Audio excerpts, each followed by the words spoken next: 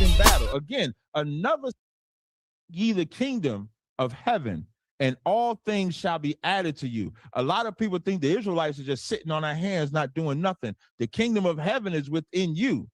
It says, as I was praying one day at my plow, the Spirit spoke to me saying, seek ye the kingdom of heaven, and all things shall be added unto you. Luke 12:31. About this time I also had a vision. I saw white spirits and black spirits engaged in battle. Again, another slave, another revolutionary man getting a vision from the Most High, the God of this book. And it says, the thunder rolled in the heavens and the blood flowed in the streams. And I heard a voice saying, such is your luck. Such are you called to see. And let it come rough or smooth, you must surely bear it. That's Isaiah 40:4, Luke 3:5. And the Holy Spirit was with me and said, behold me as I stand in the heavens. And look, I saw the forms of men in different attitudes. That's Isaiah the 65th chapter. It was plain to me that the Savior was about to lay down a yoke he had borne for the sins of men.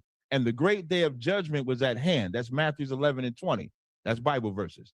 On the 12th of, no, I'll go to the next slide. This is what W.E.B. Du Bois wrote about those same free men, which I'm a free man. I can talk the way I talk because they was free back then, just like I'm free to speak what I say now. This is what W.E.B. Du Bois wrote. It says, we often neglect the influence of the freedman before the war because of the paucity of his numbers and the small weight he had in the history of the nation, because history would not uplift what they would call the rebels. America is never going to glorify the rebels. They'll glorify like a Martin Luther King. He wasn't a rebel, but they wouldn't glorify a Malcolm or a Nat or a Khalid. They won't or Commander General. They won't glorify them. We must not forget that his chief influence was internal. That same internal shit Shakka was talking about, where he just want to be about wisdom. The influence that was internal for them was exerted on the black world, meaning they went and did something about it. And that there he was the ethical and social leader. I want him to show, this is Shakka, where they used any of his records to be an ethical and social leader, because I'm showing it. I'm showing in this debate that whether it was from back then or when we get to 2023, we use that Bible to be ethical and social leaders. The masses of the freed men sank into poverty and listlessness, but not all of them. The free Negro leader arose, and his chief characteristic was intense and earnestness and deep feeling on the slavery question. They get mad when they say, all y'all doing is yelling on the street, because y'all don't know what it means to be intense, to be angry.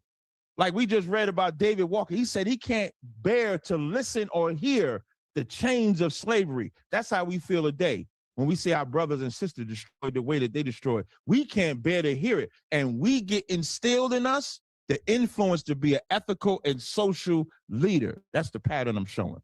Freedom became a real thing to him and not a dream. His religion became more darker and intense. So he wasn't the step and fetch it type of Christian. And into his ethics crept a note of revenge, and into his songs a day of reckoning at hand. The coming of the Lord swept this side of death and came to be a thing to be hoped for in a day. Through fugitive slaves and irrepressible discussion, this desire for freedom seized the black millions still in bondage. That's what the Bible inspired.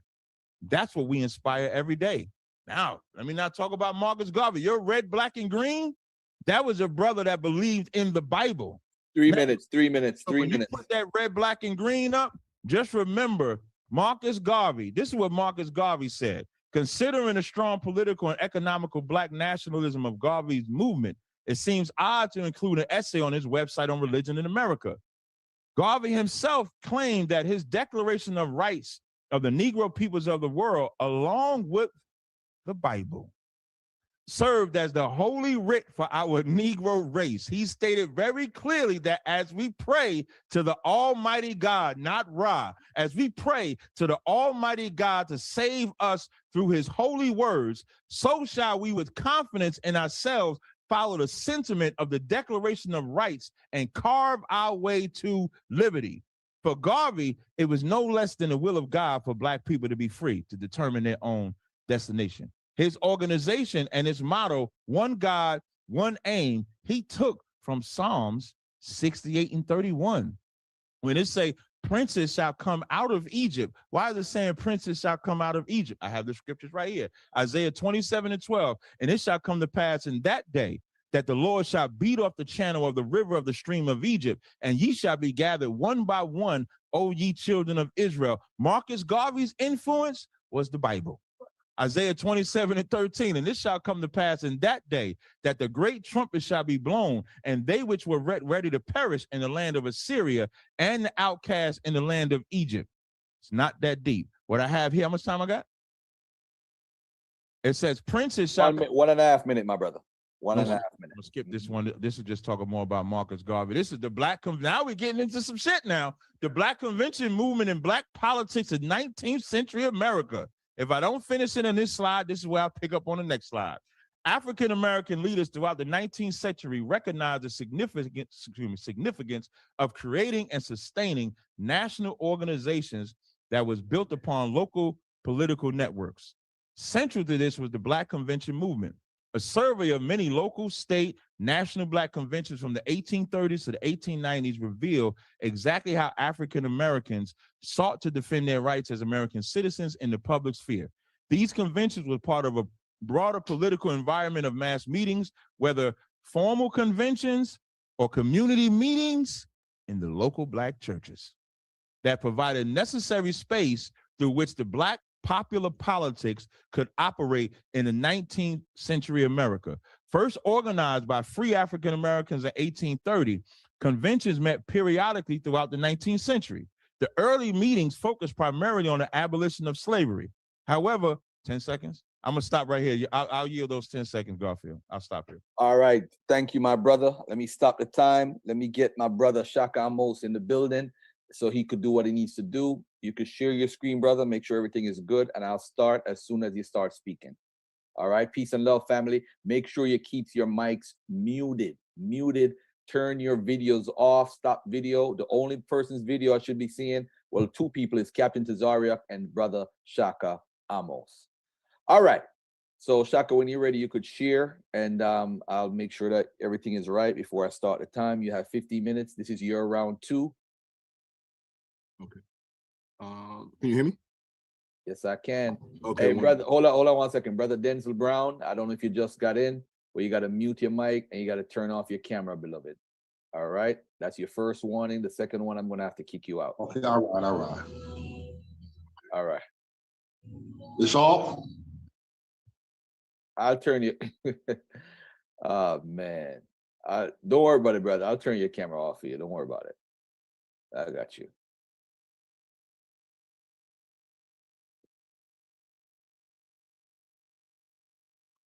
Let me know when you're ready. I'm ready. I'm sharing my screen. Yeah, hold on 1 second. Let me make sure this clock is fine. All right. As soon as you're ready, as soon as you start speaking. Okay. All right. I just want to make sure that you guys can see. Is my screen full? It's not full. No, it's not full. All right. Hold on 1 second. Yeah, the reason I take issue with Zoom is because I use better material. I use better software. Let me see. I'm trying to quit. This thing won't let me quit. Hold on a second. Stop sharing. Okay.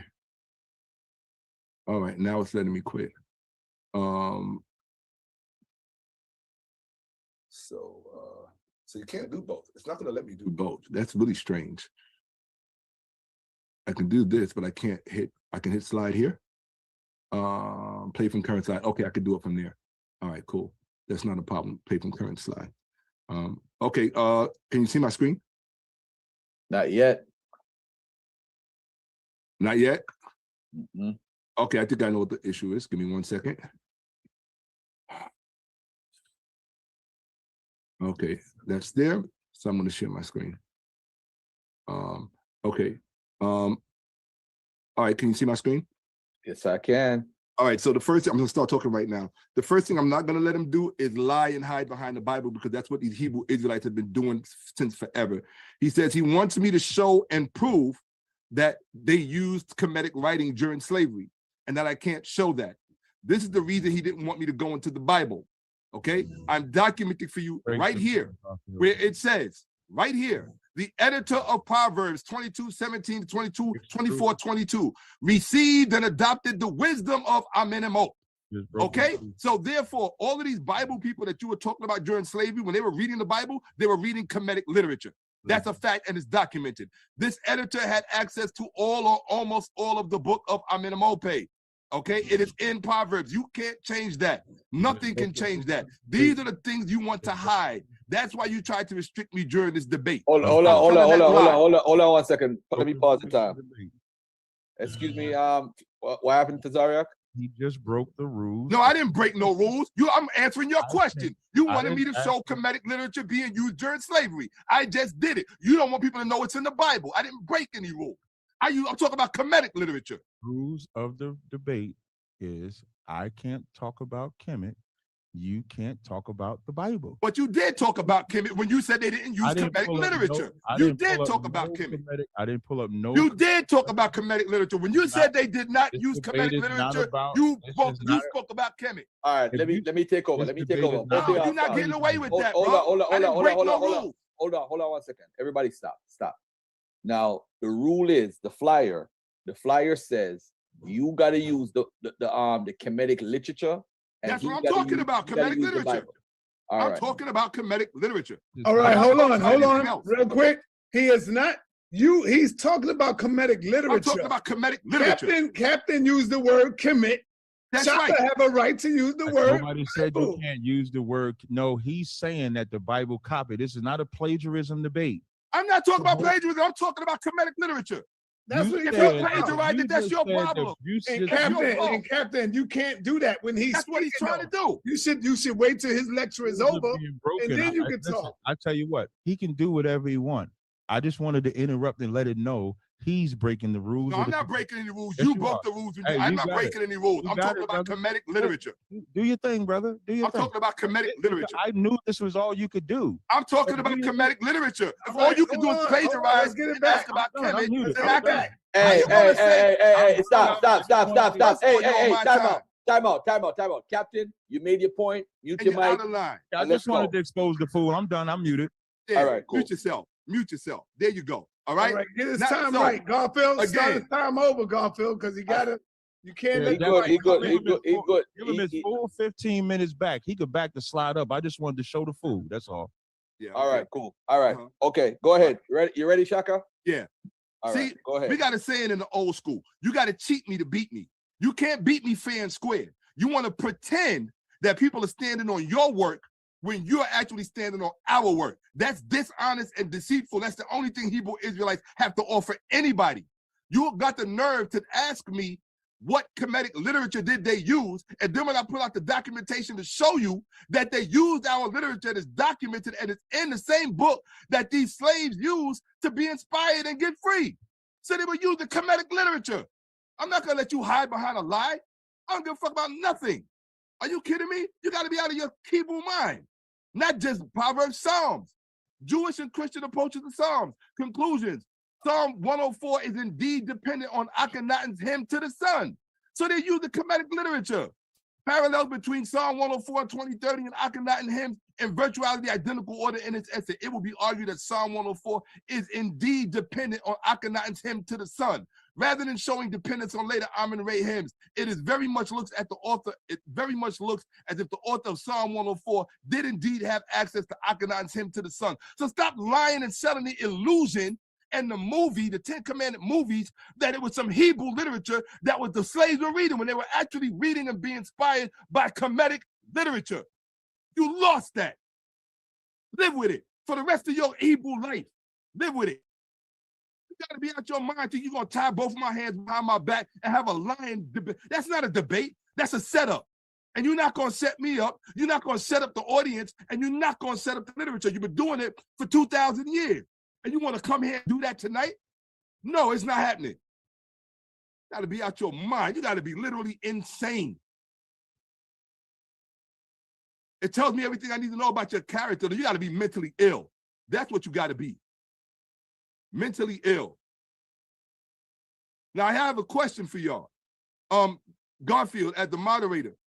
You know your screen is not sharing, Shakka. So the stuff that I just read, was it sharing on the screen? Yes. Okay, that's all I wanted to know. Thank you. All right, hold on 1 second. Let me stop your time. All Thank you. Stop my time, please. I'm going back to my other debate, my other presentation. I got it. Oh, all right, do this. Maybe I can get full screen. No, full screen. I'm just trying to get it full screen again. And say, why you gotta cheat me to beat me? If you could, you should be able to beat me fair and square. You want to be a boxer and put iron rings in your gloves while the other guy's fighting with regular gloves. Oh, come on, man. You want somebody else to play fair while you don't play fair. That ain't fair. If you're gonna beat me fair and square. Don't lie. Hold on, man. I didn't put, let me close that other one because I don't want it to go. This is not what I'm trying to show. I dealt with that. This is what I'm trying to show. All right. Stop share. Let me make sure that you have to see my screen. Please hold my time for 1 second. I just want to make sure that I have everybody set up to see the screen. Okay. I'm gonna say I broke the rules. I didn't break any rules. You broke the rules when you mentioned kmetic. They didn't read kmetic literature. That's a lie. That's a lie. Please. Here we go. No.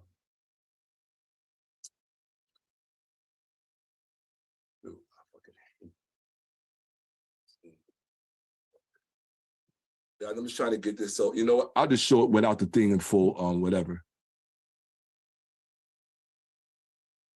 Table, picture, screenshot. Here we go, slideshow. This is what I'm looking for. Slideshow, play from current slide. All right. I'll let you know when I'm ready to go. Okay. I'm ready to go. In fact, yeah, I'm just gonna, all right, I'm ready to go whenever you're ready. All right, go ahead, brother. It's all okay. You. All right, I already showed you that the problem was with the title. Now, you might not see some of the literature that I'm going to show later on, but I have to deal with this for you to be able to understand it. It doesn't make sense if I show you something that you don't understand it. The word fix is wrong. You're taking a wrong approach to the problem. You can't, fixing something that's broken, it's, what's the point of fixing it? It's broke. You fix something when it can still be repaired, but when it's broken, right? Restore. I already read the definition of restore, right? Now we're going to go to community. Community is the wrong word. A group of people living in the same place or having a particular characteristic in common. Right? This is the lesser definition, right? This is less than, right? The people of a district or country considered collectively, especially in the context of social values and responsibilities, society. Now, but they use society as an afterthought. The word you want to go for is society. You want to use restore society, right? Because you have to know the difference between a community and a society. He doesn't. Okay, the aggregate of people living together in a more or less ordered society. Not anything could be a society. You can have anything could be a community. You can have a community in a psych ward in a hospital. You can have a community in prison, in jail, community of inmates. You got all of these things. LGBTQ is a community, right? That doesn't make any of these things society. You have to know the difference between the two. The community of people living in a particular country or region and having shared custom laws and organizations, a specified section, fashionably wealthy and influential. That means having wealth. Right? A distinct group in a community. Okay? Continue. This is the word I want you to remember. The word is not community. The word is kedut. This is the root word you will need to remember through the rest of my presentation. Ked. Remember this word, ked. We don't need 100 books. Kemet didn't need 100 books. They only needed one word, ked. It means society. All right? Kemet means the black settlement or town. We always lean toward the greater definition. So it's not vicinity or black settlement. It's society, black town. Right? And the word you want to look for is shurud, which means strengthen, maintain, perpetuate, flourish, or restore. And it's in reference to buildings, but not just buildings. So the word you want to look for, right? Here we know it's town. Just this from Middle Egyptian, that the newt symbol is for town. There it is right there, town. Why is town important? Town is important because it is. A community does not have this. A town is a municipality. What is a municipality? A town, a city or town that has corporate status. What are you restoring black people to? You're not telling us what status you're restoring us to. You're not even talking about restoring. You're talking about fixing. It's about restoring a city or town that has corporate status. This is something that's worth restoring, right? Settlement you don't use because it's what? Community. Community doesn't tell you anything, right? This is ignorance talking. Municipality, town, corporate. This is from, I can't see the title because this thing is blocking me. Oh, kinship and family in ancient Egypt, archaeology and anthropology and dialogue. The 6 attributes that the primary sources reveal for kin groups in ancient Egypt are that they all live in the same household or area. They are displayed and commemorated together on monuments, right? And what is, okay, and they can function as an economic units or corporate groups. So when you're talking about restoring something, right? You're talking about restoring a society. I mean, you talk about what kind, you're talking about a town, right? Not a community or not a settlement. You're talking about a town. Why? Because that's corporate status. You have to know what you're talking about, okay? You're not qualified. You're reading slave stories. Every other word out your mouth was still slave. You're stuck in a slave mentality. They are under the authority of one man who acts as the head of the group. That's what you call a CEO. The definition of kin groups is thus flexible and purely performative. It is based on what a kin group does rather than what it's supposed to be. It's action-oriented behavior. What he was talking about what somebody did, this is about doing, right? The main attribute is arguably displayed in commemoration because most of the sources tend to be monumental. What are the last 6 letters of monumental? Mental. He doesn't know that. He can't teach you that. None of you never even noticed that, and you don't know why it's mental, right? I'm gonna show you why right now.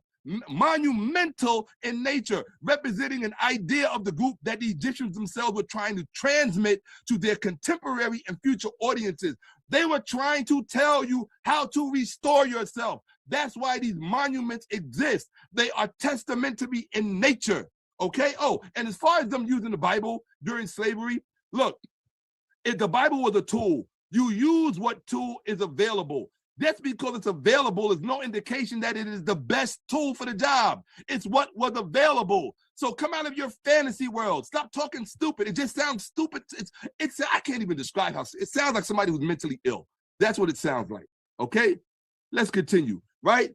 So corporate, why? This is what I teach in my course, Kmetic, business, the true religion of ancient Egypt. If you think you're going to restore the Black society, because that's what we're talking about, not fixing a Black community. We're talking about restoring a Black society. That idiot doesn't know the difference between a community and a society. He would have spoke about it if he did.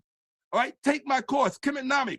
I teach business is the true religion of ancient Egypt, and I show you the documentation to prove it, beyond a shadow of a doubt. So you don't want to fix the Black community, okay?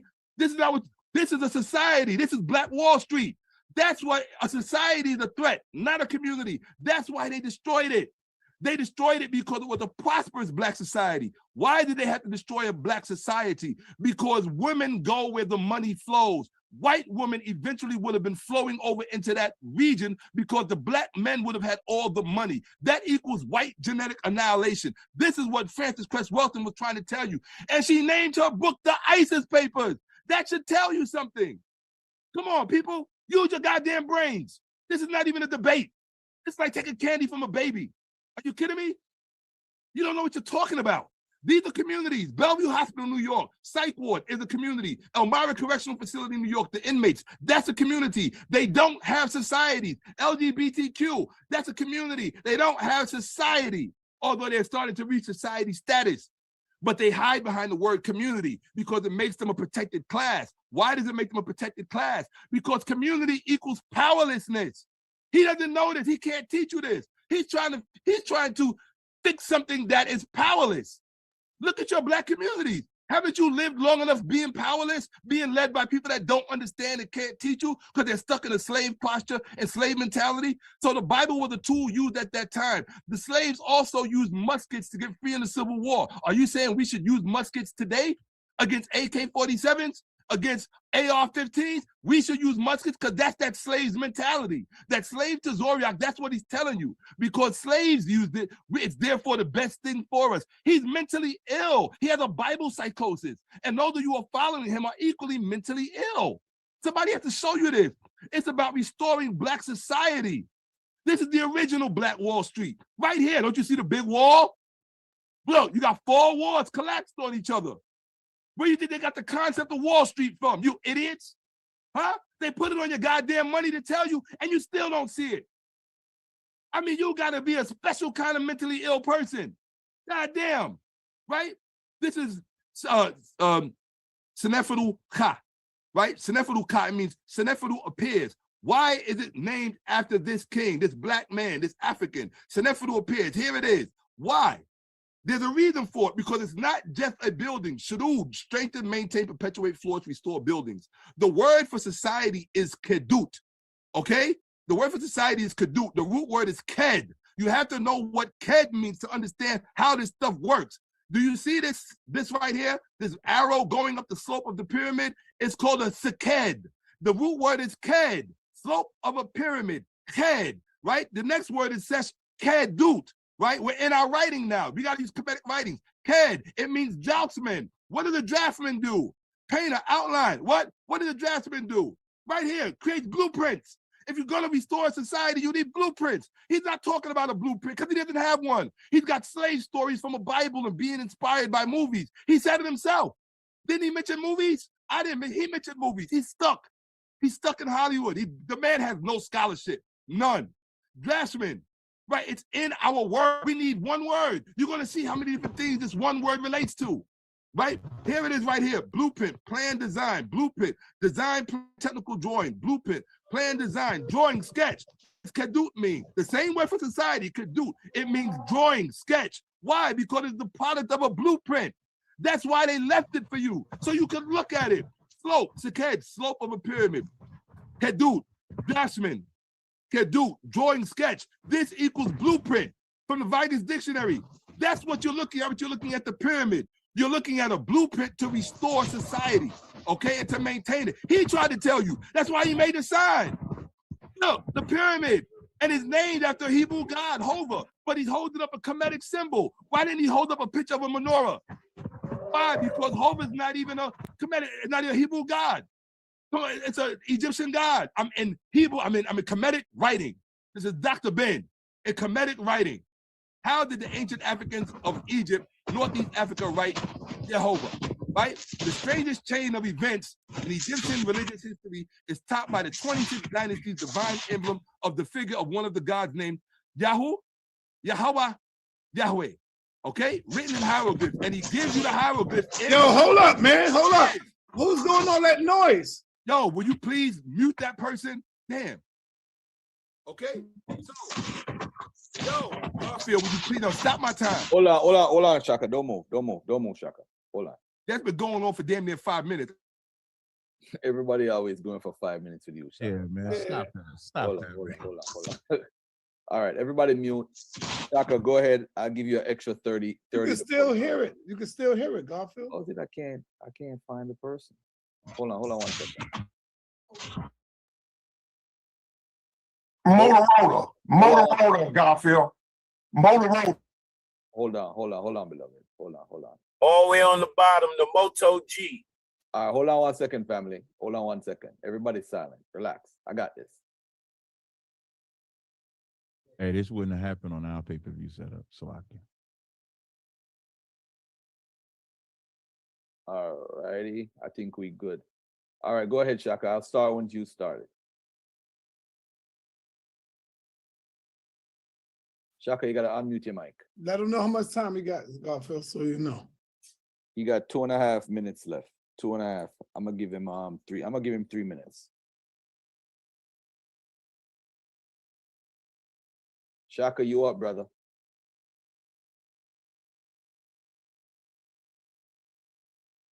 Shakka, where you at, man? Unmute yourself. All right, can you hear me? Now we hear. Okay, cool. All right, don't stop. I hope you didn't stop my 3 yet. No. Okay. All right, let me know when you're ready. All right, go ahead, my brother. Okay, cool. So Dr. Ben showed you in Africa's Nile Valley people, culture, and history. He actually put the glyphs in there. I put the page right here. I photocopied it so you can see it. He's showing you that this is kmetic writing. This was a kmetic god. And I'm going to show the Hebrews how to pronounce the name of this kmetic god that they worship because they don't know how to pronounce it. For the first time, you're going to hear the correct pronunciation. Are you ready? I hope you're ready. Okay, here we go. Okay. Yahu. Yahucha. This is the correct pronunciation. Yahucha. I'm going to say it again. Yahucha. I'm still hearing noise in the background. Yahucha. Okay?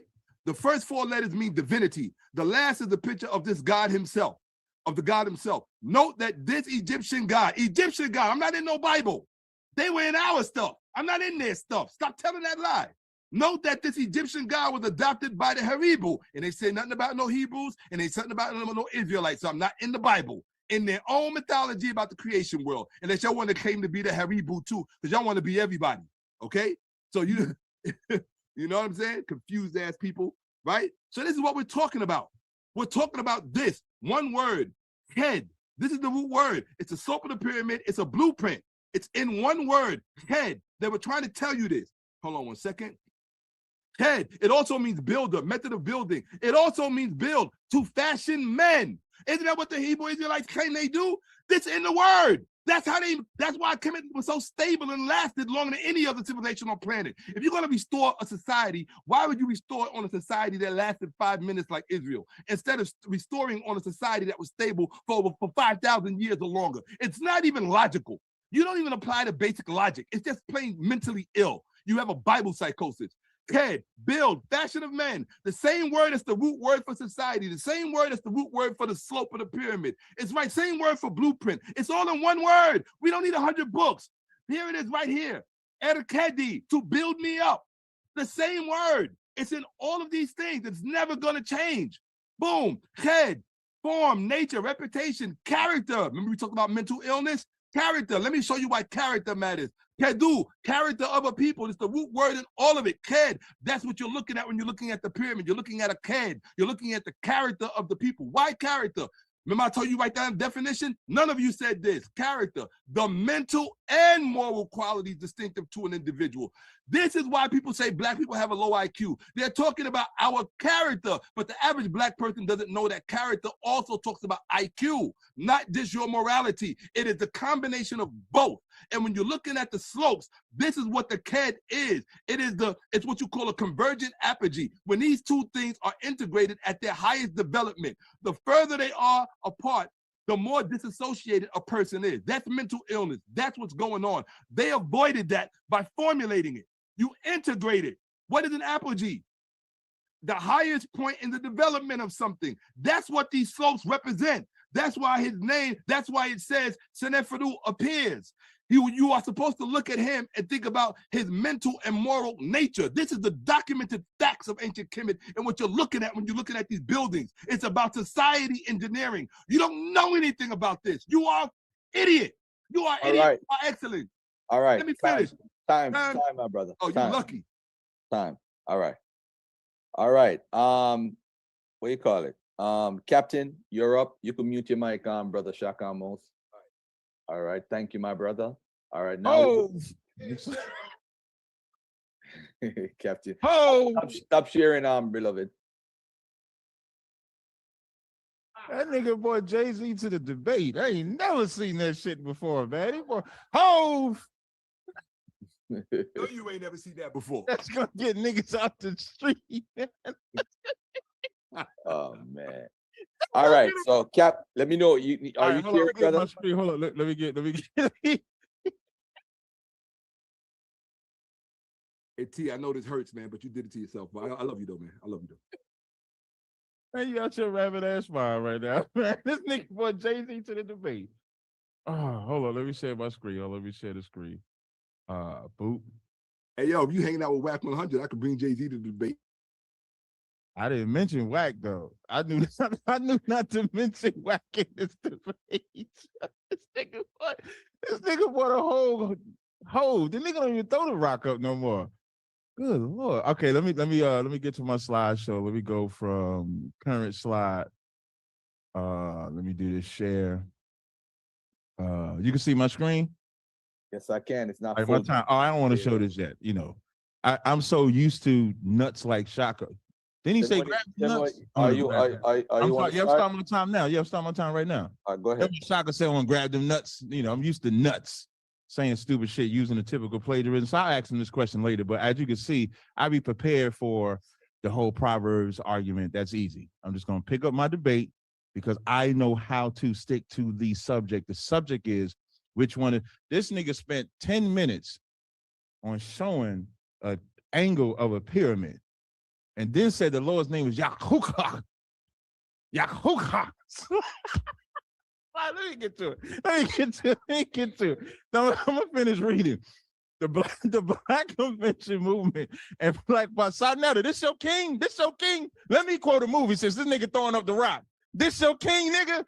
Black Convention Movement and Black Politics in 19th Century America.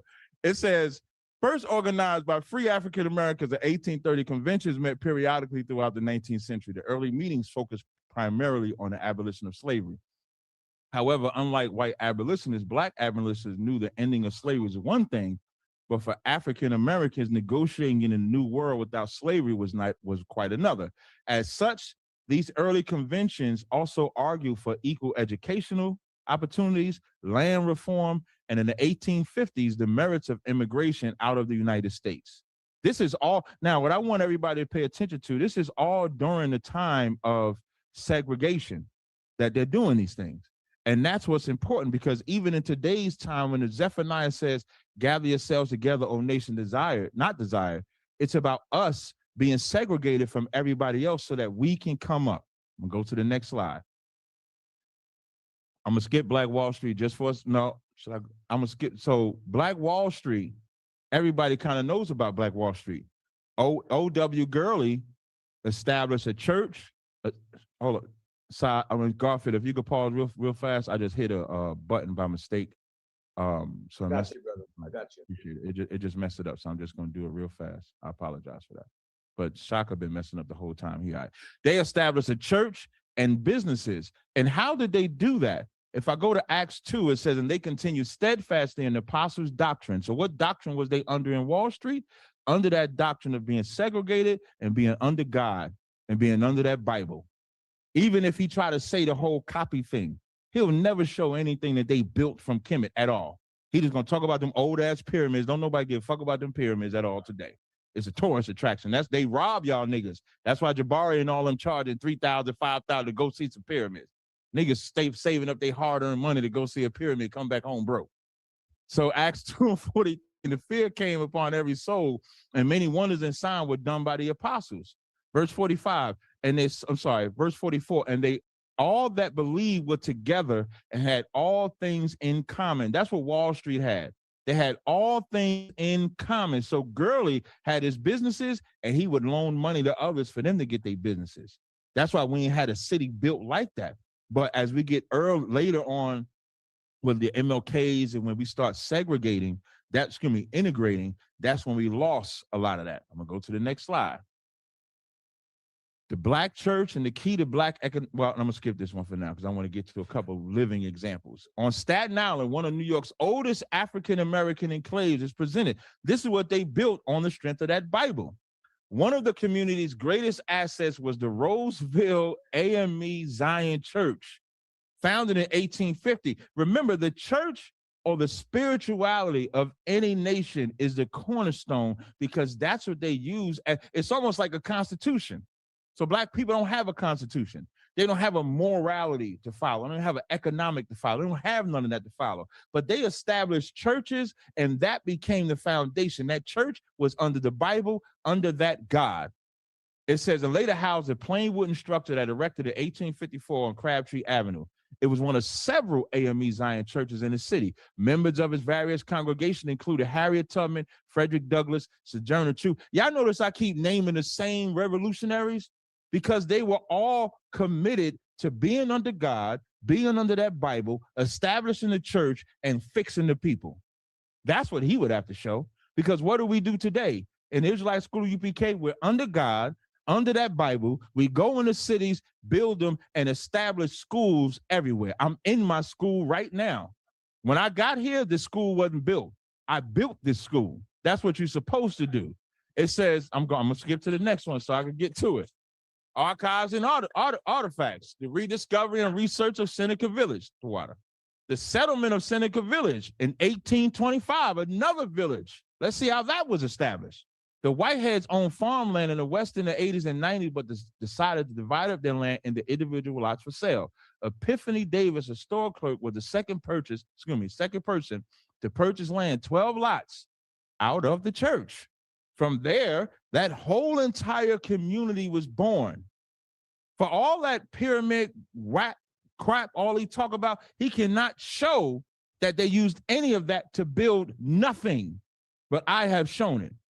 This theology by James H. Cohen, which is Black theology and Black power. So I can get to the elements of culture. I'm gonna give you a brief synopsis of this.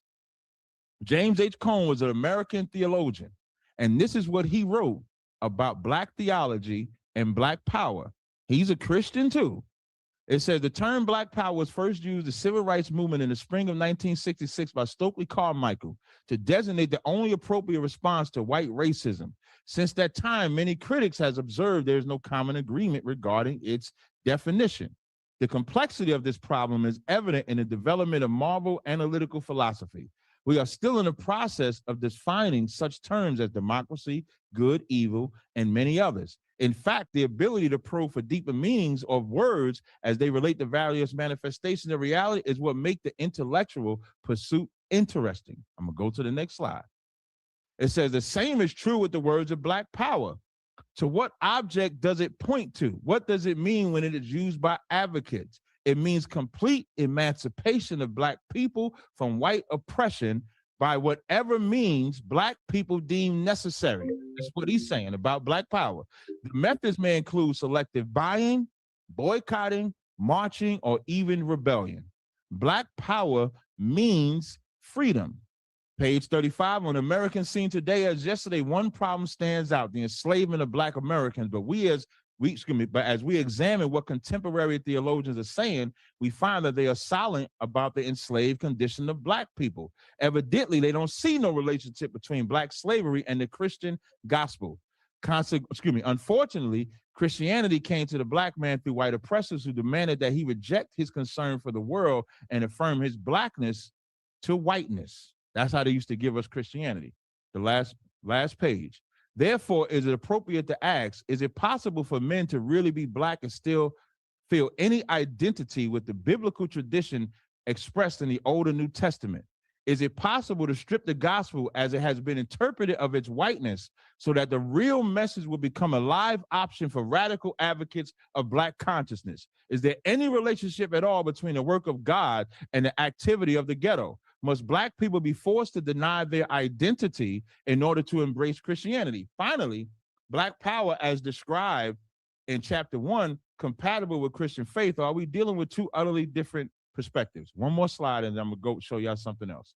It says, page 44, if the gospel is the gospel of liberation for the oppressed, when Jesus is where the oppressed are and continues his work of liberation there, Jesus is not safely confined in the first century. He is our contemporary, proclaiming release to the captives and rebelling against all who silently accept the structure of injustice. If he is not in the ghetto, if he is not where men are living at the brink of existence, but is rather in the easy life of the suburbs, then his gospel is a lie.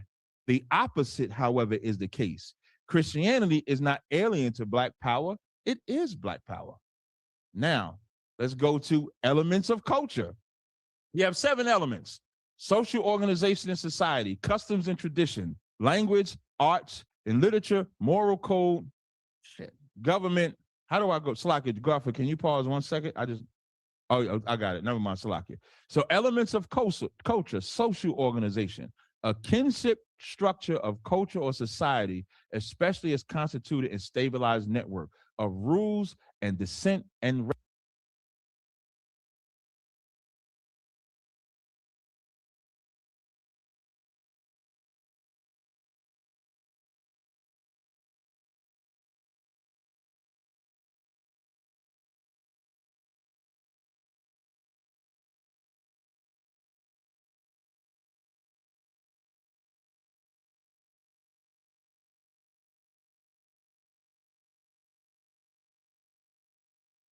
precedence. The system of relationship between persons among groups with regard to the division of activity and functional arrangement of mutual obligations.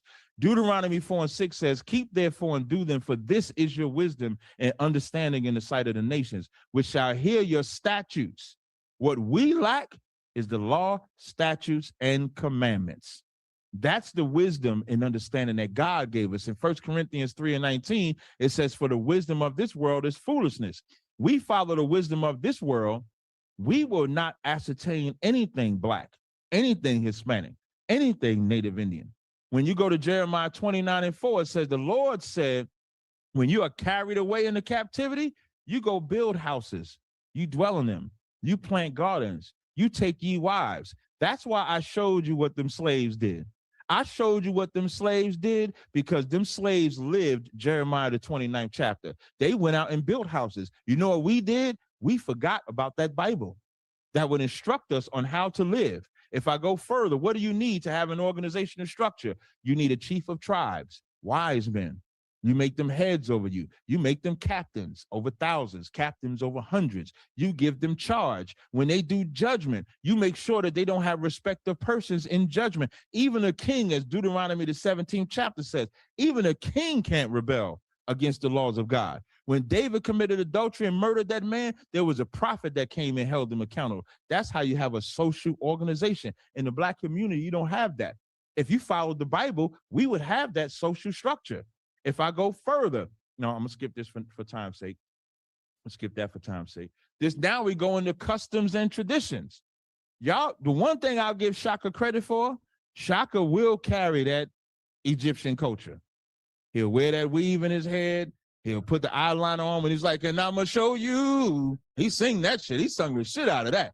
Kadazar said he gonna make drill music out of that shit. And I'm gonna show you the blood black land. So now in the elements of culture, y'all can make fun of what we wear, but whereas everybody else was out there celebrating Good Friday and they preparing to celebrate the Easter Bunny, we was keeping our customs and culture. We had the Passover right in North Carolina last week, where brothers and sisters under the guise of that social economic structure of the Bible converged on North Carolina. We met, we had brother, let me show y'all see the pictures here. Let me show the brother because they're gonna say we ain't got no sisters. Y'all see the sisters here? Now, I like this picture because they say if you handicapped or something, you can't come to our feast days or nothing like that. You can't come to the Passover. But we got our kids, we got our family, all living under the guise of that Bible. That's what we lived under. Now we're going, the video is not here though, Salaki, the video, yeah. Now we're going to get into another element of culture is men need to have discipline. So we have what's called Hebrew Academy, where Psalms 18 and 34, it says, he teaches my hands to war so that the bow of steel is broken in my arms. I would like to play the video that I have, but unfortunately I couldn't get it in here. Wait, will it play? Nope, Salakia. Can y'all, hey, Garfield, can you see my screen? When I clicked that link, it might have took me out of the PowerPoint. Yeah, I could see your screen, brother. You see the, I'm sorry, do you see a video about to play? Hold on, let me pause this time. Okay. I see like some brothers are they training, karate training or something. Yeah, I'm gonna see if I can you hear that? Psalms 1834. Okay, but you don't see the video. Okay, so I'm gonna stop this share real fast. I'm gonna share just so I can show the brothers these the audience this video. I'm about we got 2.5 minutes left. God damn. Okay. Well, I'm not gonna play the video. So like, let me stop. I'm gonna skip it. I want to. I told you to do 20 minutes, Cap. You was scared. Listen, if we'd have did 20 minutes, it would have been more Shakka bullshit. Please don't. You shouldn't do an after party. Don't. This is the first time you should not do an after party, brother. Don't do no after party whatsoever. Right after this, we're doing one. Right after. It ain't gonna be for Shakka. Hey, you can start. You can start one time again. You can start one time. I will go to. Let me make sure. Wait. All right. So I'm gonna skip this. I'm gonna skip that. Even in the language. For the same, we teach our language and culture. That metal net, I guarantee you, whatever that metal net he read, I guarantee you somebody gonna say that shit was wrong. We teach our culture, and these are all elements of a society that you need. And that's what I'm showing here. I guarantee you he won't show that. These are different Hebrew words that we would have. I want to get to something else. I'm kind of skipping some of this stuff that I have here. That's the best selling. That's more culture. Moral code. Deuteronomy 28:1 says, and it shall come to pass that thou wilt hearken diligently unto the voice of the Lord thy God to keep his commandments, he will set us above. We leave the commandments, we won't. So when you talk about a moral authority, if it's talking about murder, we can go to Exodus 21:12-14, Leviticus the 24th chapter. If it's talking about striking or cursing a parent, like y'all see them videos where these little boys is hitting their parents, we got something to deal with that. Kidnapping, with all our sisters getting kidnapped, we got something to protect them from that. Sorcery and witchcraft, them drugs y'all love to smoke, all that weed y'all like to do, and cocaine and heroin, we can deal with that.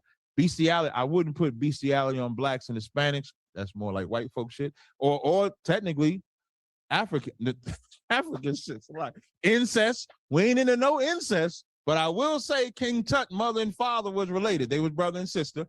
Rebellion against parents, refusal to obey a decision or judge, perjury in cases Homosexuality. Is that not plaguing us today? Homosexuality, human sacrifice, adultery. So when it talks about a moral code, we have the laws in place. We live the laws in place. In 2005, Black people accounted for 13% of the U.S. total population, but were victims 49%. If we follow our moral authority, we wouldn't be that way, but we would rather be under the curses. When I read Deuteronomy 28:4, it says, so that the tender man among you, his eyes shall be evil towards his brother. What did Christ come and bring? He came and gave us the greatest commandments. Matthew 22:36, which is the greatest commandment? Yahweh said unto him, thou shalt love the Lord thy God with all thy heart, thy soul, thy might, and thy strength. And if that's the first and greatest commandment. The second is, thou shalt love thy neighbor as thyself. When y'all see me with my brothers, I don't know none of them without following these scriptures. None of them. I ain't met them a day in my life. I ain't crossed paths with them. I ain't did business with them. I only know them because we came together under that Bible. What I know about that conscious community, they ain't together no more. Under Kemet. Ain't none of them together. Y'all go look at that picture of Sinetta when he got all them blackity black niggas lined up together. If Sinetta was to take that picture today, it'd be him, Jabari, and Garfield. And Jabari and Garfield probably say, let me take a separate picture. They would not be together at all. Time. We gotta stop you right here. Time.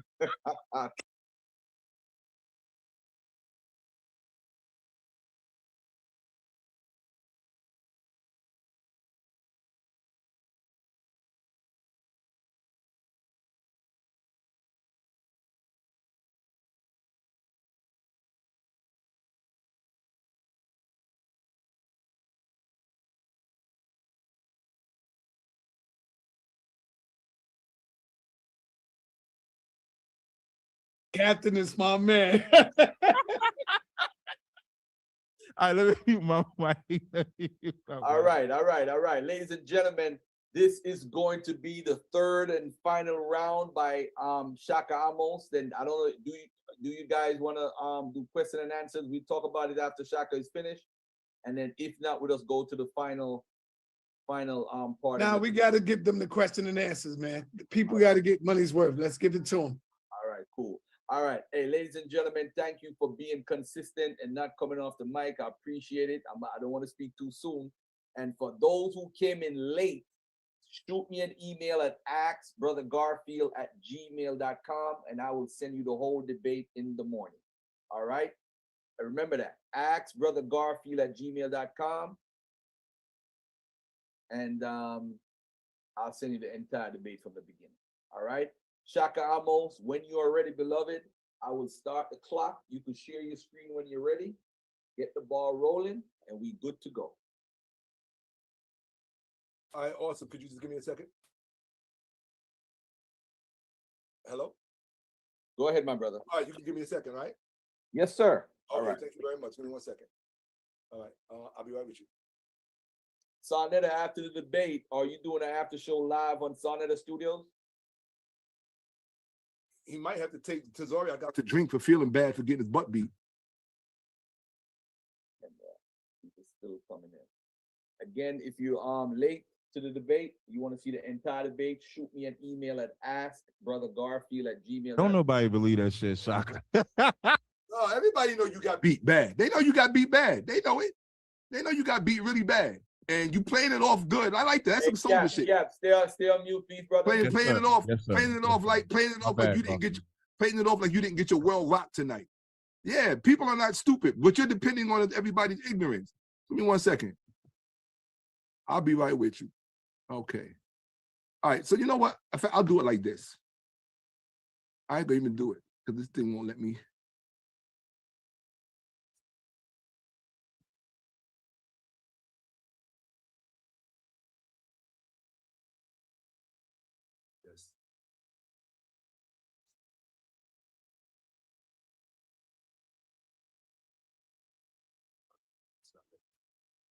All right, no big deal. All right, I'll just start from here. All right, here we go. We did that. We did that. Hold on a second. I'll be right with you. I'm just getting it right back to where we left off. Okay, this is fine right here. Okay. So I guess I can start here. I don't mind. Come here. Then go to play from current slide. Okay. And I'm going to share my screen. And in fact, here we go. All right. So. All right. While we're waiting, ladies and gentlemen, if you received or came into the debate late and you want to see it from the beginning, please email me at askbrothergarfield@gmail.com. There goes my brother. Hold on, sir. Hold on, Shakka. All right.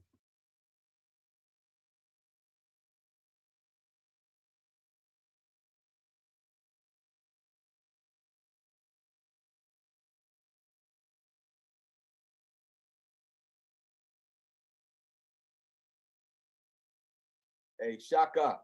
Yes. Are you ready, beloved? I'm ready. All right, go ahead. I'll start the time. Okay. So getting the language right, that's what this is all about, character and apogee. I showed you. Now, how many of you before tonight did not know that when you're looking at the pyramids, that's what they represent?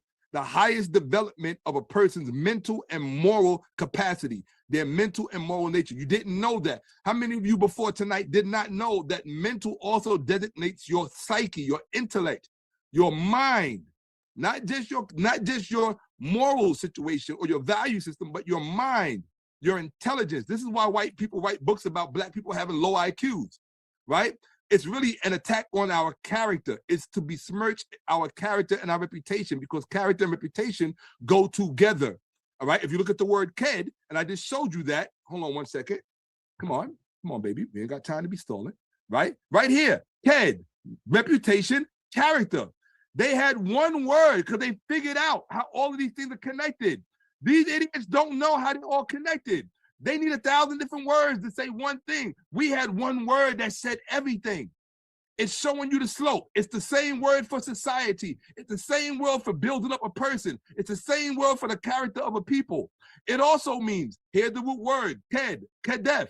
It means to gather sayings, to collect sayings. This is how so-called biblical literature, and I'm not even talking about the Bible, I'm talking about scripture. Let's just use the word scripture. This is how scripture got created on planet Earth. It got created through this. Kedef, the original commandment, came from our language. Kedef, to gather sayings, collect. It's the same word, the same root word that's used for the slope of the pyramid. The same word that's used for blueprint. It's the same word for you drawing and sketch. Kedut, the same word. They're not teaching you this because they can't teach you what they don't know. If you want to keep learning from stupid people, listen to them, right? Right. So it says to gather sayings right here. Kedef, to gather sayings, collect. But if sayings only remain as sayings, they're just oral. So once you gather them, there's only one way that you can gather them. You have to do the one thing that Egypt created, writing. You have to write it down. So then you have a seba'it. The seba'it, written teachings, instructions. This is the origin of all scripture. There wasn't no stupid, I don't even want to talk about that dumb book, right? And as far as him, let me stop sharing for a second. You can keep my time going. I want to stop sharing for a second so I can share something else. Share screen, right? Where's that? Ooh. All right, I'm gonna take a chance to do this. Share, right? Let me show you something. Oh, darn. Okay, that's all right. I'll eat up my time doing it. Where the fuck? Here we go. Hebrew. That's what I want. Okay. So I'm not going in the Bible, but he talked about teaching their language in their school. I got no problem with that, right? Hold on one second. Where is my thing to share? This stuff is all over the place, and I freaking hate this stuff. Zoom. Here we go. Zoom. All right. Share screen, right? So here we go, right? Right here. Can you see my screen? Garfield, can you see my screen? Yes, sir. I could see you. Okay. Oldest Hebrew inscriptions. I'm not in the Bible. Oldest Hebrew inscriptions, because the Hebrew deals with more than just the Bible, right? Oldest Hebrew inscriptions. Numerous older tablets have been found in the region with similar scripts written in other Semitic languages, for example, Proto-Sinaitic. It is believed that the original shapes of the script go back to Egyptian hieroglyphs. So we don't care that you're teaching your language in your fake school. It comes from our stuff. You're a copy. Everything about you is like, we had a name for you, pleather. Back in the day, you're not real leather, you're pleather. Okay, so I mean, let's just keep it 100, right? Share screen. Let me get back to the real deal. Here we go. Right? So the Sebaites, that's what this word means, kedef, to gather the sayings. Gathering the sayings, the collection, you end up with the Sebait, written teaching and instructions. Now, what they're depending on, they know we all know the Bible. How are you bragging about black people that were colonized, had their names taken, their memories wiped clean, and just used the only thing that they had? So they were supposed to fail because they were in that position? No, they made the best out of a bad situation and they used what they had. That's more about their own intelligence than it is about the Bible.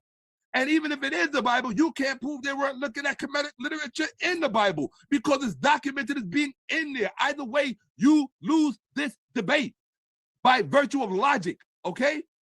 But you're not logical, so it doesn't really matter, right? So here we go, blueprint, okay? They know that you don't know the literature. They don't know the literature. Right? This is the Sebait, the first and oldest testament. When they collected the sayings, they put them down in writing. This is the first scripture on planet Earth. You're looking at it. And remember, it's the same word.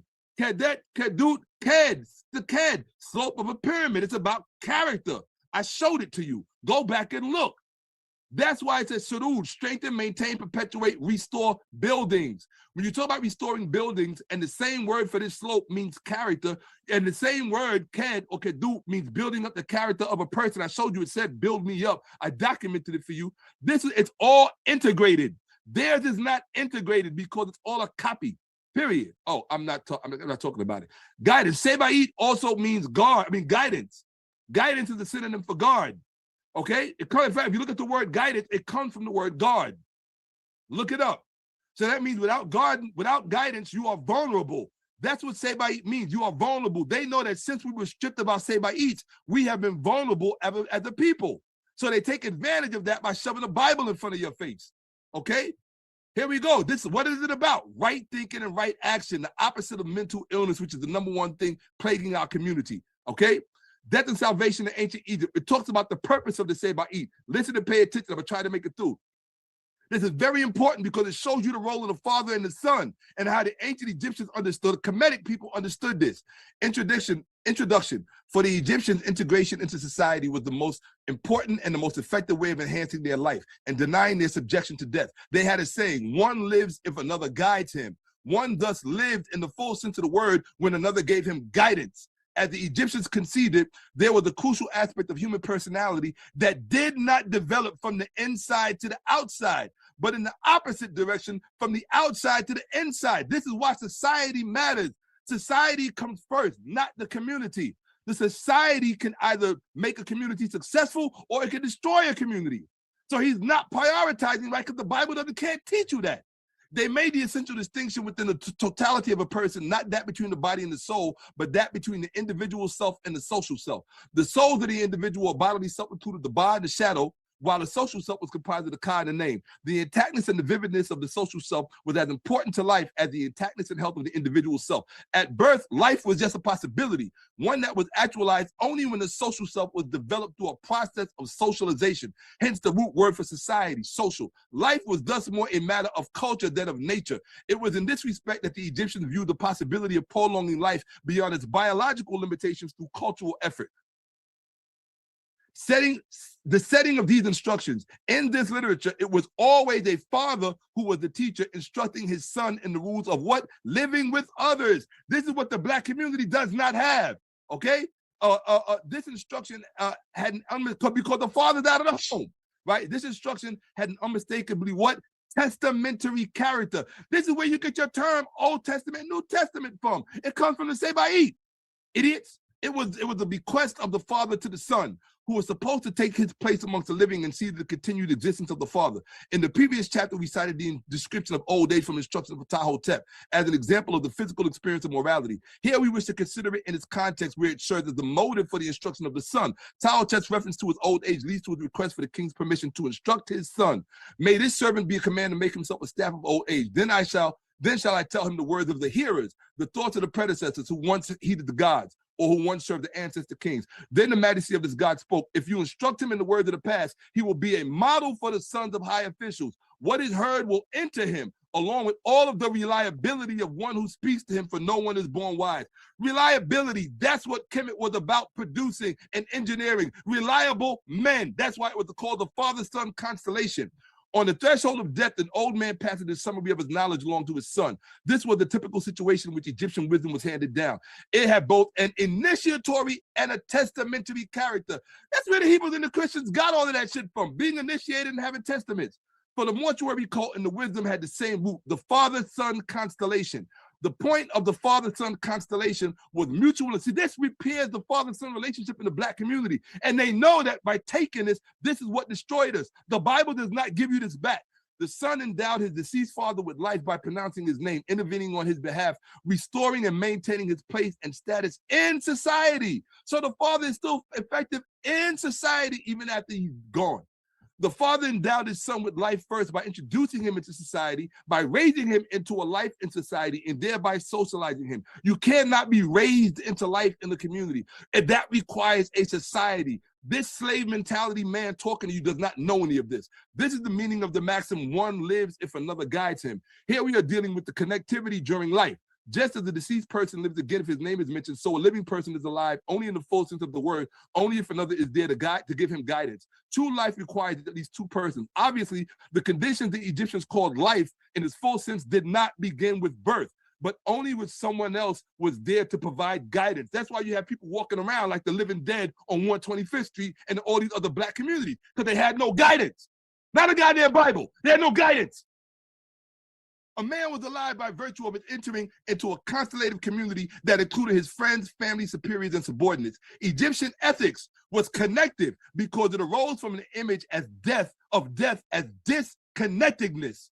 That's what death is, the ultimate form of isolation, and thus of death as isolation and the collapse of connection. When someone dies, they are eternally beyond your reach.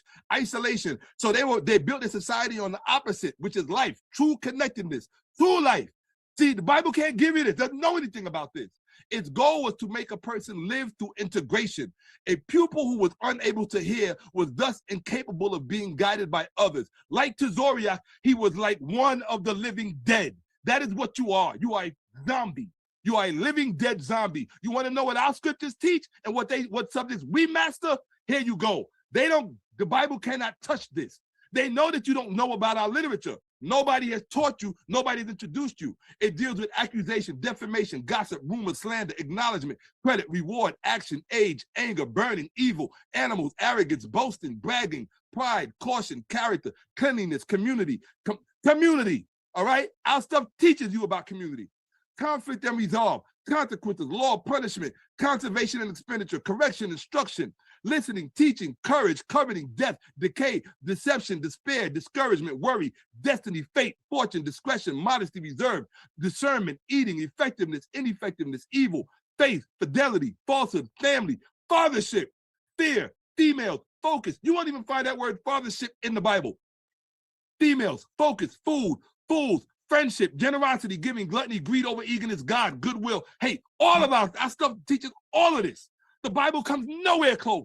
Health, heart, hierarchy, home, ignorance, intergenerational transmission, inebriation, substance abuse, judgment, justice, killing, knowledge, leadership, listening, love, males, marriage, maturity, measured, money, business, wealth, mothers, numbers, order, patience, peace, piety, planning, preparation, politics, poverty, power, preparation, power, protection, safety, protocol, race, real estate, reciprocity, relationship, reputation, resources, respect, responsibility, revenge, retribution, retaliation, ruin, science, self-control, service. You want to talk about building the Bible? They used the Bible to build Black Wall Street. How long did Black Wall Street last? How long did it last? How long did Kemet last? 5,000 years more. You want to compare something that people that built a Bible, that used the Bible to build something, none of them built anything that lasted 5,000 years. You'll sound stupid. You'll sound mentally ill because you are. Revenge, rude, ruin, science, self-control, service, sex, shame, social sonship, speech, stability, success, theft, time, timing, travel, trust, violence, war, waste, wise work, worthiness, writing, extras. Oh, those are things to remember. I went into extras. Now watch this. Hold on 1 second. How much time I got left? Talk to me. How much time do I have left? You have 2 minutes and 2.5 minutes, brother. I have 2.5 minutes. Thank you very much. All right. Here we go. Okay, cool. Let me come right here. All right. Matter of fact, come here. Here we go. There. Okay, here we go. Right. So, no. Let's do this right.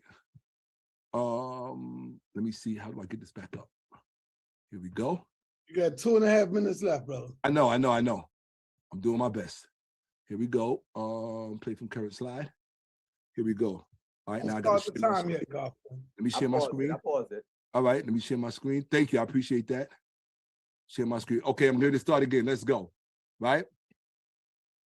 In matter, can you see my screen? Yes, sir. Martin Bernal. Okay. In matters of sexual circumscription, Black Athena, the Afro-Asiatic roots, classical civilization, Dr. Martin Bernal, PhD, Cambridge University. It says right here, Orpheus talking about Greek culture. Now remember, the original Bible is not written in Hebrew. It's written in Greek. It's written in Greek. Freaks. Homosexuals. It's written in the language of homosexuals. It's not written in Hebrew. The Septuagint was not written in Hebrew originally. It was written in Greek. They created the letter of Aristaeus to pretend it was originally written in Hebrew. It's a lie. It was written in Greek. So was the New Testament, originally in Greek. Homosexual languages. What does it say? It talks about the Greeks. Orpheus and Dionysus seemed in many ways to duplicate each other similarly, but with some hostility between them. Egyptian society appears to have been rather intolerant of homosexuality. That's a fact. Here you go. Oxford definition. What does intolerant mean? Not tolerant of views, beliefs, or behaviors that differ from one's own. That means that they were not into homosexuality, not only not into it, but strongly against it. That's documented. Okay? So you want to talk about what we teach? Go into the Bible. Here's the original text right here. Primary source, number 19. O-M-M-T, snake who came forth from the place of execution. I have not committed homosexuality. O you whose face is behind him who came forth from the cavern of wrong. I have neither misconducted myself or copulated with a boy. So they're against homosexuality and pedophilia. Hold on. Penises shall travel into ready vaginas and vulvas in the position. That's from the pyramid text. The first one was from the Book of the Dead. Our writings. We don't need your Bible. We know what our morals are.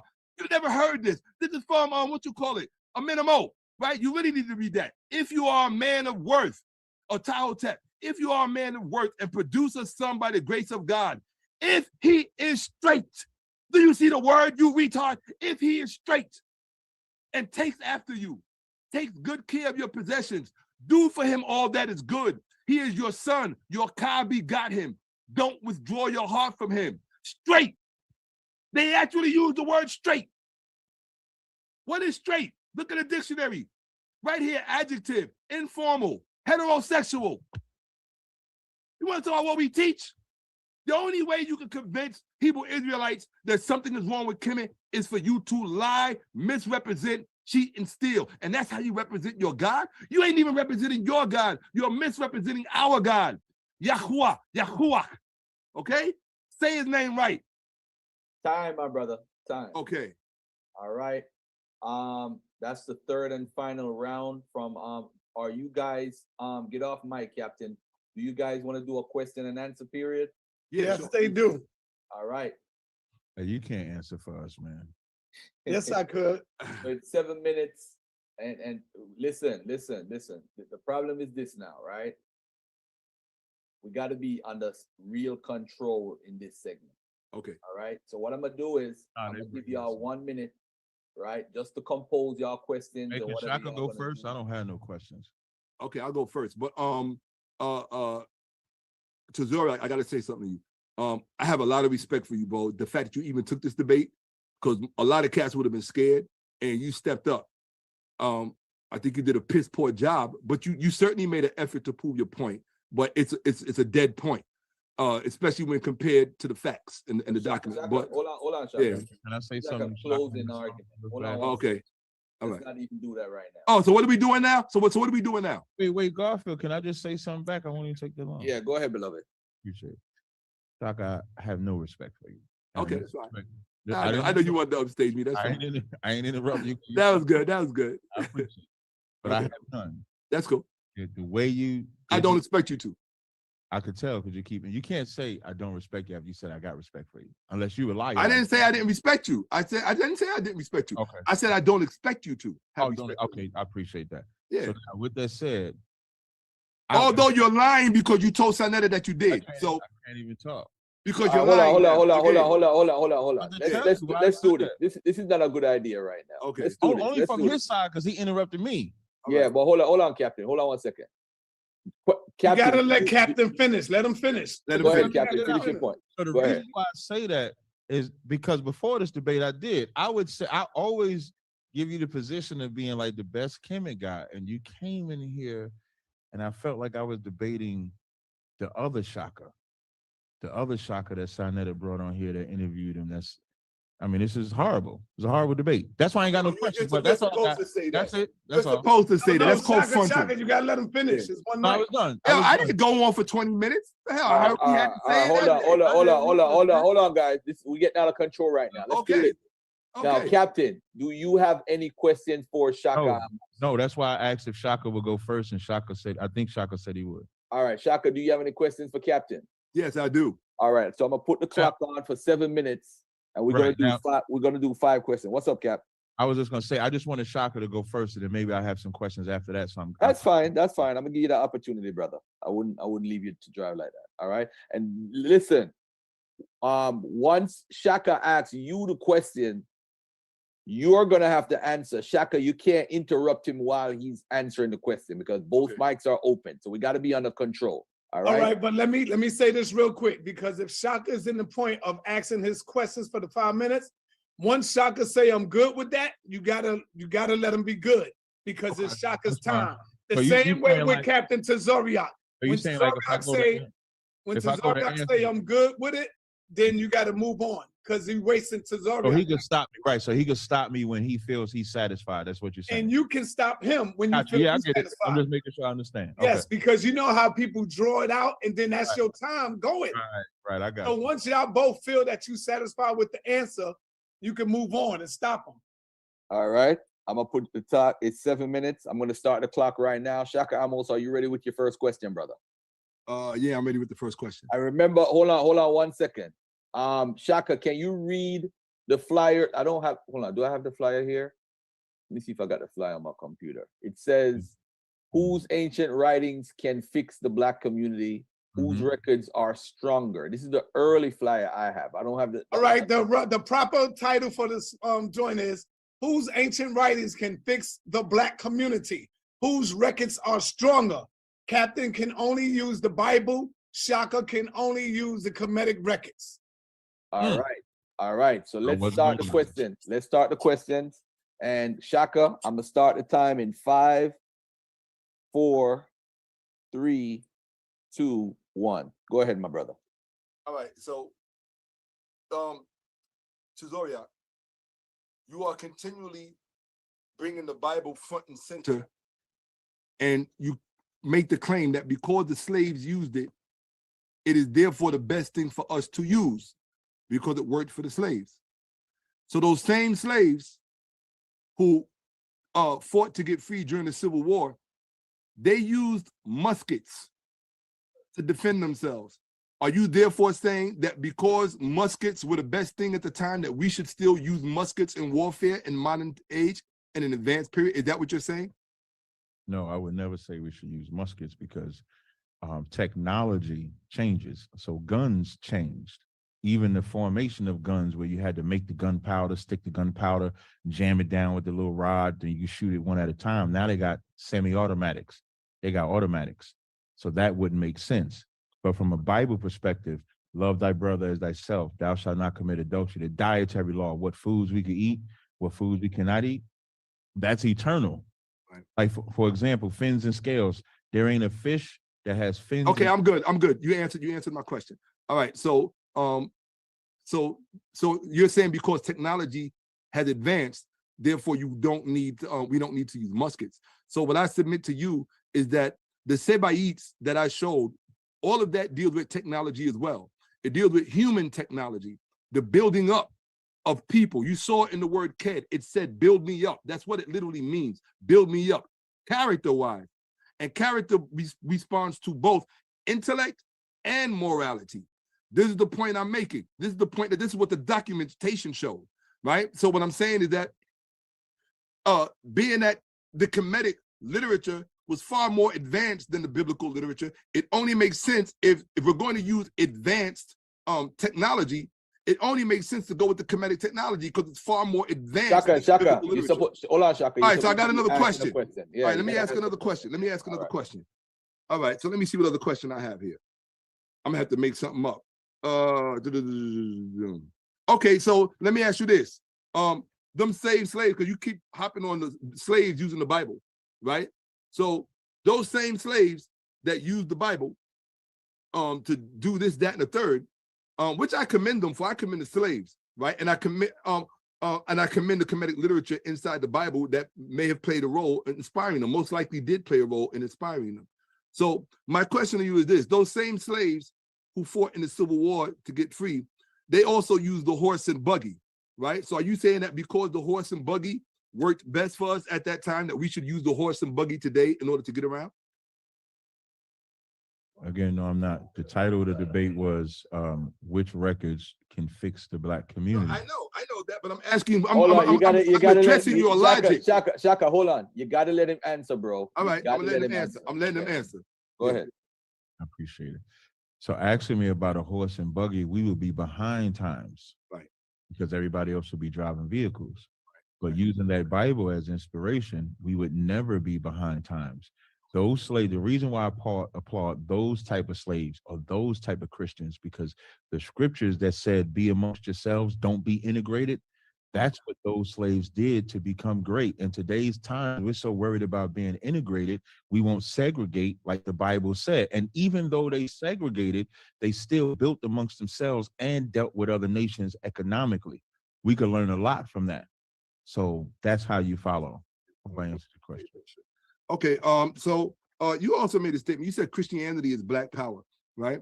So you read that when you were reading your literature and talking about how Christianity is Black power. So my question to you is, how can a book that was written by Greeks in the Greek language, right? How can that book be Black power if it's Greeks that wrote it? And in many respects, it was written for a Greek audience. Most of the places that Paul purportedly spoke at, like Corinth and places like that, were to Greek-speaking people. How can that represent Black power in its essence? It doesn't make sense to me. I'm just trying to make it equate. I'm trying to integrate the two things. It was an American that wrote that book, Black Power. Right. Right. Mm-hmm. But he was Black. Yeah. Just like they could be, like Paul was a Roman citizen, but he was an Israelite from the tribe of Benjamin specifically. So there's a such thing as having a citizenship and then who you are ethnically. So when y'all say Greeks wrote this and Greeks wrote that and Paul was this and Paul was that, Paul was an Israelite, but he was also a Roman. So you can have citizenship in anywhere. If I go to London, like I'm going to London in September, I'm gonna be over there as London, I'm gonna be an American citizen, but I'm Black. Your citizenship and your ethnicity are two different things. So the New Testament was not written by Greeks, like as in white people. It was written by people that were called Greeks. Last thing, Maccabees, the second Maccabees 6 and 6 said they made it illegal to profess yourself to be a Jew. So you were forced to take on Greek and Roman citizenship or Greek and Roman identity, but that doesn't make you those people. The Greeks conquered everywhere. The Ptolemies, for example. All right, I don't want to eat up the rest of my time. Thank you for your answer. This is another question that I have, and this one I'm not even writing down. It's really just coming genuinely from me. Being that it's been so heavily documented that there's so much kmetic literature in the Bible, There's just so much of it in there, and it's constantly being documented. My question to you is, why does that disturb you so much? Why does that fact bother you so much when it's just a matter of fact? And then a question I would attach to that is, what are the implications of that? Like what should we take from that? And this is a genuine question, right? Mm-hmm. So Sanetta told me I shouldn't be. He says, "See, I told you, Shakka, you try to be respectful." Whatever, I don't care. The fact that you have no respect for me doesn't mean much. You don't respect. No, only in debates, not as a person, Shakka. Yeah. Not as a person. Like if I see you. You talking about debate wise? Okay, no problem. I'm not talking about as a person. Like when I remember when I seen you in the gym in front of the school that time, and we chopped it up for a second. I'm just talking about. Okay. All right, I respect that. Okay, I respect that. All right, time's up. The fact that you lost this debate, don't hold it against me. Shakka, time's up. Time's up. Can I answer this question though? Yeah, go ahead. Answer. Go ahead. Mm-hmm. So the question, the thing you brought out with the Pope and Proverbs didn't bother me. The subject matter outside of violating the rules of the debate. And I just wanted to point out that you did it. And I did it on purpose. If you ask Sanetta, he'll tell you, I texted him and said, I'm about to F this up because I just wanted the people to know that you was getting off subject. The Proverbs versus Pope, I already have it in my slide. If I was to share my screen, I had it in my slide with Jabari. The argument is a historical timeline one. An Egyptologist by the name of Patrick Clark already broke this down. If you want the article, you send me your email, I'll send it to you. When you adjust the timeline, you'll see that Proverbs comes before Pope. So the argument, because they're basing it off a 3 timeline, I think CEC, hold on, I'm just pulling it up here. The conventional timelines are the CEC, the 3-age system, the stone, bronze, and Manethos timeline. And there's problems with all 3 of them. Those 3 timelines don't even agree. If you do someone that do the I have a question for you about your source. How old is your source? This Egyptologist that you I would say it's in. Don't say it should be out there. It should be on there because you're probably reading an outdated source. No, it's in my PowerPoint. It's in the 2000s. Right. No, we're saying it's in the 2000s. Okay, yeah, I'll pull it. Yeah, if you send me your joint, I'll send it to you. The guy's name. I think he's okay. The guy's name is Patrick Clark. Is written by Patrick Clark, who is an Egyptologist. Mm-hmm. And so they point out the flaws in the timeline, which even when you and I first debated on the street, and I told you about the timeline, you agree with me that the timeline was not in agreements with each other. Because you can have the king's list, but you have pharaohs in Upper Egypt and Lower Egypt ruling at the same time. So that's not accurate. And when the timeline is adjusted, the Pope the Proverbs takes precedence over Pope. So hey, I'm gonna stop. Hold on. I'm gonna stop this right here. Stop. Now it's Captain Tazaryach. If you want to question Shakka, I'll put you on the clock for 7 minutes. Do you have any questions for Shakka, my brother? I probably won't need the whole time. I probably only got like 2 questions. All right. All right. Tell me when you want to start. I'm gonna start now. All right. Go ahead. In your second and third round, you was bringing up the pyramid and how it reads and stuff like that.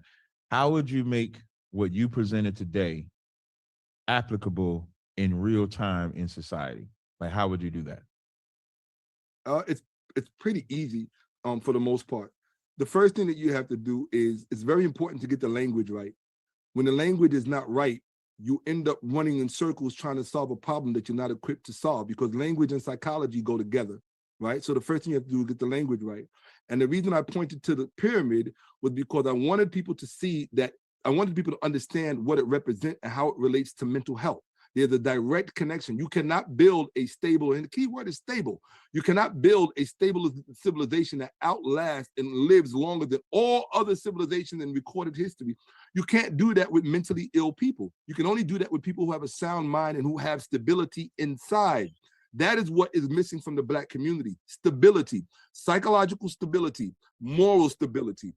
And white people know this. They're not stupid. The only people who don't know it is our community. That's why we're the laughing stocks of the world. That's why you walk into our communities and we look crazy, because we're not psychologically stable, right? Just look at the way we behave in the streets, the things that we do to each other. We're not stable. And so I showed that pyramid so that people could understand the correlation, the fact that they use the same word for character, and for building up people and for engineering societies is the same word they use for the slope of the pyramid. So All right, that I'm if good. you I'm good right so that there. if you look at I'm the good name right- of the I'm good pyramid, right there. which is Sinful I'm Shining, good right there. right. Okay. So now, with that said, can you demonstrate who from the kmetic side, whether it's you or someone else, like we as the Israelites, we actively go out to push what we believe in. Right. Can you show who actively goes out and push the things that you said, like in the streets, in the communities? Are you doing that? I must be, because all the people in the streets of communities come up to me when I'm in the street. So somehow I'm reaching them. So, I mean, I personally don't think that the fact that you are standing on a street corner, I mean, there are people that sell bean pies on the street corner. I think the average person who is selling something on the corner would much rather be selling something in a store or selling it online, brick and mortar, or one or the other, than being out on the street corner. Street corner speaking has always been considered bottom of the barrel. You know what I mean? I'm not saying our greatest didn't do it. 9 times out of 10, they did it for whatever reasons. But the place where a lot of this is taking place, is it in the street? Yeah, it's in the street. You know, we were famous for being on 125th Street. We know House of Content was out there for years. You know, we got you and me on video in the street. Right. Yeah. Okay. Garfield, I don't have no more questions. I'm good. All righty. So at this moment, hold on, let me stop this, reset it. All right, I have a question for both of them. If we up to that, Garfield.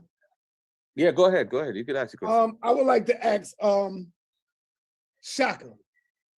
First thing I want to say, when you first opened up in your first round, I was a little confused. But now I understand when you was talking about the psychology. I was like, damn, Shakka, get on point, get on topic. And then you tied it all together when you got to part 3. Talk about how important that was when you was talking about the mental health and all these other things. And then you showed it in part 3, right, in ancient Kemet, dealing with the pyramid. How important was that, brother? Well, actually, I showed it before that when I referenced the introduction to Amenemop and Miriam Lichtime, when she spoke about right thinking and right action. That's the reason I referenced that so early. Really, I shouldn't have had to go any further than that. The debate was actually won at that moment. For anybody who has any intelligence, the debate was over. It really was. Everything else was superfluous. And I just went through the machinations. But the reality of it is that it's really what you call an umbrella problem. If you can't ground zero your problem, you're going to be confusing symptoms with the actual problem. And you're going to miss it. I'm good. I just wanted to ask that because a lot of people would think you was off topic like me, but come to find out, you was right on point. So Captain Tazaryach, I have a question for you, brother. Shakka talked about the horse and the buggy, and does that mean that you can use that today? Does that mean it was successful? Your response was no, because technology changes and we got to catch up to date with the technology. So would that be a flaw in your Bible? Because you teach, and the Bible teach, that the sky is going to crack open and horses and chariots is going to come from the sky. So are there literally horses and chariots? Horses and buggies.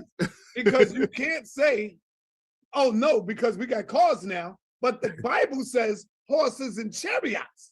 So is it going to be horses and chariots, brother? Or we can't use the word horses no more because we in a new time period. But that's not what the Bible says. It said horses and chariots. Talk to me.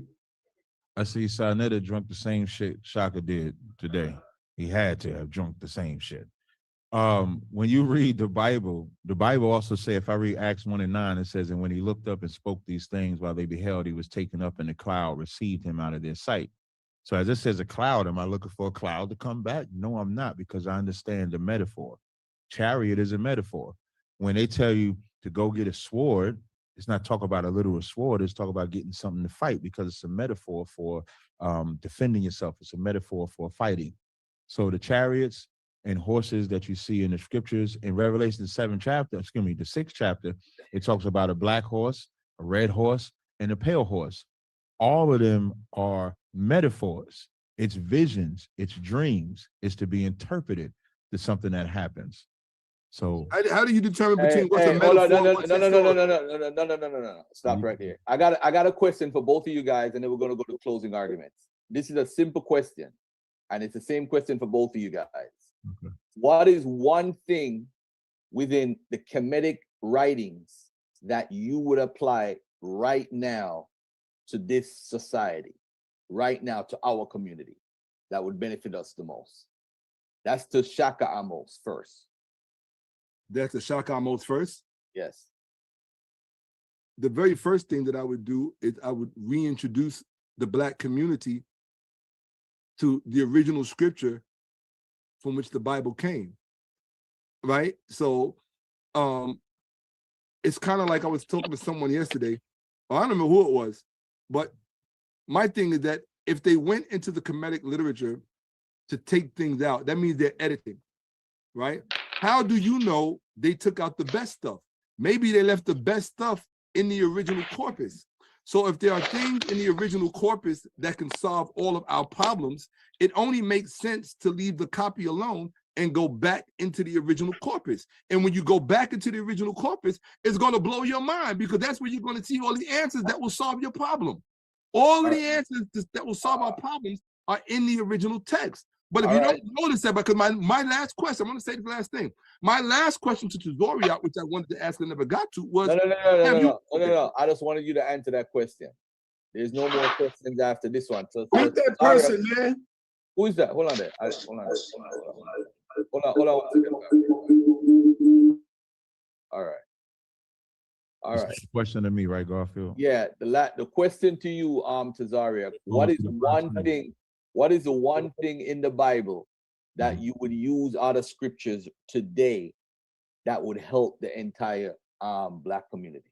No sweat. Unlike Shakka that's going to send y'all to go do research, I'll just read it. This is Matthew 22:38.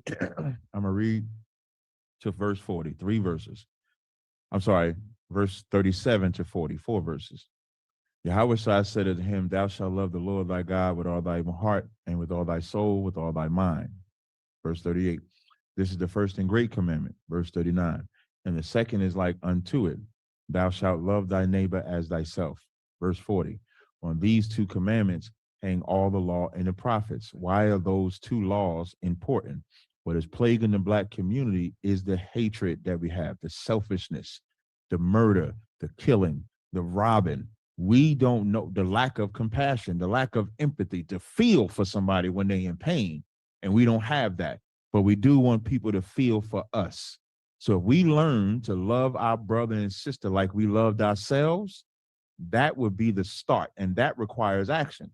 So as I tell that to people, and I do to them what I would want somebody to do to me, I'm not robbing them no more. I'm not selling drugs to them no more. I'm not sleeping with their woman no more. There's so much, and then in doing that, you keep in every single law that's in the Bible. So to answer your question directly, those 4 verses are what I would read to them. Hey, thank you so much, brothers. We're gonna have closing arguments for 5 minutes. I'm gonna set the clock. I'm gonna start with Shakka Amos with his 5 minutes closing regarding this topic, this beautiful debate that we just had. Hey, Garfield, before that, real quick, I want everybody to know Sonetta Studios will be doing the after debate. And so this is the first time. After this, it will not be any more videos made. So I welcome Tazaryach to come in and drop it. Shakka come in and drop it. Y'all ain't got to stay, because, you know, we don't do debates after the debate. So it will be a after debate on Sonetta Studios right after this. Go ahead. All right. So Shakka, hold on. Just let me know once you start speaking, I'm going to start the clock.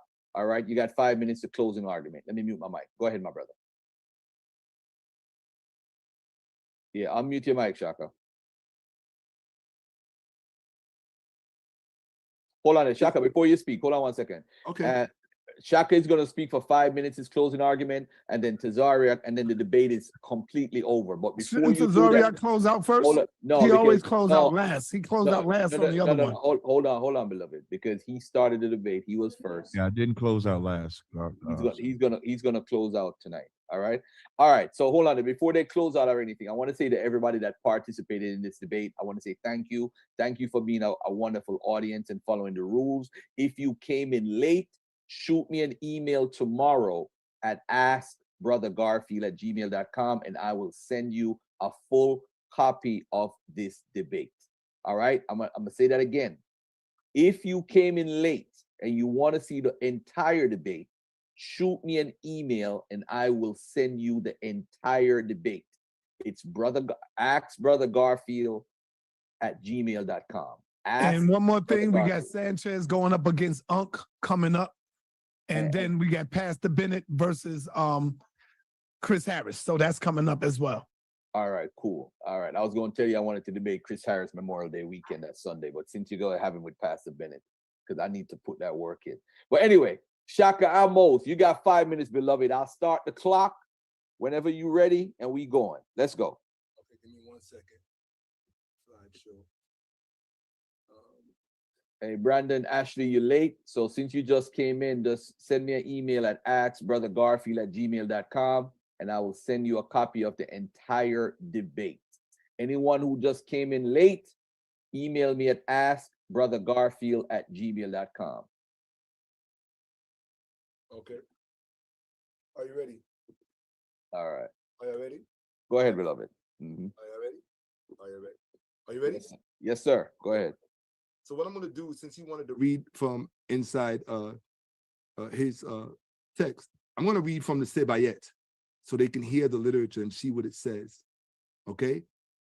This is chapter 30 from Aminamo. It's the final chapter. It's a very, very long chapter. Okay? In fact, I'll just give you a quick, all of this is Aminamo. People only ever hear about the few that ended up in Proverbs. It's very long. Okay? But I want to read the last part too so you can see what it says, how important these Sebayets are. It says, mark for yourself these 30 chapters. They please, they instruct. They are the foremost of all books. The text is telling you they are the foremost of all books. They teach the ignorant, like Tazaryach. If they are read to an ignorant man, he will be purified through them. Seize them. This is why he laughed at me about telling the people to do research. What do you think is the main thing missing from the Black community? Guidance without research equals what? There's a shitload of ignorance. If they are read to an ignorant man, he will be purified through them. Seize them. Put them in your mind. And have men interpret them, explaining as a teacher. As to a scribe who is experienced in his position, he will find himself worthy of being a courtier. That's what this whole thing was about. It was about training men to be courtiers, making each of us worthy of operating within the court of a king. That means you have to be a highly capable human being. And your behavior and your self-control has to be at a high level. That's what it was teaching us, how to be men. But if you don't read the Sebayets, most of you have never heard that before. But there's so much more in it. There's so much more in it that tells you how to behave. Do not expose a widow if you have caught her in the fields, nor fail to give her away if she is accused, right? Do not turn a stranger away from your oil jar, right? Do not let yourself be reported to God when he rises with the words, another young man has reproached an elder. In other words, don't disrespect an elder. That's what it tells you. Do not reproach someone older than you, for he has seen the sun before you. Okay? This whole thing is about character. The whole entire thing. Okay? So, and it says right here, and give a hand to an old man filled with beer. Respect him as his children would. It's telling you about your character. It's raising you up in right behavior so that you don't get caught out there with bad mistakes because of your character. Okay? It says what else? It gives you specific rules. Do not stay in a tavern and join someone greater than you. So it's telling you there's a mode of behavior, things you should not do in life.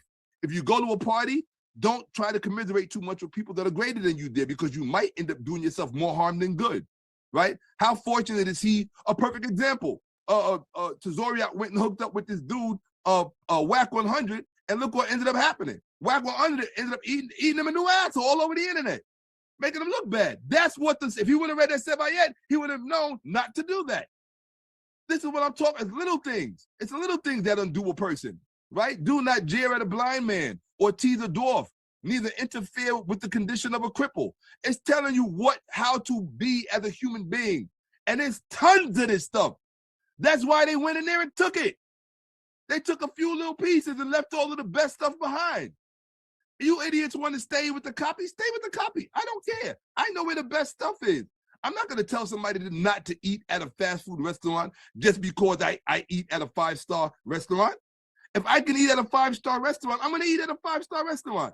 If you want to stay with the poor stuff, stay with the poor stuff. And the reason it tells you why you do not tease a cripple or a blind person or a dwarf, it says, do not taunt a man who is in the hand of God, nor scowl at him if he errs. All right? You don't know why God put that misfortune on that person. So it's telling you, don't do that. 30 seconds. Okay, not a problem, right? Do not allow your discussions to be brought outside so that your heart will not be grieved. Okay? The heart of a man is the beak of God. So take care not to slide it. That means when God speaks to you, he speaks to his heart. He speaks to your heart. Okay? What else? If you are satisfied with false words, enjoy yourself with your spittle. In other words, don't speak too much. If you're like Tazaryach is constantly saying things that are untrue, right? It's telling you, hey, if that's what you enjoy doing, and enjoy the saliva with which you do it, because you're gonna have to reap the rewards. Time. Okay. You went over like 5 seconds. Okay, no problem. I'll do the same for you. Thank you, Brother Shakka Amos. Beautiful job tonight. I appreciate your presence. Peace and love to you. Captain Tazaryach, you're up, beloved. You have your 5-minute closing remarks. And then Sarnetta, you could start the show now. And by the time he's done, we could get everybody to go over there so we could talk about this in the after debate show. All right. So Captain, as soon as you start speaking, I will start the clock. I appreciate Shakka. You should have did that shit in the first round. That shit you just said. You did your closing. He's definitely retarded. Because he did the stuff in the closeout what he should have did in the first round. And brother, if y'all go back and watch this debate, this brother had about 10 slides. 10 slides. He was repeating shit. He spent the first 5 minutes on mental health, but didn't show how kmetic actively does the work for mental health, where we can go out and show active work for mental health within the Bible. I'm convinced this nigga's retarded. But in his own mind, he gonna show you. I ain't gonna get over that slacking. You stupid, man. Go ahead, man. This is me, Shakka. You funny, dude. You funny, dude. I ain't mad at you. Even bringing up, but what you did in that closeout is what you really should have did in the beginning. I think that, a lot of people make it seem like this debate was a trick bag because the title was, you can't talk about the Bible. And then forgetting the title was also, I can't talk about kmetic. The point was to just put on the table your information that benefits Black people, whether it be history, scripture, or otherwise. And I do the same exact thing without the bashing. I knew that if I left this debate the normal way without putting that stipulation, you could say I upped the scholarship, because it would have just been a typical, if you go back into the years of the HOK and look at every time an Israelite and a kmetic integrated or battled anybody, it always just came down to, you copied us. This didn't exist. This was gay. That was this. That was this. So I wanted to do something a little bit more different, where it forced us to just speak in a different fashion. And for even the people that say like they want their money or it wasn't a good debate, it shows maybe the mental capacity to where you just want to be entertained in a shit show instead of receiving the information. You might want to update your palette of intelligence, because I guarantee you the people that I brought out, you never heard of. You never heard of the George Bryant. You never heard of the men and women that I mentioned that was integral in giving us a blueprint for how we can live today. Everything I brought out was before integration. Those were the real Christians, or the real Israelites, or those that were inspired by God, those that knew they was in captivity, but we still had each other. And the Bible was their foundation. So in 2023, we're still in captivity, but we do have each other, and the Bible is our inspiration, and it should have been that simple. This brother didn't show anything. I showed everything. I appreciate everybody coming to this debate platform. Shakka, again, from a personal perspective, I have respect for you, but from a debate perspective, you're gonna have to listen. If you need some classes, I taught Polite how to debate too. So if you need some classes on how to debate, just hit me up, man. I will coach you. Hey, you can go have a good cry. So the first rule of debating. Hold on, Shakka. You gotta let him finish. You gotta let him finish. First rules of debating. Well, technically, I interrupted you first because you didn't stick to the rules. So I'm gonna give you a pass on that. I'm not even gonna say that. See, that's how professional I am. Okay. So with that, I yield. A professional loser, yeah. All right. So all right, thank you. Don't count. All right. Hey, ladies and gentlemen, thank you for tuning in. Sarnetta is going to start a live stream now so we could do an after party. Captain Tazaryach and Brother Shakka Amos is encouraged to join the after show. We're not going to do another debate, but people are going to pick sides and whatever. I personally would have to watch it over. As a moderator, I'm more concerned about people getting off mic and interrupting the debate. That's wise. So, that's wise, Garfield. Yeah, so I'm gonna watch the debate over so I could get into what people are saying and looking at the slides and I gotta look at the flyer and get the topic in my brain properly and make sure it resonates, and then I'm watching each round. But peace and love to everybody, man. Sarnetta, where you at? Okay, you don't need to watch this over again. Stop lying. Come on, man. Garfield, I'm going live right now. People over there waiting like a bug. Oh, man. Hey, Sarnetta. Hey, Sarnetta. Hold on. Sarnetta, send that right now, Pop. Captain, now. you want to come in and let the people know how you won? You ain't got to stay. Shakka, you could do the same thing. Now, after this stream tonight, there's no videos going to be made on our side. I hope not, Shakka. We do not make debates after the debate. All right, hold on, Sarnetta, 1 second. For everybody who came in late, shoot me an email and probably like in an hour or two, if not early in the morning, 7 o'clock Eastern, I'll shoot you a copy of the entire debate. Yes, and we're going to say that on my channel as well. Yeah. So anybody who didn't see it, email me at ask brother. Put the poll in the chat. Put the poll in the chat. No, everybody left the poll here. Hey, everybody, I'm not going to call you again, Sarnetta. Everybody, you're not allowed to come off mic, though, beloved. Sarnetta. Who is that? Is that Shakka? Oh, Sarnetta, Shakka. call me. Sarnetta, call me immediately, like right now, before you do anything else. Call me. All yes, right. boss. Hey, he need a shoulder. He need a shoulder. I want to ask him. No, I gotta ask him a question. Hold on. Let me close out the debate. Let me close out the stream. Okay. Y'all can keep talking. I want to close out the recording by say thank you again, ladies and gentlemen, for tuning in. And if you want a copy of the debate, ask Brother Garfield at gmail.com. And if you came in late, you could watch a replay of the debate. Peace and love. Thank you. And sorry I had to do that to you, Tazaryach. For supporting Sarnetta and the House of Consciousness. And for the record, please, I'm asking everybody, do not unmute your microphone. Do not unmute your microphone, and also keep your camera off. The only cameras we need to see is Brother Tazaryach and Brother Chris MVP Harris. So again, those are the rules. It's a simple rule. Keep your camera off and keep your mic muted. There's no questioning the debaters. There's none of that. They are the debaters. If you want to debate, go email Sarnetta at sar.netta@yahoo.com. All right? And you'll get on the stage and do your own thing. All right. So I want to say, first of all, thank you for both debaters for actually showing up. And let me just read out the debate timing and structure now. Now, earlier, me and Captain had a text message about the whole introduction stuff. Each debater, what I'm gonna do, Cap, is that each debater has an introduction. And I hope that's not the debate. It's just to lay out what you plan to do tonight. All right.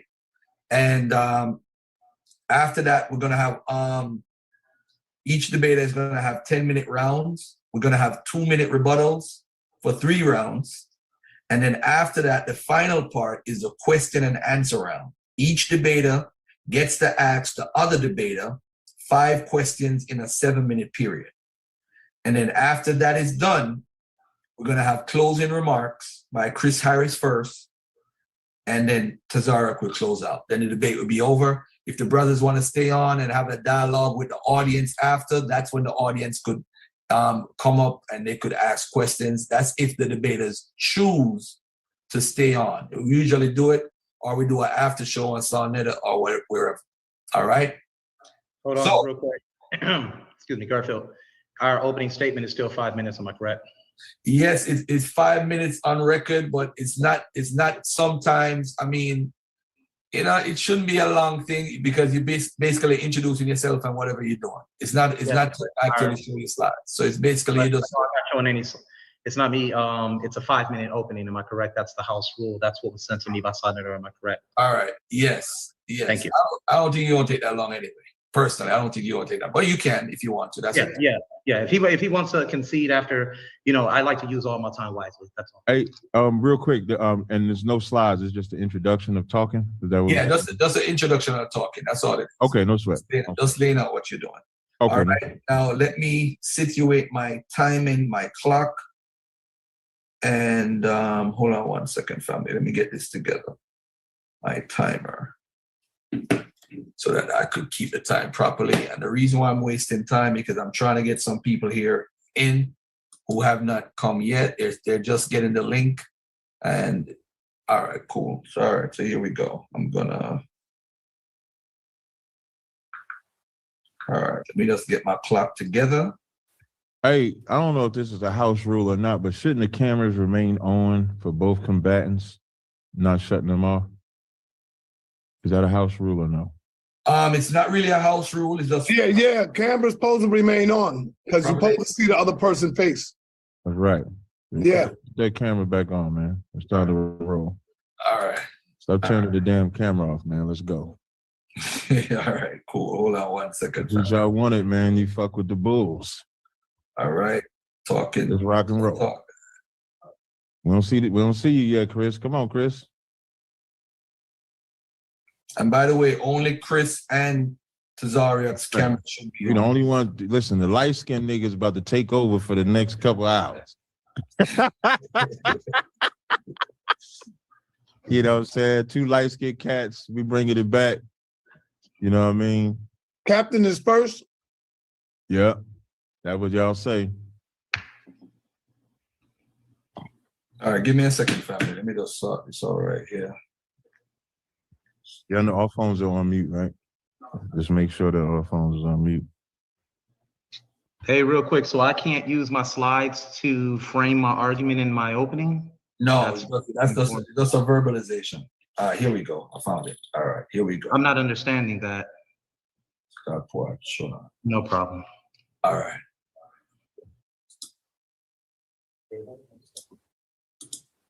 All right. Chris, that's why I was saying I didn't think we needed 5 minutes.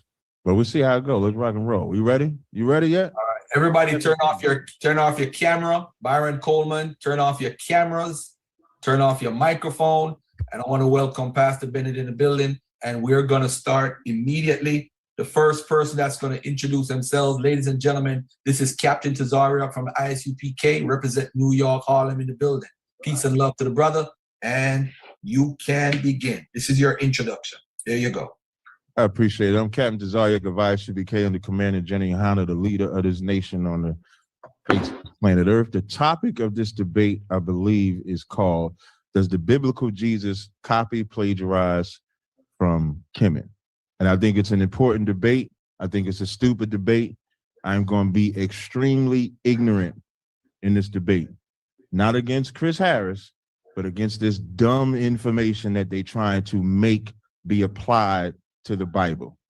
This is not about bringing up no dumbass picture of Mary, that the Madonna, the Black Madonna. That's not in the Bible. This is not about anything that's not in the Bible. If there's not a book, chapter, verse for it, I don't want it.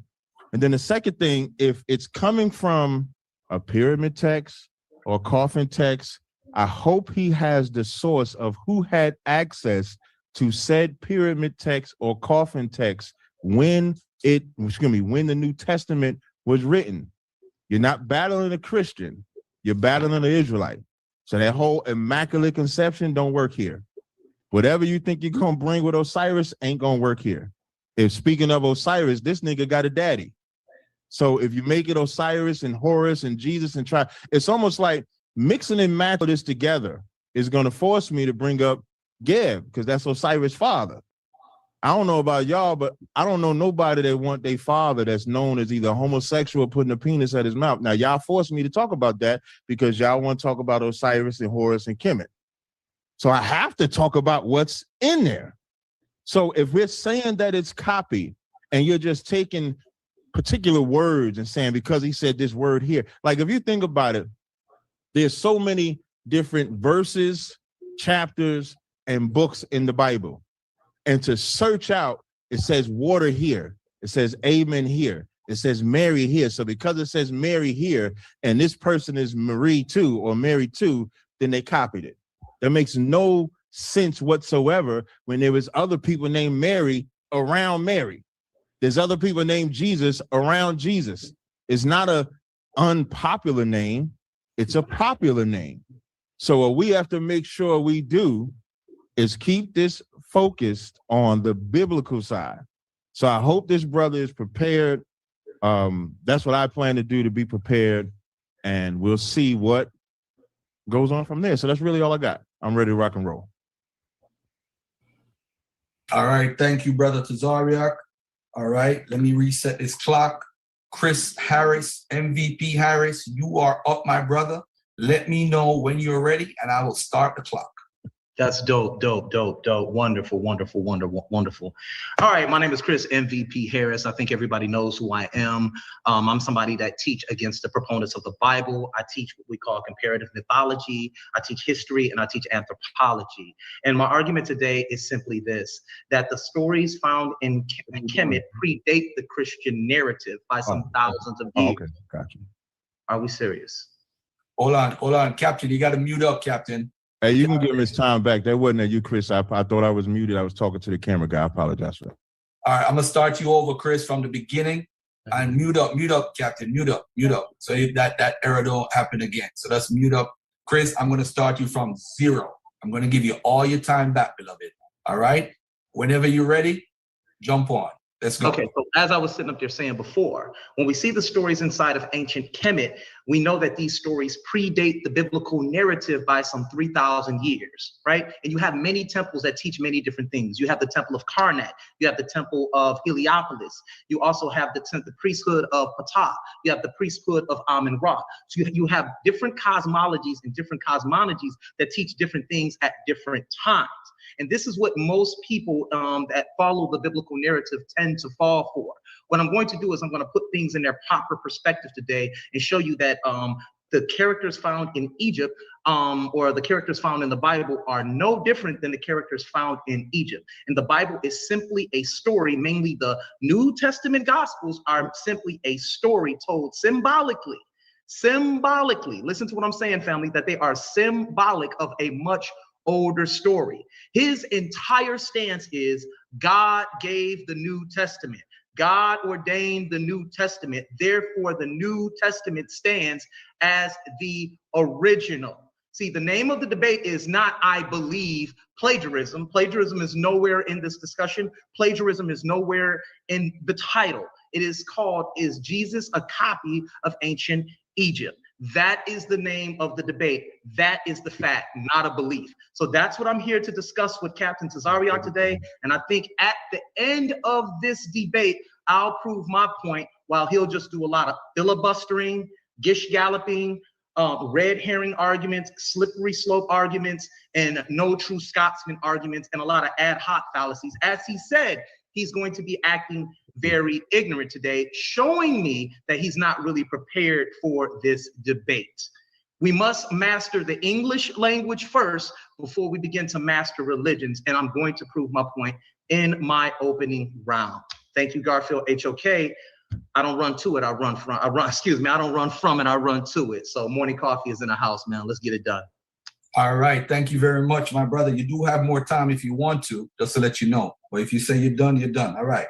So now it's the first round, and this is Captain Tazaryach, and he has 10 minutes. This is the first round, ladies and gentlemen. Again, keep your cameras off. If your camera is on, I'm going to move you to the waiting area, and you're not going to be able to hear the debate. All right? If your camera is on and your name is not Chris MVP Harris or Captain Tazaryach, this is simple instructions. Simple. All right? All right, so Tazaryach, you up, my brother. And I'll start. Hey, I got 2 points. Hey, before you go, Captain, I also want to say this because Garfield, you ain't said it yet. There's absolutely no cursing, no name calling, none of that. All right, that's all I wanted to say. At each other, I'm saying, as far as going at each other. There's no cursing and name calling with each other. All right, that's all I want to say. For clarity, I can't say that information is ignorant. Oh no, you can say that. Hell yeah. Okay. I'm But I talking can't about say Chris is ignorant. right. You can't be Okay. just banging on each other. That's all. That's and the same go for Chris. No calling each other out y'all names. We want to have a clean debate here. That's it. Definitely. That's exactly what I want. Garfield, I got 2 points of share. I want to share a video first, and then I'm going to Hey, get to before he gets started, I'm sorry, I can't see his camera. Can y'all He's see gonna me? be talking though. He's gonna be talking, so you're definitely gonna see him.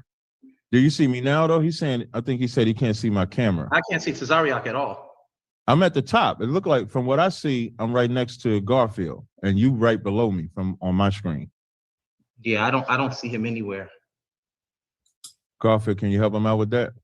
Can y'all see me on the camera? Yeah, I see you right now.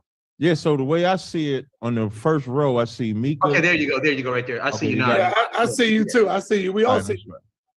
All right, cool. Whoever is speaking is going to be at the forefront speaking. All right. Gotcha. Again, if you're not participating in the debate, mute your mic.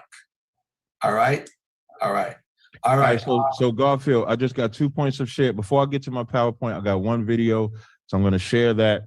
And then you said my time will be paused as I go into my presentation. So I'm going to set up the share now. Y'all let me know if y'all can see this share right here. Can you see that? Yes. So this is my man, Chris Harris, the so-called MVP, must be the MVP of the WNBA. That's not an insult. But anyway, I'm going to play this clip and see what he said. Remember, this is about, is the biblical Jesus copied from kmetic?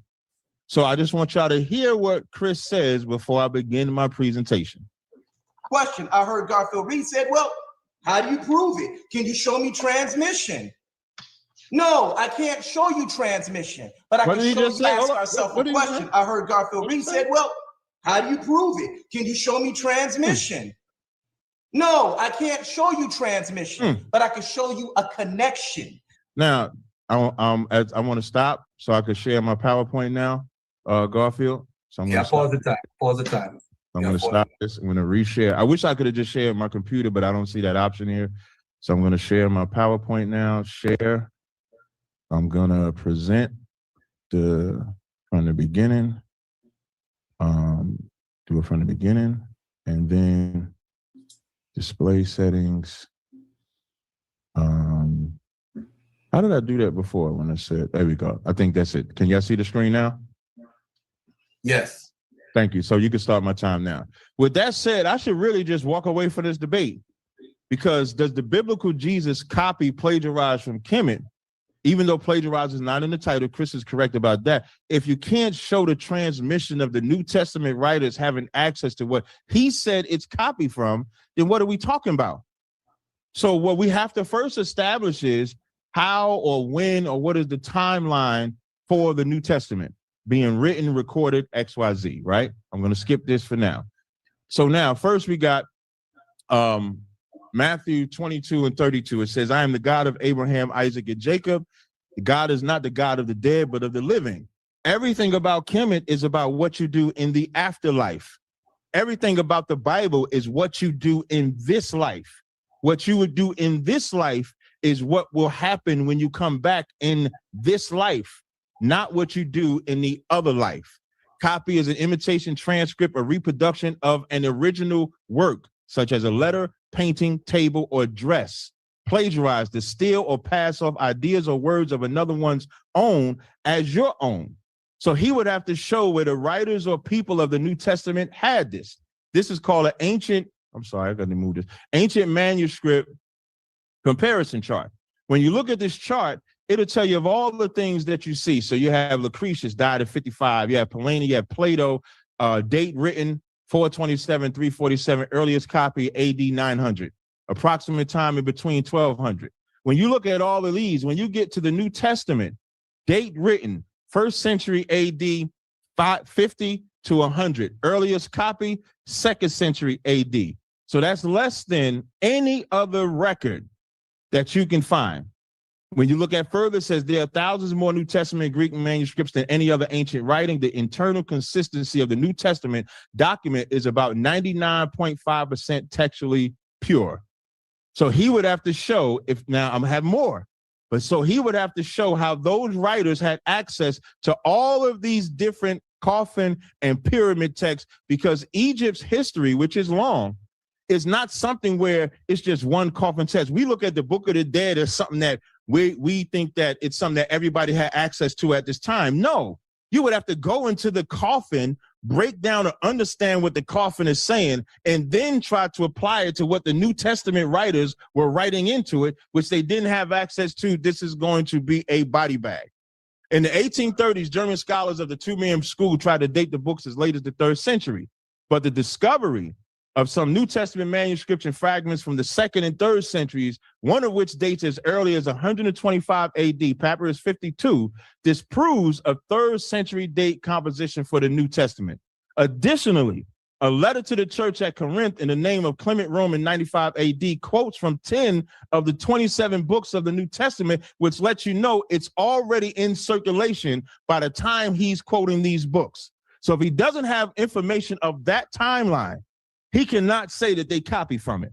Ignatius of Antioch was a student of the Apostle John. He was martyred, killed by lions in the arena of Rome after his arrest, and during transportation to Rome, he wrote several letters, some obviously spurious, but they're ignored here. The letters of Ignatius, written very close to 107 AD, quote from several New Testaments as well. To quote from a book not only means is the book written, but it has to be in circulation. Everything. If Garfield's book, if I quote from his book, that means not only was his book written, it's in circulation, it's talked about, it's gathered, it's moved. Of the 4 Gospels alone, there are nearly 368 citations by the church fathers from the late 1st century on. This includes 268 by Justin Martyr, 1,038 by Irenaeus, active in the late 2nd century, 1,017 by Clement of Alexandria, by Origen. Tertullian, I could keep going. Earlier, Clement of Rome cited Matthew, John, 1 Corinthians 95 to 97. So what he would have to show, again, is how it's copied.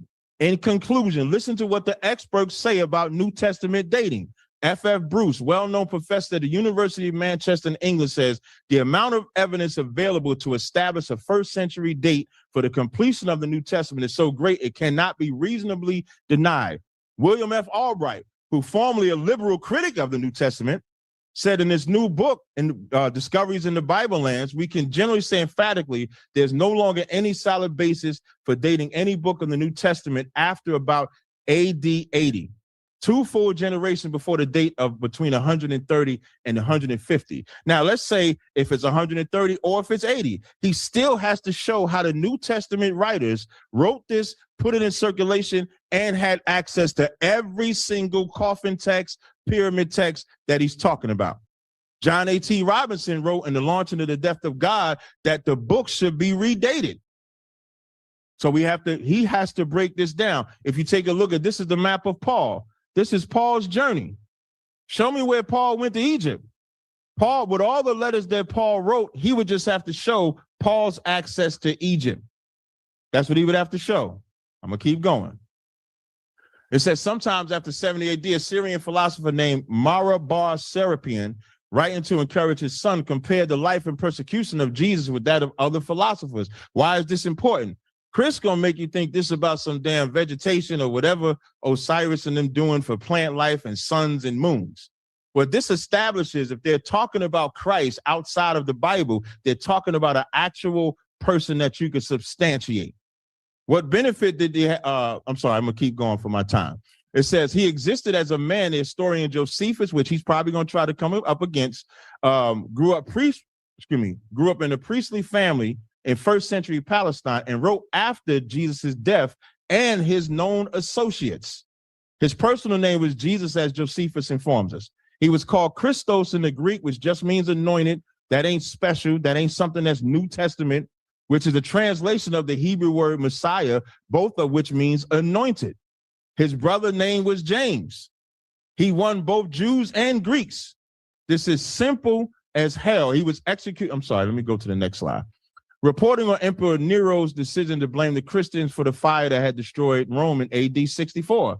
The Roman historian Tacitus wrote, Nero fastened the guilt on a class hated for their abominations called Christians by the populace. I'm only establishing this so that we can understand Christ was an established real person.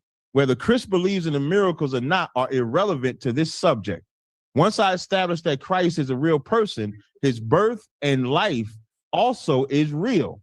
2 minutes, 2 minutes. Another important source of evidence of Jesus and Christianity can be found in the letters of Pliny the Younger to Emperor Trajan. I probably said that wrong. So now, let me see, I want it somewhere. So now, when it comes to anything else with the Textus Receptus, which is what most people use, it's based on the vast majority of 95% of the 5,300 Greek manuscripts in existence. This is why it's called the majority text. It is not mutilated with deletions, additions, amendments as in the minority text.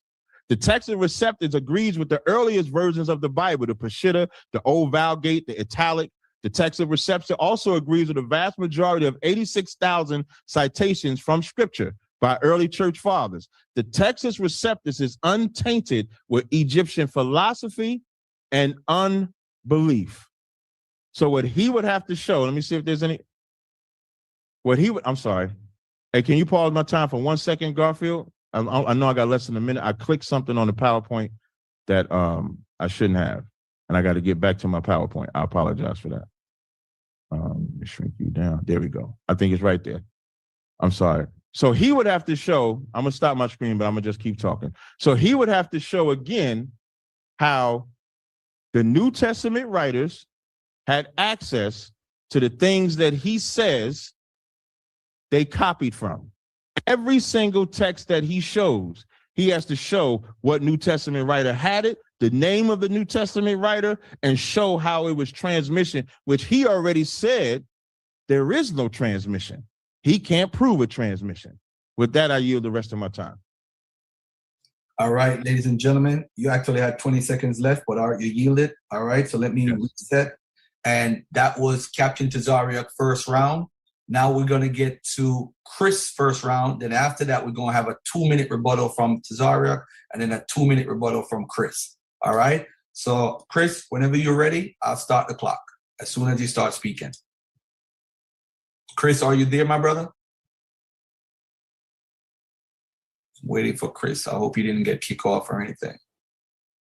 Let me wait for my. All right, so let's get ready to get this thing started here. Let me get my presentation up. Let me get my share screen up. Nobody can see that screen share you was producing, Tazaryach, and the computer can't see it either. That was a bunch of nonsense. Let's get this going here because he way off in the argument that we have in the day. Okay. All right, so can everybody see my screen? Yes, sir. All right, so we got to frame the argument correctly. The name of the debate, Tazaryach, is Christianity or Jesus copied from Egypt. Now, in order to frame the argument correctly, we are not talking about forgery. What you just produced was a red herring argument. In order to prove any of that you just proved, you got to prove Jesus existed, and Eusebius, who existed before the time of Josephus, he never wrote about what Josephus put in there. He would have saw it.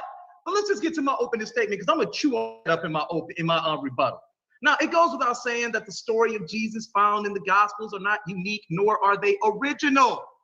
Studies have led me to the conclusion that these narratives represent ancient cosmological beliefs. What do I mean by this? When we read the story of Noah, we believe it to be an original. A man falls asleep, a God tells him to build a boat, and he is to gather all the animals upon this vessel, and 8 people replenish the world. But when we studied a little deeper, we found another flood story that predates the Noah story by some 2,700 years. The Gilgamesh. A man has a dream. A God tells the man to build a boat and gather all the animals upon it because said God is angry with mankind, just like in the Noah story. As you can see, these stories may sound different, but the archetypes found in the story are the same. And as we can see in the stories of the Gilgamesh epic was older. So it's only fair to say that the Gilgamesh story is the original and the Noah story is the imitation or copy. Now, he put the definition up there of what a copy is. It's an imitation. So the name of the debate, family, is Jesus a copy? So he, by default, is the pro in this debate. He's saying Jesus' story is an original story. That's why I said you got to master the English language first. Anybody arguing what date the Bible was written, in which you hang yourself in by sitting up there saying that it was written in the 1st century, so therefore we know the stories and narratives contained in it are false. The argument that you're making is a plagiarism argument. And because you did not know the definition of plagiarism or did not really prepare properly for this debate, and you prepared yourself for a plagiarism debate, everything you just said in that first round was irrelevant. All I have to do is show you imitation in this debate. So in this presentation, I'll be explaining how the Jesus narrative is a mere copy of a much older archetypal story found in Egypt. Now, there are 3 motifs that I'll be presenting today to prove my case of imitation, not plagiarism. Copy and plagiarism are not synonymous with one another. Let's go. Definitions. Copy. This is the definition of copy. An imitation, comma, transcript, comma, or reproduction of an original work, such as a letter, painting, a table, or a dress. We're going to be discussing motifs, which are a distinctive feature or dominant idea in an artistic or literary composition, which we see in antiquity prior to your 1st century. You gave the date, 1st century, 2nd century manuscript called the Bible, called the New Testament Gospel. And we're going to be dealing with archetypes, a very typical example of a certain person or thing, an original that has been imitated. That's what an archetype is, a reoccurrent symbol or motif in literature, art, or mythology. So let's get this thing started. My 3 points of argumentation are the virgin birth archetype, the saviors and his miracles archetype, the dying God and resurrection Eucharist archetype that we can all find in Egypt. Now, let's give an example of a clear definition of imitation. As we can see, this is artwork found in Kemet, and this is artwork found during the Byzantine era. These are clear imitations. This is a clear imitation because this predates it, Tazaryach. You are arguing plagiarism, and what date in the church fathers that you were arguing for? Everything you said was irrelevant to the debate.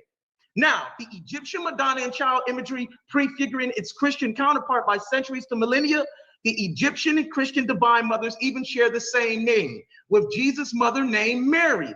Of course, while Horus' mother possessed the epithet Mary or Mary as the Egyptian word is translated by several scholars, including Egyptologist Dr. William and Sir William Flinders Petrie and Eric Hornhung, in addition to the fact that there have been pre-Christian goddesses named Mary, such as on the Greek island of Cyprus, where your book comes from, as well as in the Middle East and India among the Basques. So what we have here is this Mary epithet being applied to your virgin birth, or maybe you don't believe in the virgin birth. We're going to deal with that today also because mainstream Christianity does.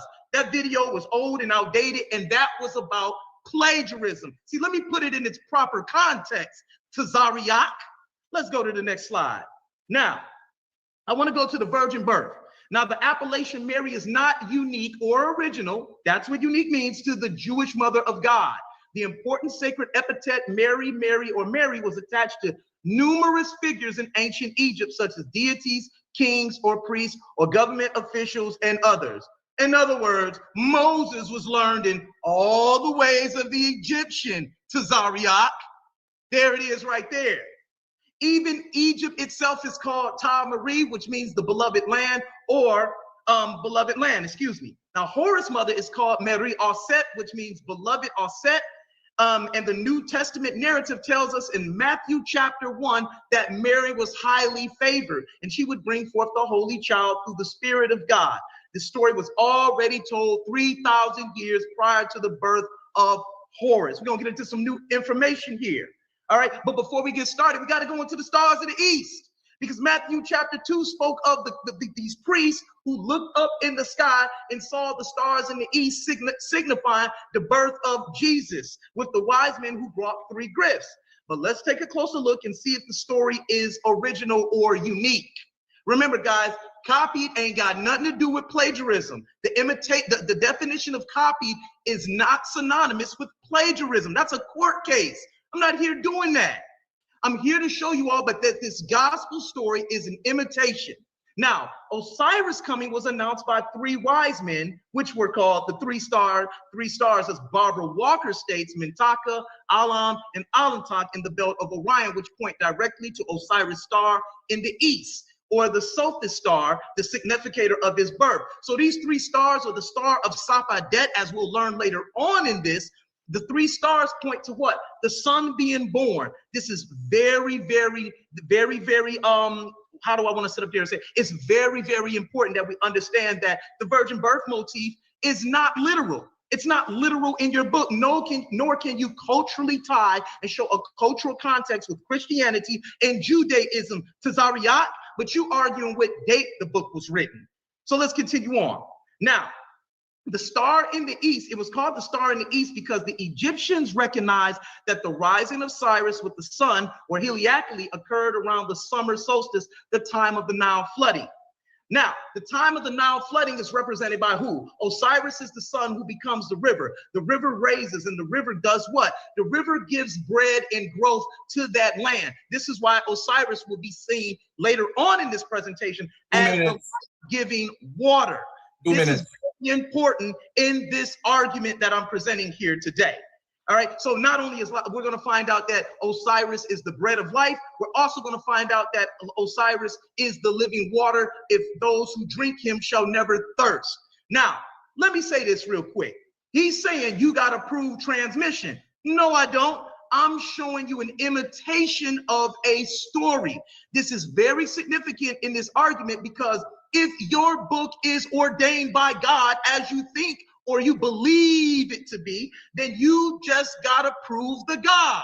You can't use Eusebius. You can't use Josephus because we know Josephus is a forgery because Eusebius knew nothing, but prior to that, nobody ever spoke of Josephus' works and this man named Christ in those works.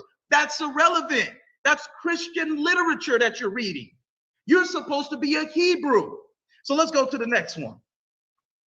The bread of life. Now, Jesus in the gospel performs a miracle with 7 loaves of bread. This is found in the narratives of Matthew chapter 15 and Mark chapter 8, 5 through 6. Jesus feeds 5,000, right? But when we read in the Per Em Haru or the Book of Dead, we clearly see that Horus makes 7 loaves of bread that are presented to Osiris in chapter 53b. What does the bread represent? The bread represents life because Osiris' waters rose on the Nile and it gave life to the entire area of Egypt. As we see in the pyramid text 373, we understand that Osiris is that bread of life in Book of the Dead, chapter 18. It says, quote unquote, the deceased make a pledge for Osiris that he shall receive eternal life. Osiris is also the Lord of bread and wine mentioned in the pyramid text. Time. So with that being said, thank you. Was that 10 minutes, Garfield? Yes, sir. Thank you. All right. Tazaryach, you have 2-minute rebuttals. It's up to you right now. You have a 2-minute rebuttal. Ladies and gentlemen, turn off your cameras. If you're not participating in debate, keep your mics muted. We have a lot of people in here. At the end of the debate, if these brothers choose to stay on, I'll give the audience an opportunity to ask them a question. All right, brother Tazaryach, are you ready, brother? Are you 2-minute rebuttal? Yeah, we can share screen in this rebuttal, right? Yes. Mm-hmm. Okay, can you see my screen? I just want to make sure. Yes, I can. Let me just make sure. God damn it. I ain't the best. Here we go, slideshow. On current slide. And then display settings is, there we go. You can see it now, right? Yes, sir. Tell me when you start. 2 things I want to point out. I hate liars. There's one, like liars, copyists, plagiarists. I hate them. This debate ain't got nothing to do with Noah or Christianity. He lied to y'all. And I want y'all to hold him to the lie. That's why he showed you that stupid ass Madonna. I could talk stupid about the stuff. Y'all said I could do that. That stupid ass Madonna of Mary and the Son has nothing to do with the Bible. You have to show in the Bible. That's why I made sure biblical was in there.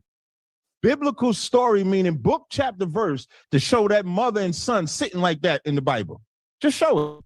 That's all you have to do is show it. Don't tell me where Christianity copy, because I'm going to agree with you. You have to show me in the Bible where they copy. When you look at the interactions of Mary and Christ, in John, the 2nd chapter, when Mary asked her to turn the water into wine, Christ said, "Woman, what have I to do with thee?" It's not a mother and son connection. In Matthew's 12th chapter, when they say your mother is standing without, Christ said, "Who is my mother? Them that do the will of my Father." He also lied when he said that the audio I played was from years ago. That audio I played was from 1 month ago. 1 month ago, he did that debate and said he can't show transmission. This is the biblical story of Jesus copied from ancient Kemet. The biblical story meaning you got to go to the biblical text, show what text they copied from and how they had access to that text. That's what he has to show. If I go to the next slide, he brought up the stupid Mary. The Mary thing makes no sense because what I can show is that the Israelites in the New Testament copied from the Israelites in the Old Testament because it's our culture. So just look at this Hebrew and Greek. Hebrew and Greek, in 2 Maccabees 6:6, it says, "Neither is it lawful for a man to profess himself to be a Jew because he was under Greek rulership." So when you see Mary in the Greek, that's Miriam in the Old Testament, which means rebellion. Here, and when you look it up, this is on the blue line. Time. I'll just pick up in my 10 minutes, no sweat. Let me stop my screen. Let me stop it. All right, let me mute my mic. All right.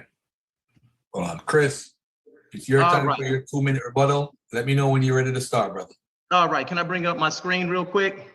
Yes, sir. Let me hold on 1 second. I'm sorry. Let me bring up my screen here. I lost my screen here. All right. Hold on, Chris. I'm gonna wait for your screen to come up. Is it up? I didn't see your screen yet. All right. The screen is not up, bro. Chris, it's not up? No, it's not up, brother. Okay, hold on. Let's get this going. All right. There you go. Okay, cool. First of all, Captain Tazaryach want to pull you in the damn Bible to sit up there and try and have an argument about the Bible like we on Clubhouse arguing about damn Bible verses all day. I told y'all he has to err on the side of belief. He has to argue about Bible verses. And that's why he's saying this ain't about that. Yes, it is. Christianity begins with a man named Christ in the Bible. Even the definition tells you that Christianity begins with a man named Christ. And you yourself sat up there and said that the Bible was written in the 1st and 2nd century CE or AD, whatever you want to say, which actually kills your entire argument. And this is what I knew he was going to do. He wasn't going to be ready for the argument that I was going to be presenting today. And he's trying to dismiss the evidence that we're proving that these are mere copies. He is so silly that he wants to look at this and say that this is not an imitation. He wants to say that this doesn't have anything to do with the debate when this is a later image of a much earlier image that we find in antiquity.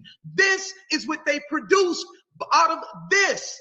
These pictures show 100, it should be able to awaken your mind. And this is what I call suspended logic that he uses, the suspended logic to sit up there and say, oh, it doesn't have anything to do with that. Why don't it? We see a much earlier image being represented by the Netter, and we see a much later image, Johnny come lately doctrine, being represented a lot later in something newer. That doesn't make any sense, Tazaryach. You prepared yourself for a plagiarism argument, and my argument is not plagiarism. You put together that little funky little video when my argument was against Garfield Reed and not against yourself, and you tried to apply it to this debate, and you're already failing to establish your part. You're saying that the biblical narrative is original. The opposite of copy is original. I need you to get on point. I knew you were going to do this, and everything that you're providing for the audience right now is nothing but a bunch of smoke and mirrors. Tazaryach, it's time, brother. Time. All right. Thank you, Chris. That was his rebuttal from the first round. Now, this is going to be the beginning of the second round, which is Tazaryach is going to come with his second round, which is going to be 10 minutes long. So Tazaryach, when you're ready, let me know. You can start sharing your screen or we can get the ball rolling. Ladies and gentlemen, again, turn your cameras off. If your camera is on, I'm going to kick you out the debate. You'll get a copy in the morning so you could rewatch it. I'm going to say it again. Turn your cameras off. All right. Turn your cameras off. People are so stubborn, man. Let me know when you're ready, brother. Okay, I'm just setting up. You can hear me, right? Yes, sir. Wait, and you can see my screen, right? Yep. Okay, hold on. Wait, don't start my time yet. That's not weird. I'm supposed to start it. I apologize. Turn your cameras off, family. A quick question, Garfield. This has nothing to do with, how do you go backwards? If I go forward, I'm not an expert on it. Rob on, are you there? He's an expert on this, Jabari. Okay. Yo, we go backwards where? Oh, I got it. I just go back where? I just figured it out. Yeah, I just figured it out. Just push the back arrow and you're good. Thank you. I appreciate that. All right, cool. All right, so now I'm ready to start. Hold on 1 second. Let me get your time right. No problem. Get your time right, brother. All right, let me know when you're ready to start. I'm starting now.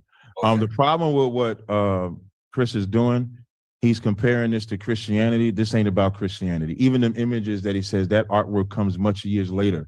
This is about the biblical. He's wondering why I'm going into the Bible, because if it's biblical, it has to be biblical. He said, I don't understand it. Hold on, Captain. Hold on, I'm sorry. I got to start your time over. Chris, you got to have your camera on, beloved. Remember, you got to have the camera on. Yeah, you got to have that camera on, man. Put the camera on, man, so we can see them black eyes. All right, you gotta have Tazaryach. We too old. Pause, brother. I said black eyes. I said black eyes, not eyes. I know the kmetic in you think I said another word. Oh, man, come on. He's so influenced by kmetic, he thought I said ass. I said eyes, brother. Black eyes. Oh, man. All right, you're ready, Tazaryach? Hey, boy. All right, let's go. I'm born ready. I am born. Listen, don't bring me outside. So I'm ready. You got my time together? Yes, sir. Appreciate it. In 5, he don't understand the English language. It ain't me. He don't. This is the biblical Jesus, not the Christian Jesus. So when he brings up those things, he has to show. Why did I bring up in the beginning when the New Testament was written? If he's going to show it's a copy, he has to show the transmission. He can talk about he was doing that conversation in response to Garfield all he wants. He said he cannot show transmission of the New Testament writers copying from ancient kmetic. So he can't do that. When he brings up Mary, this is the Hebrew and the Greek. When you read the Old Testament and New Testament, you got the Hebrew and then in the Greek. That's why it may seem different. But Mary in the Greek is Miriam. Isaiah in the Greek is Isaiah. Jesus in the Greek is Joshua. Lazarus, which he's going to try to bring up, is Eleazar. It's not Osiris. Don't let him lie to you. And don't bring up that Gerald Massey nonsense you brought up. Elias is Elijah. OC is Hosea. Christ is anointed. That's how you be biblical, which is what this is about. It's not about anything. Now, this is what Gerald Massey said. In presenting my readers, this is Gerald Massey, who Chris had. That's Chris Harris' daddy. Like Chris Harris' daddy is Gerald Massey. And so his daddy said, his daddy is looked at as somebody that was able to break down Egypt records. That whole wise men and all that stuff he brought up and the stars and all that come from Gerald Massey. And so this is what Gerald Massey said on page 6 of his book. In presenting my readers with some of the data which show that much of the Christian history was pre-exempt as Egyptian mythology. After I ask you to bear in mind the facts, like other foundations, have been buried out of sight for thousands of years in hieroglyphical language. This is in the 1800s that he's writing this. And he's saying for thousands of years, this has been buried. So even if you say thousands is 2000s, and the New Testament is written in the 1st century AD, that eliminates the New Testament writers from having access to what he's saying they copy from. He's stupid. Then he goes on further. He says that was never really read by Greeks or Romans. So if Greeks or Romans, who were the ruling class at that time, weren't reading that, how are you going to say the poor Hebrews or the poor Israelites, Matthew, Mark, Luke, and John, and Paul and them, had access to that? And he said, could not read it until the lost clue was discovered by Champollion almost the other day. So how in one breath can he say they didn't have it? And here's what else he says.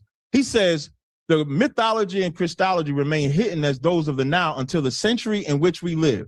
The mystical matter enshrouded in this language was sacredly entrusted to the keeping of the buried of the dead, because the coffin texts are just what that means.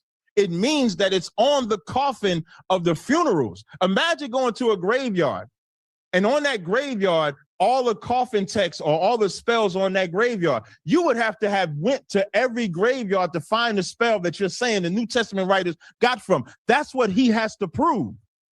Assertions about Jesus and Horus. One of the more important aspects of Massey writing were his assertions that the parallels between Jesus and the god Horus. Massey, for example, said Horus and Jesus was born of virgins on December 25th. That's not biblical. It is not biblical that Jesus was born December 25th. Even the whole virgin thing. When you go through the virgin thing, Garvey, I need to pause my time for a second. Okay, I got you. All right, I'm going to stop the share. I'm going to reshare just so I can be biblical. So I'm going to reshare. I apologize. Let me reshare. And let me go to the word. Ladies and gentlemen, again, keep your cameras off. Keep your cameras off and keep your mics muted. The only person camera should be on is Tazaryach and Chris Harris. So I want y'all to see something here. You can start my time now. So now when we talk about this whole virgin, let's see where that came from. Let's see if it came from Kemet or does it come from our own text. In Isaiah 7:14, if y'all can see this, if not, I can blow it up and make it bigger. Let me try to make it bigger for y'all. I apologize. So if I can make it bigger for y'all, it says, therefore the Lord himself shall give you a sign. This is Isaiah 7:14. Behold, a virgin shall conceive and bear a son. This is the virgin that they're talking about. And when you go to the word of that virgin, it's Amma, meaning a young woman of marriageable age. And when you go to Isaiah, the 8th chapter, that's when that child was born. So in Matthew 1:21, when it says, and she shall bring forth a son and shall call his name Jesus and save them from their sins, the quote is from Isaiah 7:14, not from Kemet. So I can show where the writers of the New Testament got their information from. They got it from the Old Testament because that was the records that they had because they were the Israelites. They can tell you where they got it from. So if anybody's going to show who copied, I'll show who copied. I'm going to pause it real fast and go back to my PowerPoint. Garfield. I'm going to go right back to it. I got you. Appreciate it. I'm going to share again. And let me go from current slide. And I appreciate Chris's patience as I do this. I definitely do appreciate it. All right, we make it big. So now I just got rid of the whole virgin in December 25th. He has to show biblically December 25th. Raised men from the dead. Massey speculates that the biblical Lazarus raised from the dead by Jesus has a parallel to El Osiris. I just showed y'all where Eleazar or Lazarus come from. Lazarus doesn't come from Osiris. I just showed y'all that's the Hebrew word for Eleazar. That's what it is. So now I showed you where it's copied from. Tell him to show you how they had access to get copy from to make Osiris be El Osiris, as he's trying to imply. The criticism now. I'm sorry, these assertions influence writers such as Alvin Boyd, Tom Harper, Yosef Ben Yochanan. I know it's going to piss y'all off. D.M. Murdoch. Criticism. Christian theologian W. Ward Gass, a PhD from Harvard and Manchester University, sent emails to 20 Egyptologists that he considered leaders of the field. Included Kenneth Kitchen of the University of Liverpool, Ron Lefroen of the University of Toronto in Canada, the United States, Britain, to verify academic support for these assertions. His primary targets was Tom Harper, Alvin Boyd Kuhn, and the Christ myth theory, and only indirectly Massey. According to Gass, Massey's work, which draws comparison between Judeo-Christian religion and the Egyptian religion, is not considered significant in the field of modern Egyptology. Why is he using something that the scholars says is not considered significant in the field of modern Egyptology? It says, and is not mentioned in the Oxford Encyclopedia of Ancient Egypt or similar references of work in modern Egyptology. Gass report that those who responded were unanimous in dismissing the proposed etymologies for Jesus and Christ, and one unspecified Egyptologist referred to Alvin Boyd Kuhn's comparison as fringe nonsense. Theologian Stanley E. Porter has pointed out that Massey's analogies include a number of errors. I already talked about December 25th. The earliest known source recognizing 25th December as the date beginning of birth of Jesus, but is by Hippolytus of Rome, written about the beginning of the 3rd century. Now you see why I went to the 1st century when it was really written. Based on the assumption that the conception of Jesus took place during the spring equinox. So he does that, goes 9 months later, got December 25th. Porter states that Massey's serious historical errors often render his works nonsensical. Massey states that the biblical references to Herod the Great were based on the myth of Herut, when we know that the existence of Herod the Great can be well established without Christian sources. If we go, I don't want to do that yet. Written in 1280 BC, let's talk about the Book of the Dead. There are many books of the dead, but there is no single official Book of the Dead. The books are collections of ancient Egyptian spells that were believed to help the deceased in the journey to the afterlife. That's why I read that verse in the beginning that Christ said, God is not the God of the dead, but the God of the living. The title Book of the Dead comes from the Arabic label referring to the fact that 2 minutes. books were found by mummies. Our information about Horus comes from a variety of archaeological stories. What we do know from the most recent scholarship on the subject is there were many variations of the story because you have a 5,000-year span in ancient Egyptian history. Egyptology recognized the possibility that the differences may have been misunderstood aspects of the same persona. For example, Horus was killed by a scorpion. Isis had to come and beg Thoth to resurrect him. How can that even be compared to Christ? It says part of the problem with Jesus' Horus claim is that in order to find items that even partially fit the life or story of Jesus, advocates of the view must cherry pick bits of myth from the different epochs of Egyptian history. This is possible today because we were able to go back and get it. But he has to show how the people during that time had access. It says the early Christians, even if they wanted to base the gospel on Horus myth, would have no way to do so. That might have been what is known about Horus, but they would have no access to the endless variations that Chris is piecing together. When he tells you different coffin texts, and that means they're in different coffins. So he has to show you how they have access to this coffin, had access to this coffin, knew what it meant, understood the spirit of it, and then compared it and created the New Testament. That's what he would have to show you. It's easy for us today because Egyptian is dead as hell. And so people can go back in there and get those records. He has to show the excavation of those coffins during that time to get access to it. He has not shown it yet. When I go into my last round, I'll go into Osiris and I'll go into Geb, and then I'll show how can Christ be copied if Osiris has a father. So I want to know, who is he copying from? Is he copying from Osiris? Is he copying from God? He brought up Jesus resurrecting Lazarus, comparing it to Horus resurrecting Osiris. That don't even compute. Time. I gave you an extra 4 seconds. All right, brothers and sisters, I'm hoping y'all enjoying this right here. I want to say real quick, thanks everybody for showing love and supporting the debates. We're not done. We're going to continue. This is just a quick commercial break. Let me thank everybody for coming through and showing love to the HOK debate. This is where you get paid for your work. You get the most money here on the HOK debate, all right? The toughest debate league. It depends on what your stock is. It depends on how you debate. Chris Harris, he's in the $2,000 range plus. Captain Tazaryach is in the $2,000 range plus. It depends on your stock and what you bring, okay? Of course, Shakka, most, Brother Jabari, they are all up in that range plus. And of course, it gets bigger and bigger the more capital you can get. So we don't take advantage of you. You're going to make some dollars here because we know how it is over there. The people show love, the people support, so we're going to make sure we get back to y'all. I hope everybody is ready, of course. I hope you are ready. You see how these debates go in, respectful, everybody get a chance to see what's going on. And I hope everybody is ready and prepared for tomorrow. We got to make sure we come in the building, show love for our beloved brother Unc. Sanchez people is coming in.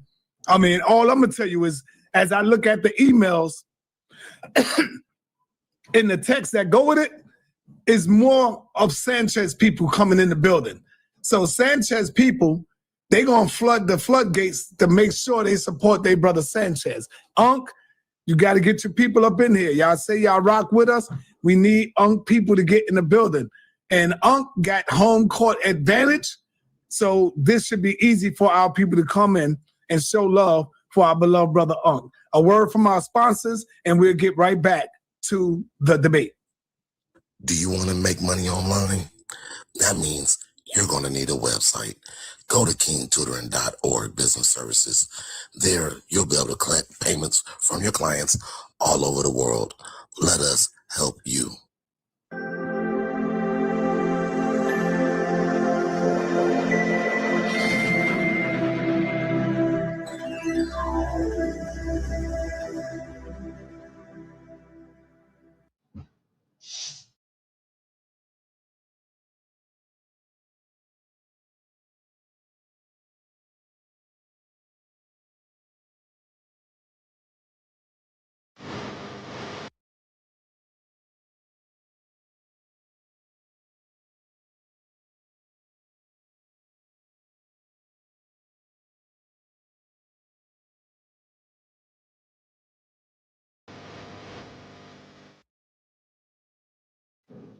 All right, I see Dulcinea. Dulcinea, you said people have had issues with the link. Why you ain't called me and let me know that? We could have fixed it right away. I see people buying tickets all day yesterday. I don't see where the issue is at. So if people had trouble with the link, we'll go over and look at it. We'll make sure everything is good. Me and Unc posed to run a show today to make sure everything is good with the links and everything, sis. They built yesterday with Unc and Sanchez. Oh, so Unc is aware of it. Oh, the build yesterday with Unc and Sanchez was crazy. I got you. So let me get back to the debate. I don't want to, mess up the flow. So we're right back with Unc. Make sure y'all show love and support the debate. Throw that link in there for the people who want to buy the stream. And we get back with Unc and Brother Chris Harris. And I'll give Chris the same. All right. No, I'll just thank you, Brother Tazaryach. All right.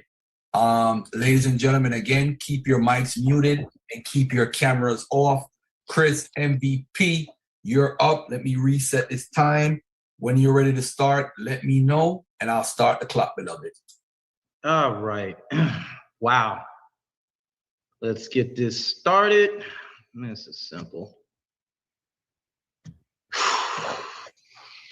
All right. Let me know. Let's get back to it here. Let me know when to start the clock, bro. Let me know when to start the clock. Okay, no problem. No problem. I'll give you a 2 minutes. When it's 2 minutes left, I'm going to let you know. Okay. All right. So let's get ready to break this thing down. All right. Because now I'm going to be teaching. Hold on. Stop, Chris. Stop. Mac Tip, you out of here, bro. You out of here, beloved. You out of here. You out of here, brother. Yeah, get him out. Get him out of here, Garfield. Get his ass out. You out of here. You out of here. All right. Ladies and gentlemen, again, you cannot come off your mic. You are doing that because when you come in, you're muted.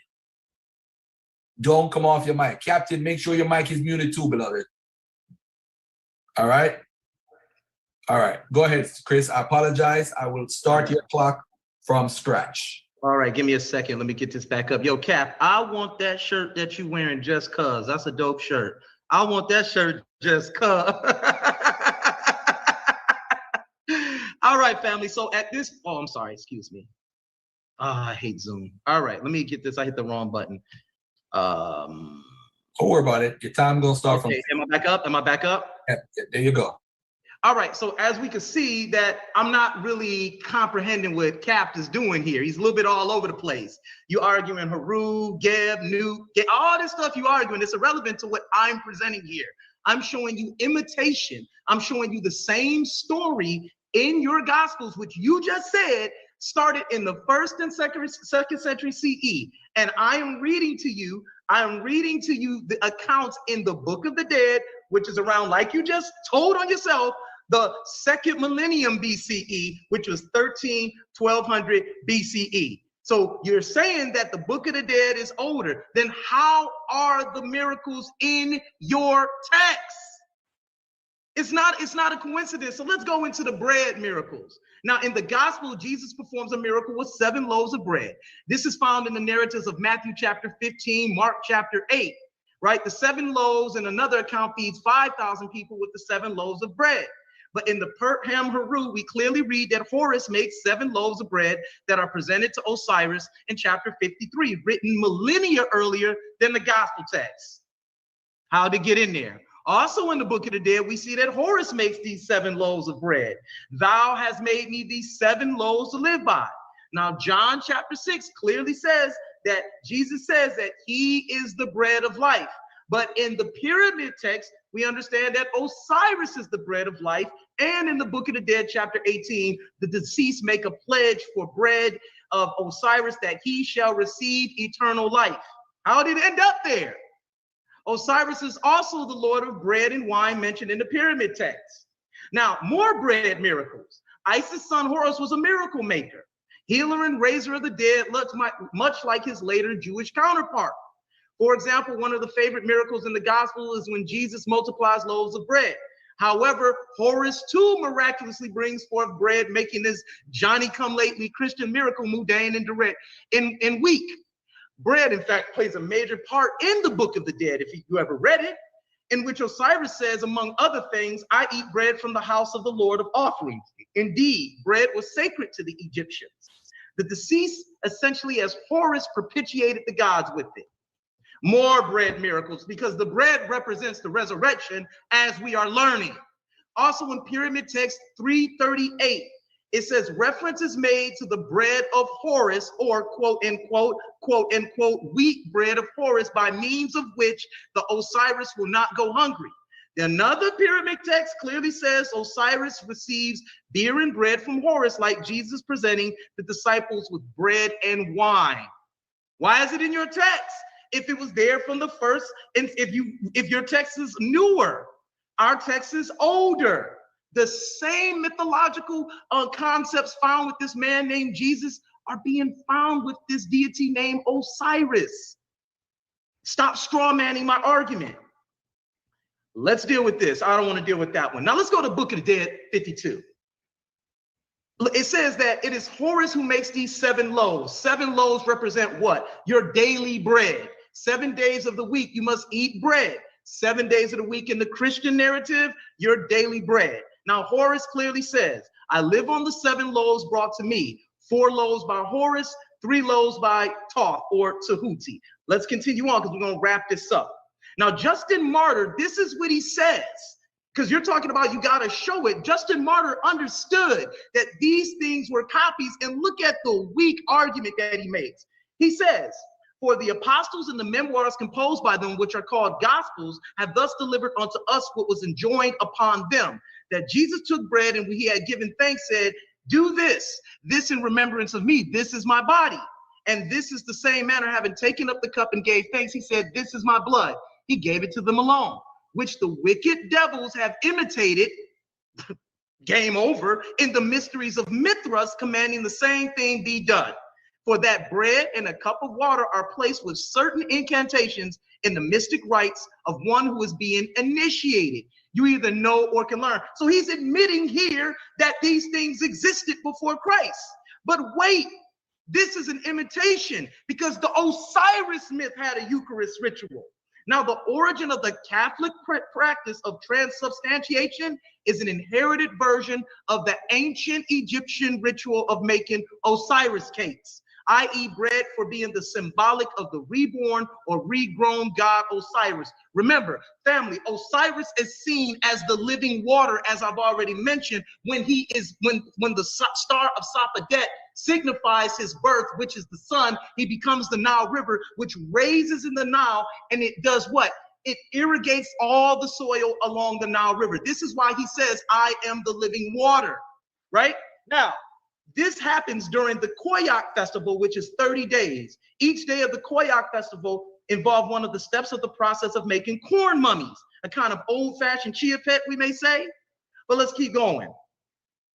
Osiris, this is what it says, preserved examples of the Osiris cake molds date to 664 BCE. The British Museum describes, see that, Tazaryach? That's a source. Osiris, supreme god of resurrection, was closely associated with the life-giving forces of nature, particularly the Nile and vegetation. Above all, he was connected with germinating grain. Hence, he's the bread of life, as I've mentioned to you. The emerging of a living, growing plant from the apparently dormant seed hidden within the earth, which is called Emer, by the way, was regarded by the Egyptians as a metaphor for the rebirth of a human being from the lifeless husk of a corpse. The concept was translated into physical form by the fashioning of the images of Osiris out of the earth and grain. Let's continue. Let's look at some images here. Here is a man. Here he is. There's Osiris lying dead, and there's the wheat sprouting from Osiris. This is from the relief of Karnak, 1450 BCE. Predates your Jesus, right? Jesus said he is the bread of life in John chapter 6, verse 35. Osiris is the bread of life again. Grain sprouting from the corpse of Osiris from the papyrus of the Louvre Museum. I'm sorry, I cannot pronounce that. I'm not going to waste my time. Osiris is the bread of life. Just watch, family. Another scene showing ears of grain being produced from Osiris' flesh from the coffin of Nepa-Worshepi in the 10th century BCE. Jesus says that he is the bread of life. We're seeing that Osiris is the bread of life first. Let's look at this. This is where it gets good, because the 12 grain gods of Osiris, based on the 7th hour of the Book of Gates, is seen in the tomb of Usa-Ma'at-Ra, Septepen-Ra, Remesu-Meriamun III in Kings Valley in the 12th century BCE. Look what it says. Those who generate food from lower Egyptian barley in the fields of the netherworld. Why is it significant? Because we have 12 grain gods doing what? Feeding the people, feeding the gods. And here's the 12 gods of Osiris carry 12 baskets of bread to feed the gods. This is in the tomb of Ramsey again, right? 12th century BCE. What did Jesus have his 12 disciples do in those bread miracles? He kept breaking bread and gave it to disciples, and the disciples gave it to the people. And what did Jesus call the people? Didn't he say, you are gods? 2 minutes. He's going to have a Bible argument. Let's keep going here, because this is where they got the stories from. Osiris and his 12 bread helpers propitiating bread to the gods. Jesus and his 12 disciples giving bread to the people. These things aren't coincidences. What, you thought I was going to use some of the same information? Let's keep going. Bread of life. Jesus presents himself as the bread of life in the Passover meal ritual, in which he commands his followers to eat so that they may live in his name. But the Book of the Dead, chapter 30 says, let there be given him bread and beer, clearly wine, which is issued in the presence of Osiris, and he will be forever like the followers of Osiris. So it ended up there first. These things aren't coincidences. Stop suspending your logic. Why is this significant? Because not only did Jesus break bread, he said that this bread is broken in representation of what? My body. Now, Osiris' body was broken by who? His brother Set. His brother Set killed him and spread 12 parts of his body all over Kemet. And here it is, Jesus breaks the bread into what? 12 pieces and gives it to everybody, what? At that secret meal ritual. Come on, man. This stuff is a clear imitation. You up here reading Christian apologetic commentary on Gerald Massey strawmanning my entire argument because you did not understand what this debate was about, Tazaryach. Also in coffin text, spell 404, this is what it says. Those who rebel have no power over this flesh of mine, for my bread is in pay and my beer is in debt, and this power of mine belongs to me. My power is in bread and beer. My power is life, prosperity, and health. Pay and debt are ancient Egyptian towns. Jesus broke his body, said, eat this bread, for it is my body. Osiris' body is broken. The people ate Osiris' body. It was broken into 12 pieces, just as we see it in the New Testament Gospels. Let's move on. Once again, John chapter 6, verse 35. Stop right there. Time, brother. Time. All right. Stop. Ladies and gentlemen, that was Chris Harris. Keep on your camera, brother. All right, I love the vibes. And now we're gonna real quick. Is it all right if I go get some water? I'm thirsty here. All right, keep your camera on, brother. All right. Cool. It's a 2-minute rebuttal time. So we're gonna have Captain Tazaryach come back on and do his 2-minute rebuttal. Do you need to share your screen, Captain? Unmute your mic. Yeah, I need to share. I think that everybody is missing what this debate is about. This is about the biblical Jesus copy from ancient Kemet. Chris makes a point. Well, I'm sorry. I didn't mean to talk yet. I need to share first. I apologize. Yeah. My apologies. Go ahead. Mute your mic, Chris, so you don't make I was letting him know. Go ahead. I'm sorry, Cap. Yeah, no sweat. All right, let me know when you're ready, my brother. Let me from current slide. Display settings. Slot presented. You can see my screen, right? Yes, sir. Tell me when you're ready. I'm ready right now. 2 minutes. So when he brings up these instances, again, the onus is on him to show transmission. Why am I emphasizing transmission? We would have to know of this bread that Osiris has from the records that we in 2023 have access to. He has to show that they had access to those coffin texts that he keeps quoting. Whereas I can show right now why Christ said, I am the bread. First of all, Matthew 4:4 says, when he was tempted, it says, it is written, man shall not live by bread alone, but every word that proceedeth out of the mouth of God, which lets you know how important bread really is. So in John, the 6th chapter, it says, your fathers did eat manna in the wilderness. Now we're about to see why Christ is making this reference of bread. Is he making this reference of bread from Osiris or from some coffin text? Or is he making it because the fathers, meaning the Israelites, did eat manna in the wilderness in the Old Testament? So what is he referencing? The Old Testament Israelite records. It says, your fathers did eat manna in the wilderness and are dead. This is the bread which come down from heaven, that man may eat thereof and not die. Exodus 16:10. And it came to pass that Aaron spake unto the whole congregation of the children of Israel, and they looked toward the wilderness, and behold, the glory of the Lord appeared in the cloud. And the Lord spake unto Moses, saying, I have heard the murmurings of the children of Israel. Speak unto them, saying, at evening ye shall eat flesh, and in the morning ye shall be filled with bread. So when Christ is quoting and talking about bread, he's talking about what happened to the children of Israel before, not a damn coffin text. He has to prove that.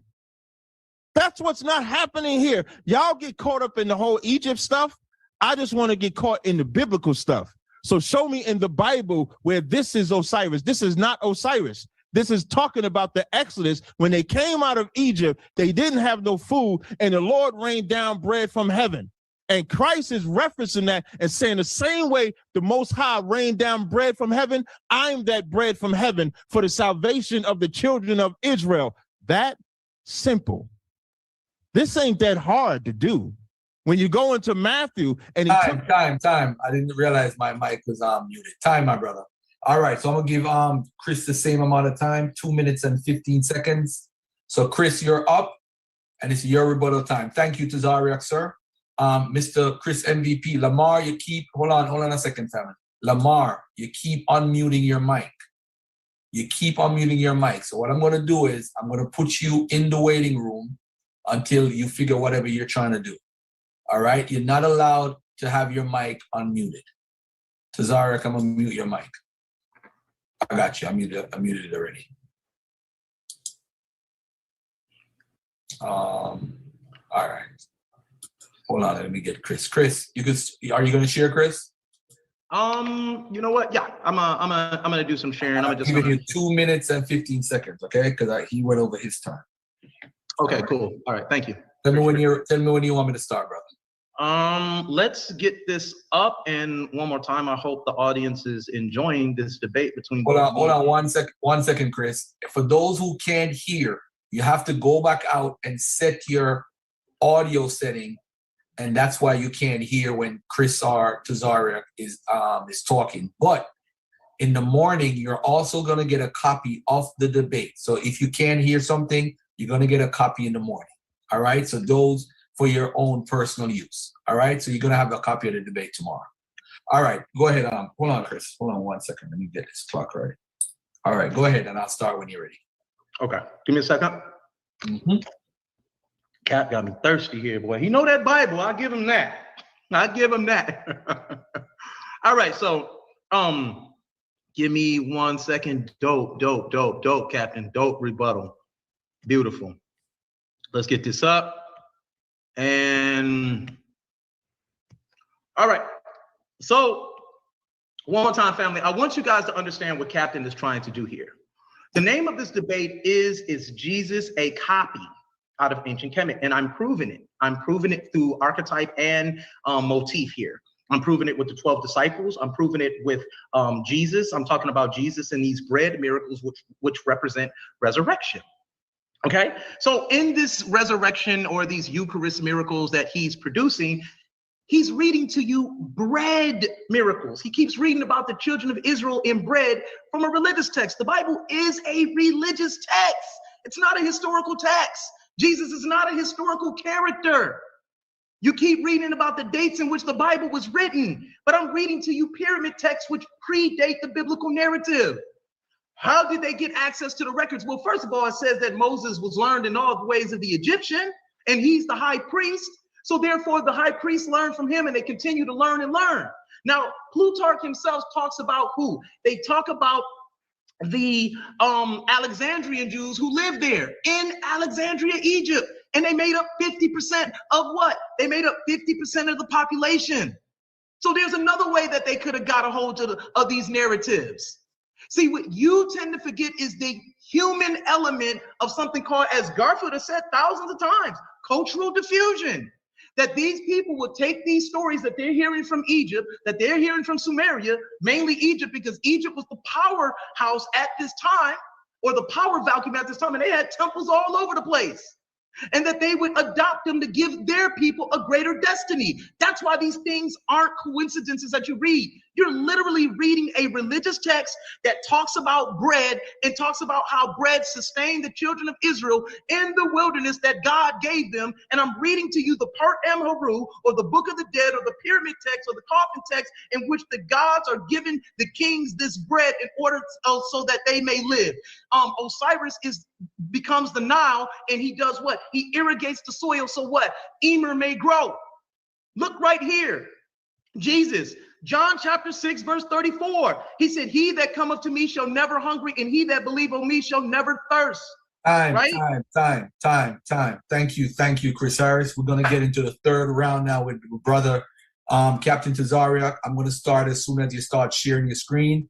Keep your camera on, Chris. Oh, my bad. Camera on. I keep hitting the wrong thing. I'm thinking I'm hitting mute. Okay. Hey, Captain Tazaryach, are you there, my brother? And by the way, family, keep your camera off. I don't need to see anybody rolling in it blunts and all that foolishness.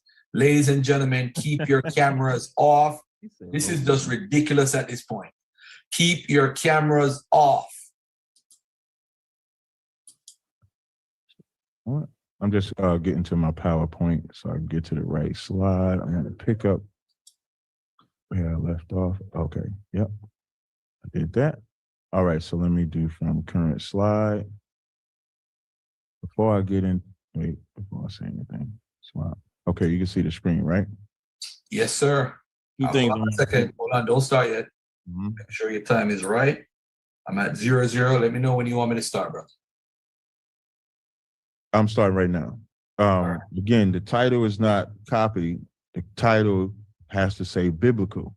And that's why he's making the point to say, I know that Bible, because every reference that he's trying to give to the kmetic text, I'm showing it in the biblical text. That's what this is about. The only way he could win is if he shows the writers had access to said records. If these are coffin texts, he has to show how the writer had access to that coffin text and could read it, which by his daddy's own admission, they couldn't read it for thousands of years. So when we go to Mark 14, when he tried to talk about the blood of the New Testament, nowhere does it say he gave out 12 pieces of bread. All it simply says is, and Jesus took the bread, blessed it, break it, gave it, said, take it, this is my body. That's the bread part. So now why is that bread synonymous? Because what is he copying? He's copying the Passover that we celebrate every year. And what do you do for the Passover? You eat bread. And why? That ain't because anything to do with vegetation, all this nonsense that he's talking about. That's why I had to establish Jesus being real, because once he's a real person, now you're taking all this vegetation out the equation. Otherwise, show Israelites doing these vegetation rituals during the time that this was written. You would have to show that. And you can't show that. But I can show in Leviticus, the 23rd chapter. I can show in Exodus, the 12th chapter, when the children of Israel was leaving Egypt, they had to eat unleavened bread.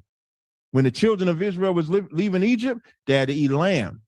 And part of the tradition is also drink wine. That's why when Christ says in Matthew 14:24, this is the blood of the New Testament, which is shed for many, the same way the Passover is about the blood of the lamb that they slay, is the same way Christ's blood. That's the copy. The copy is from the Bible, our records. The same way we ate that bread is the same way Christ's body now represents that same bread. You see how the blood and the bread go together now? Because it's a reflection of the Passover. That's why 14:24 says, unto them, this is my blood of the New Testament, which is shed for many. So show me how that matches what he's saying is in the coffin text. Then when he talks about 12, is 12, do the Israelites in the New Testament take 12 for anything from Osiris? If I go to 1 Kings 18:31, Elijah took 12 stones according to the tribes of the sons of Jacob. That's where we get 12 from.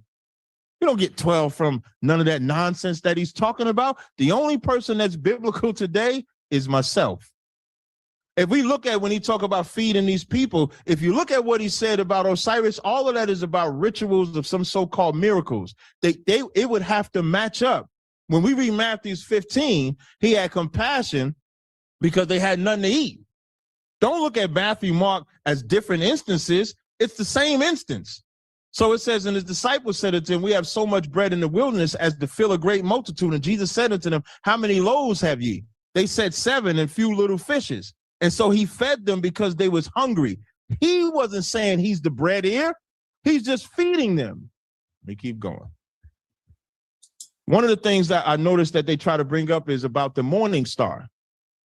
So now he would have to show whatever text he's going to show to try to think that the morning star is about, that the writers of the New Testament got the morning star from that part. What I'll show is in our text. So if I read Numbers 24:17, let's see where the term morning star comes from.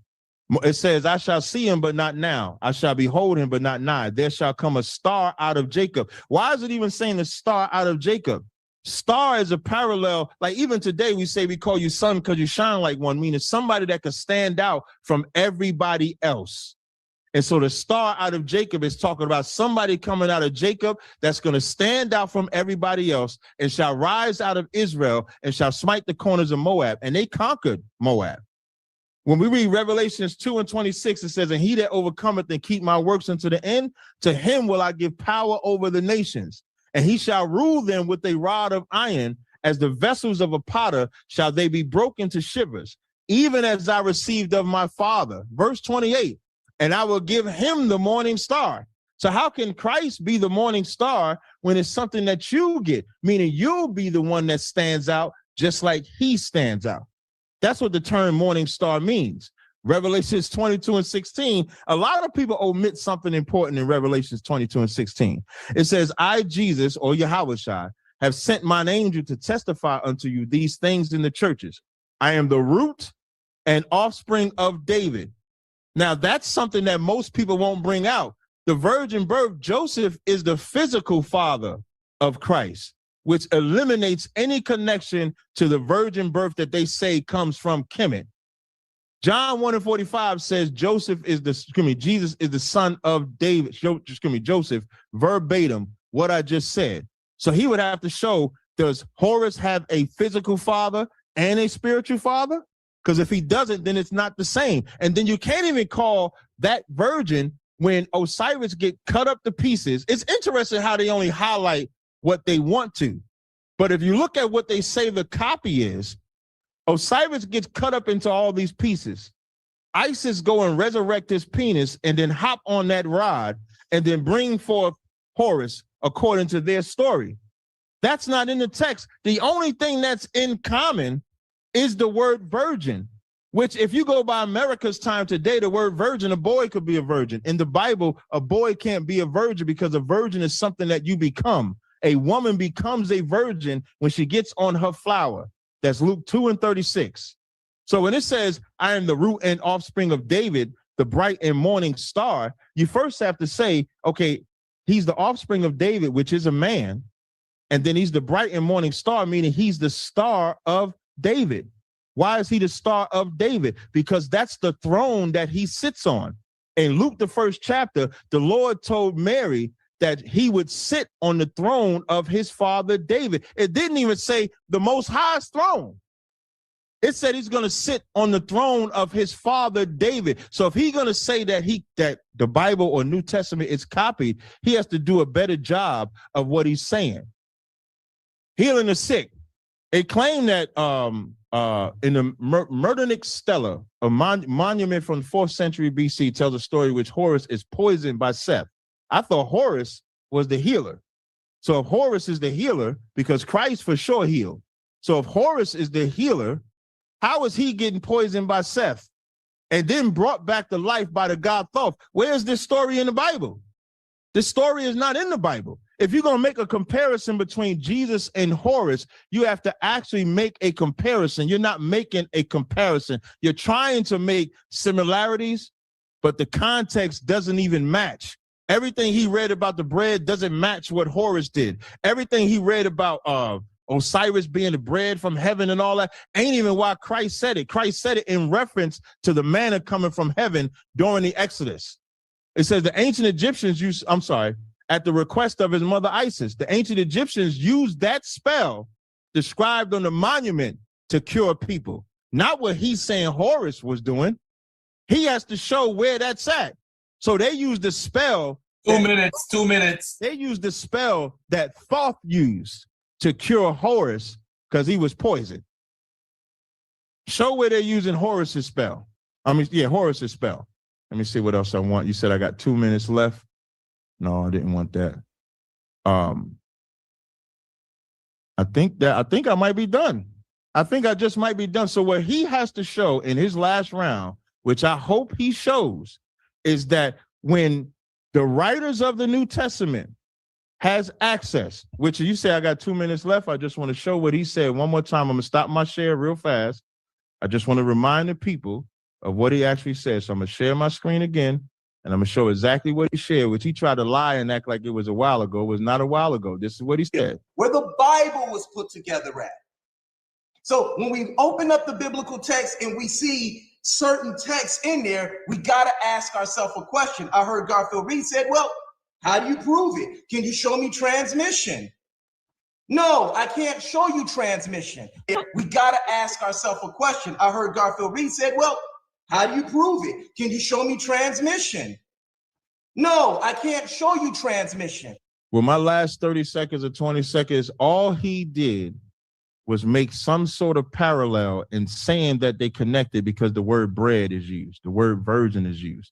Using the word bread, Christ did 37 some odd miracles, over 37 miracles. So just because somebody did something else, even having a God is not something synonymous with Israelites. So whatever miracles they performed does not mean, that's like if you go into Hinduism or something else, does not mean because they did similar things that one copied from another. To show a copy, the text that he's showing, he has to show how the writers of the Bible had access to it. He has not shown it yet. I yield. All right, right before the 10-minute mark. Beautiful, good job. All right, come on in, my brother, Chris Harris. This is your third and final round. Let's get it. And after this, we're gonna have a question and answer. Tazaryach is gonna, I think Chris goes first. I think Tazaryach goes first. But anyway, Chris, when you're ready to start, let me know and I'll start the clock for you, my brother. 10 minutes. This is your third and final round. All right. So at this point, man, I could pretty much freestyle it because what he's doing is he's ready to start. You want me to start the clock? Can you hear me? Yeah. Do you want me to start the clock? Oh, I thought, is my screen being shared? No, sir. Oh, okay. No, don't start yet. Let me get my screen up here real quick. So we're going to go. I don't want to talk until I get it up. All right, so alrighty.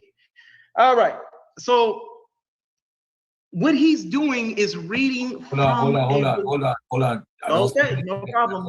I don't see anything yet, brother. There's nothing. It's saying, all right, let me just restart this. Thank you, Garfield.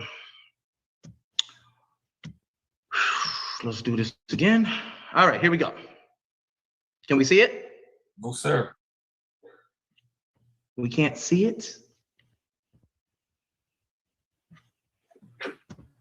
All right, let's try this again. What's going on that we can't see it? All right, it's saying on my side here. Here it is right here. Can you see it? There you go. Hold on. Let me start the clock. Hold on 1 second. You can start. Go ahead. All right. So let's keep dealing with this right here, because what he's doing is he's continuously reading from a religious text. Hold on. I'm sorry. Yes. I apologize. Don't move. Captain Tazaryach, you got to keep your camera on, brother. Tazaryach, you got to keep your camera on. His camera is on? Okay. Go ahead, brother. Yeah, my camera's never been off. I'm going to mute my mic back, though. All right, cool. Go ahead, Chris. I'm sorry. Go ahead. All right. I want that crown, Cap, after this debate. That's what I want. I want that crown. I'm coming for your crown. All right, let's try this again. Let's try this again. Okay, can you see the screen share? Can we see it? Testing, 1, 2, 3.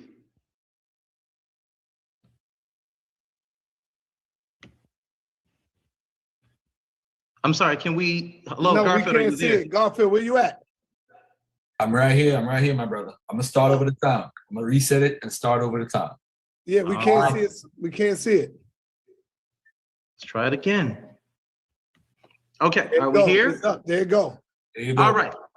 So we're gonna stay on Jesus' ass here in this debate, because he's a Johnny-come-lately deity that done stole out everything out of Kemet. It's an imitation. And I think I'm proving my point here with the comparisons that I'm showing here. And Captain Tazaryach keeps on reading a religious text. Like he read 1 Kings chapter 18, verse 31 with 12 stones. Well, there's that mythical number 12 again, right? Then you read about these stars in the east, right? These stars being born, these morning stars, which are prevalent throughout antiquity in Kemet. How is anything that you're saying undermining anything that Osiris has done as a resurrection deity? How is anything that you're saying undermining anything that Osiris has done as a miracle maker of bread, or being the bread and water of life? How is it? You haven't proved it. You're just reading a religious text and linking verses with other verses. Let's look at this command over water here, right? Because the name of the debate is it a copy? You're saying that it should be original. It's not original. You yourself have admitted that first in the Bible, the New Testament was written in the 1st and 2nd century. And we're finding miracles and resurrection deities all inside of Kemet that predate the Bible by 2 millennia. Now let's look here in Coffin Text 572. It says in Coffin Text, spell 572, we find reference to the magic of Horus, while in the command of the water appears in Coffin Text spell 353, for example, titled spell for having power over the water. In the same spell, the deceased requests that Osiris, quote unquote, grant that I may have power over the water, just as Set had power over the water in the eye of Osiris that night on the great storm, right? Also in Coffin Text, spell 1015 appears the great God who gives water and watches over water. Why is this significant? Okay. It's significant because Jesus is credited in the Bible as calming the storm in the book of Matthew.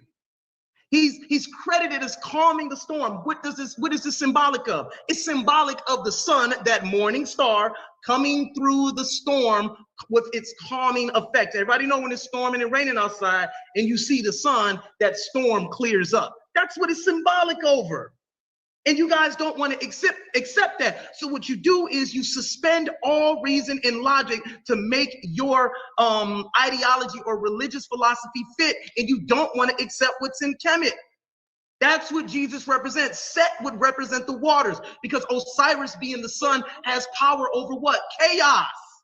There are many different cosmologies in Kemet. You just can't look at one and say, well, it's not the same as that. You're right, because in the book of Matthew, the raising of Lazarus doesn't occur.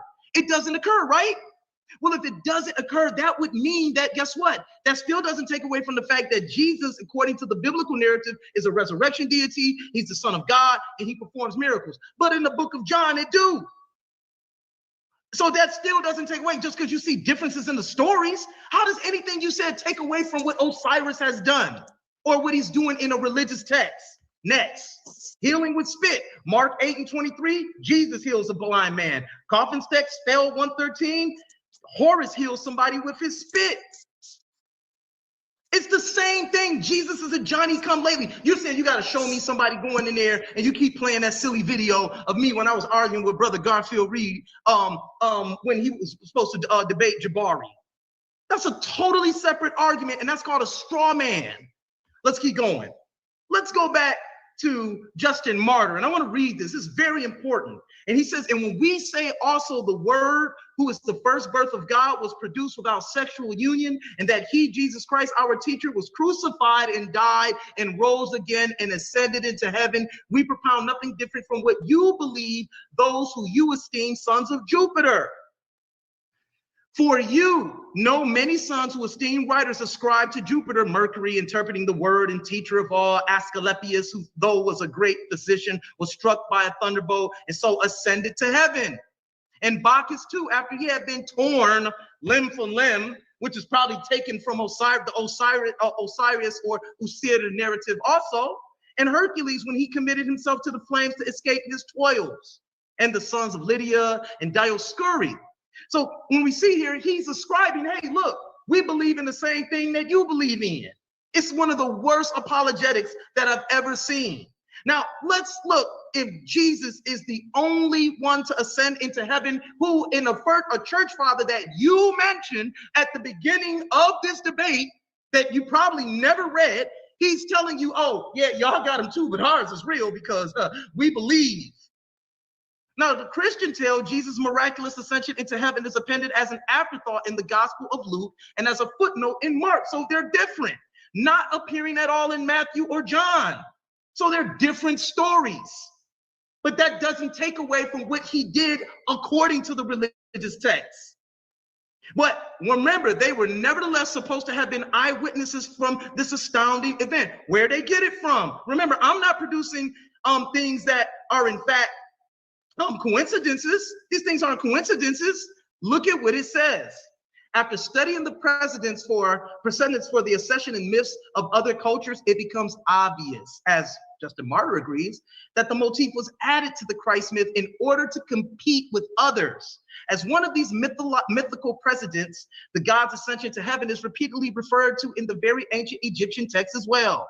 In the Journal of Near Eastern Studies, in an article entitled The Ascension Myth in the Pyramid Text, Berkeley professor of history, Dr. Whitney M. Davis states that the myth of the ascension of the king represents one of the principal myths of the ancient Egyptian pyramid texts. The ascension of both Osiris and Horus may be found in pyramid text 303 for example. Here it is, ascending into heaven. It says right here, oh, you Western gods, Eastern gods, Southern gods, and Northern gods. These four pure reeded floats which you set down for Osiris when he ascended to the sky. Let's see, let's keep going. Ascending into heaven in the Bible. Who has gone into heaven and is at the right hand of God with the angels, authorities, and powers have been subjected to him? First Peter chapter 3, verse 22, which Peter ain't nothing but Jupiter, by the way. Get it? Peter, Jupiter. Let's go to another imitation. Let's take a look. This is one of my favorite ones here. In Matthew 3:17, and Luke in 3:32, this story does not happen in the book of John, but you would agree that it's real, but they're not in the book of John or in the book of, in the book of Mark, but it says, let's take a look at when the so-called gods decide to speak in the New Testament. He said, this is my beloved son in whom I am well pleased. Now, when we read Newt in the Deceased King Utterances 1 through 11, it says, to say by Newt the brilliant, the great, this is my son, my firstborn, opener of my womb. This is my beloved with whom I have been satisfied. It's taken right out of the pyramid text. So how is it original or unique when the God of the Bible is clearly paraphrasing pagan texts? 2 minutes, 2 minutes. They can't even be more original. What the fuck is going on? I'm serious. Garfield, pause my time. I got you. Thank you. Ladies and gentlemen, come on, man. Come on, man. We're better than this. All right, stop unmuting your mic. All right, go ahead, Chris. All right, so I want to deal with this, this morning star here. Now, in the pyramid text, Osiris is the morning star. Now we know the morning star is presented when the 3 stars of Sapadet point to the birth of the sun at the winter solstice. That's what makes Osiris a resurrection deity, the morning star. Now it reads, Horus pointed has come forth from thee, and his name Horus, who is in Sapadet, Horus in Sapadet, quote unquote. So as we can see, there is nothing unique concerning the Eastern star mentioned in the nativity narrative. How does something so pagan end up in the Bible? The bright star in the east was associated not only with Isis, Horus, and Osiris, and with Hathor, but also with the god Anbu, the dog-headed, quote unquote, an epithet of Sirius as well. In her analysis of the myth of the bright star and the 3 wise men, mythologist Barbara Walker states, the star of Anubis was Sothis or Sirius, according to the Greeks. The eye of the dog in Greek, Canopus. Sirius is the star forming the quote unquote eye of Canis Major, the great dog. It is the brightest star in the sky. Egyptians believed it held the soul of Osiris, whose rebirth coincided with the rising of the Nile flood. You have to understand the cosmologies. These things aren't real, Tazaryach. So when Osiris rises with the Nile flood, he becomes the living water. Those who drink from him shall never perish. The story of Horus calling forth his father from the tomb is nothing but Horus calling Osiris from the grave of winter. And as the waters rise, Osiris comes forth. It's allegory. It's mythology. It's to represent something deeper. And these stories permeated the whole area. This is one of the weakest arguments I've ever heard you make. Time. I don't think we're ready for this debate. Time. Thank you, Chris. All right. So we're going to have 2-minute rebuttals. 2 minute, keep your camera on. 2 minutes from Captain and 2 minutes from Chris. Then we're going to have the question and answer period, where you're going to ask 5 questions for 7 minutes. And then we'll move from there. All right. So, when you're ready, you're going to share your screen, Captain, for the 2 minutes? Yeah, I'm just going to show some Bible verses.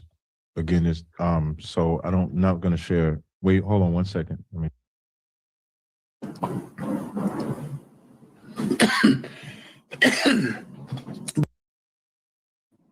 Real quick, I need y'all to go and cast y'all vote.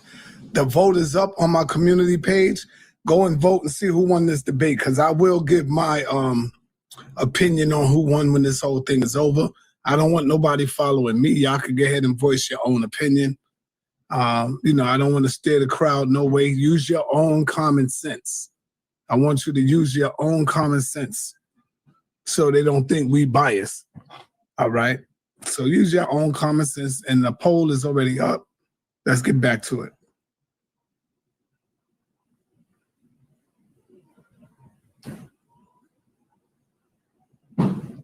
Check something real fast.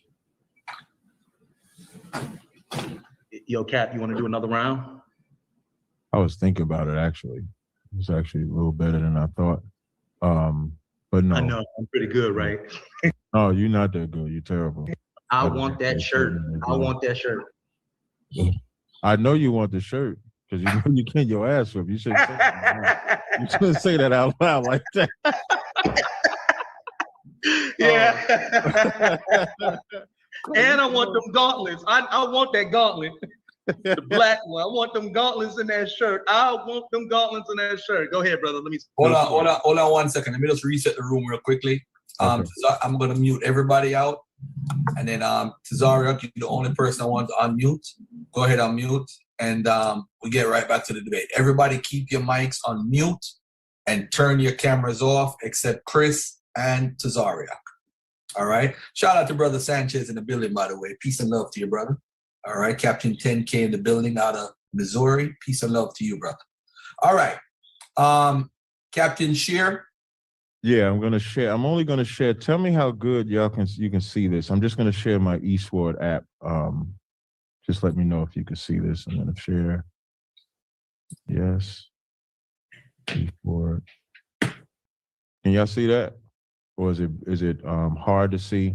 If you just let me. You could see it, but we're not able to see it. Like we'd have to probably freeze it and blow it up. Okay, what I wanted to do, let me see if I move it over, if I shrink this down. You probably still can't see it. What I wanted to highlight was just some verses just to counter what he's talking about. So I'll just do it like this. I'll just I don't necessarily need the screen share unless they need to see the scriptures. I'm just going to tell you the scriptures. Hold 1 second, Captain, before you go. For anyone who joined the debate late, you're going to get a copy of the debate in your email early tomorrow morning around 7 a.m. Eastern. All right. Let's keep it respectful also in the chat. And remember also, we have a debate coming up April 8th with Tazaryach again versus Shakka, whose writing can fix the Black community, the ancient kmetic writings or the ancient biblical writings. Also, this Saturday coming up, next Saturday, is Rawborn versus Aboriginal Power. So everybody's going to get an email about that debate, and that's $20, and that's going to be next week, Saturday at around 7 p.m. also. All right. Tazaryach, whenever you're ready, brother, I'll start the clock. I appreciate it. At 2 minutes. When Christ says, I am that living water, first of all, I don't know how much I can stress in John the 4th chapter when it talks about he's that living water. Why is he even saying the living water? All you got to do is go to Jeremiah 2 and 13. I'm sorry, yeah, Jeremiah 2 and 13. It'll clearly tell you, for my people have committed two evils. They have forsaken me, talk about the Most High, the fountain of living waters. What is the water? The water is talking about keeping the commandments. It's not talking about what he's saying that it's talking about, whether it be agriculture or anything like that. Like he can't make this about star worship or sun worship or anything because that's against the laws of God. If I go to Deuteronomy 17, it says, if there be found among you within any of the gates which the Lord thy God give thee, man or woman that have brought wickedness. What is the wickedness? And have gone and served other gods. When you go into the Egyptian pantheon, they have tons of gods. Our culture says you can't have other gods. Worship them, either the sun or the moon or any host of heaven. This is why I'm emphasizing he has to show where we copied that from those writings, because according to the New Testament and the Old Testament, Christ didn't break the law. He kept the law. So there is no reference to a sun worship, moon worship, or any other host of heaven. All I have shown is how metaphorically it has played back and forth. So when he brings up the sun worship, he doesn't have an answer. When he brings up the waters is talking about keeping the law. That's what Christ is talking about. So when you go to John 7 and 38 and in the book of John, it is say, he that believeth on me, as the scriptures have said, out of his belly shall flow living water. Why is he saying that? Because when we go out and teach the truth, now they have living water to actually come to life by keeping the laws of God. That's all it's talking about. It ain't talking about vegetation. In order for him to show what he's talking about, he has to show the Israelites using it the same way the Egyptians were, that he says. So the argument is futile. That's why he has not shown biblical copying. Stop. Time. 2 minutes. You got 2 minutes and 20 seconds. I got to give Chris the same. I wanted you to finish your point. All right. So, Chris, you're going to get 2 minutes and 20 seconds also. It's your rebuttal time. And then after that, we're going to get the question and answer period.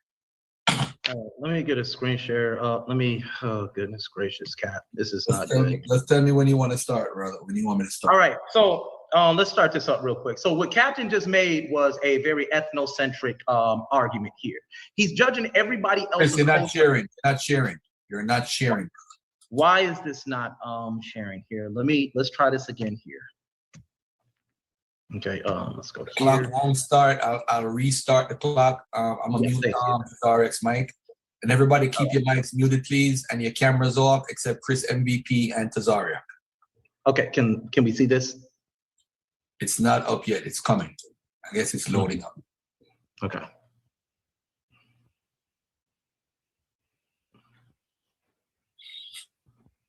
Has it loaded yet? No, beloved. Jesus, what is going on with this thing here? This is why I don't like All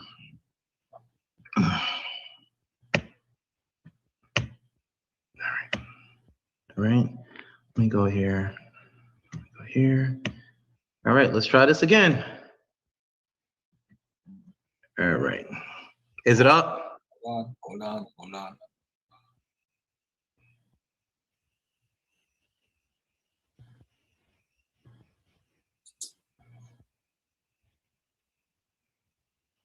It says double click to enter full screen mode. I don't know if you need to do something on your end. Okay, can you see it now? No, we cannot see it. No. All right. Let's try this. Okay. Let's try this again here.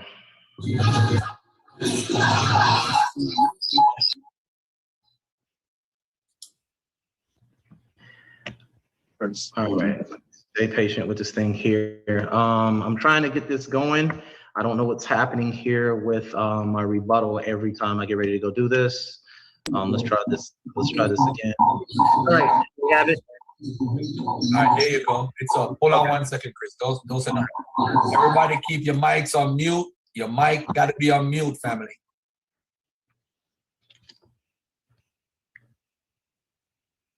All right, let me know when I can start. All right, hold on. Let me get the clock straight so that you have your time right. And this is your final third round rebuttal. All right, here you go. Go ahead, my brother.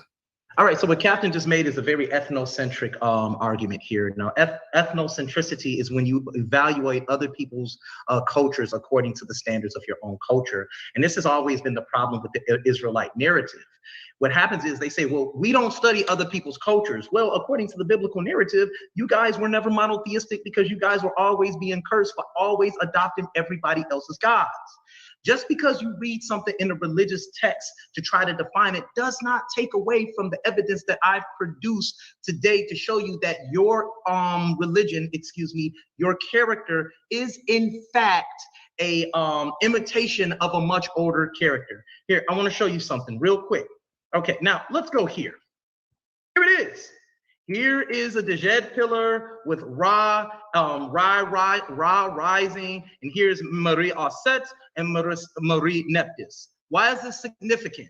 Because we can clearly see that both of these things are in fact, this is an imitation of something that came a lot later. You understand what I'm saying? This is the imitation. This came a lot later. This is in your biblical narrative when Jesus comes out of the tomb and the two Marys are there. This is something from a lot earlier. That is something you can just look at it and see that is a clear imitation that we can see in Kemet with the rising of the Dejed pillar and Ra and Osiris versus this Johnny come lately cracker named Jesus. You can't read a religious text in order to prove a religious text and say just because you have laws pertaining to your God, somehow that means you all didn't imitate other people's religions when that's what you all were getting in trouble for all the time. You guys always got in trouble for it according to the biblical narrative. You guys says in the biblical narrative you were there 400 years. Then he talks about you guys don't look at stars and things like that.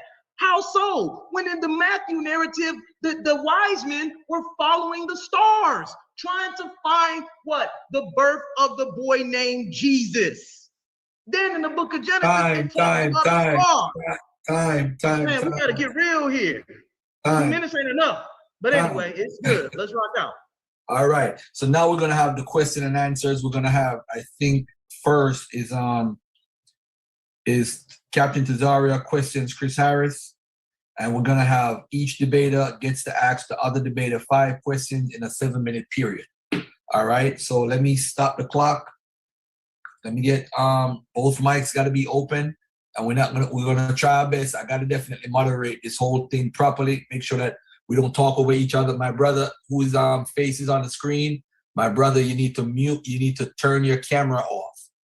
Number 460-326, whatever your name is, you need to turn your camera off.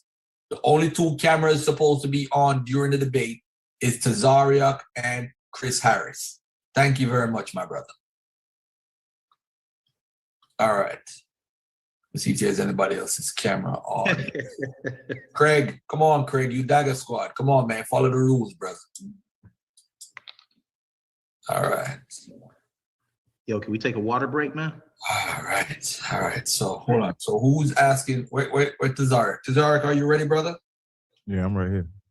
Hey, Tazaryach, is it all right if I grab a bottle of water? If you need Thank to you. get water, that's fine. Yeah, thank you. So in this era, again, family, this era, this time of the debate, each debater gets to ask the other debater 5 questions in a 7-minute period. Tazaryach gets to ask Chris first, and Chris gets to question Tazaryach after. All right. While Chris go get his water, again, I want to remind people that there's a Shakka Amos debate coming up with Captain Tazaryach, April 8th. Next week, Saturday, is Rawborn versus Aboriginal Power. Who are Black folks in America? Are they Aboriginals, indigenous people of this land, or are they African Americans? That's what the debate is about. Who are the Black folks in this land? All right.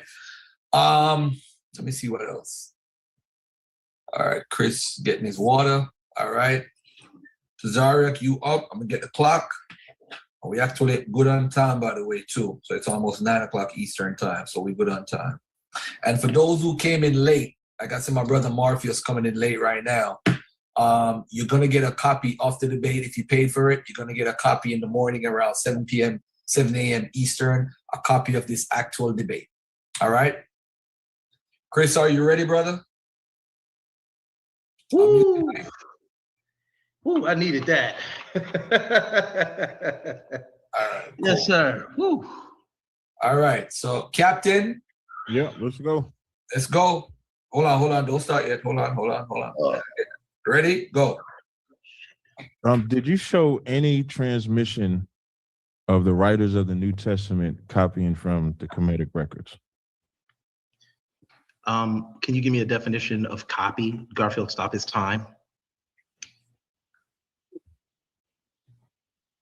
I actually gave it in the beginning of the debate. If you actually paid attention, I think you should know what copy. Well, you didn't know the title of the room, so I can understand why you don't know. Boy, stop. Get that definition of. You didn't know the title. You did not know the title of the debate. You put Christian in the debate. That's a straw man. Christian was not in the debate. That's not a straw man. That's what you did. Jesus is a Christian. All right, hold on. Let's look. You asked for a definition. I pause the time. Yeah. Definition. Yeah, I had to go screenshot because you tried to lie and say it was Christian. Hold on one second, Tazaryach. My brother, I just told you to turn your camera off. You go back out. You come back in with your camera back on. So now I'm gonna read the definition. Hold on, Tazaryach. Let me deal with this guy right here. Mm-hmm. Oh boy, I tell you. Hold on one second. Why is he sharing his screen? This is my question there. We shouldn't see his screen. Oh, mine is still up. My bad. I didn't know. Yeah, turn that shit off, man. All right, here we go. I'm going to start the time back. Okay. And here we go. Go ahead. So the definition of copy and we pretty much have an imitation or transcript or reproduction of an original work, such as a letter, painting, table, or dress. That's right. So the question. Yeah, am I free to answer the question? Well, I wasn't arguing transmission. I was arguing an imitation. The definition of copy, as it corresponds to this debate that I used, was imitation. And I showed you imitation in the text, where both gods were doing the same thing. Both gods were resurrection deities. Both gods were considered kings. Both gods were considered real kings on this earth. Both gods ascended into heaven, and both gods were considered the bread of life. So I showed imitation. My argument was not transmission or plagiarism. That wasn't my question. So then you agree that you didn't show transmission. That was not my argument. I showed imitation. I'm just asking it's a simple yes or no. You agree that you did not show transmission. That is a loaded question pertaining to not a loaded question. It's a yes or no. A complicated question requires a complicated It's complicated answer. because once you answer no, it destroys your argument of this debate. Well, my argument was not transmission, but imitation, according to the word. The title of the debate was not imitation. The title of the debate is the biblical story of Jesus, copy from ancient Kemet. We read the definition of copy. Imitation. That would mean that in order to copy, they would have to have access to the original to transmit it into what they call the New Testament. So I ask you another question. Can you show where they had a copy of the coffin text, the various coffin texts that you named? Can you show that they had access or a copy of those texts? No, you necessarily can't show. I don't think the argument was about, do they have a copy of it? What we should be answering is why do pyramid texts and coffin texts and coffin text and Book of the Dead text end up in the Bible almost word for word? The same archetypes and motifs found in the pyramid text and coffin text end up in the Bible almost word for word. This is why I chose the pronoun of imitation. You are arguing plagiarism. That is a plagiarizing argument. I am arguing imitation. The coffin text that you're mentioning, these were in the coffin, correct? The coffin texts have been pulled out, and these stories. We're talking about back then. We're not talking about today. We're not talking about today where archaeologists dug them up. Mm-hmm. The historians that I cited in the beginning, the question again, these coffin texts was in the coffin, correct? Yes, those were found at the temple. There were some found at the temple of Saqqara. That is correct. Yes. So when you say the pyramid text of Saqqara, excuse me. Yes. So when you say that they're copied, this is why I'm asking the question. And because we're in 2023, this is why this question is going over your head. If you saying they copy, but these coffin texts are in the coffins, you have to show they had access to the coffins to copy it from. That is an argument. That is an ignorant argument. I'm going to explain why. It's not just because. I have to answer the question. Just because something is called a coffin text or the Pert in Peru does not mean that is especially found in the coffins alone. Here's why I'm going to explain this.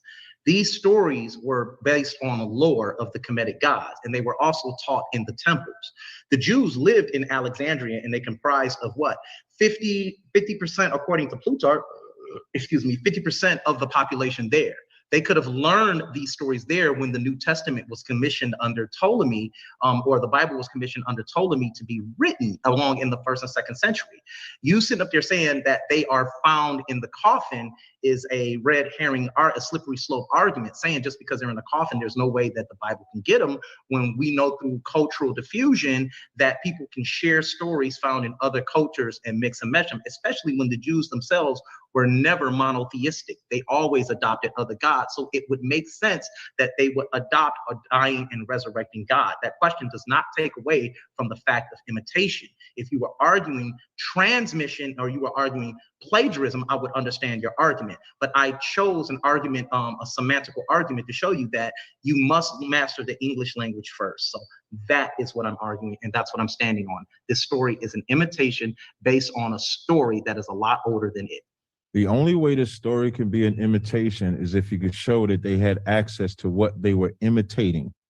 When you read the Bible, Matthew 5:17, it says, "Think not that I come to destroy the law or the prophets. I came not to destroy, but to fulfill. For I say unto you, to heaven and earth pass, one jot or one tittle shall no wise pass from the law till all be fulfilled."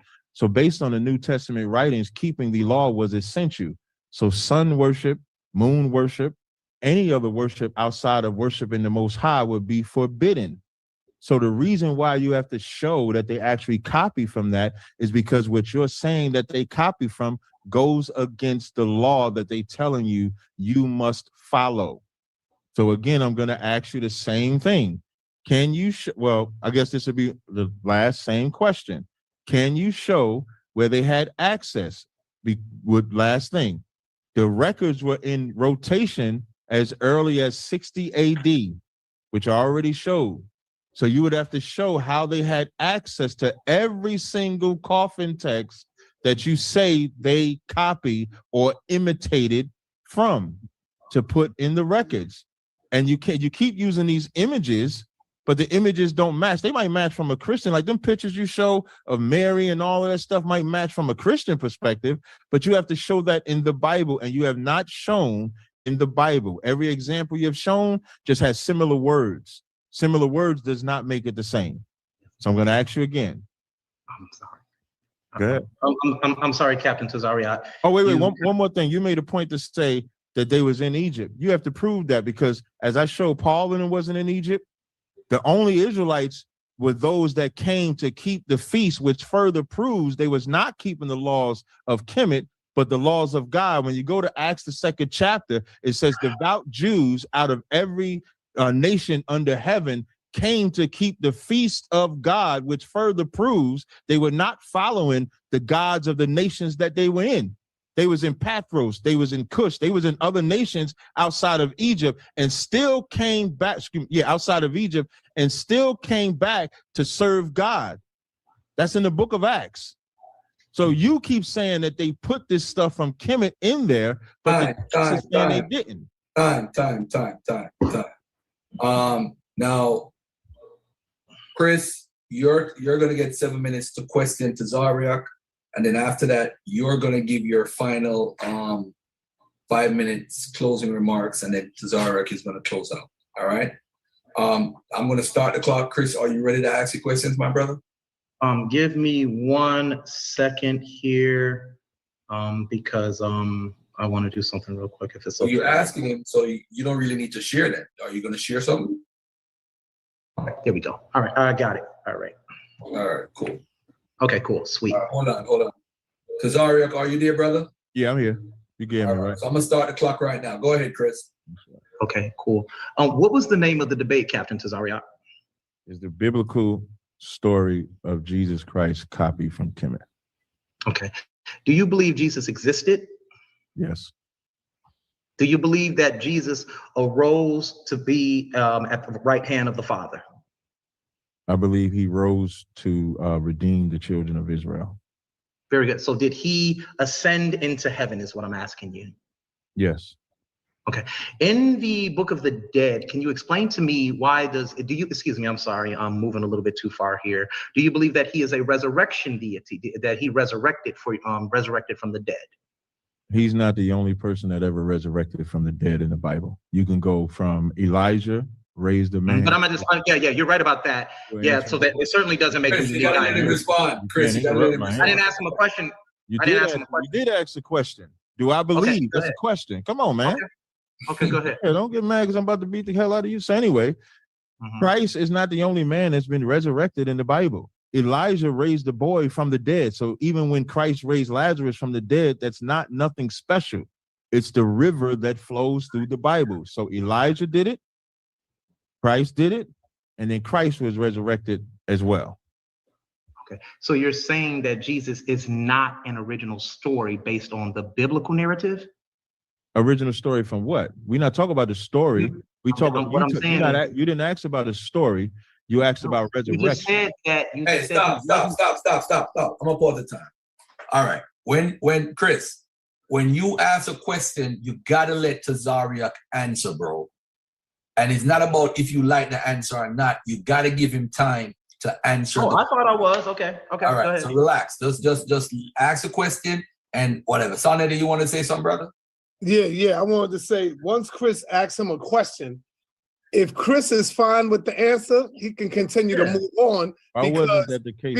Because it is Chris' time, 7 minutes. So Chris could get out 5 questions or 6. He won't be able to get it out if you allow the other party to continue to go on. So once Chris is satisfied, he can begin to ask the next question. Hey, why wasn't that the case with me? It should have been. It should have been. Okay, then if it wasn't with me, then you can't come in here with the remix. Go ahead, mute your mic. I appreciate it. No, I'm just coming back over here. I'm listening to y'all now. But go ahead, Chris. You can handle this. All right, no sweat. So you repeat that last question you asked? Okay, so I'm gonna just ask you simply, is Jesus an original story? Christ is an original story as far as being the savior of the New Testament for the children of Israel. But the question that you asked about resurrection, about somebody being raised from the dead in the Bible, that's not original. The only thing original about Christ is he raised himself up with the power of the Most High. Elijah did raise a boy from the dead, though. Okay, so why does he share the same mythological components with Asar or Usir, with him being resurrected, if he's an original deity? He can't share it because according to what you say about the Book of the Dead, Horus raised Osiris up. In the Bible, that's what you said. According to the Book of the Dead, that's what, you can interrupt me, I don't mind. That's what you said, right? So what I'm sitting up there saying is, you're agreeing that he was resurrected. It doesn't matter. We still have an archetypal motif that he was resurrected. Am I correct? It's not the same archetype at all. Yes, it is. It's a resurrection. In this debate, you tried to compare Osiris being resurrected to Christ raising John. You even tried to make Lazarus be Osiris, which I showed Lazarus is Eleazar out of the Bible. So I showed where Lazarus, the name Lazarus came from, was from Eleazar, which is Hebrew for God help us. So when you ask, are they the same? No, they're not the same. When Christ was— I didn't ask you were they the same. I asked you why does Jesus contain the same mythological archetypes and motifs that we find with Osiris? He doesn't contain the same. Osiris— well, is he a resurrection deity? Osiris was killed and cut into 14 pieces. And Jesus was killed and his body was broken also. His body was not broken. Book, chapter, verse where his body was broken. He said in the narrative— No. You can't ask questions, Tazaryach. I'm sorry. There is no book, chapter, verse. No. It's my turn to ask the question now. I was finished answering. No, I was answering, but I couldn't ask the question. Hold on. In the story of Osiris, his body is broken. Jesus presents bread to his disciples, and he says, this is what I'm talking about motifs. He breaks the bread and said, this is my body, for it is broken for you. It was symbolic. And I'm asking you, why does he contain the same mythological archetypes and motifs that we find in the Osiris story if he is an original deity? So now I'm going to answer this stupid question you just asked. So now you combine it, John the 11th chapter, when Christ got killed, and you comparing it to Lazarus with Osiris, and then you combining it to when Christ is by himself. You do realize I'm sorry. What you're combining is two different stories and trying to make them match, and you're looking like a fool. Osiris was cut into 14 pieces. His wife, who was his sister, had to resurrect the penis to bring forth Horus, to then bring— Thank you, Captain. Thank you, Captain. To life. Thank you, Captain. Captain, I don't know. The bottom line is, I'm asking you if he's an original. Hold on, Captain. Captain, bro, no. Captain, I asked you the name of the debate. Is Jesus a copy? No, but what you just did, you cut me off in my answer. Questions. But you cut me off in my answer, though. Hold on, Chris, you gotta let him finish, though. You gotta let him finish. How long does it take to answer this? When you took long to answer, I didn't stop you. I'm not stopping you. All right, hold on. Time out. Had to unmute to say, Tazaryach, you got to let him finish. He's done it with you twice already. Time out. I pause the time, right? Tazaryach, finish answering, and then Chris asks the next question. All right? Okay. All right. No problem. Go ahead. So now, what you just did was try to combine. Osiris was chopped up into 14 pieces. His wife, who was his sister, had to go resurrect his penis, have sex with it, then create a boy that could then resurrect Osiris. That's that story. That story is nowhere in the Bible whatsoever. When Christ symbolically said the bread and the blood, it was in reference to the bread and the blood of the Lamb, because he was saying it represented the New Testament. That's biblical. He's biblically referencing himself to the Passover, not Osiris. All right, next point. Next question. Go ahead, Chris. All right. So we agree once again. I'm gonna ask you a question. Can you give me the definition for original? Please pause the time, Garfield, while he pulls up a definition for original.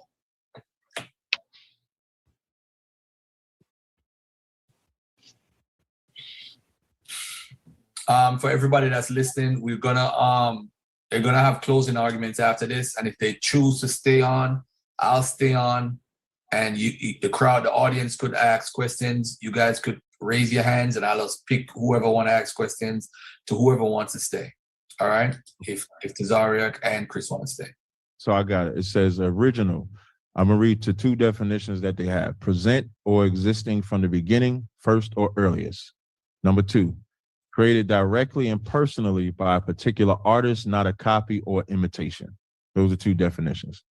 Okay, so my position in this debate is Jesus is an imitation of other gods because he has three archetypes that define him: resurrection, miracles, and a virgin birth. You don't believe in the virgin birth, that's fine, but mainstream Christianity does. Okay, you do? Okay, fine. So we see those three elements in the Jesus story, but we also see them in the kmetic traditions, and they were there first. So I asked you, was Jesus an original deity according to the definition? That's all I asked. But he's not a deity. And when you say original, the story in the Bible, when I say, for the record, when I say I believe in the virgin birth, I believe it according to what I read in the Bible. Isaiah 7:14 said a young woman will be found with child from a man, not from a God having sex. So that eliminates what you say. So if anything, our story is original. The other stories require a woman to resurrect a penis to have sex with. That's your story. Our story is Joseph and Mary having sex, and Joseph being from the house of David and producing the child. That's our story. So they're not the same stories. The deaths are not the stories. The resurrection is not even the same story. Christ wasn't resurrected by somebody else. Christ was resurrected of himself. So where's the copy of the Kemet side? Everything about Kemet and Osiris and Horus, and you're mixing two. You're mixing parts of Horus and parts of Osiris and trying to piece them together and make them be about Christ. All right, hold on, Cap. Chris, ask your last question. All right, my last question is simply, what did the coffin text come first, or did the Bible come first? The coffin text, as what we have today, came after the Bible. In 20. That's not what I asked you. I'm speaking about the ancient. Chris. No. I'm clarifying that. No, Garfield, you can't do that. You can't cut him off. If you want to answer. No, Garfield, you gotta let him clear his question because he said it's not the question. Okay. You gotta let Chris clear his question. Okay, Chris Harris said he's talking about from the ancient. Yes, I'm talking about the ancient coffin text as it is in the King's Valley. That's what I'm speaking about. What came first? Was it the coffin text or the biblical gospels? What came first? 1 second, I'm gonna read from what I have in my PowerPoint. If you don't mind, just let me grab it. Give me 1 second, I'm just trying to find it. Give me 1 second, if you could bear with me, please. This way you don't think I'm making it up of my own.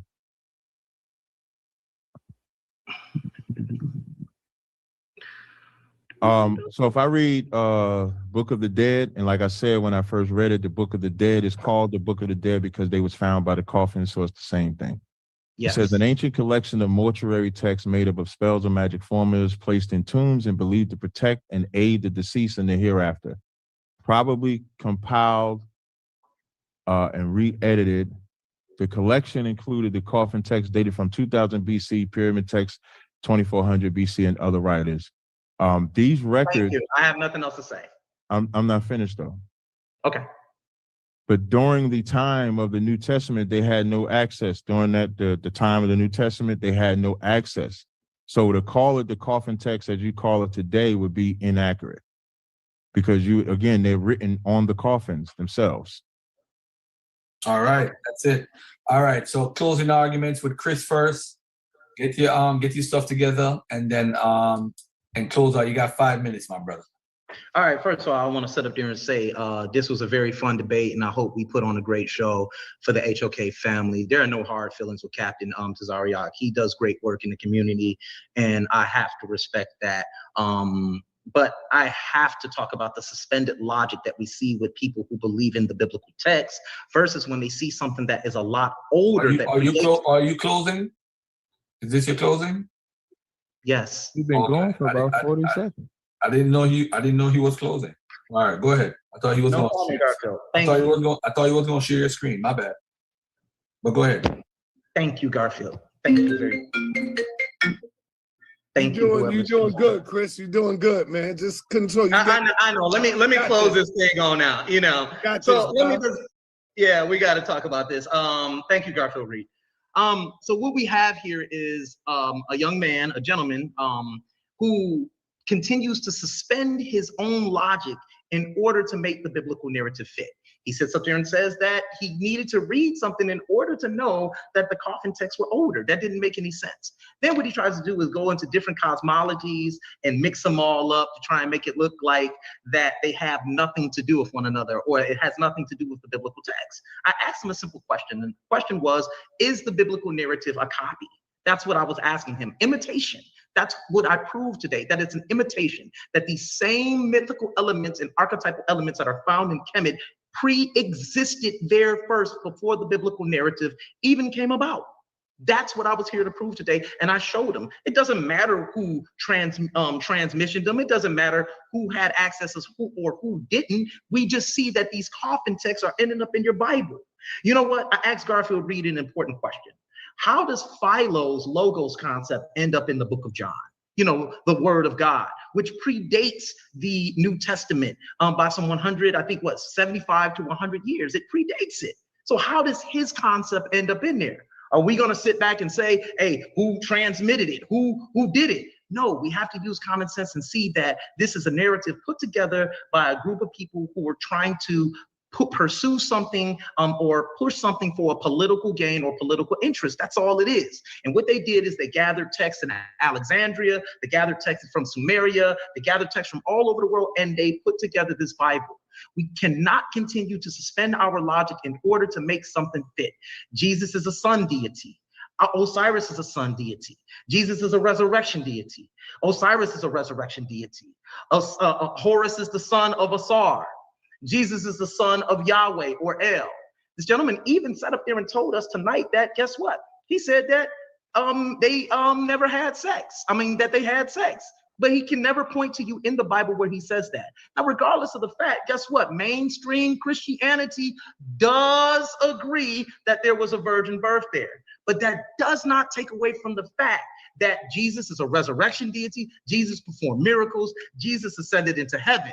Right? Just because you have a different story in the book of Luke versus a different story in the book of John doesn't take away from what he represents. You understand what I'm saying? If somebody floated up into heaven, he's a god. But then he said, well, no, he's not. It doesn't make any sense when we see the same thing going on with Haru, who ascended into heaven to be on the right side of his father with who? Osiris. It's symbolic of nature. That's it. I want to close out. I want to say thank you, HOK family. This was a fun debate. I want to say shout out to everybody who spent their money. I hope it was well spent today, and I hope I made everybody proud. I want to say thank you, Garfield Reed, for being an excellent moderator tonight. And I want to give a shout out to the ISUPK. I want that shirt, Cap, and say thank you. And I see my man Captain 10K is in the audience, and I just want to say peace, guys. I'm out. I really enjoyed this debate. Peace. I'm going to stay for your closing, Cap. I'm not going to leave. Hey, before Captain speak, if you want to stay on and take some questions from the audience, that's totally up to you. You don't have to stay. If you want to stay, that's totally up to you. All right. Captain, you're up, family. Are you sharing your screen, Captain? Yeah, because I want to highlight one thing. And Chris want that shirt because he talking trash here, but he know he lost. That's proof is in the pudding, man. You say nothing about that at all. You ain't getting that all. I knew you weren't gonna make it. That's all right though. Listen, if you would approve transmission, I'd have gave it to you, brother, but you did not. That is a plagiarism argument. I'm not making that. All right, mute your mic, Chris. Come on, Captain. You ready? Yeah, let me do from current slide. I'm gonna unshare. I just want to remind people of one thing. Here we go.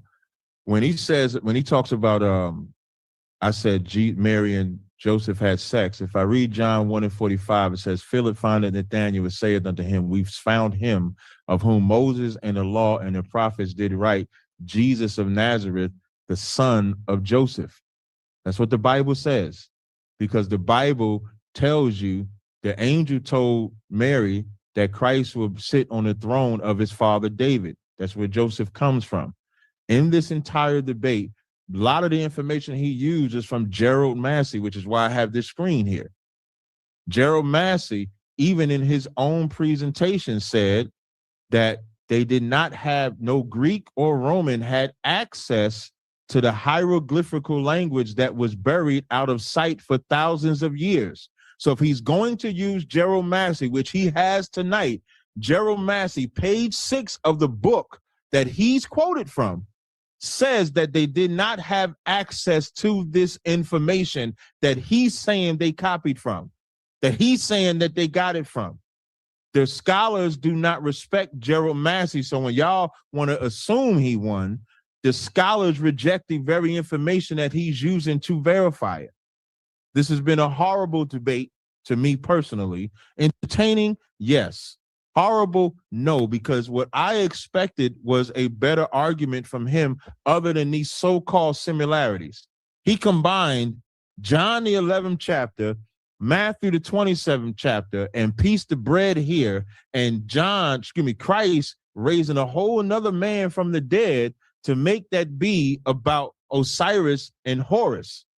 Well, who's the other God? It would have to be at least another God for that to even make partial sense. So it's not logical in this debate to biblically show. At best, if he was battling a Christian, I can't even say he still would have the credence, because once I established when the New Testament was founded, any information that he brought forth that came after the New Testament was founded is irrelevant. So he did not show that in this debate at all. I was able to cleanly show when the New Testament was founded, as early as 60 AD, it was already in rotation. I was able to show that from scholars that there's no Egyptian influence based on the Textus Receptus manuscript of the Bible. I was able to show that. He did not dispute any of the information that I gave. It's called a straw man argument to paste all these different coffin texts and say these people had access to all of these different coffin texts and then just made up this story about Christ when Christ taught to be against the very Egyptian text that he's saying they copy from. It just doesn't make sense. And the last thing I was able to show for every quote, I was able to show how Christ got it from the Old Testament. That bread from heaven, I was able to show that same bread came down in the Exodus story when they was leaving out of Egypt. So I was able to show where Christ actually copied from. He copied from his own ancestors. So you actually pay attention to the debate. He did not show any copy, any of that. He just grasped at straws. So I appreciate y'all coming out today. This slaughter of Egypt will take place when I get Shakka in a couple of weeks. And so with that, I yield. All right. Let me give my take on the debate. And I want the people not to follow me. Just do what you do.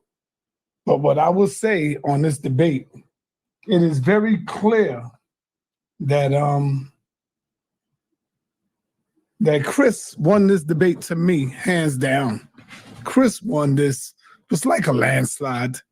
And so I can't see how anybody else. Once he get himself together, Peace and Black Power family, you know what it is. I got the Captain Tazaryach right up in here.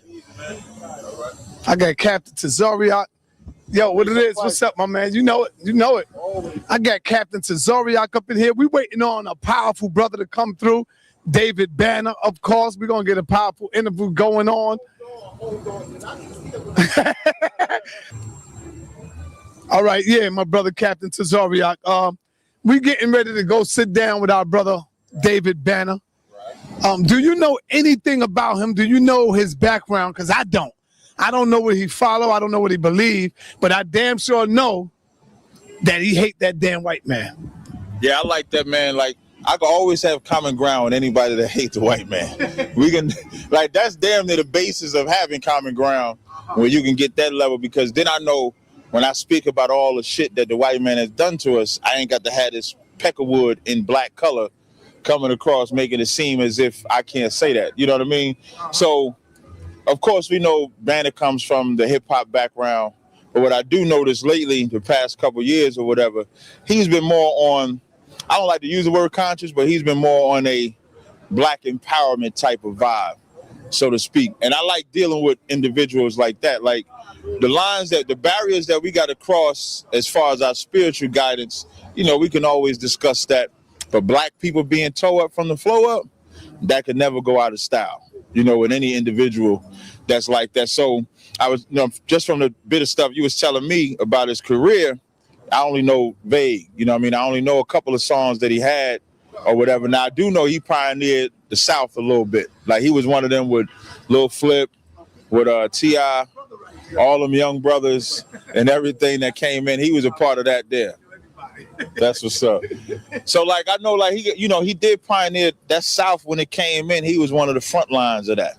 But it seemed like what I used to notice, I remember he had this song Cadillac on 22s. And even though the song was Cadillac on 22s, he was like, I ain't did nothing in my life but stay true. So you can see, like, his vibe was a little different than the average down south rapper. No disrespect to no down south rapper, but his vibe was just different. So it seemed like a natural progression for that brother to eventually do this. I was watching his recent video where he gave props to the Most High. As soon as I heard him say props to the Most High, that's what's up. So, you know, I look forward to meeting the brother, you know, having a good dialogue. You know, I mean, I could dialogue with anybody no matter what walk of life they come from. So I look to having a good dialogue with the brother. Hopefully we can get it in. All right. You want to get time to put those on? Yeah, I can put it on while I'm asking. Okay. I know I asked you this question before, but I want to ask it again, being as it's been maybe a couple of years now. Couple of years? All year. I want to know why you chose the Hebrew Israelites instead of like African consciousness in your life, because I know you've been a part of everything at one time in your life. Growing up, you see the red, black, and green. You see the Black Power militant group. There you go. So why make that change like that when you know that the first nation was in Africa, brother, like in ancient Kemet, when you know that we got great civilization in ancient Kemet and all that? That's what I want to ask. Let me tell you something, man. Y'all black people got to stop this whole the first stuff, man. The first don't mean nothing when right now we last. So we first civilization. I'm gonna make y'all right just for the sake of argument. I'm not gonna argue who was the first, where he came from, or nothing like that. So we the first civilization, first scientists, first astrologers, first doctors, first everything.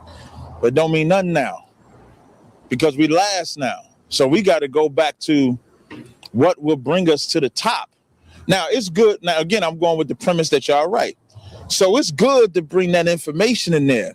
But we got to bring something else to get these cats that you see on these corners. Only Israelites could get them off that corner. Straight like that. Straight like that. You know how I know? When I travel, I just came from Chicago. We had a Midwest cookout. I'm seeing brothers come, we all converging. So brothers from California, from Florida, from North Carolina, from Minnesota, from Indianapolis, from Detroit, all these cats that straight gutter niggas. I'm saying it on purpose. Straight from the gutter, straight hustlers, thieves, bodies, shot, whatever it is that you could think of, these brothers done it. And then they heard us say, they didn't hear us say, yo, you know, we was the first this, we was the first that, we was the first this. But they heard us say, brother, if you care about your brother, you'll stop doing what you're doing. Like if you be about brotherhood, like it's evil. Like we address the direct issue that's plaguing black people. So a lot of people, when I did that sit down with Jabari, He brought up the whole first thing. I said then and I said now, I ain't concerned with first. You know what I mean? That ain't really my battle. Now, if you're gonna tell me something about Kemet that's gonna get these cats off the corners, by all means, give it to me. But since I've been in the conscious community since 2013, when polite little ass walked in front of the camp, we wasn't on the side of Linux that we on now. We was on the other. Remember, we was on the other side with where they got their Whole Foods at. From that moment up until now, I ain't never seen a Kemet on the street dealing with these drug dealers. I'm not saying they don't exist. I'm just saying I ain't seen it. I ain't never seen a Kemet. I ain't never seen an RBG. I ain't never seen none of them on the front lines and not delivering. And I ain't saying that Kemet brothers that follow this religion, I ain't saying that they don't have no love for black people. I want to be clear.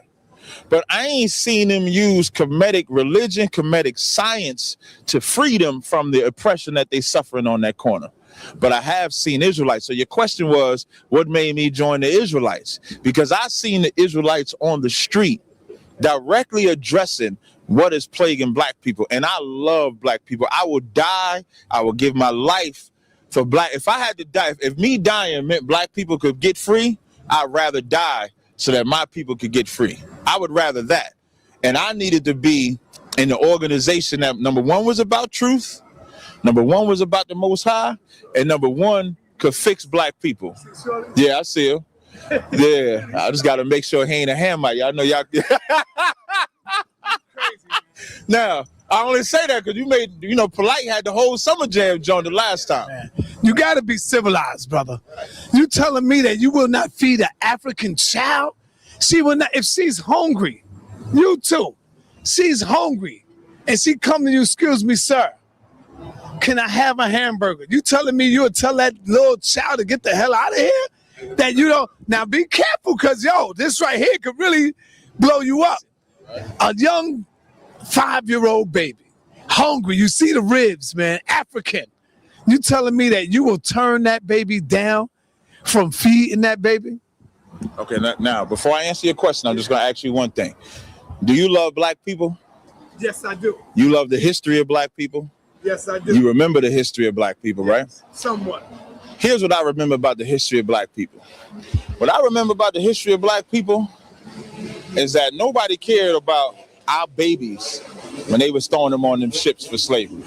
Nobody fed them when we was under the bottom of the barrel of the ship. Nobody fed them. Nobody cared about the black woman when she was on her menstrual cycle. They didn't bring her nothing to cover up the blood from dripping. That blood had to drip. Nobody cared about the brother if he had to take a shit. He had to defecate right next to his other brother. And then you imagine that stench of that. It would come up, and then all manner of diseases from that shit would come up out of there or whatever. So now, how do we honor them? How you honor them by finding out who fucked them up. Excuse my language. You find out who tore their ass up, who put them in that condition. And when we find out the nations that put them in that condition, we have no dealings with those nations like that. Christ said something real heavy. Christ said, let the children first be fed, when that white woman wanted to get a blessing. And she said, yes, Lord, but even the dogs eat from the crumbs. He directed. You messing up my vibe, sir. He probably doing that on purpose because I'm dropping it heavy on him. Don't take that part out either. Leave that in there, sir. So Christ said, let the children first be fed, right? The white woman said, yes, Lord, recognized her position as a dog. She said, but the dogs eat from the crumbs.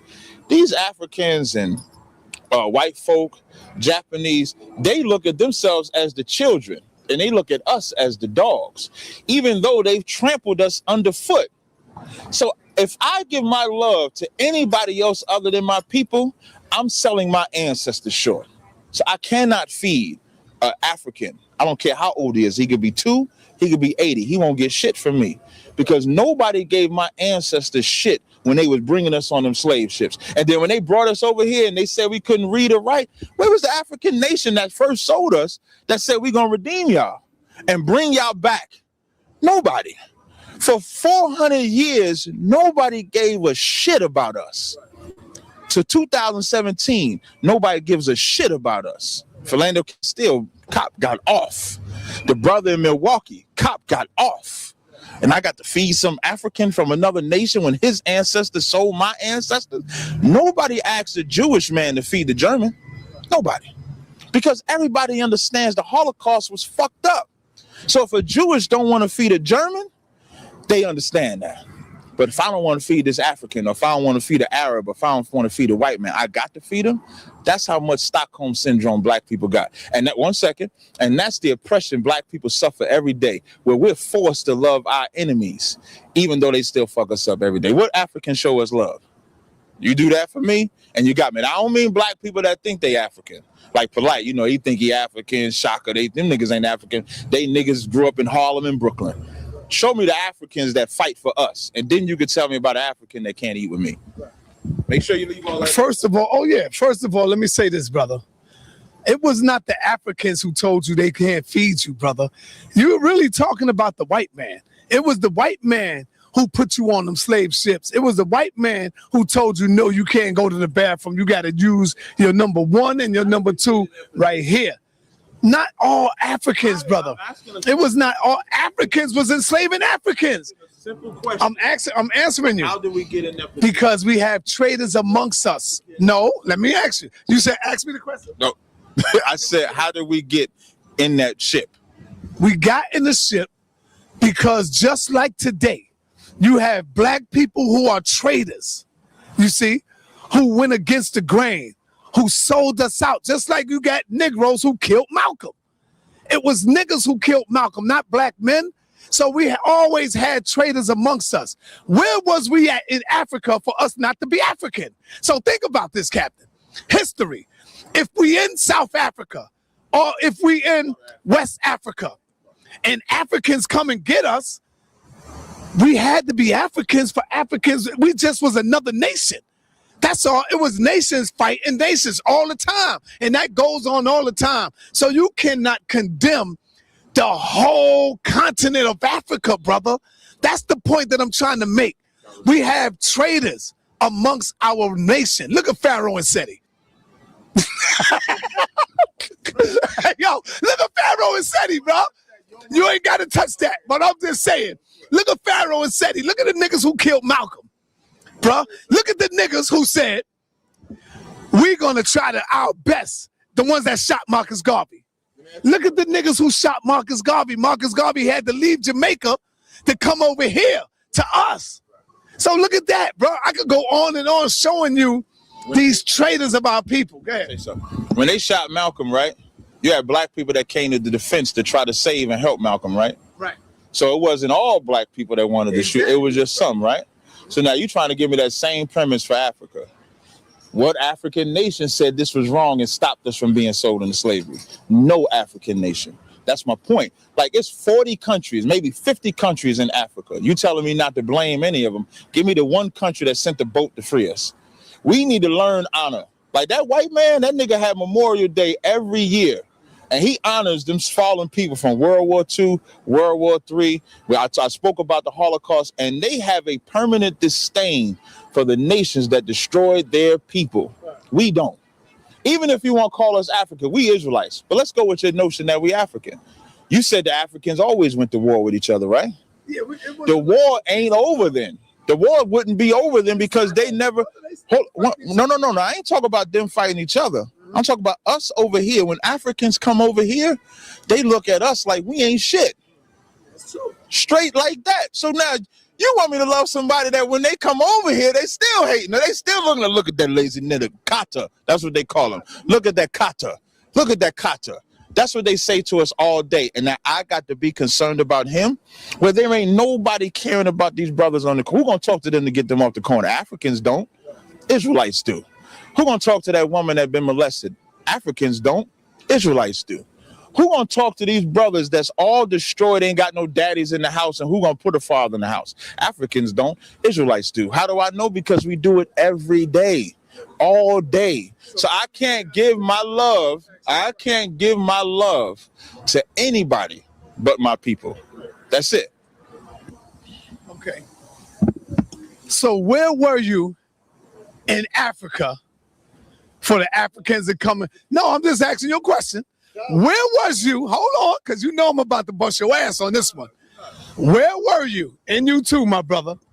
Where were you in Africa before the white man got there in order for you not to be an African? Because I know you wasn't here in America by your damn self. You wasn't in China. So if you're not an African, what the hell you doing in Africa? What was you doing in Africa for the white man to get you and put you on the slave ship? You're really helping my argument. You're not helping the argument. Go ahead. This is a very easy. Now, I brought this out when Reggie asked me this question. In 70 AD, when Jerusalem fell, when the Romans destroyed the nation of Israel at that time, over 1 million Jews fled into Africa. They fled into other parts too, but over 1 million Jews fled into Africa. This is a historical fact. So when we went into Africa, we knew wait, let me finish. I gotta correct that. Look, you said you flew in from where? You came when I'm saying flew, not flew in the air. We traveled from Israel. We traveled from this is historical. You know, I'm gonna cut you on that too. What did they used to call black people back in the day? You from Harlem, you should know. Did they not call us Asiatics? Yes. Why did they call us Asiatics? Because they used to call Africa Asia Major. They used to be Asia Minor, Asia Major. Right. Depending on who controls the map is what that land is going to be called. Africa is a young name, maybe a couple thousand, maybe like 1, 2, right. It used to be called Asia. So don't give me the whole Israel is in Africa mumbo jumbo. Chinese people and white people have been in Africa for thousands of years too. When the Ptolemies came into Africa, they took it over too. So are they African? Hell no. The continent that you live on don't make you that people. Chinese people in America are still Chinese. They've been over here thousands of years too. So now when you go into an old mapping system, you can find African maps, I'm saying that word on purpose, that will say land of Judah. You have tribes that we will go into. A lot of people don't like to talk about that part, but like the Ashanti tribes or the Igbo tribes. Now I'm not saying we were the Igbos or Ashantis, but we were among. One second, let me finish. Let me finish. You come from the Ashanti people, brother. But what I'm trying to say is, we was among them. And when you go through history, the reason why they sold us is because we was more intelligent than them. It was warfare, like how you said it was warfare. So because of that warfare, they sold us. So I will never love an African because I love my people too much. People, when them towers fell, whether Osama did it or not, America did not care that they wasn't killing Osama over there in Iraq or Afghanistan. They was killing men, women, and children. You know why they didn't care? Because American people fell. So because American people fell, they didn't care who died. Well, my people died. 99 million black people died, and they worried about whether I would feed an African or deal with an African. When the Africans come over here, they show nothing but a hatred for us. I question those black people's honor. The killers is here. I question whether those black people have the honor that they should have. So bad. All right? There you go. Saying Kobe want to be like me so bad. Yeah.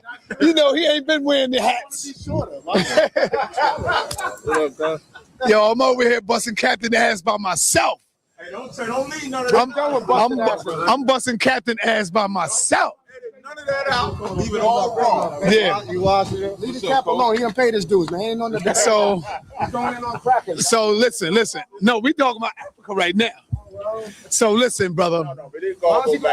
So you still ain't answer the question. Because the people, hold on. Where was you at? Where was you at? And right, but see, come on, man. It wasn't even called Israel. What is you talking about? No, it wasn't, brother. You tell me. It was called Israel, Jerusalem. I got my historian here. Yeah, it was called the nation of Israel. Say again? 1948 it was called Israel. No, 1948 it was called Israeli, not Israel. What was it called before? It was called none of that. That question I would say, but we would be on the western part. We would be primarily on the western part. Yeah, we would be primarily on the western part of Africa. The Israelites were all over the planet. Acts 2:5. It said that the Jews. Did they have slaves? Right. But Did who have slaves in Israel? The Suez Canal, it was there. That wasn't called no Israel. What was it called? It wasn't called Israel. Look it up. You can do your homework. That's what I'm trying to tell you, bro. It was always Israel. You know what's called the Middle East after the Suez Canal was built? Do you know about that? They carved out them crackers. But what I do know, they named it Israel. First, they was trying to find land to make this. Yeah. The white Jew was trying to make a land to call their own. They was trying to use Dominica, republic as a place under the presidential administration of Raphael Trujillo. They was trying to use that, and that's when the Parsley massacres took place. Well, who you call the Levites, where they was murdering them off, so-called ethnic cleansing, because they wanted to make it suitable for the white Jew, because that was about to be called Israel. So if let me finish. I'm just asking what time frame. That was in the 1930s. Okay. What year? I'm not sure, but in the 30s, it's in the neighborhood of that time frame. You know what I'm saying? I don't need the exact okay. time, And this is love. This ain't a tit for tat. Being in my brother's building. As long as he's going on a white man and he's waking up our people here and he's cleaning up people and he's getting them off drugs and he's getting people. So we don't want the viewership out of it to get it twisted, acting like we're having a redundant conversation. This is brotherly love and still shopping and still. However, if that was called Israel then and the Jew manifested his fake destiny then in Dominican Republic, would y'all be trying to say that was Israel? Because they was trying to look for Uganda and try to say that was Israel. They was all over the place trying to find a land, but then they settled there. And now we're saying that's Israel when that was Northwest Africa before the Suez Canal. So we want to know if it was called Israel in the Bible, what verification of where it was called Israel up until the time or before the time where they named it under the Jewish paradigm of Zionism now. That's the question I think he's trying to articulate, but he didn't do it right because his hat's on too tight. No, come back over here, Cobra. Don't go nowhere. No. He spoke over. Yeah, he ain't had to go nowhere. No, I was just walking. The history that he gave, which I don't disagree with, as far as them wanting to put Israel, put that Jewish bastard everywhere, I don't disagree with. But he's talking about the 1900s. Okay. You know what I mean? 1900s, 1930s. No, but 1930. That's why I said roundabout. I ain't trying to get exact with it. And my point for bringing that up is, when they put the white man in that place that they called Israeli, because that's what it's called. They were called Israelis. That was called Israel. No. I'm talking about the Jewish man. He don't call himself Israeli. Right. No, he called himself an Israeli though. Mm-hmm. What did the Iranian ruler at the time say about that? He said when the Jews left, they were black, but when they came back, they're now white. Now, why would he say that if we wasn't already living it? That's the proof. I don't have to go. Did he live in location? He just said Jew. One second. Okay. Jew is short for Judah. That's a tribe of Israel. So if he's saying they left black, came back white, that means we left Israel. Did he say Israel or say left? Where would they be leaving from? You see, now he want to deal with he ain't want to deal with semantics at first, but now he want to deal with semantics. Let me tell you why. And you have a legitimate question, brother, and it's not because we were just driving. You know what I mean? So it wasn't like.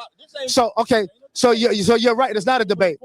We're still shopping and still, in my opinion. Because as long as you're going to the white man, you my brother, and I don't give a damn about the topic about none of this. Really, though, we got real bigger fish to fry. But since we're on the topic matter, when you said that they said they left black and came back white, we know that all people, tribes, customs, the people of antiquity were people of non-European descendancy. So of course they would say any of those things that you're claiming that is before the Renaissance, before when European came out of its darkness, is not you. But we want to know this because you don't want to assign a motive. If a person say they left and then came back black, but we know the Israelites, according to the Bible, have a history and many captivities in different places, Babylon, Assyria.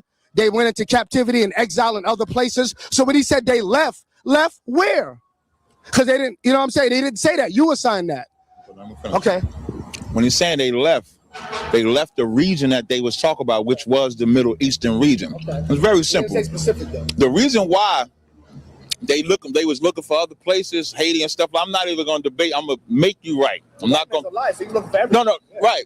But the reason why they was doing that is because he's an imposter in the first place. The land didn't belong to him. So if he would have made Haiti Israel, we wouldn't have said there was no God. That would be further proof the white man is the devil. If he would have went to Uganda, we would have said the same thing, because the ancient biblical mappings of Judah, Gad, Levi, well, Levi didn't have no land. They lived everywhere.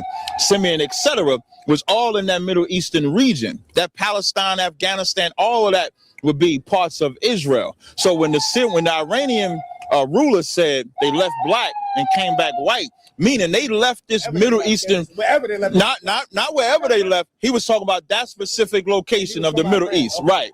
He's talking about that specific region. You probably said that, but okay. Yeah, you know what I mean? So what the history that you're bringing out is correct, but the white man is not a Jew. He's not. So everything that he was trying to do is demonic, which is why we say the white man is the devil. And let me say something to add to what you're saying. Now, I don't, and I come from the school of the Hebrew Israelites. One of the reasons why I debate passionately and have a certain kind of energy about me is certain things that I've adopted in my travels in the different schools of thought. So there's certain things that I'm still grateful for, and there's certain energies that I still have that, you know what I'm saying? So when I articulate myself, you see that passion come out. It's similar to the brothers because there's a certain kind of similar training in that. So I have no disagreement. Now, if you want to call yourself and claim that you're Israelites, whether I'm from that school, agree with that school rather or not, I don't care, because the white man don't own nothing, and all of those things of antiquity is us. If you want to claim that and put your divinity on it, and you're breaking the knowledge down, and you're waking people up with it, and y'all doing a good job at cleaning up people, I don't have no argument with that. Because you know why? You know why? At the end, all things will be made manifest, and the truth will prevail anyway. But right now, it's about what you're doing. Long as y'all take the stance that y'all going on this cracker, exposing him for who he is, and the white man is not the real Jew. We might say there's no such, these prophets never existed. Even if we argue about that amongst ourselves, the white man ain't even in that at all. He's not even on the table with that debate. You got to take him off because he's none of these people, Kemet or Israel. So that's one thing I will agree with my brother with, and I don't have no contention with that. But Sarnetta did throw me into the Shark Tank, Israelite Shark Tank, but I know how to swim. I know how to swim in the Shark Tank, though. All right? Piece of black. Nah, it's all love. No, it's all love. It's all love. No. I'm out here. I'm Jack Cousteau, man. Yeah, ain't no blood in the water, man. But like what he was saying earlier, as far as what we doing, I was saying to Sarnetta earlier, like, he had asked me why I didn't fall into the African culture, why the Israelite culture. And I said, because I don't see the African culture addressing them over there. I just don't. And they're not gonna. What they're more so about is the facade or image. So they'll rock a ankh. Some might put a lock in their hair. Some might put a pharaoh hat on their head. Some might shave all the face off their hair looking like a woman. They might do all those things to be commission. But like Jabari said, he ain't even commission. So he's religious. He's as religious as he says the Christians are religious. Because Christians ain't white people. White Jesus is not a savior for black people. So the same way he gets on the Christians, he's a Christian. Because he's following a philosophy that he admits is not his. That's the problem with Kemet niggas. Ain't no nigga walk around here Kemet. But y'all following a religion, but y'all get mad at the cat that going to the Christian church. What make you different? As black people, we supposed to find who we are. And like he said earlier, whether he agrees with what I follow, at least I follow something that I can identify and I could pinpoint points, whether he wants, like he said, let's say if the prophets did exist or didn't exist, and we ain't debating, I'm just using it as a point. I can pinpoint certain things in them Bibles to even give an argument that we're the people of that Bible. There's nothing that you can give me in kmetic records to make yourself commission. There's nothing. There's if there was as skilled as Jabari claims to be, he would say he was commission. I'm gonna give it to you. I've asked Shakka, I've asked Polite, I've asked Jabari. No, I ain't asked Jabari, but I will ask Jabari. I've asked tons of kmetic brothers to show me the solution in that ancient Kemet shit that's gonna fix black people. Yeah, I ain't seen it yet. Now you're saying different things. So you said that prove that you're commission, right. And then you say show me what works. That's out of commission. Okay, that fix people. You just said that. Show me something from the kmetic records that we can use in 2017. Okay. To fix. So anything. Now you ever heard of the Queen of Fua? Queen of Fua. It sounds familiar. Yeah, Queen of Fua has a healing holistic center, which the Israelites don't have a healing center. Okay, but if you do, y'all do. No, not just. Okay, where it's not prevalent where you have books and you have healing and you have people that go there and leave there with sicknesses and illness and come out without them. Okay, and what I'm saying is these people practice because it's not about, you know what? There's a such thing as romantic chemism that I don't agree with. Everybody know I represent RBG, Black Power, because you know why? It has the benefit the black man here and our parents. So I represent something that's realistic. So the Kemet stuff, no, okay. A lot of them do, and that's why you don't see me. 99.9. If I wear I wear for a different reason than some other cats do. You know why? Because there is an energy and a meaning that you don't have to be a commission to extrapolate and ascertain the understanding of what that meaning means, and it'll comply to your awareness. That's not what that means. See, now when people that say they follow the traditions, the principles, the customs, and there were laws, 142 negative conventions of my art. Don't you? No, there's 142. 42 is 42 of the 100 and negative 40. Okay, let me tell you where your Bible gave that. In your Bible, because it said the two greatest laws. Okay, I'm gonna compare it. It's gonna make a point that's gonna connect the dots. You said give where it's gonna work. Well, if your Bible's gonna work because you have laws, don't you know that a lot of laws in your Bible is in that predate your laws in the Bible? Like I have not stolen. I have not committed adultery, because a lot of things with thieving and over women and money is a lot of the murders and a lot of the things that take place in the community. That's a fact. It says a lot. Hold on, if there's confess to the dog. Right? Okay, listen. No, we don't want to one things at a time. Whoever confesses, and that's what Moses got from a burning bush. Okay, so we have a dog. We don't. Okay, listen. We don't want to have the dog versus the bush. We don't want to have the dog versus the bush because there's both myths and they're both up for debate. In my opinion, but I want to stick to first things first and last thing last. You talking about the principle, not where it came from or who it was spoken to. Okay, so the principles in there, which are 142, and I want you to do some homework and look it up yourself and match it up with your Bible and see if there's any similarities and if there's anything in there. And I'm not romantic with none of them laws and that stuff. Because a lot of people that know the 142 negative confessions don't walk around knowing that off the top of the head. They might be breaking kmetic laws, don't even know it because they don't practice that or like that. Some of them, many of them that do. Many are romanticists. But one of the things first that you did say is, where is it helping people? We have institutions, not just Queen Afua in Brooklyn, right? What's the name of that, brother? The health center. She has books, Heal Thyself, books out called Heal Thyself. You have a lot of people that follow kmetic principles. Dr. Lalia Africa Holistic Health, where they're using things that have been proven. Health is one of the biggest epidemics in our community. More people die from bad health, right? And disease than murder, than then shootings. More people die from abortions. When it says thou shalt not, I have not murdered. If you apply that, you wouldn't be having abortions. If you applied other principles, not you, we know you don't, but this I'm saying. So it's not like there's just some null and void thing about history with no principles that you're supposed to use to have a civilization in order and in check with balance and laws. They had that in Kemet. Wait, let me just check into it. Then answer your question, right? He said they got the 142. Oh, no sweat. You want me? I can open my door if you want to sit down. You sure? I'm not used to be on my foot. You say I let him lean on my car. Normally I might whip his ass. No.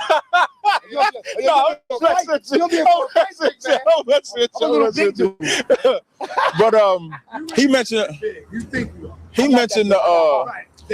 he mentioned and now this is the first what Sankofa said. I want to say that first. Usually I hear about the 42 negative confessions, but Sankofa just upped the ante and said it's 142 negative confessions. I ain't saying, no, I'm not arguing with that. We got over 600.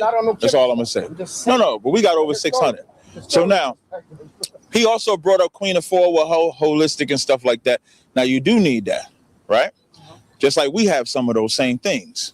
My question was them niggas on the corner, which he did not say. Now I'm not saying it ain't in there, but he didn't address my question. I said, what is it in the kmetic? One sec. What is it in the kmetic doctrine?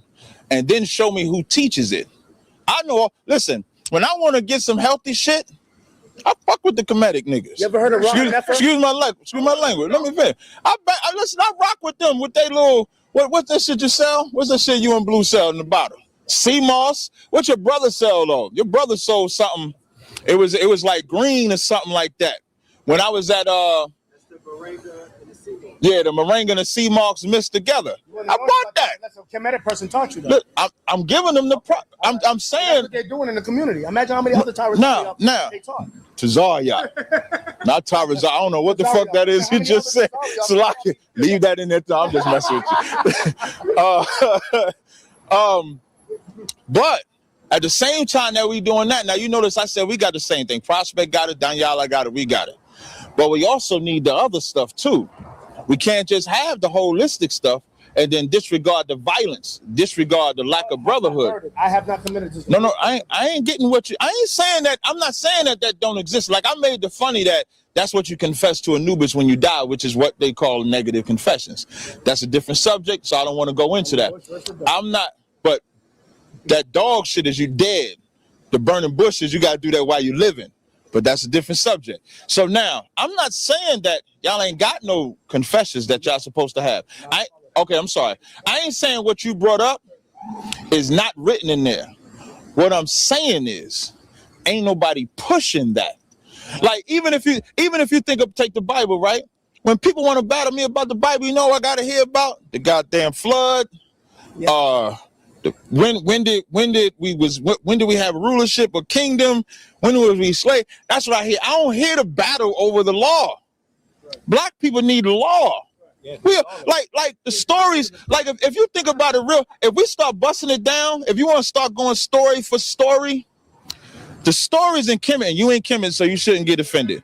The stories in Kemet is very faggoty. This is what I mean. You got the story of Horus and Seth, what everybody tell me is a lesson to learn. You couldn't tell no real nigga today no story about two gods damn near having sex with each other and then got to call sperm out of ear or something like that. You couldn't tell that story to no niggas today. You couldn't do that. You can't tell no family about a story about a son and a daughter wanting to sleep with each other or be with each other, and then the father got to separate them to bring forth the sky and the sun. You can't say, I poured seed into my mouth to bring forth. I'm almost finished. So, but I don't want to focus. I'm not bringing that up. No, hold on. I'm not bringing it up. I'm not bringing it up to debate about the story. The point that I'm trying to make is, Kemet got folk stories. We got folk stories. Let's call them folk stories, just for the sake of argument. We both got folk stories. Now, y'all bring up the law, and they don't want to. No, not even just the folk and bring up the law. It's like, let us have our story. Y'all have y'all story. Yeah. But let's deal with the laws. Like, see how you bring up them. The first thing you did was bring up them confessions. You ain't even a kmetic cat. But when I battle them kmetic cats, they don't never bring that shit up. I watched Prospect and Jabari have a whole goddamn debate on which one is better, kmetic or Israel. And Prospect at the end, he only did it at the end. He was the only one brought up the law. Jabari never brought up the law. He too busy bashing the Bible. That's the problem with these kmetic niggas. They love the Bible more than we do. Give me a story. Give me a story. Give me an interview. Give me a show. Them goddamn kmetic niggas do where they ain't talking about the Bible. And then you look at the Israelites and tell me how many times we banging on Kemet. We spend more time banging on these streets teaching them. So I don't. So Sankofa, I don't want you to respond to the folklore. I wasn't bringing it up for you to prove it right or wrong. I'm bringing it up to prove that every culture, but every culture has stories that tie to them. The Hindus got theirs. You know what I mean? The Chinaman got his story. But you know what the Chinaman and them got? They got a discipline. Them goddamn Buddha monks, they'll sit on one knee bent over, with their legs crossed for hours meditating. Die and your kids will. Thank you. They live by their laws. You break a law over there, you're in prison. The black man got to live by laws too. I agree with and that's the most important thing. You're the first brother, and you ain't even kmetic, so I can't even count you really, but you're the first brother that I've ever spoken to that I said, give me something, and you gave me the holistic shit which black people need. You understand? Now, you said a few things very prolifically and very intelligently, and that Judah spirit that you got on you. But you said that they deal with the Bible. I think that a lot of people deal with the Bible. It depends on who. Some people from their sincere stance, okay, and approach is because, say if somebody is dead, right? And you want to exhume it. Sanetta, say if somebody's dead, right? And you want to exhume the body to try to find out what caused their death, right? And the person was killed and they're buried in Georgia. You're not gonna go to Baltimore or to Egypt to dig that body up, You're gonna go to Georgia to dig that body up.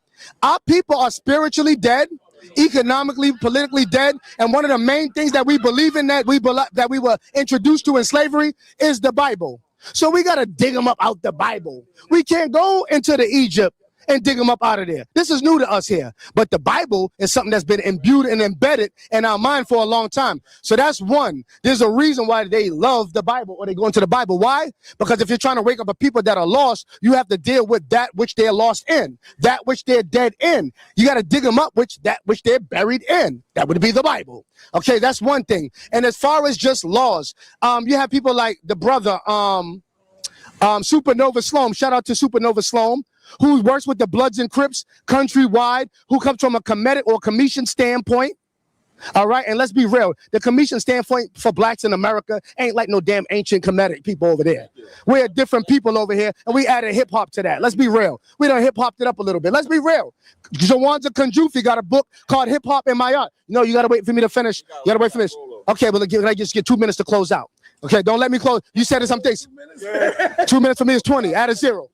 Okay, so you're gonna let me finish first, just 2 seconds, okay? All right, y'all gotta go now. Y'all gotta run now. You was dropping it. You didn't say that when you was dropping it, you had to go. Now Sankofa got the mic. Now y'all gotta go. So let me close out with this. There's a reason why we're digging in the Bible. It's not for some love with the Bible or some perception with the Bible. It's because we're buried in the Bible. Then you got the 140 negative confessions that you see suspiciously, 142 suspiciously identical with many of the laws in the Bible. We want to address where did that come from, and if those things are sufficient for changing people and making people civilized in the Bible, these people who didn't have a law until Moses brought it to them, what is the difference between the people that had it prior to that, who had the same laws that you weren't aware of? So you can't debate it unless you go do some research on it, and then you can line it up and see what came from where and what was first. Then 2, you have a lot of institutions in the community that are stopping violence, gang intervention, dealing with economics, dealing with holistic health, that from a kmetic standpoint, that are doing this in the community. Because you don't know about it. Hold up.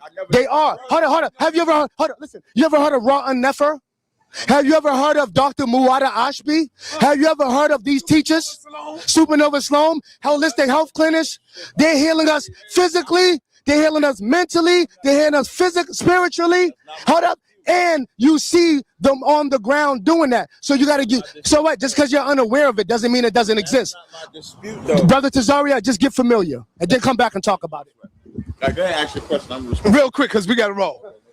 Where David Banner come from? Where he come from? Mississippi. So why you not? So why you? Hold on, brother. So why you not talking about? Why you not talking about? Yeah, we heard him. We heard him. So why you not talking about the brother? Brother, come on, man. Discipline, brother. How come you not talking about the brother that got his head chopped off, right? And they found his body down the streets, miles away, burnt up, brother. Talk to us about that. Because your brother just put me on to that. And we ain't hear about that.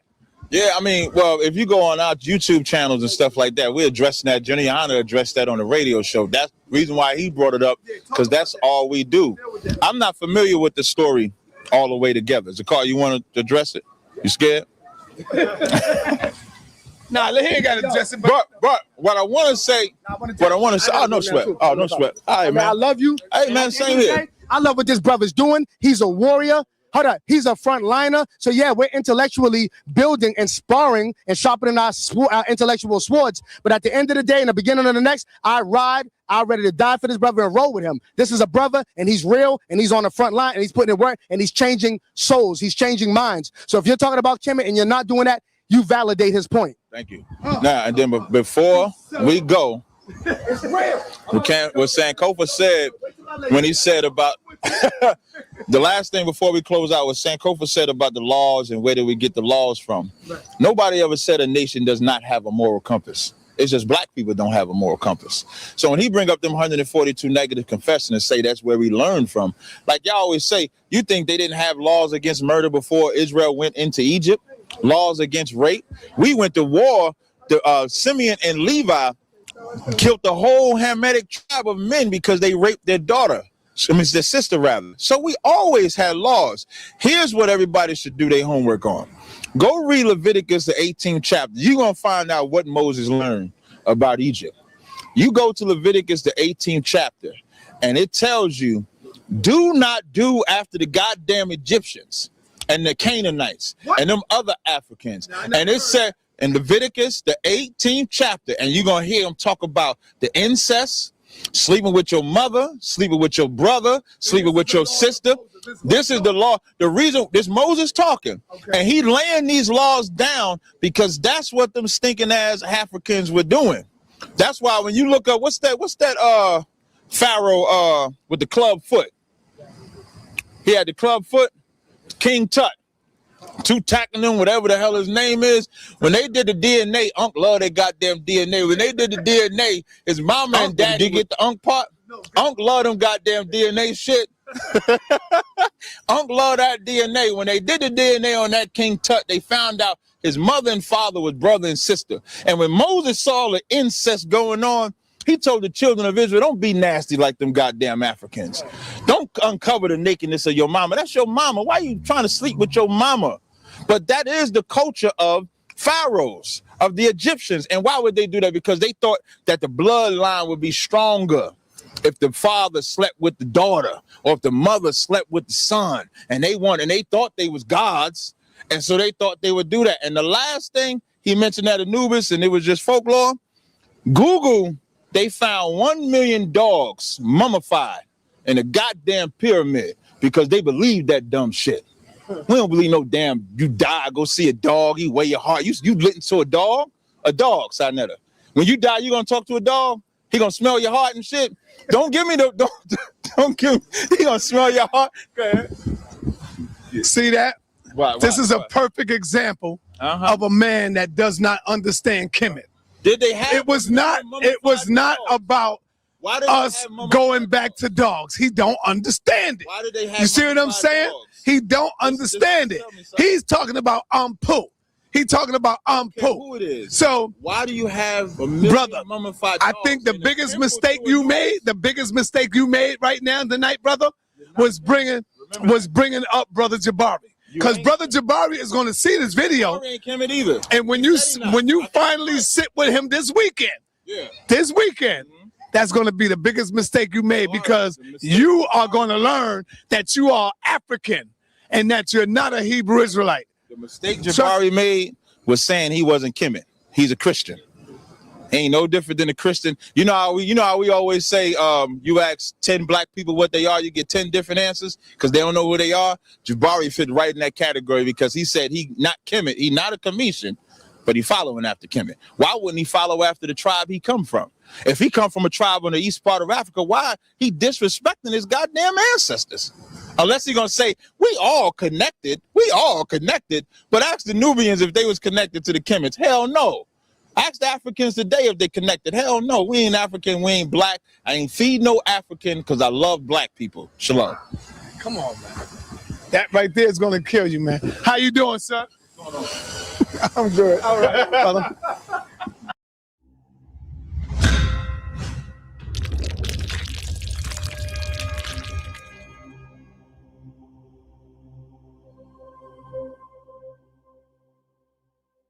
This is Austin Line Radio. Clear? Brother right here had a question. I be hearing like the Christians, they be like trying to explain the bill of divorce, like they say we got the bill of divorce, give them a bill of divorce. Yeah, okay, divorce. So they were saying like, do we gotta get a marriage certificate to get married to a wife, or do we go to the other way? I'm probably explaining it wrong, but now, sometimes they say the bill of divorce is described that we had to get a marriage license from a priest or something like that. Like say when you get married, you gotta go sign a piece of paper or something like that. Do we need a bill of divorce like when we get divorced? Well, how did that go? Okay, here's how it goes. First of all, now I'm gonna reach real far here. Y'all bear with me. If you go get married based on a marriage license, meaning this is the reason you're going to get married. This is the reason you're going to get a license. You're going to get a license because to you, this license is how you are married. If you go and do that, you are breaking the law. Now, if you go and get married, let's say, you and your wife got real estate. Your wife says, look, we getting together. I got, $1 million worth of real estate. I don't want somebody else to take my real estate. So the only way for you to get this real estate is I need to go get this marriage license. Then go get the license, because then you're getting this license to work on this real estate. Don't go get the license to marry a woman. Like the idea of getting a license to go marry, to get your woman, what does that really say? The woman might just want to No, not so much that, but what does it say about you? Huh? You gotta go to the so-called white man. You got to go to your master to get your woman. You understand? Like plenty of times we've had plenty of cases. Q, you get me right on this. We've had plenty of cases where brother, because of their situation, if for a while before Obama, a lot of brothers couldn't get health care. They had some blue collar job. There was no health care. Their rib had a nice office job with health care. So sometimes they had to go down and get that paper just to, get that health care straightened out. But if you're going down to get that piece of paper because you think that makes you married, or because your woman makes you married, you setting yourself up for disaster. You setting yourself up for disaster. And this is something General Muhammad always brings out in his class that is so right and deep. That if a piece of paper from City Hall says you're married, but you giving your body to a man doesn't, something's wrong. Right. That's a General Muhammad quote. Like you go in a bedroom, take off all your clothes, expose your entire body to a man. He have sex with you, and you get up and be like, well, we ain't married. Order takeout. Isn't there something wrong? Right. But you go down and get this paper from your slave master, and here's the thing about a marriage. A marriage is secular, meaning from City Hall. It's secular. You go get that piece of paper, you are actually signing a contract according to City Hall. Right. A contract is not based on the Lord's law. And once again, becoming an Israelite and getting an Israelite sister is such a blessing, because then your marriage is really in the Lord's hands, not in her belief that this paper makes me married to you. And what is the spirit of the paper? What's the spirit of that paper? Anybody? Brother right here. Want to control you. Say again? They want to control you. You're right. Like the spirit of that paper is to give you a marriage that's in this world, to give you to really tie you to a contract that is going to set you up to destroy your marriage. Because of course, now an ignorant woman is going to put burdens on you that is ridiculous and try to demand things that is ridiculous. And of course, you're going to rebel against it, which is going to lead to disaster. Okay. And so Esau want the contract also to oppress you. What's happening in the child support court every day? Right. Now I'll give you a Johanna quote. All right. You could buy a house right now for $1 million. Get a mortgage for that house. Put $100,000 down, you owe $900,000 for the house, right?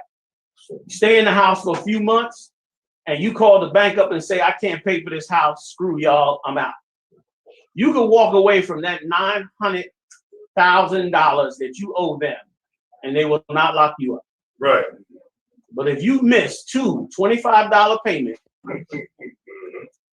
down at child support court, not only are they going to lock you up, but the judge is going to give you a tirade like you are public enemy number one.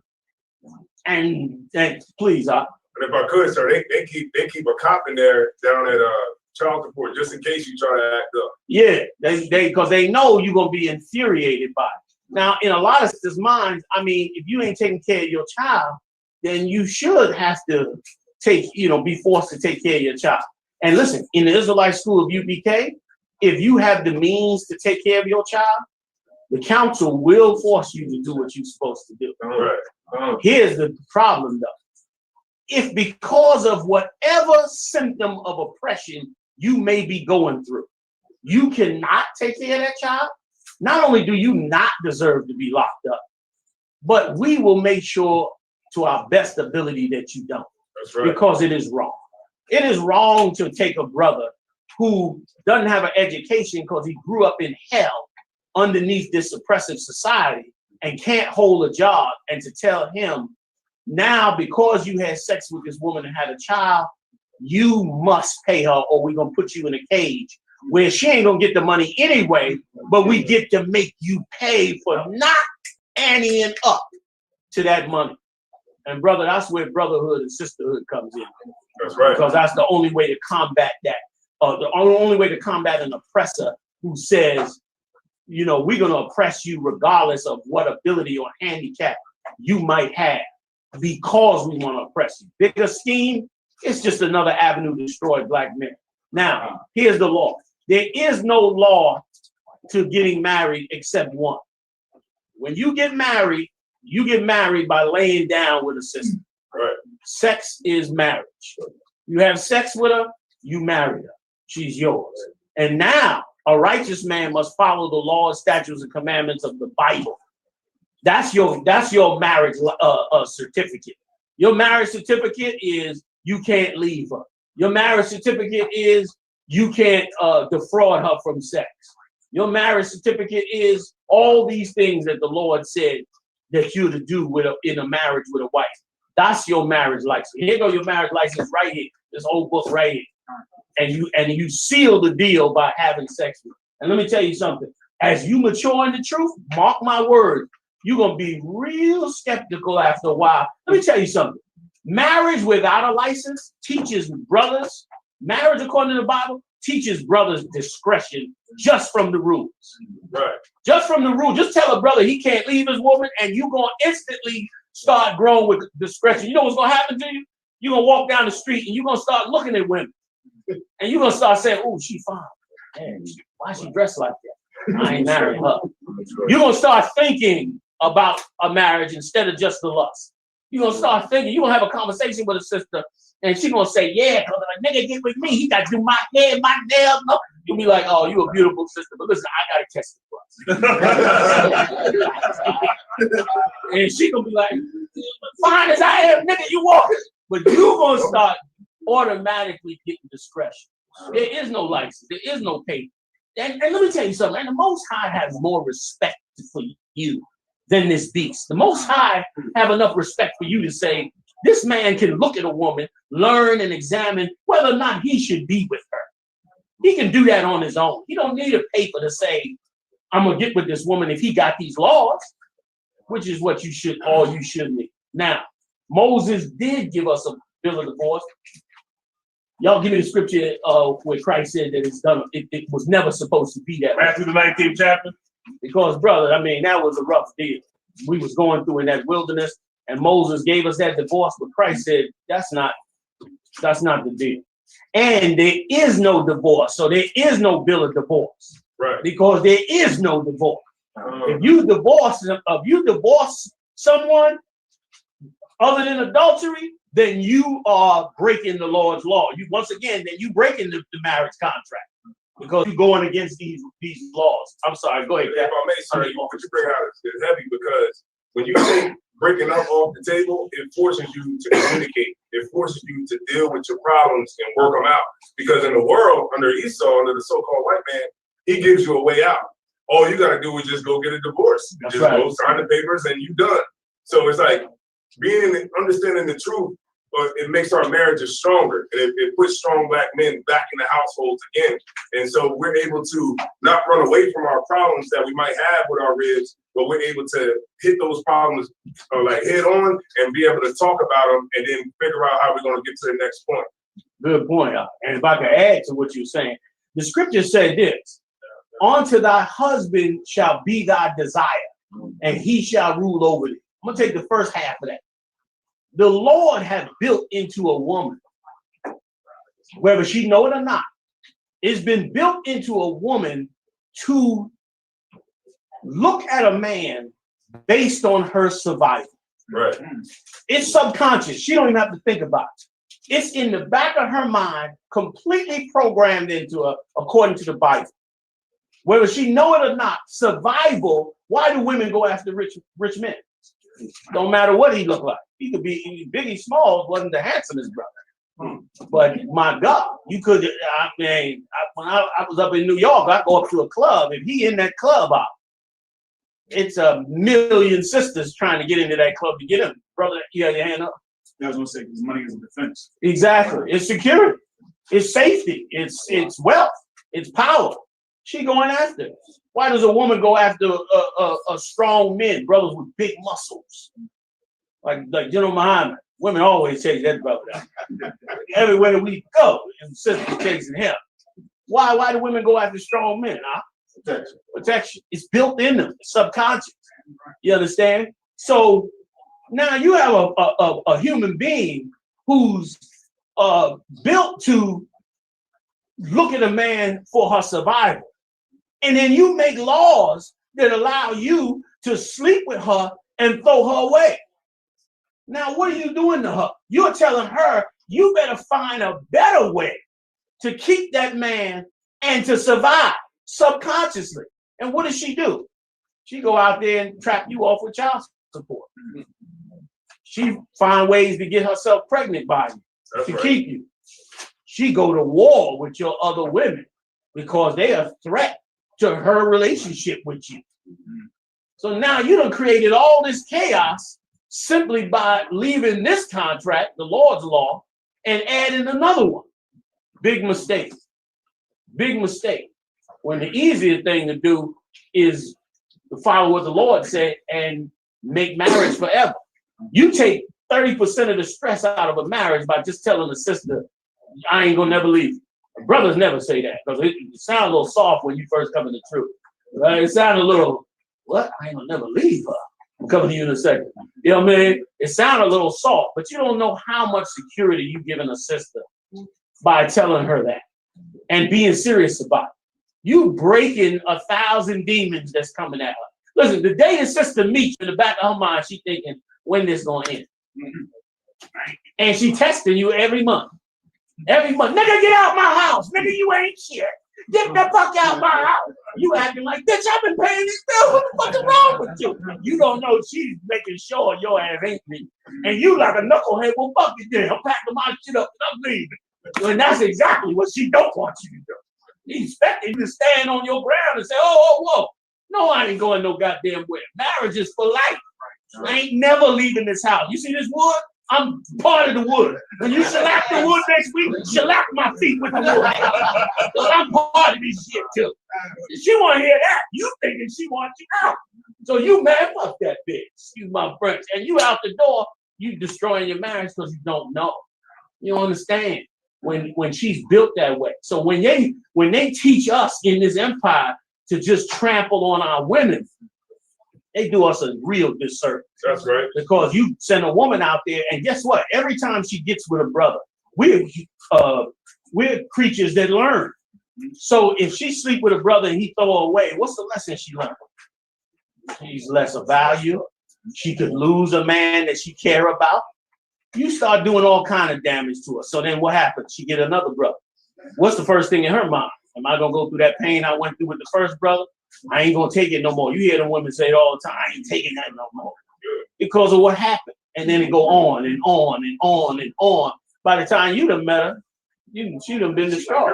She don't even believe you when you say, "Man, I'm an Israelite, and I ain't gonna never leave." Yeah, okay. You gonna see. You gonna get sleep about 2 a.m. You gonna get hit with a can of tomato soup. Wow, nigga. Why you put the clothes? You be like, bitch, I'm gonna kill you now. But really, you just being tested. That's all. You just being tested. And so, no, I'm good. So you can't never leave her, and there is no bill of divorce because there is no divorce. I was gonna read it for you right now. Come on, Matthew 19. Definitely, it ain't no bill of marriage. Like I said, in this hell, there have been instances where brothers had to do that for other reasons. But that's no different than anything. You got to get a business license to open up a business. We had to get a license to open up these schools. But we know under the Lord, we don't have to have no license to teach this truth. But under this secular law, you had to do that. So in certain instances, which you'll get counsel for, and you may have to, somebody dying, one spouse is dying, something has to happen with their estate or their whatever they have, stuff like that. Sometimes you have to examine that, but never for the acceptance of your woman being yours. Let me take your question first out. It's on the same thing, right? Yeah, basically on marriage. I was going to ask, would it be wise moving forward, us coming in this truth, to really start dealing with each other and setting up marriages with each other, and concerning like the writing and making the covenant concerning, I got a reference in Tazarak, Tobit, and also in Deuteronomy when you see the tokens of the damsel of Virginia. Would it be wise to start going into those or following the things that our forefathers did? Listen, that's exactly what we do in here. Before you touch any sister in here, you gonna get counsel. Before you even start talking to her, you gonna get permission. And listen, and they gonna know your record. Tazaryach want to know your record, and Tazaryach want to know her record. And he'll examine the situation, and then he'll give you permission to talk to her. Long words. He'll give you permission. Now, as you talk to her, you're gonna get counsel again before you get married. And then once you get married, it's all yours. And you still gonna have access to all the counsel you need while you're going through the marriage. Because a lot of times you don't find out everything. You find out sisters have had all kind of horrible things happen to them that they have become experts at hiding. And then 3 years into your marriage, but she busts out with this. You like, oh my God, what do I do? But you the Most High, which is the beautiful part. You got counselors, you got brothers, you got seasoned cats in here that will give you what you need to get her through that. And yes, all those rules we put in place. You understand what I'm saying? I hope I'm answering your question. Going into like what our forefathers did, like Tobit, how they made a covenant with each other in writing, and also Tazaryach, I said. Okay, tonight I won't go into that because they'll go into it in the class. But you can do all of those things. But this is what you must remember: marriage is not a ceremony. Right. Weddings are a ceremony. That's right. Marriage is sex. That's what seals the marriage. But you can have a wedding. Listen, you got a sister, she's so bad, been down with you, hardcore, stick with you through thick and thin. Listen, swords, the band, bring some Benjamites in with the bongos. Do it up. Read the scriptures, the law, the vows, all of that, if you want. But understand that when you lay with her, that's the marriage. That's right. You understand? The ceremony can be any way you like, according to all those scriptures. You see what I'm saying? You follow answer it? Does that answer it? Yeah, marriage is the final section. Boom. I'm sorry, laying down with the woman seals the deal. That's the marriage. Like a snap. But you can have all kind of ways. Listen, sometimes like Joseph. Joseph's wedding was real on, like the scriptures say, on this wise. He just turned around and they dealt with each other. And that was it. They didn't have a ceremony. That's why he tried to hide her. But they didn't have a ceremony. He didn't go get all the permissions like he was supposed to, or which was traditionally, you understand? But he slept with her. He was married and thought about it. Then the angel came and said, "Take thee unto thee thy wife," because he had already slept with her. See what I'm saying? So does that answer it? Okay. On the same, somebody else had their hand up before you. So y'all. I'll come back to you. Is this on the same thing, or are we going to something new? Same thing, something new. Something new. Okay, same thing? Same thing. Come on with it. I want to take this opportunity to bring this out, sir. There's a good brother of mine, right? And he has a wife, and the wife decided to up and leave him. Okay. She went to an organization in Israelite camp. Now, this camp knows that this woman is with a man. Now, this is a commandment breaker, correct, sir? What I said to my brother was this: that's adultery. If that woman is from that campus, if that man from that campus marrying your woman, you didn't put her away. You didn't divorce her. She just up and took her 2 feet and went to another camp. Another man laid with her. That's adultery. Well, let me say this to you. There's no such thing as another camp. That's right. Damn right. Let's crack that ball first. It's like, you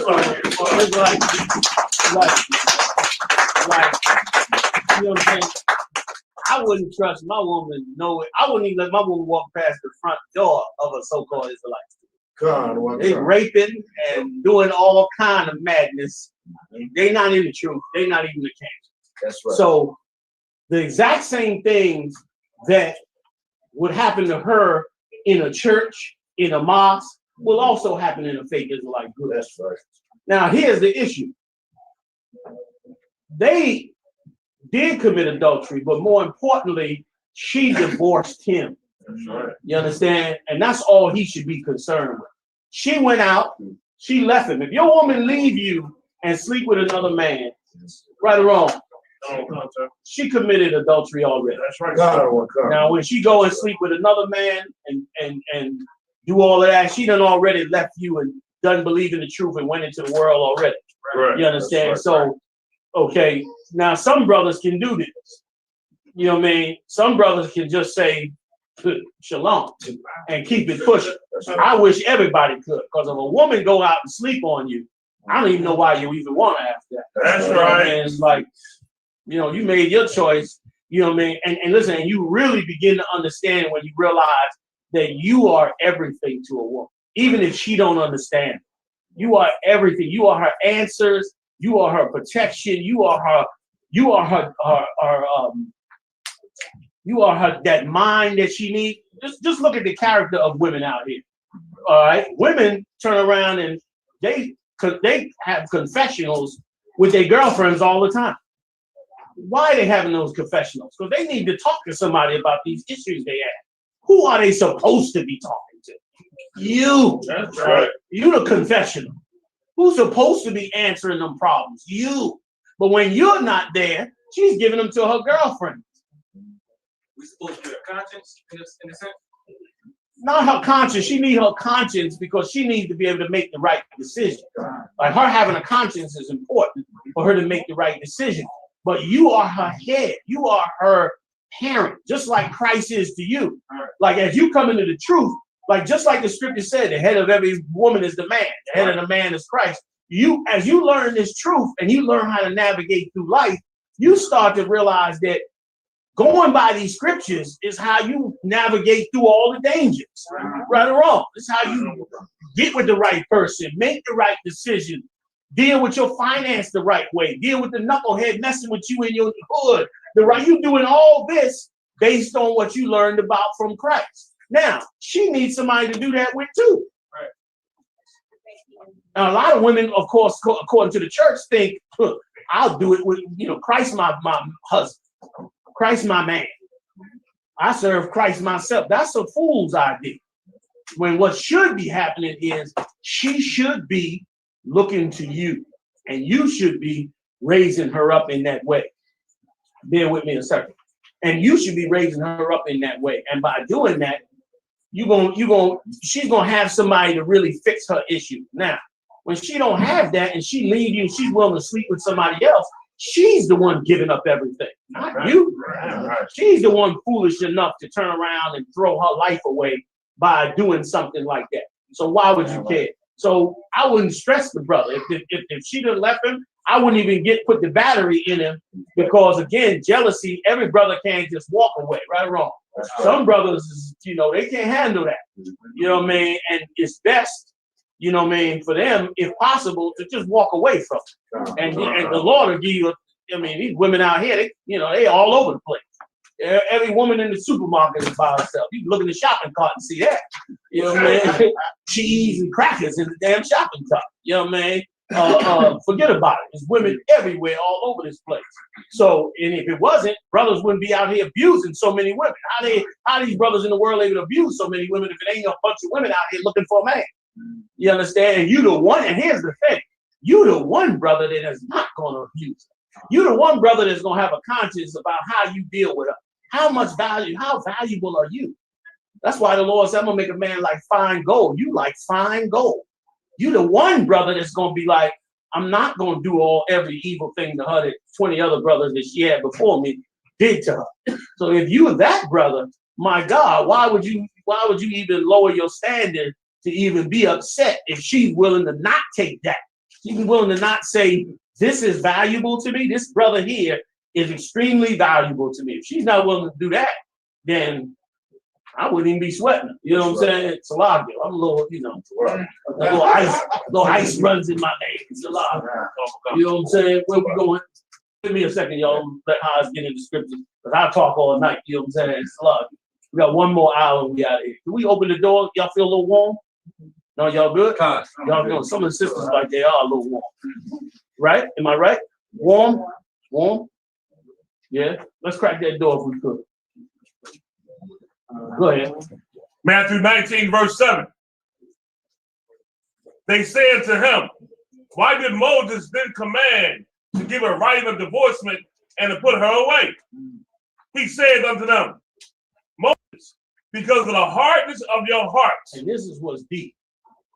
This is what's deep. He said, because of the hardness of your heart. As you come into the school and come into the truth, you got to try your best to shed all the things that women have done to you too.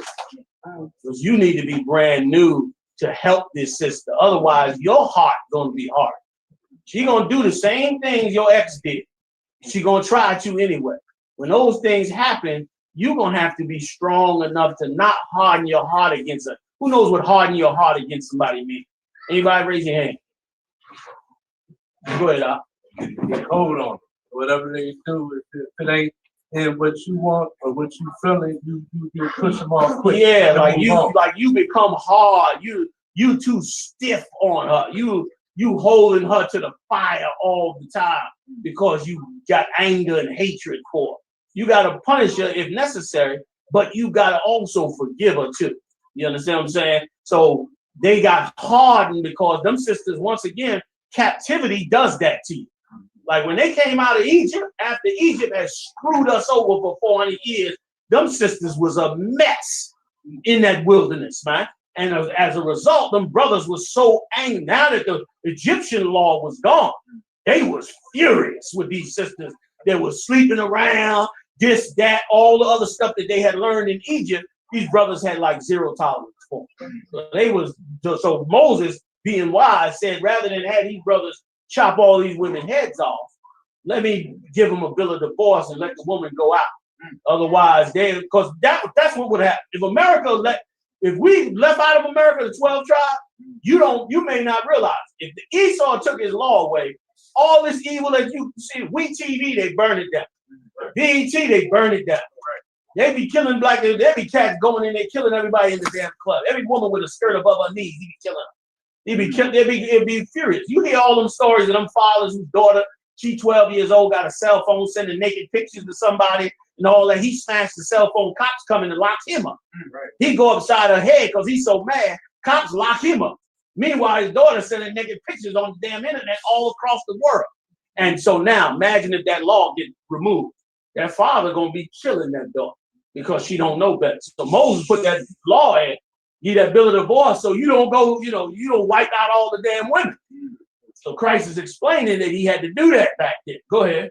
Suffered you to put away your wives, but from the beginning it was not so. Man, it was not so from the beginning. Under the law, under Melchizedek, under the order that was given down to Abraham. It was not that way when it came to a sister in the truth. You did not put her away. And let me tell you something, Ma. It's a good feeling. I'm going to tell you something. It's a good feeling to conquer a woman. And I ain't just talking about sex. The sex part was small. You going to conquer a woman, you done did it 1,000 times. You done convinced her to have sex with you. And that you've done it and you good at it. You smooth and suave bowler. But can you convince a sister to stand with you with the Lord? Can you convince a sister to be down with the Most High and seek His kingdom with you? Right. Oh, now you got something. You got some game now. You understand? You got some game. Can I give one scripture on it, y'all? And I'm coming back. Give me that. If y'all can pull this for me, give me that scripture where the Lord said, He shall be known in the gates. Virtuous woman, I think it's in the Proverbs. Give me that one, just that verse. I'm going to show you this one verse about how when you get on that level, man, you're going to feel good. When brothers come over my house, and they walk up in my house, and I turn to my rib, and I learned this from the brother. And I turned to my rib and I said, babe, get the brother some waters. And she get up and bring them all waters, cold drink. I sit back like, God damn, I feel good. I feel, you know what I'm saying? I feel like a badass. You understand? Like there's another level. And listen, and I feel good when she bitch about fixing her car. You supposed to be the man in the house. What's wrong? Baby, I'm gonna get that. I'm calling up Yaquan, man. You know what I'm saying? Right. Shots jammed up. What can you do for a brother? You know what I'm saying? Because she been down with me. I got more than a sexual matter. Right. I got a spiritual matter. I don't have to compromise these laws no more. I can feel good about being an Israelite. And I won my sister out the world with me. We fight every TV show, every movie with the man and the woman, they always them against the world. Yeah, right or wrong? Right. You get to live it for real. Right. You get to for real live. Me and her, we battling this evil world for Christ's kingdom. And brother, it makes her life 10 times better. That's right. Her life be 10 times better. My wife blow up my phone about everything.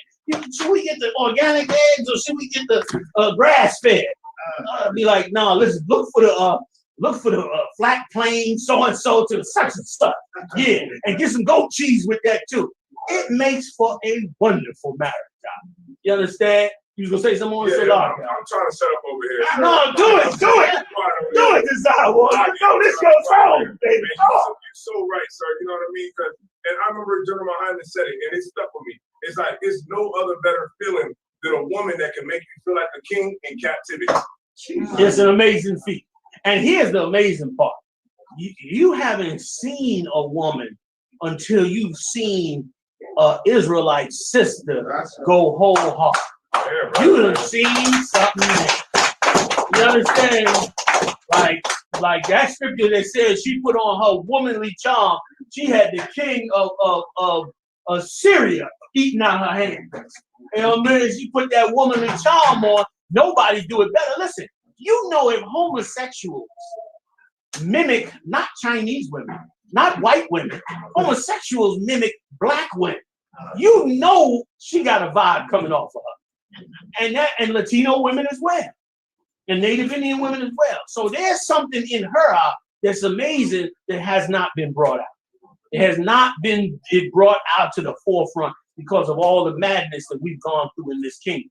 And you got to be able to bring it forth. And let me tell you, I'll go on to read the scripture on this side. No, I'm gonna get off this question. Proverbs 31. Not at 8:30. Go ahead. Yes, sir. Proverbs 31, verse 23. Her husband is known in the gate when he sitteth among the elders of the land. Right. No, go ahead. This is the same. Right. Can you give me one verse above it? Yes, sir. Go ahead. Verse 22. She maketh herself covering of tapestry. Her clothing is silk and purple. This is a woman that know how to dress without spending a lot of money. You know, some of them sisters know how to shop in the thrift store and BY. Not that one that they trying to get you to go after. That one that's on that TV set, that's a monster. They created that monster. They created that monster to set the standard for you so you could be overthrown. When the Lord got a better standard, and you can get that standard, but you got to create it the way the Lord had to create you. He had to wake you up, pull you out the world, give you the truth. Guess what you should be? You should be able to do that with another sister. And if you're able to do that with a sister, man, you got something. You got something. Listen, some sisters, let me tell you something. You got sisters who have been raped, molested, have had horrible lives, have gone through 10 relationships, never mentioned it once, and will lie to you if you ask them. Sis, you have been molested? Hell no. You know, nigga never touched this. Been molested by a father, uncle, church leader, this, that, and you will never know it. But if you could really be down with her in the truth, then she just might trust you enough to let you know. And if she does, and you are wise, you may just be able to heal her. And if you heal her, you'll be the greatest thing to her that ever existed. Because you'll be the one, brother, that can take away all that pain that she done been through. And I'm gonna go another step. A serious sister on the other side could deliver a twisted up brother. You know what I'm saying? Like the scripture said, by the chaste conversations of the wives, they convince the husband. You got a lot of brothers that's deeply damaged, been through all kinds of stuff. But a righteous sister, a brother is hard to run away from her. He hard pressed to just throw her to the curb. And he might even walk out once or twice, but he come right back because of what's inside that sister. And she will get him on the right track if she understands these scriptures the right way. And before you know it, man, we got everything back. All it is that these things have been stolen from us being in this kingdom. And that's what caused that divorce. Go ahead, same topic. Same topic. marriage, if you want to say in a way. That were brothers and sisters that was in the world, and then they came into the faith. How do we deal with brothers and sisters that basically got, if you want to say married, lay down with each other, boyfriend, girlfriend, did their little thing, and then they came into the world. But there's a history of both of them having past relationships. How do we deal with that? When we say y'all came in this truth, y'all can't be with each other because y'all past relationships, y'all deal with other people, that's adultery. How are we? Okay, let me understand. You both in the world at first. You dealt with other people. You dealt with other people. You in relationships with other people, or you not in relationships with other people in this case. Laying down with other people, like both okay. Of y'all being hormones. Yeah, okay, I understand that part. But more I'm concerned with is, are both of you in the world before you came in? Were both of you also sleeping with each other? Yeah. Okay, so I understand that. Many cases like that. Brother and a woman, they sleeping together, but both of them is also sleep with other people. They cool with it because that's how the world thinks. And then now both of y'all walk inside the truth. Now it's time to look at this situation. Now, at that moment that the both of you walk into the truth, first of all, the first thing you got to know is she ready to not sleep with anybody else? And if she say, I'm ready to not sleep with nobody else but you, then that woman is on the road to being born again. And she's going to be a virgin to you because she's now coming to truth. She cut off her whoring in the world, but she is sleeping with you or whatever brother. You and her are married. Now you ain't doing the things that you did in the world. She starts brand new. She's a virgin. Then the same with you. Those women that you, now it's a little different with you. Those women you sleeping with are also your wives. And now you have to go to each one of those wives and start to establish that you and me gonna sleep together as in a relationship according to the Lord, but you're not gonna sleep with nobody else. Now, some of them women gonna be like, man, we always been like this, swinging like this. I ain't changing nothing. Then you know you gotta cut her loose. Right. But if she say, why are you saying this? I'm just hypothetical. Why are you asking me this? Because I learned in the scriptures we've been doing this wrong. This is how we supposed to do this. And she'd be like, okay, I'm gonna come check it out. I'm gonna learn. Then that's gonna be your wife also. And the other one, and the other one, and the other one, and whoever, how many of them you've been sleeping with, those are all your wives, unless from that point on, they go sleep with another man or they reject what it is that you're saying, then am I using this mic? Is this actually active? Okay, that's fine. That's fine. That's cool. I just want to know. I just keep saying it. Yes, then from that moment, then that woman is, you got to cut her loose if she's going to be a whore. You understand what I'm saying? So it applies exactly like it is. You walk in the door, she walk in there with you, even though she been a hoe. She walk in there with you, she's your wife because you sleeping with her. Now she can stop being a hoe, become brand new, or she could be like, nah, that ain't for me. Walk back out the door, she's gone, she ain't no longer yours. The one that stays she is with you, that's your wife. And then you build from there. You know what I mean? And it ain't always perfect. Take time because this is a big transition from the life she did live and the life you did live. But I see brothers and sisters do it all the time. Some sisters walk through here. When you get up in that Passover, you're going to see some sisters. You're going to say, oh my God, she's so beautiful. She got a veil on and she looks so innocent and wholesome. And right before you marry her, she's going to say, I got to confess to you, you know, I used to be a big time stripper, man. I used to sell his ass all the time. You're going to be like, and you're going to have to forgive her for it. You understand? Because you be on a new page in a new day. You know what I'm saying? And so just like you came out the world, you got brothers that come out the world that did all kind of horrible things. But they coming in the truth now. They're going to be brand new. Got to start fresh with them. You know what I'm saying? So does that answer it for you? It does. This is Line Radio. Right. Shout out to Just Starting Paint. Oh, let me do a roll call, like if it's called Chronicles, because Cotter's ain't here. Editor-in-chief of the RalphRetort.com. They should be able to hear me now. I'm on air. I'm going to read a few of these super chats. Let those gentlemen get ready. You can see them on the screen, though. I'm here on the screen. We got the two. I've only used this, I think, once before during the Warski Dick Masterson Blood Sports. I really like it, though. The only thing is you got to set it up a little early is the only thing there because of the way it's kind of complicated to set up. But when it's set up, boy, it looks smooth and great. There it is. Kill stream with the Blood Sports logo. All right. Now, somebody said, "Old layout better." Fuck you. I just. Good night. Okay. I like it because you can see both people at the same time. That's why I like it. All right, let me read these. I'll unmute the tab, and we'll be able to hear those guys. They can hear me now, though. Lord Zenu WT Law says, "Let's fucking go." Also, let me turn my camera. Did I do that? Yeah, so they can see my beautiful face. I know they can see me as well. Lord Zenu, shout out to you, sir. I've been getting good use out of that PS5 I got off you. Thank you so much, man. Good to see you. White Rabbit Radio with the host. Big shout out. Thank you, sir. Exploding Pretty says, "Final stream +1. Still can't abort, dude. You can't abort yet. Not yet. Not yet." I'm glad it didn't happen before tonight, too, because I was really going to be pissed if it happened before this debate. Aaron Silvatini says, "Ralph's still here. Kill stream cannot be aborted." Well, that's what they say. Lord Zenu WC Law says, "Press S to spit on Sheldon Adelson's grave." I co-sponsor that resolution completely. Sexo Tyrannosaurus says, "Black Israelite." No. Well, I don't know if that's not a slanderous term. Hold on, we'll ask him in a minute. Let me unmute him. Let me unmute the tab. All of them. All right, Captain, you're here. It's been a while, sir. Yeah, it has actually. Can you hear me okay? I can hear you good. And we were talking about it. I don't hear the feedback very much. Sounds great. Okay, that's perfect. That's perfect. How you been doing, man? I've been doing all right, man.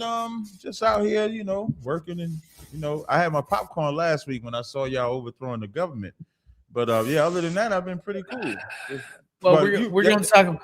Yeah, we're going to talk about that. So why don't I just do this? Go ahead and introduce yourself to the audience for those who don't know who you are. For those that don't know who I am, like I'm looking in your chat, and that's right logo that's popping up in the chat. We're the fathers of that. Like y'all got that from us, so we appreciate y'all. I actually told the general from the video y'all got that from about it. We got to get him on. Yeah, y'all got to get him on, man. One time y'all got to get him on because y'all kind of helped make him famous, so we appreciate that. I'm Captain Tazaryach of ISUBK. ISUBK stands for the Israelite School of Universal Practical Knowledge. Our mantra is to fix the conditions of the Black, Hispanics, and Native Indians in North, Central, and South America. If you know anything about Black people, we're plagued with a lot of things. We do target or speak about the oppression that the so-called white man has done to us, but we also talk about our leaders that have sold us, or drugs, abortion, homosexuality, child molestation. There's plenty of things that we talk about. The Bible is our blueprint, of course. We believe we are the children of Israel. We teach that, we push that, and we teach that the only salvation is to turn back to the Most High. So that's my introduction, so to speak. All right, we're going to let Ramsey Paul, give his introduction as well, and then we'll get an opening statement from Captain Tazaryach. Kind of a broad topic here tonight. How did we get where we are today? I think it's, kind of important. It's kind of an easy topic given, everything's complete shit.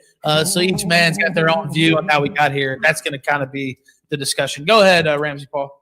Yeah, Ramsey Paul. And hey, it's great to meet you, Captain. I had no idea about you. I looked you up on the SPLC, and I see you're a fellow hater. So congratulations. That is true. We have two up the list here tonight. And I mean, that's hard to do with all this. Let's face it, during this past, everyone's like kissing blacks. I mean, it's like the highest thing. So for you as a black male to end up on a hater list, you had to do something special. And what you did is you called yourself the Jews, and let's face it, the SPLC, ADL, they're the other Jews, and they're like, oh no, we can't have this. So it's amazing that you got on the hate list. It's going to be a great discussion, but a lot of that may be lies, because the things written about me are lies. I'm not a white supremacist. I oppose supremacy. I'm not even a white nationalist. And I support the homelands for a lot of people. Some of the stuff I read about you, I was like, man, that looks pretty cool. Like, you're against feminism. I'm like, I'm on board with that. You think trannies are kind of silly. If that's true, I agree with you on that. So I think there's going to be a lot of common ground here. I don't know how much difference there'll be. I'm for self-determination. I think your religion is kind of goofy, but every religion is goofy, and it's no more goofy than cutting off some guy's dick and having him in a sundress and saying that's really a woman. I mean, that's really goofy. So it should be a fun conversation. I think we may agree a lot on a lot of topics, actually. So that'd be interesting to see. All right, go ahead, Captain. I'll let it start off with you, sir. Yeah, being on the SLP, what is that? SPLC was that Southern Poverty Law Center? That's right. Being on the hate group for Black people, even for ISUBK, I mean, to be a Black man in America, we're the most hated, not just by the SPLC or whatever they are, but by the police, by the white man, by the African, Chinese, Japanese. Whether we're in this group or whether we're not in this group, we're still the #1 hated people on the face, in the face of America. So being on that list is actually embarrassing to America, because when you compare it to the other people that are on that list, those people have murdered, lynched. They have actually really committed crimes against other races based on them being that race. ISUBK has never committed a crime against anyone. Right. So it's really ignorant on SPLC. So we do agree on them being ignorant for even having us on there. But to even call us a hate group when we're about the rehabilitation or the rejuvenation of Black people, and I think that's what scares organizations like the SPLC the most. Because as long as we're high, drunk, aborting our babies, homosexuals, as long as we're those things, we're not a threat. But if we're clean and sober and vigilant and looking to get out of this condition, then we do become a threat, because we would naturally be the enemy to the ruler of this land. It was funny. Now, I'm a very tongue-in-cheek guy. You sound like you're a tongue-in-cheek guy. And when you call us buffoons, when you said, what's the word that you said was goofy? I think he said goofy or silly. I consider religion to be goofy, but I don't mean that to offend you, because I consider most religions to be goofy. Right. No, I don't. Again, that's why I said good tongue in cheek. But as you compared us being goofy to most religions, you didn't compare us to trannies, because you said it's just as goofy as a man cutting his dick off and putting a dress on him and saying that that's okay. Which is I said trannies are more goofy. So I was in a sense defending you. No, but even to put us in that same sentence, that's like the wiles of what we would expect, so to speak. So there may be some things. The only thing I know that we do agree on, probably, I don't even know if we agree on that, is separation between us and y'all. And what I mean by separation, I'm not necessarily talking about economically, because you can deal with anybody economically. But as long as we have your ways in our brain, it leads to our deconstruction. Right. If you think about Christmas, Thanksgiving, the things that y'all have as a celebrate, the identities that y'all force us to take on is a detriment for us, when it shouldn't be a problem for us to call ourselves Israelites, have our own culture, have our own identity. But that seems to be a threat to everybody. So I don't want to be too long-winded with my opening, but that's kind of like our opening. All right, and we're going to let questions go back and forth. You guys know, I think you've both seen, I know the captain's been involved with several of these, and Ramsey Paul's probably seen a couple of these, and he asked to be involved, and here we go. He's on the show. So they're very loose. I let the participants question back and forth, and we will have that going on. Go ahead, Ramsey Paul. Give your intro. How do we get where we are? People storming the Capitol, the president on the brink here, all this stuff going on, and just the country in general. If you want to take it beyond the political realm, we're not doing that well, even beyond the executive branch. Go ahead, Ramsey Paul. Yeah, and I would disagree. I'm not necessarily for a separation. I think it should be voluntarily.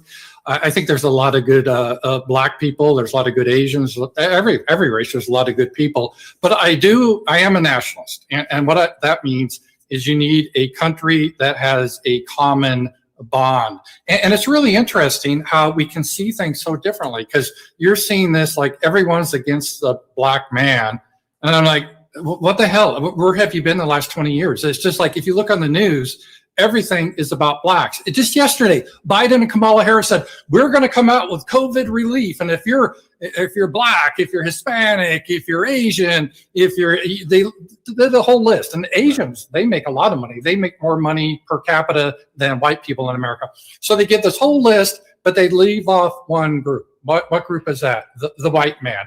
And if you work in any corporation, which I did for years, if you're white, you're held to a higher standard. You have to score higher, you have to do higher, because they have these diversity goals. And maybe your experience isn't that way, but what I see in the world is that way. And when we talk about violence, I mean, you may not believe the FBI statistics saying, oh, that's just a white man lies.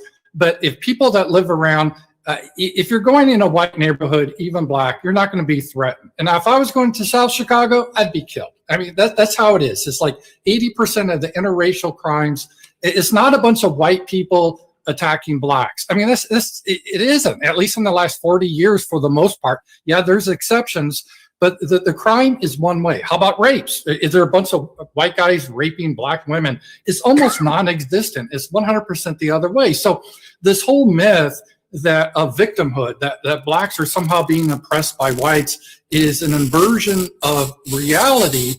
And it's, at least for how I see it, I think a lot of people, how they see it, when you open your eyes. So if I go into a neighborhood and it's black, it's probably going to be dangerous. If I go to a neighborhood that's, say, Asian, it probably won't be. There's a reason for that, and I think that's the experience of a lot of Americans.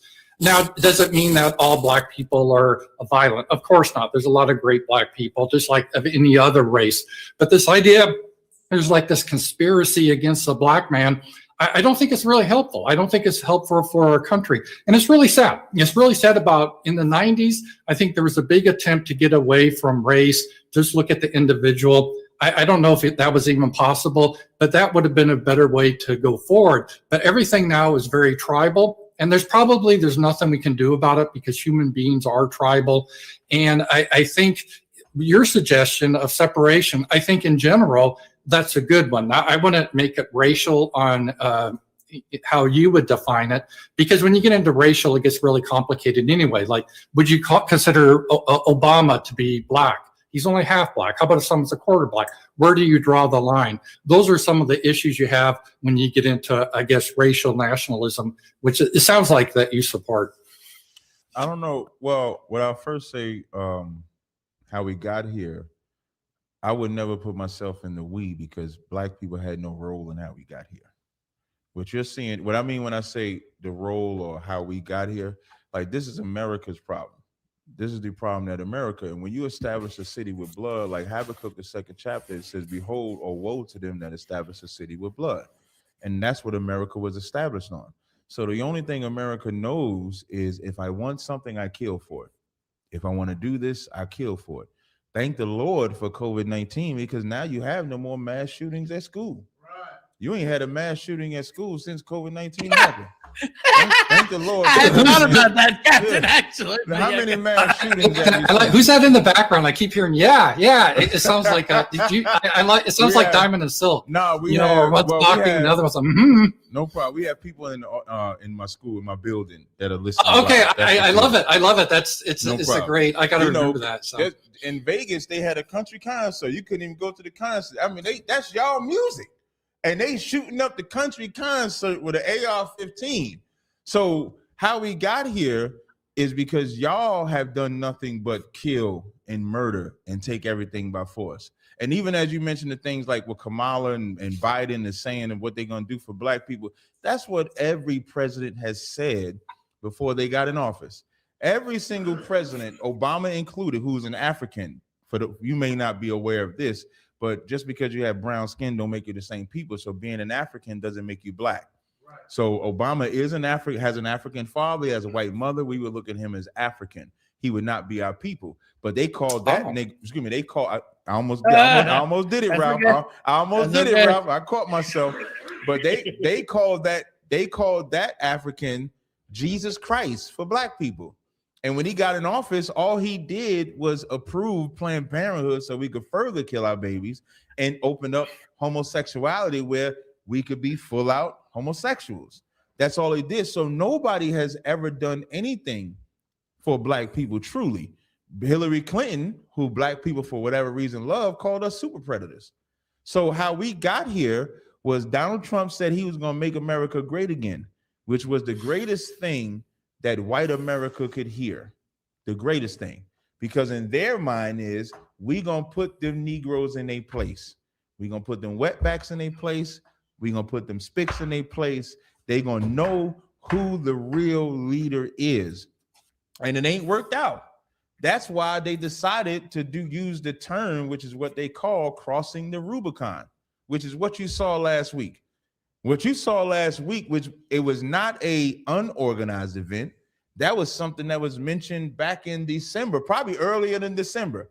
When Trump realized he lost that seat, he decided to use his power of media to stir up white America that loves nothing more than to kill and put black people in their place. Something happened in America that ain't happened since what, 1817? It was 1817 when a foreign nation flooded and destroyed and came and was able to infiltrate the White House. And America hates the rise of minorities so much that they would rather destroy their own capital just to keep it. Because it happened in '83. There was a bombing in the Capitol by Susan Rosenberg, and Clinton actually pardoned her. I mean, there's been bombings in the. That was a left-wing group, by the way. Now, Paul, let me show you how volatile it is for black people than white people. In 2013, a mentally challenged black woman was driving her car erratically because she had a psychotic break, and they killed her in the car. They was able, over thousands of people was able to invade, take secret documents of the White House, and they were not killed. They were not shot. Nothing happened to them. They put in a curfew and peacefully made them leave. You didn't see no tear gas. You didn't see wait a minute. What? I didn't see Ashley Babbitt. That she was like fake. That was fake. You think Ashley Babbitt? I saw her get a bullet in the neck. Was that fake? She was probably shot by her own people. She was not shot by the Secret Service. Her own people shot her. Why would her own people shoot her? Because when you have a riot, that's what happens. My point, here's my point. When Black Lives Matter, which I don't support them either, but when they knew Black Lives Matter was coming, the National Guard was lined up in front of the White House to make. Were they kneeling? Were they kneeling? Because I remember the police kneeling for Black Lives Matter. I remember Black Lives Matter rioting for 7 months. I remember in 2016, a Black Lives Matter supporter killing 5 Dallas police officers. You remember that? I remember that. They ended up having to blow him up because he held himself up. 5. He murdered 5 Dallas police officers. Now, by the way, chat's bringing up Ashley Babbitt. It's my understanding she was killed by a black police officer or like Capitol Hill security. Yeah, listen, a black police officer will always kill. We call that the mark of the beast. That we have a problem with black police officers too. How you gonna go work for the same government that's designed to kill us? That's why so when I'm saying government or police, if you're black and you work for the government or police or military, you have what we call the mark of the beast. In scriptures, the Revelation, the 13th chapter, it says if you have the mark in your forehead or your hand, in your forehead is the knowledge that you have for the beast. In your hand, it symbolizes the action and who you're willing to kill for that beast. So that's correct. So my point in talking about the Black Lives Matter is not about whether they killed and who didn't. The National Guard was there so that they could not penetrate the White House at all, the Pentagon at all. But when your guys came, nobody was there. Nobody showed up. They allowed them to break into Nancy Pelosi's office. They live on Instagram doing everything. But when we protested in New York City for George Floyd, they ran them over with cars. So there's always a difference. And I don't fault you. When I'm saying you, of course, I'm not talking about you, Paul Ramsey, because you may not agree. Yeah. So you is general. I don't fault the favoritism that y'all show to other white people. I just want my people to see the favoritism that y'all show so we can stop giving y'all our favor and give our favor to us.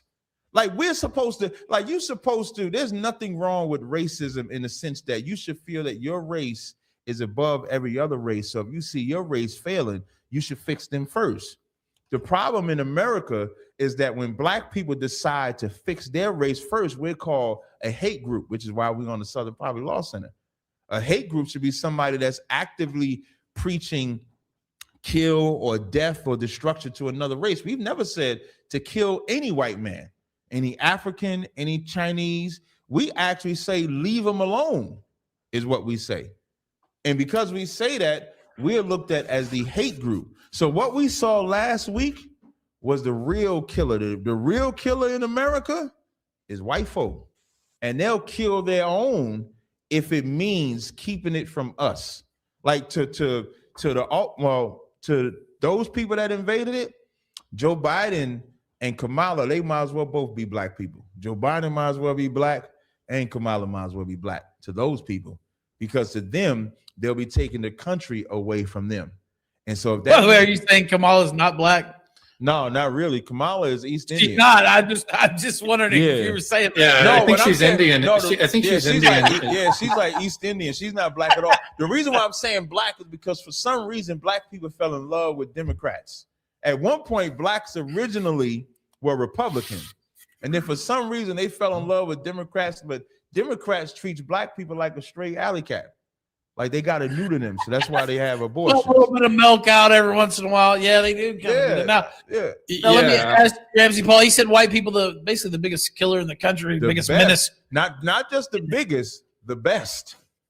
Biggest and the best. What do you say to that, Ramsey Paul? Well, and per capita, that's not true. Most of the murders, if you break it down by the population, African Americans or blacks. What's the proper? I think African American is not used anymore. Is it? It's blacks? Is it what it is?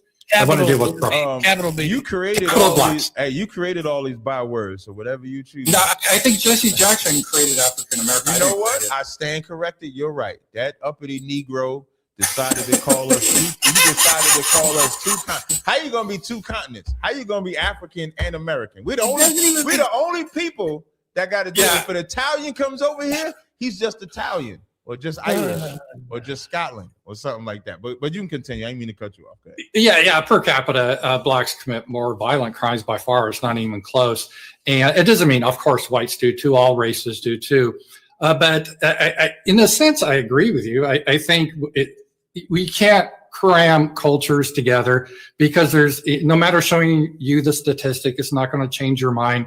There's always this, the white man's trying to keep you down.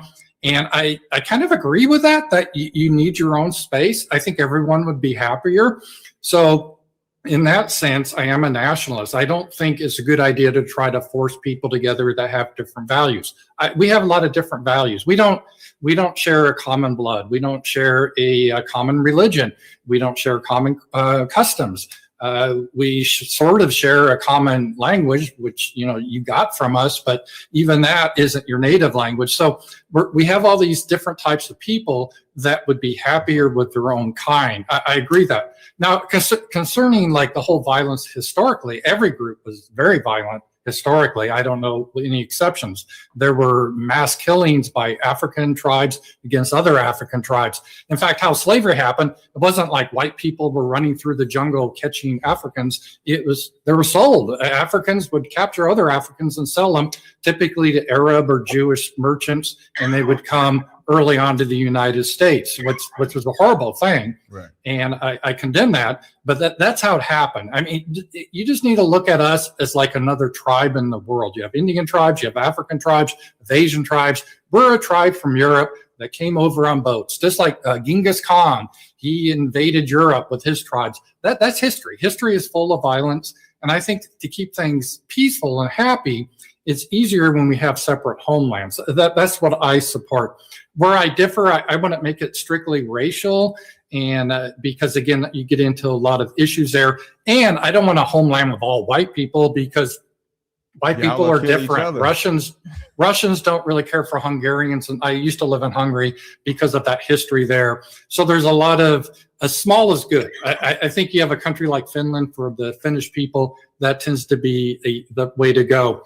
And even Africa was made up of a lot of different types of people. It wasn't just the Bantus. You have and it's funny because you brought up this Capitol Hill protest, and one of the leaders was this guy from, I think his heritage is Ethiopian, Ali, what's his name?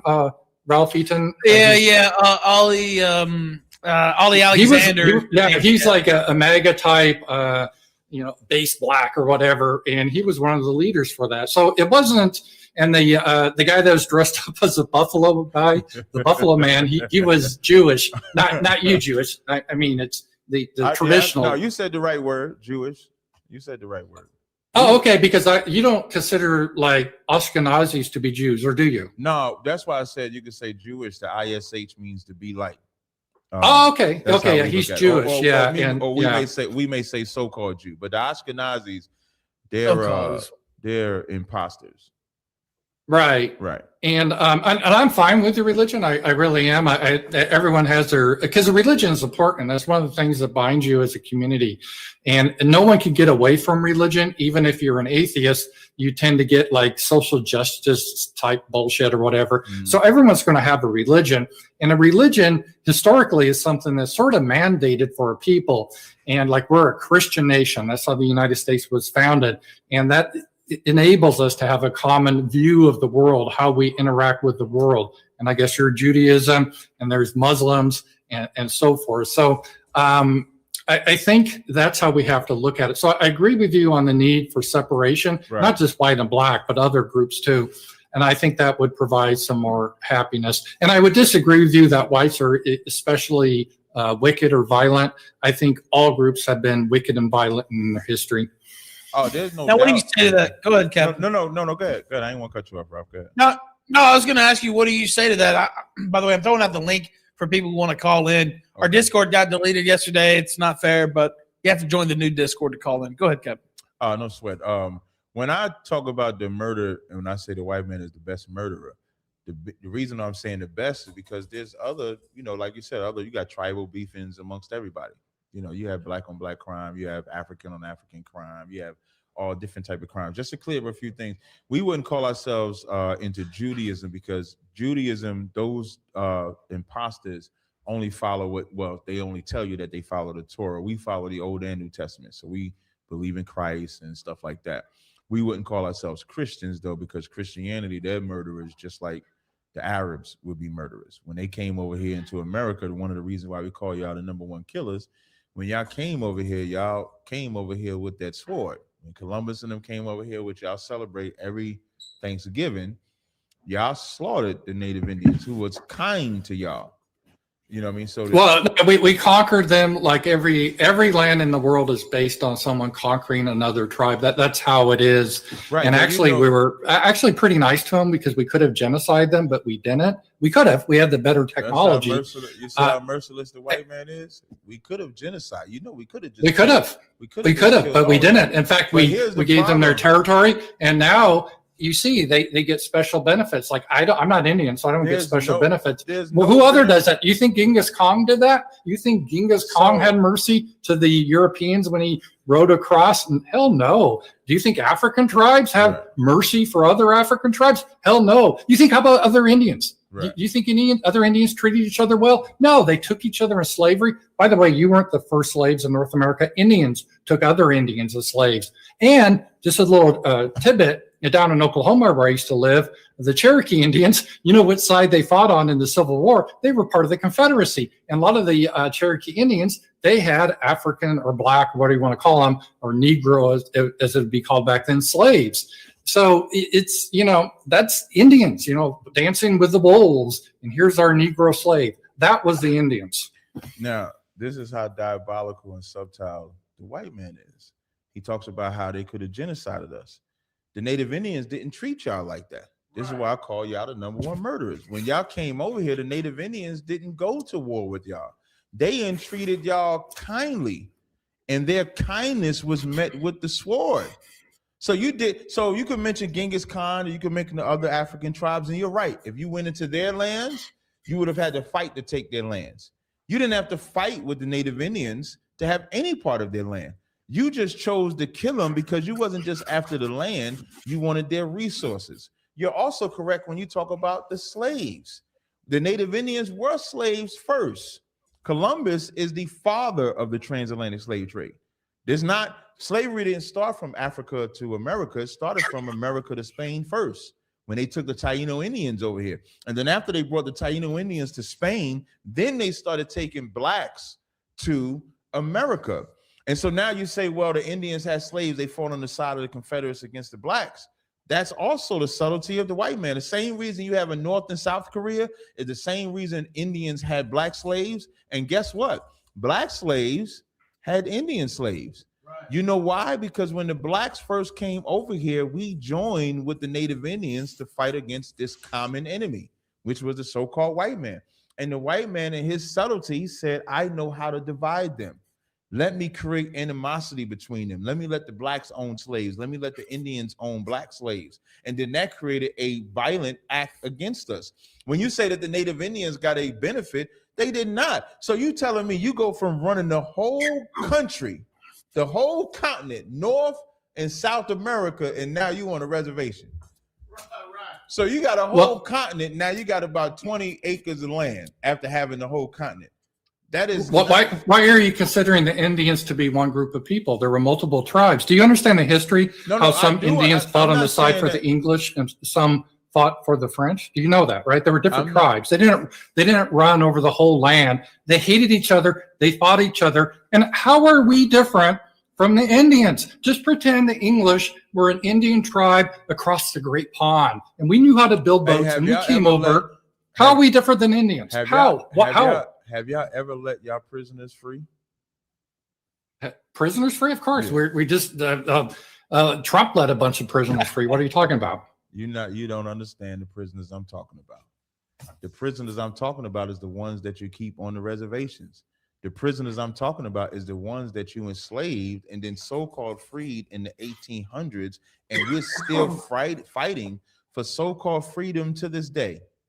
Every president since the 1860s, 1870s, they so-called freed the slaves. Every president's mantra has been to make it better for black people, but we have never been free. We have steady been targeted. And the other thing you said, you're right. Black on black crime does take place. The difference between black on black crime is if a black man commits a crime against another black man, he's going to go to jail. But when you guys commit crimes against us, there is no justice. They had so Dylan Roof didn't go to jail. And wait. So you're gonna compare Dylan Storm Roof. So here's how nice y'all took that nigga to excuse me. Y'all took that boy. I'm sorry, Ralph. Y'all took that white boy. We gotta edit the N-word now. Yeah, he is black, but still. No, he's not black. No, he's not black. I'm saying you're black. But still. You said the N-word. You said the N-word. You can't say the N-word. Well, it was the A version, and I've heard other streamers that are black on here get away with using that. But I'm going to ask that you refrain, please. Right, Ralph. I apologize. They took that nut to Burger King. No. They treated him kindly. They don't treat us kind. You know what they do to us? A brother running from child support, running from the police, they shoot him in the back. He didn't commit no crime. He just running. They shoot him in the back. Tamir Rice was a 13-year-old kid. No justice. How many people? George Floyd. No justice. So yeah, you can bring up Dylan Storm that went to jail, but how many countless others have died at your hands with no justice? No, I brought that up because you made the statement white people don't pay that you said that white people don't pay a penalty if they kill blacks, which is ridiculous. Ridiculous. They pay a worse penalty. They get hate crime violations. Wait, where? Because George Zimmerman's still walking free. He had a trial, right? He did of his not peers. Have a trial. What trial he had? Did he get indicted? Yeah, he had a trial. Yeah, he was let go. I'm gonna Google it. He I don't think he got indicted. So they just let him out of the prison. Yes. No indictment. No, he had a trial. He had a trial. I guarantee you. Let's say for the sake of argument, we live in a world where if a crime against anybody, state of Florida versus Zimmerman, July 13th, 2013. Was he found a 6-person jury rendered a not guilty verdict Really? on all counts. Yes, he went to trial. Because guess what? You can't attack someone, right? You can't attack someone. If you're going to attack someone, you got to pay the consequences. Florida has the stand your ground law, and that's good. If someone's attacking you, you can shoot them. But where was he attacking George Zimmerman when the police told him not to pursue him? That's recorded. On the recording, they told the police, they told George Zimmerman to not pursue him. He pursued him. He hunted him down like an animal. He had no weapon, And all he could try to do is defend himself. So if it's on if the 911 conversation, the police is telling him not to pursue him, not to shoot him, not to harm him, he does it anyway.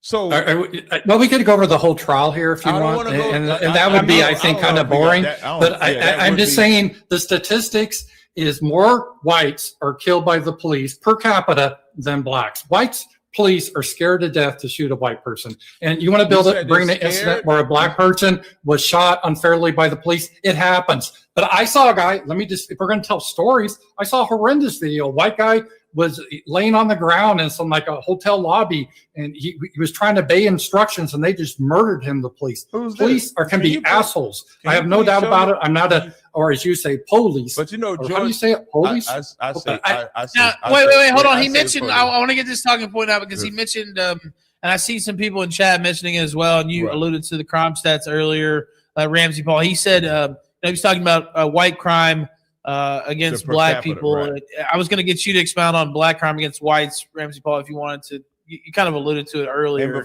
And before you do that, George Zimmerman was not a policeman. Right. So no, he was not. So you could show me. So what? So what? If someone's attacking you, you have the right to defend yourself. He was not being attacked, though. You keep saying there's some. The jury thought otherwise. Okay, the jury looking at the evidence thought otherwise. That's my point. Every jury thinks otherwise. There's not a jury on that has never thought a white man was guilty of killing a black person. Oh, who was that guy that was running back? O.J. Simpson. O.J. Simpson. What? Because that was a black jury. Hey, you know what's funny about the O.J. Simpson one? That's the only one black people love, and O.J. Simpson, we don't even look at him as black. You know who's black? Come on, you say no one's black. Who's black? No. O.J. Simpson really is black. The reason why we say that is because nobody really, O.J. Simpson, he would sleep with white women and stuff like that. So he would be like a sellout black person. Doing Hertz commercials and shit. Right. Yeah, you see how they treated him in Naked Gun? Like there's a quote from him where he said, "I'm not black, I'm OJ." Yeah. That's what he said. Yeah. So what I mean, I liked OJ. I'm old. You're young. I can remember when OJ Simpson would run on Monday Night Football and Howard Cosell, the juice. And OJ was great. He was a great running back. Definitely. We don't have that anymore because of the world change in football. Yeah, he was one of the best running backs. Remember, he did in like 12 games during this time when he did the 2000. Yeah. Now I have to be honest though. I'm from Denver, Colorado. You probably don't even know this running back, but Floyd Little was incredible, but he played for shitty teams. He was a great running back. Up there with OJ Simpson, but because he played for a bad team. Although OJ played for a bad team too, right? The Buffalo Bills. Was bad too, the Bills were complete shit the entire. Oh, they were shitty, yeah. But But anyway, that's I'm getting to my point, right? And this is how we're getting to America. Is even the juries now tend to be biased. Like, I mean, if you're in a black jury, you're screwed. If you're a white guy, so we need separate. We need separate homelands. I'm actually the solution. I think we agree on. We really do. A little bit different though, because I'm not so much I guess you're a racial nationalist, right? You want to allow Hispanics in, or is it just keep the white man out? Would you allow mulattoes in, or how would you determine who gets in your homeland? You call mulattoes, is that like mixed, like where you got like a black? Yeah, it's a black. Obama was a mulatto. Okay, so we don't really look at it that way. Our belief system is you are what your father is. So you could be a black man with a white woman, and we would look at you. We would look at the child as a black man because of their father. So like, let's say if it was a white man with a black mother, we would look at them as a white person. Then why isn't Obama then a black? Because his father was black. Because I had said this in the beginning, like Obama is an African. Like everybody with brown skin is not black. Like you wouldn't call an Arab a black person, even though they got brown skin. You would or like someone from India can be blacker than you. East Indian could be black, and you wouldn't call them black. Black is a byword that we're called. We're the children of Israel. The blacks, Hispanics, and Native Indians, we descend from that lineage. So even when you do real history, well, I won't want to say like you don't do history, but when you do history, it wasn't Africans that sold Africans. It was Africans that sold Israelites. You can find old maps where in the middle of Africa, you'll see it say land of Judah, because in 70 AD, we fled into Africa. And so we migrated into Africa because Israel fell as a state. And so as we're living there, when your people came looking for slaves, the Africans knew exactly who they was going to sell, which was us. And so they sold us. So it wasn't a African and African thing. It was an African and Israel thing. I won't get into the religion because that's just, I mean, I could talk about history, but I don't know, Ethan, if you want to go down a historical debate, it can be boring, I think. No, I was just mainly just trying to clear it up because you were saying why we didn't consider Obama black. Obama. Yeah, it seems like you, I mean, so how do you, so you determine based on the father, right? If you're, so like we look at Bob Marley as a white guy. Okay, so if you have so if it's a white father, even if they have a child with a black mother, is still, that guy doesn't count, right? Right, the sperm, let's just, if you look at it metaphorically, if you take a seed and put it in the earth, you can take an apple seed and put it around a bunch of oranges, put it in the earth, it's still going to be an apple seed when it comes out. It's the seed that matters. So man carries sperm, like life is in our balls. It's not in a woman. You plant it in a woman, it incubates and then comes out. So whatever seed you planted, that's what comes out. Yeah, I guess I'm not as much in you in the whole racial classification, because I think I'm sounding maybe a little bit like a liberal now, God forbid, but I think race is more of a continuum. It's not these categories like you would put it in. So I guess I disagree with that. When you say race is a continuum, what do you mean by that? Meaning, I don't think it's just you have blacks and then you have Africans and you have whites. I think you have mixed race people, and actually all people at some time, there's a little bit of mixture. Looking at you, it'd be interesting to take your DNA test. I bet you're not 100% African. Yeah, because you're right. I'm not 100%. I'm 0% African. That's my point. I'm not African. Okay, yeah, so you don't believe your ancestors came from Africa? If Chinese man was living, excuse me, for example, white people have been in South Africa for over 1,000 years, maybe. Are they white or are they African? Well, not 1,000 years, but yeah, they're white. So why would I be white just because, excuse me, why would I be African just because I come from or living in that land? I would be whatever my people are. Well, it's where you originate. Like I'm European heritage, right? Or Scottish heritage. We would originate from Israel. That's what we teach. We are. Okay. Yeah, we are. Yeah, well, I would disagree with that from a historical perspective, but I understand your religion, and I don't want to debate religion because I get it. I mean, everyone has their own viewpoints. I think Israel, before Israel, was more of is the Middle East, is more of a Semitics that were there. Yeah, we're Shemitic. Thank you. That's my point. Like we ain't got to debate it, but just to correct you, we're Shemitic. We're not Hamitic. Even if you look in the Bible dictionary, I know you don't want to talk religion, but even if you look in the Bible dictionary, when it gives the descendants of Ham, it says not the Negroes. Because even by y'all definition, when y'all wrote that book, y'all knew we were not Hamitic people or African people, period. So we're not African or Hamitic, we're Shemitic, specifically from the children of Israel. That's what we are. So we're not African at all. So you're right, I'm a 0% African. You call yourself black, right? For racial. Well, we call ourselves, if you was to ever see us teach, we would usually say like so-called black, because black is the byword. You know, black is just a color. Black, like even like, so the word Niger, I could say that word, Ralph, because that's a Spanish word. Niger just means black. So even when y'all call us the derogatory term, it's just a word that means black. So that's just a byword. Black is a color. You know, just like white, technically us using the term black and white is a misnomer because y'all are more Caucasian, or we would say Esau or Edomites. But white is a color, black is a color. Y'all not fully white. If I open up this Bible I got and I look at these white pages, that's not your complexion. So that's just a byword that, you know, you guys used. So right, and I agree with you. I don't think race or ethnicity is skin color. For example, you can have albino Africans. But they're still African, even though their skin color is white. Right. And so race is much deeper than that. And I would say it's on a continuum. It's not just based on the father and the seed. It's based on the mother too. And there's various, like if I should have a child with a Chinese woman, it's going to be a hapa, they call it. It's going to have characteristics of both white and Chinese. Yeah, characteristics aside though, like, and just so for the record, I'm not saying that like how you just said, if you was to marry a Chinese woman, have a child with a Chinese woman, she's right. Your child would have Chinese features. But yes.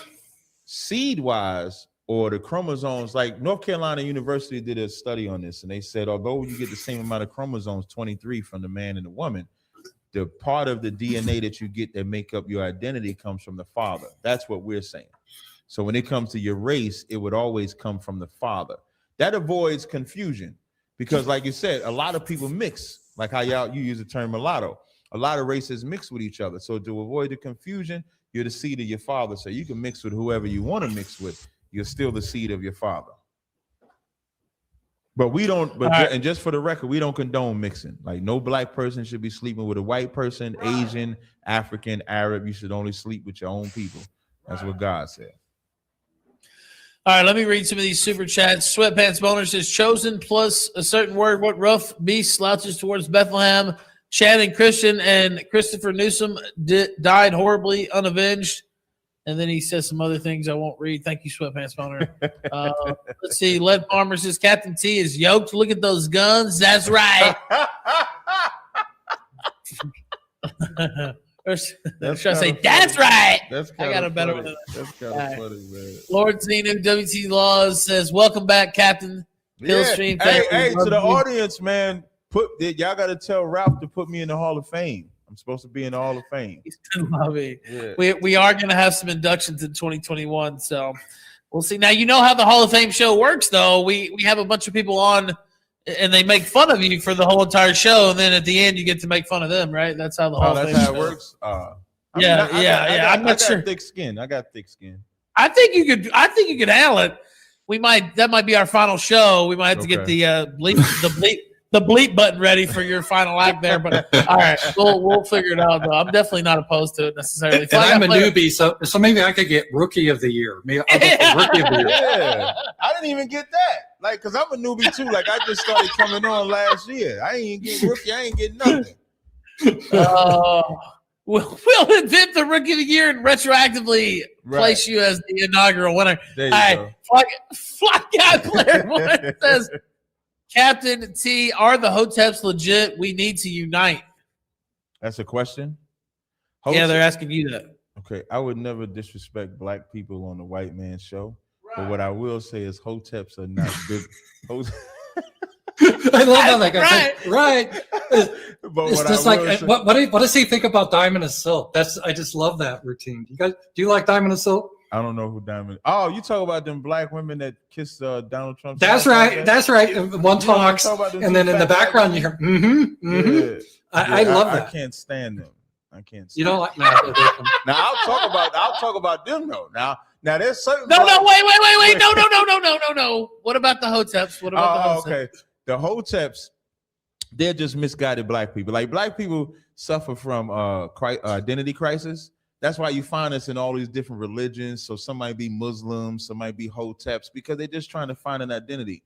We were told we were African. Initially, we wasn't even told we was the great Africans. We was like gorillas in Africa. We wasn't even real black people in Africa. We was like gorillas. And, because they had Egyptians, you had Cleopatra putting like 10 pounds of black makeup on so she could be Cleopatra. What was it, Elizabeth Taylor? What? Cleopatra is Greek. No. Listen. I don't disagree with that she's Greek. But even in that part of history, but black people don't. So when they see Cleopatra played by Elizabeth Taylor, they believe, and even movies didn't portray her properly, because you're correct. Elizabeth Taylor should have played in her natural skin because that's what Cleopatra was. But instead, she put all that makeup on to put some color on her. So we were taught that we wasn't great at all. And then they started looking at the walls in Kemet, and then they saw black color on there and then believed they were black. So Hotep people are just misguided black people, but we wake them up too. That's about all I say about the Hotep. And I heard you're going to be on one of my favorite blacks is Jesse Lee Peterson. You're going to be on his show? I did that. I actually did it in a month ago. He just released the video. Oh, I got to see it. I love him. You got to check that out. Did he call you beta? I bet he did. He tried, but because you're not. Listen, because you keep the women in line, right? With your movement. What you think, man? Look at me. Yeah, you keep women in line. I actually ended up calling Jesse A and B. I didn't call him an alpha or beta. I said he was like somewhere in the middle. So we call him A and B. But that was an excellent interview with Jesse Lee Peterson. He's an interesting guy, and I really like him. And I think he's got a really good heart. I really do. I don't know about. Well, of course you would say that because Jesse Lee Peterson loves white people. Yeah, you probably would call him an Uncle Tom, right? Yeah, even though Uncle Tom is kind of a misnomer based on what I think the real history of Uncle Tom, but he would be commonly called an Uncle Tom or a beta or what you would call a sellout. But when I interviewed with him, he had a doll. He had a Donald Trump doll on his desk. He called Donald Trump. Do you call Donald Trump the Great White Hype? I do not. I do not really care for Donald Trump, what he ended up as, and so no, I don't. But did you like him in the beginning? Like, did you think he was? Yes, I did. So here's my real question for you. What was it about Donald Trump? Because I just think he's a stupid white man. But what about Donald Trump made you believe that he would do something great for America in the beginning? I ain't talking about like what he became years later when he failed y'all.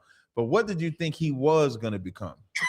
Well, I thought he really appealed to the populist notion, and that's why he won. Is, for example, a lot of our jobs are being outsourced to China and other countries, and he seemed to have a heart to really put America first, so our jobs would be here. Right. And it's kind of interesting because you remember Donald Trump would never mention ever white people in a positive way. It was always, my black unemployment is so low under me. He was kissing black ass nonstop his whole administration. Right. And it didn't work. He got, like, instead of 8% of the black vote, he got 9%.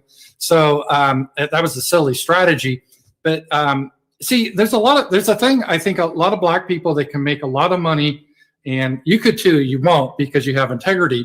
But if you became a conservative and went to like the RNC convention, you could charge like $20 for people taking a picture with you to show that they're not racist, and you would make a fortune. Wow. I'm not joking. That's how it is, because white people right now, especially now, that's why we're seeing things so differently. Right now, we are worshiping blacks. I mean, can you even see a television ad without a black on it? Now, you probably object to it because it's usually race mixing, but it's everywhere. I'm getting kind of black fatigue, to be honest, because it's 16% of the population. But if you're in Europe watching this, our TV, you would think it's like 90% of America is black based on what they show. And we have this worship of blackness in this country, and whiteness is considered evil. If you're white, you're wicked, you're evil. You have all this white privilege. And most of that, by the way, is not coming from the black community. So I'm not blaming the black community. So you saying Donald Trump failed by being black? No, I was saying, you asked me why I supported him. Right. I supported him because he seemed to be like a populist, meaning especially in economic terms, to keep the jobs here instead of sending it out. And he also had a sense, although he wasn't a full-blown nationalist, but he wanted to build the wall. What's the purpose of the wall? To keep Mexicans out, illegal Mexicans. Because part of what makes a nation, which I think you would agree, is a common customs, common blood, which you would call seed, but John Adams called it blood. He didn't call it sperm, but blood. Yeah, and you have all these things that have things in common. That tends to lead to more harmony. It's not perfect, but you get it. But when you balkanize, that's where you get all different types of people together in the same landmass. You're always going to have friction because we have different views of how things should run. And I don't like the idea there's one view superior to the other. It's just different. And people need to have their separate homelands, and I think that would make things very happy. By the way, the Jews, not you Jews, but the others, whatever you call them. Right, I know what you mean. The Jews, they have that. They have Israel. In fact, the United States, we're committed to keeping Israel majority Jewish. It's not a conspiracy theory. That's what we're doing. No, you're right. Now you're right about that. Now I'll probably ask you a question about that. And so first, I want to say the Mexicans are my brothers, and this is their land too. I want to say that first. So what did he fail at? Like, what did Trump fail at for you? He failed at building the wall. That didn't happen. He failed at when the riots happened. He should have responded more forcefully. Instead, he just typed law and order, and he didn't do anything. That was a huge failure. I thought he handled COVID wrong. I could go on and on if you want, but there's a lot of failures that he did. Did some things good, but he had a lot of things I think that caused him to lose the election. And Donald Trump, a lot of blacks liked him because he's kind of gaudy, he's kind of loudmouth, he's got that swag type personality. It's not something I really care for, but I know a lot of people like that. And I overlooked that. I mean, he's not a good character. I mean, let's face it, he's cheated on his wife, he's had various mistresses and so forth. But people overlook that because they're hoping that here's someone that actually stands for us, that will help us, because white people are we're so gaslit, like we can't even stand for our interests. That's just wicked. And so many white people, they get their identity, oh, we need to help blacks, black fist power salute. By the way, you can do the black fist power salute, right? You're not going to get banned for that. If I did another salute that it was done 100 years ago, man, I could, Ethan here be freaking out because you can't do that. So we don't even have anything that we can do at all. Remember the OK sign? Yeah. The OK sign, they said, was some sort of white symbol. And that was a 4chan troll. Black people that did that to you. That's the so-called Jew did that to you. That's what I said. That's what I said. I don't blame black people at all for that, because I agree with you. Hell, you don't even have that much power. Black Lives Matter. That one of the people that are running is a Rosenberg lady who did the Capitol Hill bombing in 1983. How in the hell does a Rosenberg get in charge of Black Lives Matter? How the hell does that happen? And so I agree with you on that. Group.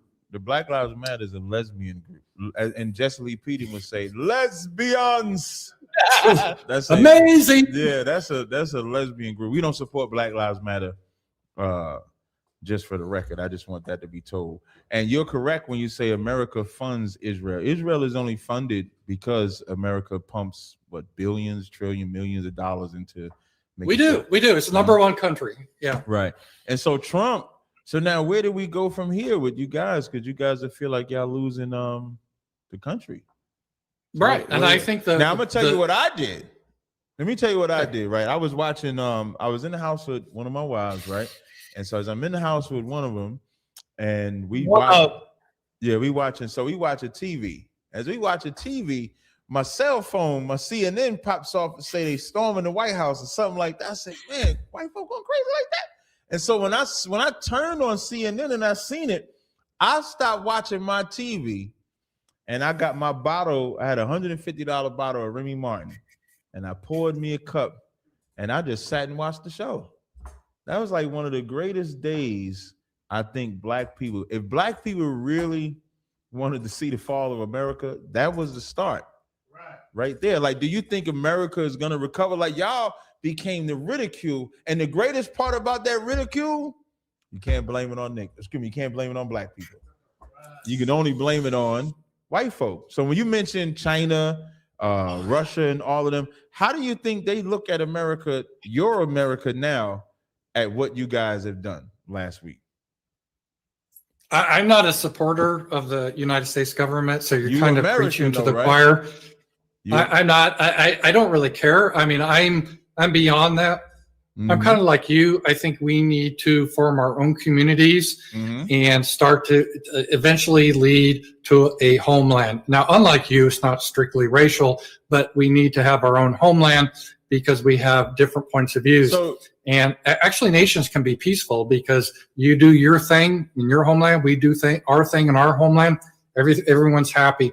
And again, what's stopping that is not the black community at all. Yeah. So now you ain't really answering my question, but when you say your own homeland, so you're saying in your homeland, I can come and live with you in your homeland?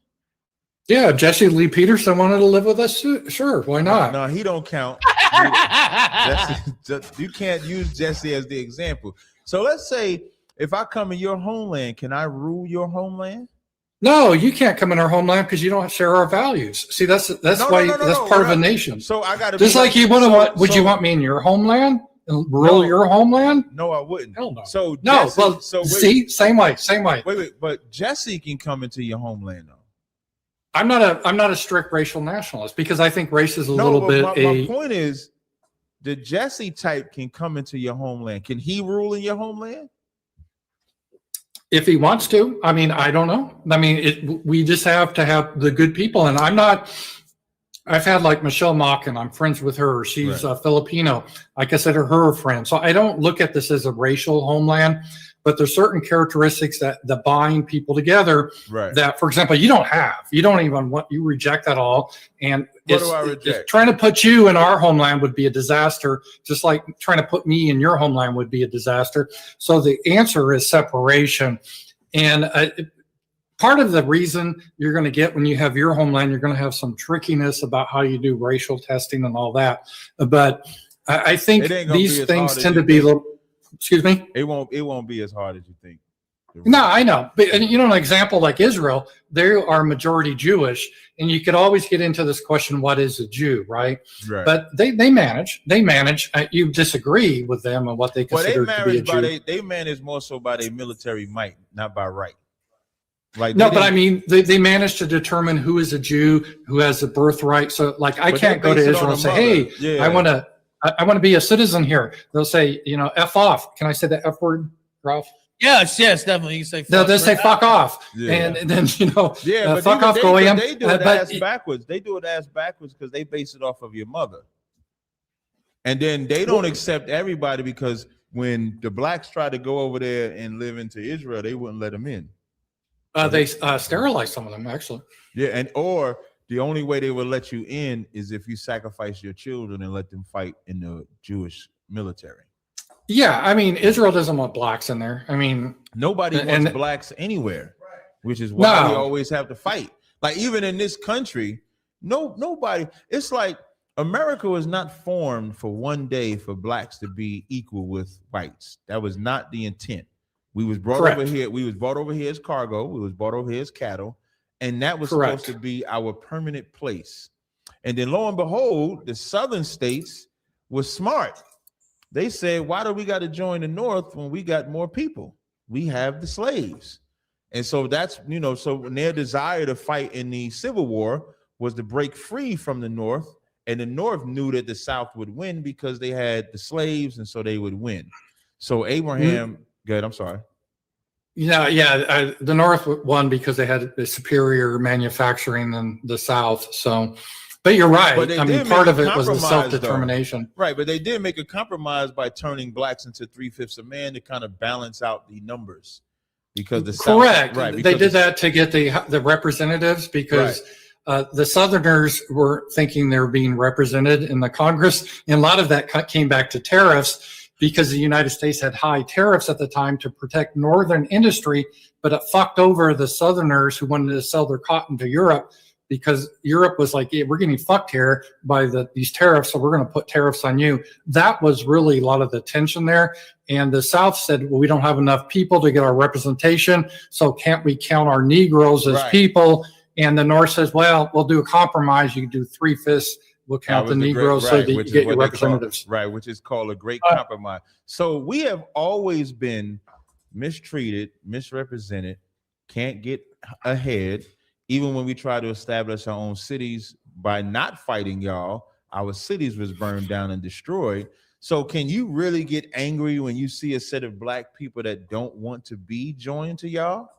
Because you think I'm angry? You think I'm angry? No. I don't think. Do you think most white people are like, "Oh my God, blacks want to go"? Oh no! Oh my God! I don't. Yeah, you know what's interesting? Like you may not be that white guy that feels that way, but majority of white people are. When we say we get so much flack for saying something is like we're saying we don't want to harm y'all, we just don't want to join y'all.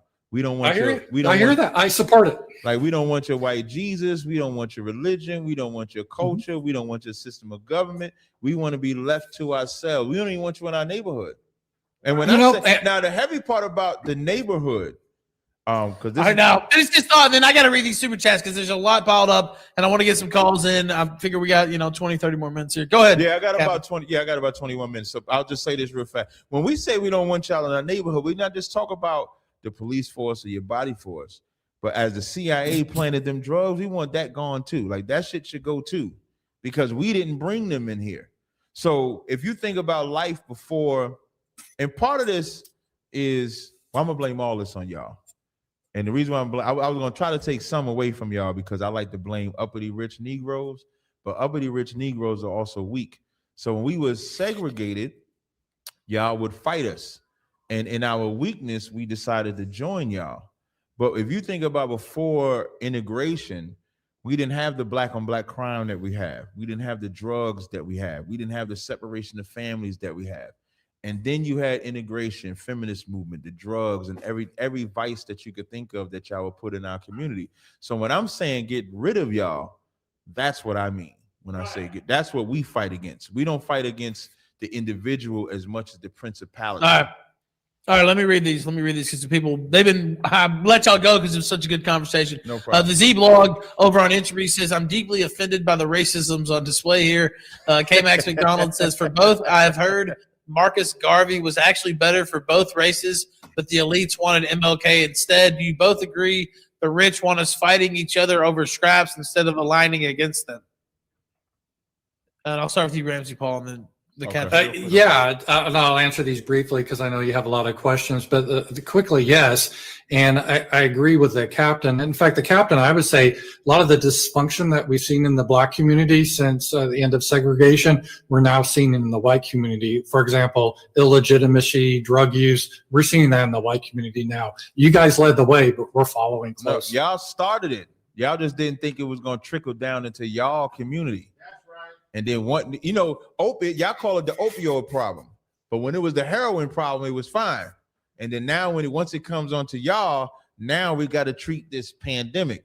But when it was just us, it was fine. So you're right when you say it started with us, but excuse me, you're wrong when you say it started with us. It really started with y'all pumping it to us. It just so happens that white people got hooked on the drug too, and now it's become a pandemic. So. All right. Now, let me read another one. The Z blog asks Tazaryach, where would you put the black homeland? Israel, Florida, or Africa? Israel. Or anywhere else? Israel? Is that what you said? Okay. I say Israel. All right. Let's see. Rowhouse says SPLC has labeled Jared Taylor and Ramsey on their hate list. What hate or violence have they ever preached? Captain, how can you say Ramsey has hateful views?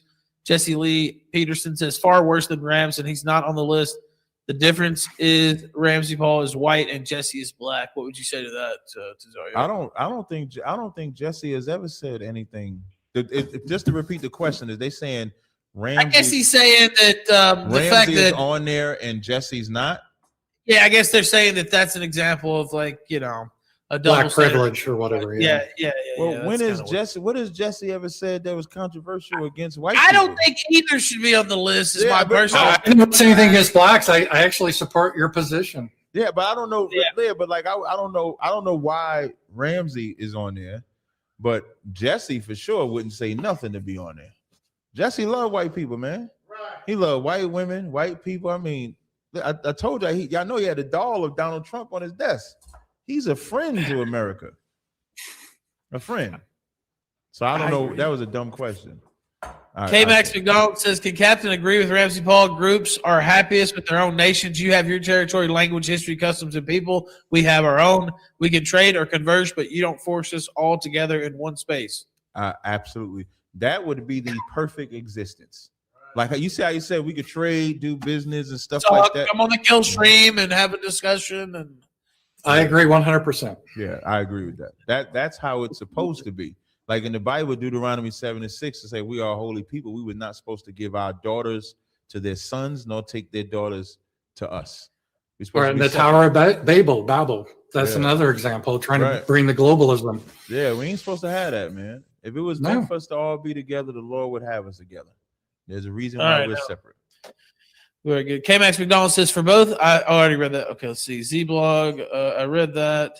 Shawsby 13 says, do Haitians eat mud because of the white man? Oh my God, we had that debate once on this show. I think that's true. Mud pies? Yeah. Is that true? Do they actually eat the mud? Yeah. Probably ate worse than that. Ate they shoe, ate leather. Listen, white man, listen, I don't get offended. White man is the devil. I mean, I don't know what to tell you. What does that have to do with the Haitians? They made them eat that, or maybe they did. I don't know. They enslaved. Listen, the Haitians, they was enslaving them. The Haitians had to poison them with what they call voodoo to get them up out the land. They the only race. I mean, they're the only people you could say actually won against the nation. and then they still suffer for it. It's like the poorest people on the planet in Haiti. Yeah, it's an all black nation. So yeah, it's a small. Yeah, they're the ones that at one time they got Napoleon them up out of there. Yeah. I mean, you get an all black area, it's going to look a certain way. Row House says, for the captain, why is immigration something you can agree with us on? You can't agree with us on. Blacks do worse compared to immigrant groups. Mass immigration hurts black people like whites. However, when someone like Ramsey Paul opposes immigration, it angers you. I'm asking you why. I don't know if I get angry from immigration. It's only you single out Mexicans when it comes to immigration. Like you. Oh, I don't. I'm opposed to all immigration. I'll take it. No one comes in. Saying, okay, no problem. Well, you're saying that now, but initially you say he would build the wall. The wall, you of course was talking about Mexico. Right, because the wall's on Mexico, right, and keeping the Mexicans out. But I didn't hear you at that time speak about the East Indians, which I think they are the number one. I agree. I agree with the East Asia, but obviously a wall's not going to help East Indians. No, but the number one immigrants are illegal immigrants are them, not the Mexicans. I agree with you. I agree with you. We're talking about the wall, though. Right. It's because he was talking about the Mexicans that he said that. Now, if he was, I don't know if I was angry, because to me, the Mexicans should own America. Like Texas was Mexico. California was Mexico. New Mexico was Mexico. It was Spain first, though. It was Spain first. It couldn't have been Spain first if it belonged to the people was here first. There was no one here. There's just Indians. Texas was like at 3,000 people in it during the Revolution. So it was if empty. It was Indians here, then the land belonged to them. Whoa. Did the land, when the Aztecs took land from other people, was that okay? You would have to show me where they took land from other people. How are my people different than the Indians? I don't understand that. We're just an Indian tribe that lived across the pond. Think of it that way. Indian tribe. How y'all Indians? How are we not? How are we not? How are we not Indians? Aren't we all human? Okay, we're just a tribe that came across the ocean. You mean, does Indian mean savage? Am I correct in that? Okay, no, it means someone they thought was part of near India. It doesn't mean savage. India where? North America or India over there where East? No, I'm saying you're saying you get focused on the white people. They came over and stole the Indian land, which is nonsense. There was all these different tribes. Well, they took land from each other. How are we different? We're just another tribe. Why do you consider us different? Is it because you think of us as superior? Is that it? I mean, what is it? I guess I could understand that. It's like, well, white man, you're obviously in a different category than Indians. Is that what you're trying to say, or are we the same category? Well, I'll explain. Okay. When the Spaniards came over here, it's not because you're superior, even though you won. I'm not one of those blacks that believe in what you would call white supremacy or anything like that. I do believe that in your position of power, you have the ability to do things that I can't. But I don't believe in like white supremacy like black people do. But what I will say is when you Spaniards came over here, you enslaved, you took their language away, you damn near tried to rape them out of existence. You gave them a religion that was not theirs. You took away their identity. When the Aztecs, let's say, I'm gonna just name two tribes. Let's say the Aztecs and Navajos went to war with each other. They didn't take their culture away. They didn't take their language away. They didn't take none of them away. They had tribal beef. They took the hearts out. And in some cases in the Caribbeans, they ate them. There was cannibals. When Columbus came over here, they ran into cannibals. It was vicious. I would never trust what Columbus said. Y'all have a whole holiday where y'all celebrate Columbus discovering America. How you can discover some shit that was already here? Right. This is why we say the white man is the devil. Like they give the story. They were savages and taking our hearts. We got to enslave them. I'm just saying, how is that different than what Indians did? You have a different standard. Curiously, you have a different standard for the white man than you do the other Indian tribes. I don't understand that. I don't think you're hearing me, Ramsey. Right, Rams? What's the difference? What's the difference? I just gave you the difference, which you're not. Oh, you're saying that the other Indians didn't take away their culture? They killed them. They wiped them out. Indians were cruel. In fact, in the French and Indian War, have you heard of the French and Indian War? That was actually a war between France and the keyword French. Another set of white people. I thought we was just talking about the Spanish white people. But listen, French and Indian War, that was based on the 7-year war in Europe. The French used the Indians on their side. And guess what? The French would use the Indians.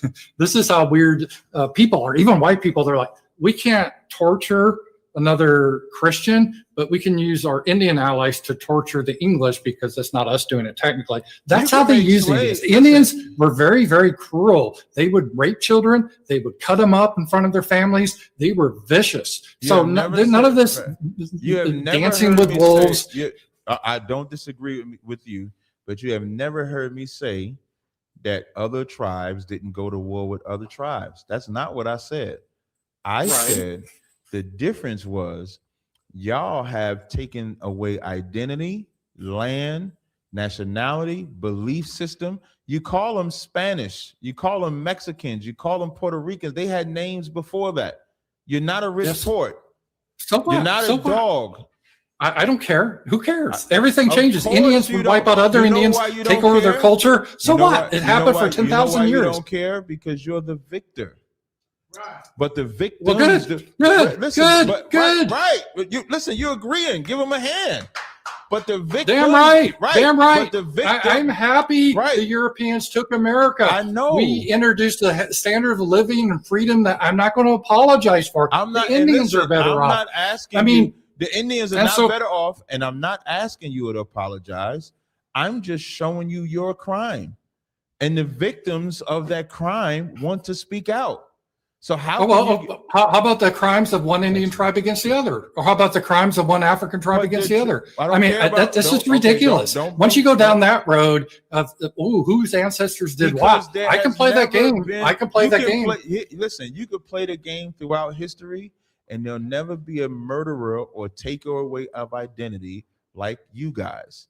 Remember when we first started, I said that the white man is the perfect killer, is the best killer. And I said then, I'm not saying that black people don't kill, that other races don't kill, but nobody kills, murders, takes away identity, turns people to another people like you people.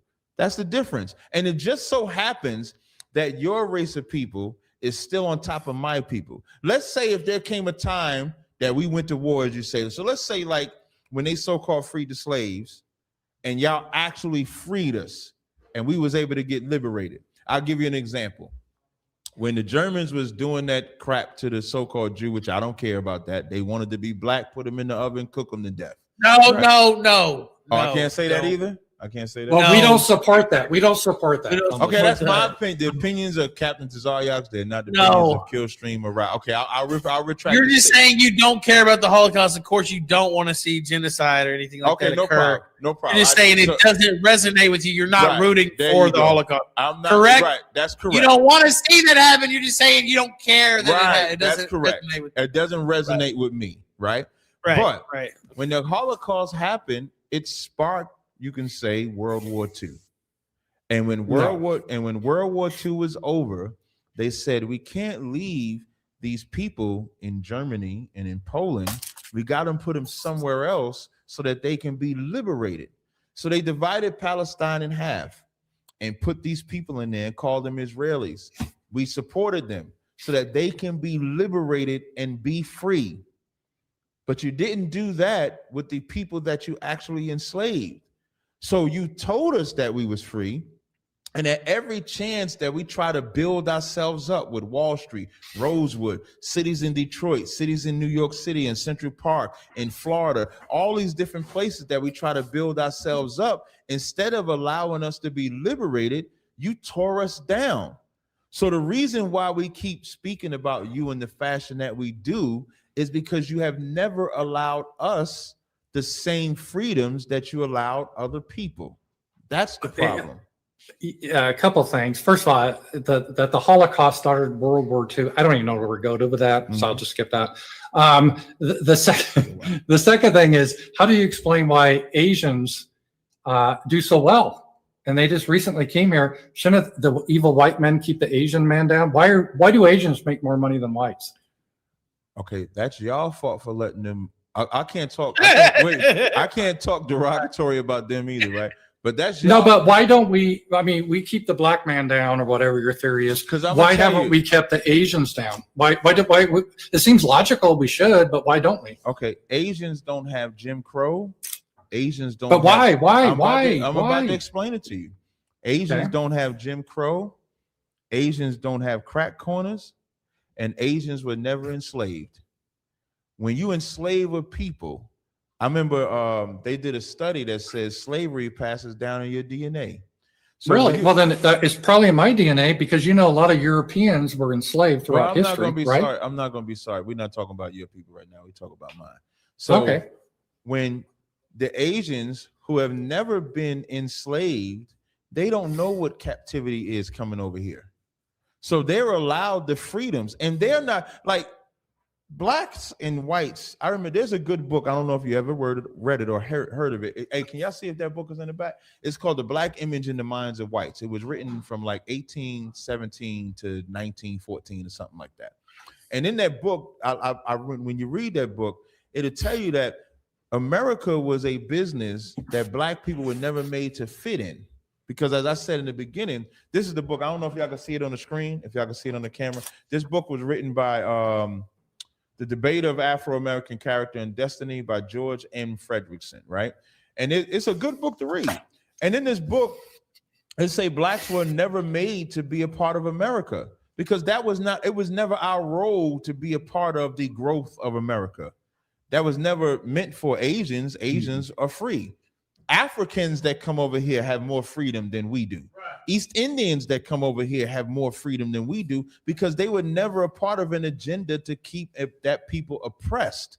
So they don't experience drugs. They don't experience separation of family and households and growing up in single parent homes and stuff like that. They don't experience the hell that we experience, which we would not have if in the 1800s when y'all freed us, if y'all would have left us alone. If we would have been left alone, we would have nothing to say. In 2020, 21, who knows what we would be talking about? But we for sure wouldn't be talking about this. But y'all said we were free and never allowed us to be free. Y'all used the 13th Amendment against us. Y'all put Jim Crow against us. Y'all had 100 years of lynchings. Y'all hosed us down. Y'all did all of those things as we were just trying to survive. And that's all we've been doing since we've been in America, is a struggling house trying to survive. And now, how old are you? If you don't mind me asking. I'll be 46 Monday. Oh, you look younger. I thought you were a lot younger. Listen, but man, so you're of the age. That's the beauty of being black. Yeah, you look young. You've never been a slave in your whole life. The whole system here is dedicated to you, meaning you can get a lower score than, let's say, my children to get into college. If there's a job opening in a corporation, corporations have diversity targets to get you in. If you have the job, trying to fire a black person, good luck with that legally. They'll do everything they can not to fire you because they know lawsuits happening. So if you're going to do this historical memory bullshit, every race can do that. Romans took slave. Asians were in slavery with other Asians. Indians were enslaved. Slavery was a fact of the world. It started really from the beginning. Everyone had slaves. Guess who eliminated slavery? White man. We eliminated slavery. This is so lack of mercy you have. As you make your counter argument, you say, how old are you? I say I'm 46. You say, well, you have never been a slave. So now guess what? You can do this. You can do that. You can do this is what you said. Exactly. Y'all had a 300-year head start. Right. No, you weren't alive. You weren't alive. What are you talking about? You weren't around 300 years ago. What are you talking about? Listen to what I'm saying. Now listen to what I'm saying. All right. Y'all had a 300-year head start. We were enslaved. So y'all had 300 years where you can do and set everything up for your generations to come. Of course, what I'm saying, not you literally. And so here we come, the descendants of those that have been in hell for 300 years. And you're saying you're mad because we had these simple ass, I can get a job provision in place. So because affirmative action comes, so now I can get a job because for 350 years, I couldn't get that job. I can't even get that benefit. I can't get that benefit. I'm saying I couldn't get a job 350 years ago because I wasn't alive, and neither were you. No. But you weren't alive either. So that's if we're going to do this ancestor thing, it's endless. Flourished. Y'all flourished. Y'all brought us over here. We didn't ask y'all to bring us over here. Y'all brought us over here. Y'all created this problem, and y'all so-called liberated us. So all we wanted to be was not oppressed. So to tell me, because they put something in place for us to get a job is a detriment. That's how merciless you guys are. That's why we call y'all the devil. Yeah, it is unfair because I don't see it as a collectivism like you do. Of course, you weren't ever you weren't. You could say you're a people, but then I could say, oh, my people were one day And listen, were slaves in the past. Of course, because you don't have that kind of compassion. But you know what? You know the compassion black people have as y'all building, getting terrorized last week. You know who was praying for y'all? A black woman. Who prayed for black people when they were getting enslaved and killed and lynched and robbed left and right? Nobody. But there's a black woman you can go. You think the abolitionists were? They were mostly white. There's a black woman that you can go to last week right now that was sitting there giving the greatest prayer on the face of the planet for y'all. But and our ancestors, in fact, my ancestor, but let me tell you, my literal ancestor died. He was in Indiana. He fought in the Civil War for the North, and he died. Right. Right? He didn't fight so for us. Don't give me this. He didn't like, fight oh, for us. Some black woman prayed for he did a not, big fucking he did, deal. He did These not people, fight for white, us. bled. He did not fight for us. Slaves. He did not fight for us. He fought for his country. He did not, in his brain, your father or ancestor's brain did not say, I'm fighting so black people could be free. He fought for his country. That black woman that was praying last week, she was praying for you. She was praying for your ancestors. Oh, you're telepathic. And let me tell you something. You're telepathic. That's the compassion that black people have over white people. And that's what I see. And let me tell you, so that's the you can one go back thing, in history and read his mind. Yes, I can. And that's the one thing that I hate. It's amazing. That's the one thing that I hate about black people, because they can give all the compassion in the world to yours, but we fight for them to give it to us. Oh, compassion. Go take a walk in Detroit or East St. Louis and you'll find some fucking compassion. And let me tell you. Give no compassion to us. And the Civil War was for economics. All right. The Civil War was not about no moral compass. Abraham Lincoln didn't give a damn about the slaves. You can read he was a piece of shit. I'll give you that. But no sweat. He did not free the slaves because he wanted to. He said, if I can resolve this and keep them enslaved, I would. You're right. He did. So I don't support there was Lincoln. No morality with the Civil War. There was none. It was all economics and business, because that's what we were, business. To say that the abolition movement didn't exist back then. Listen, as great as y'all say the North was for black people, they still had to come in through the back doors. Our great Cat Basie, our singers and all that, they didn't come through the front. They had to come through the back. They were treated like garbage.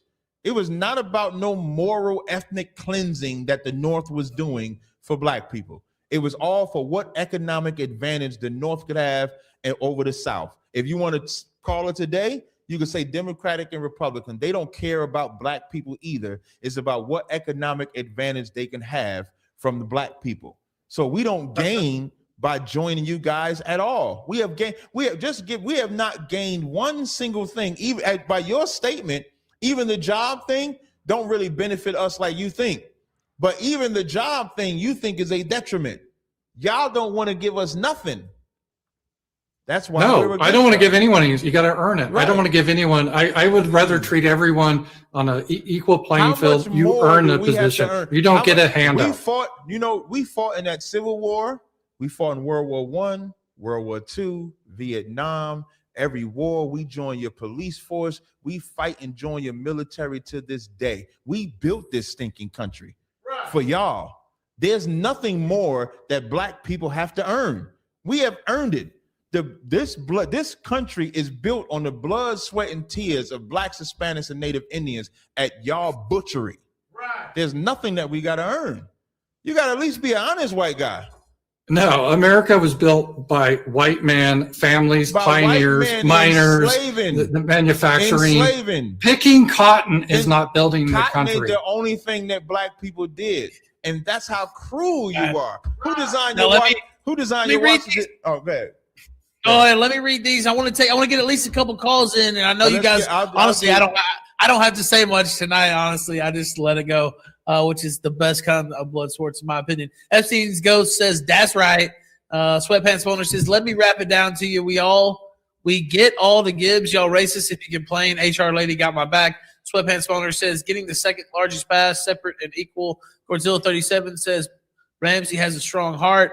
Let's see. Wasatch Man says, when do black people start having responsibility? If you want to answer that real quick, if you guys want to give real quick answers so we can get a couple callers in.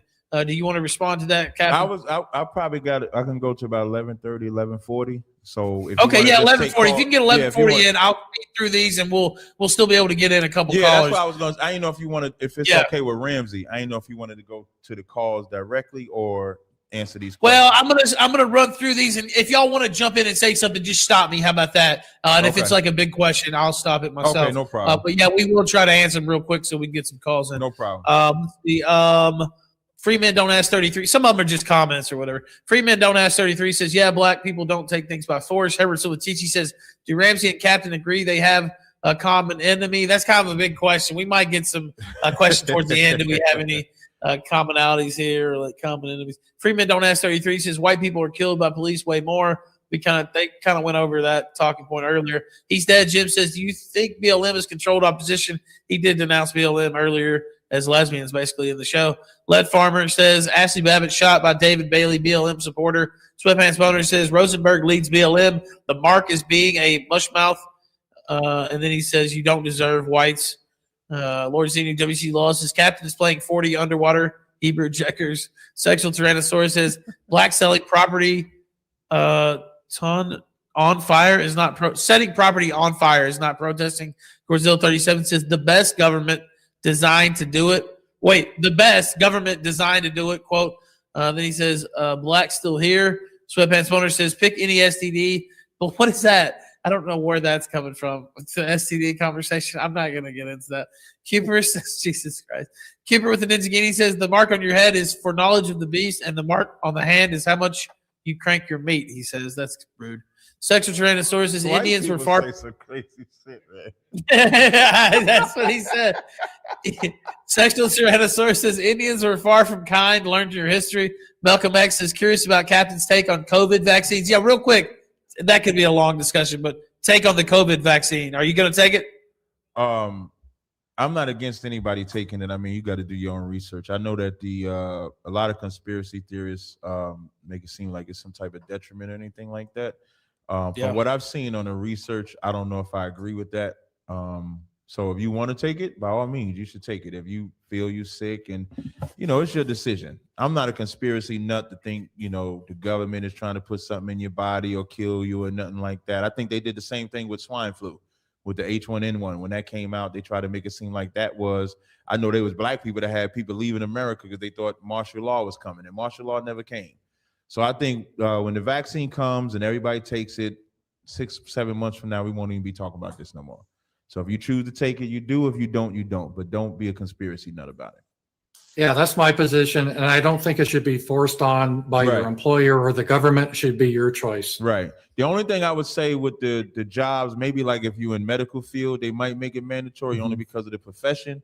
But outside of something like that, it definitely shouldn't be mandatory. Yeah, I think. All right, now it looks like they took us down. Okay, let's see. No, I'm looking at it. Let's see. Oh, did it pause?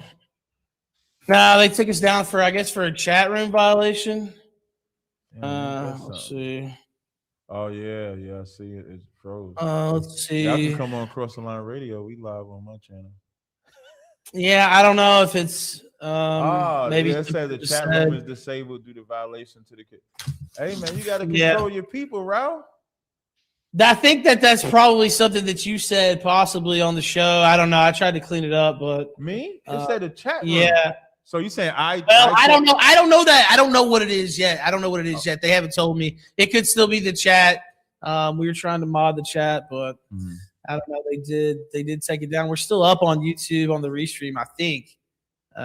So I don't have any. I don't have any specialized knowledge. The black guy, Ralph. I understand. I'm just messing with you. I don't know. I mean, it could be, honestly, it could be that. It could be the chat. I really just don't know. A lot of people have been getting banned on D-Lob, so, it's not a total shock. Okay. So it still sucks, though. But I guess I'll find out more probably, hopefully soon. Let me see. Okay. But yeah, let me try to check my email. Obviously, this wasn't foreseen. But again, not a super shock. Yeah, but it was a great show, though. It was excellent. No, it was, Captain. You're really cool. I thank you for coming on. No problem. Yeah, that's pretty anytime good. y'all want to do anything, of course, Ralph has my information. We can always. Yeah, and I hope you get that Hall of Fame thing. Yeah, I should. Yeah, you should. Yes. Yeah, definitely. And Ethan says you bring in the good ratings too. So yeah. So it looks like I got a 24-hour ban. So I don't know. Will you be able to save the video at least or no?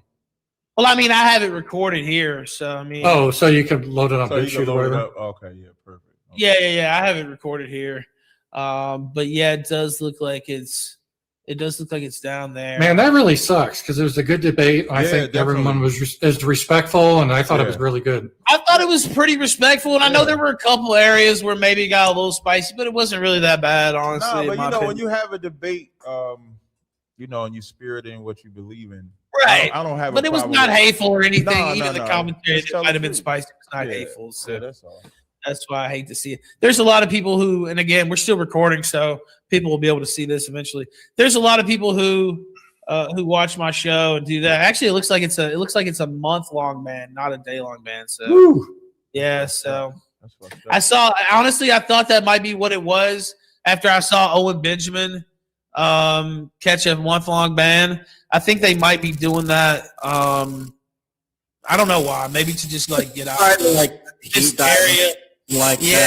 Maybe, I don't know, but it's kind of bullshit. Hey, Ralph, just let me know if it was me, man, so I can apologize. I mean, I'll let you know when I find out. Maybe there's a chance to get it lessened. I don't know, man. This is just what we're dealing with nowadays. So it is what it is. I could go through and read all these, but I mean, this kind of put a little. Well, let's do a part two. Damper on all that. But how about this? I'll just give you guys your final take here.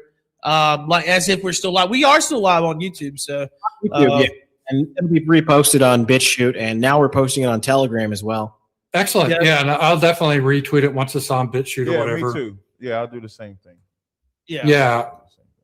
Well, go ahead. I forgot who started it off. Well, Ramsey can go. He can go for it. All right. Okay. Yeah, I just want to thank the captain for showing up and Ethan for hosting this. It's really a lot of fun.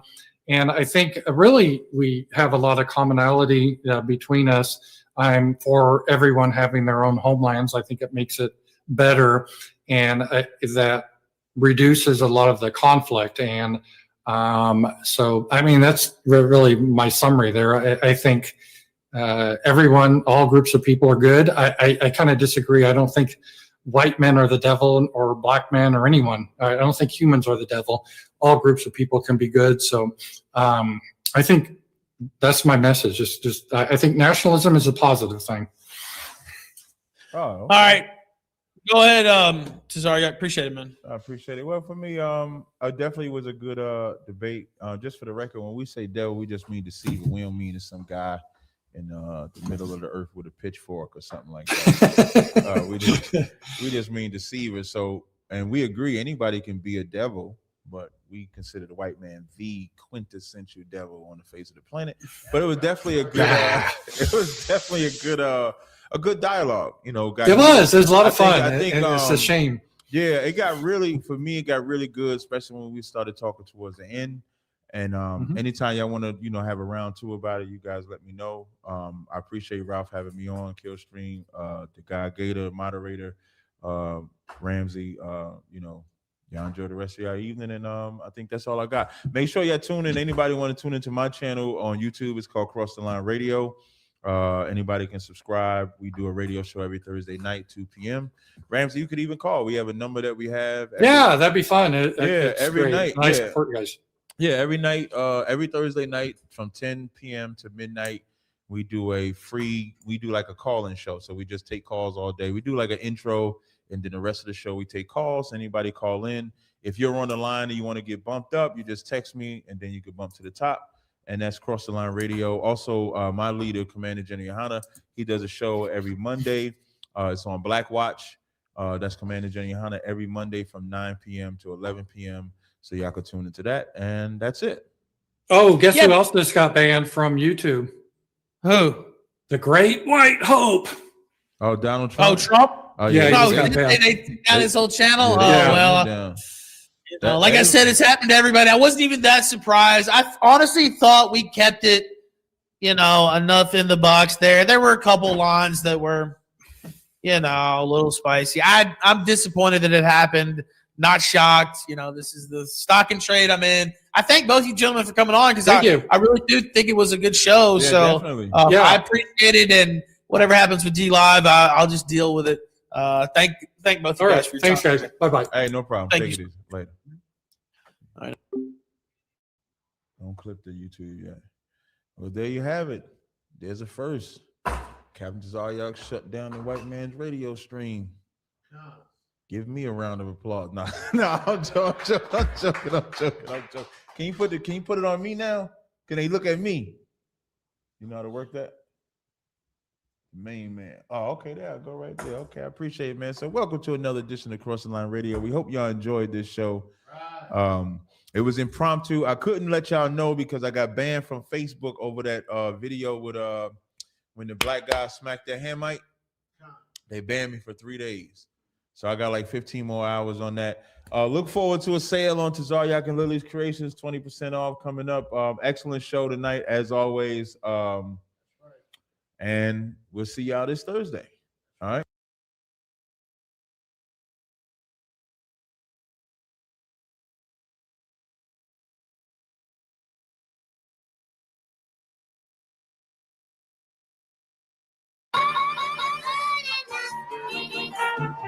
They think I'm playing on this track right here now. It's a cool grown man right here. No cowards, no excuse, you understand? You understand? It's an event every time we come through. Commanding General, your honor, and this heavy hitting crew. Real niggas with an attitude. How about you? I repeat, real niggas with an attitude. How about you? The crowd. So this is in essence a empowering video for black women. This ain't a degradation. This is showing her how she could really be empowered back to being a woman, and how she don't have to listen to the lies. So this is in essence a empowering video for black women. This ain't a degradation. This is showing her how she could really be empowered back to being a woman, and how she don't have to listen to the lies no more. It's an event every time we come through. Commanding General, your honor, and this heavy hitting crew. Real niggas with an attitude. How about you? I repeat, real niggas with an attitude. How about you? And they don't even realize how they've been seduced into that way of thinking. So then in the 70s, that's when, like I said, when everybody could think about what attacked the black men. This is what attacked the black. But nobody ever thinks about why. And then why the black woman start being pushed to the forefront. Because no nation that had to come up ever used their woman to do the fighting for them, or to even be the mouthpiece or front piece for them. We're the only ones that you got to put the woman in the front. Got to put Big Mama got to get her. Big Mama got to get. We're the only nation. And even if you think about the feminist movement from a white woman perspective, all the white woman wanted was a job. She didn't want to replace the white man in the house. She just wanted. All she wanted to do was be a VP maybe, or stop being a maid. But once she got that job, she had no problem reporting to her man. What they did to the black woman is made it to where not only should she get a job, don't report to the man. You don't even need him. Dang, you don't even need him. So this is in essence a empowering video for black women. This ain't a degradation. This is showing her how she could really be empowered back to being a woman, and how she don't have to listen to the lies no more. It's an event every time we come through. Commanding General, your honor, and this heavy hitting crew. Real niggas with an attitude. How about you? I repeat, real niggas with an attitude. How about you? Give the lady a hand.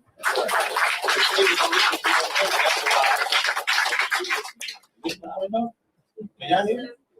Oh, y'all here? All right.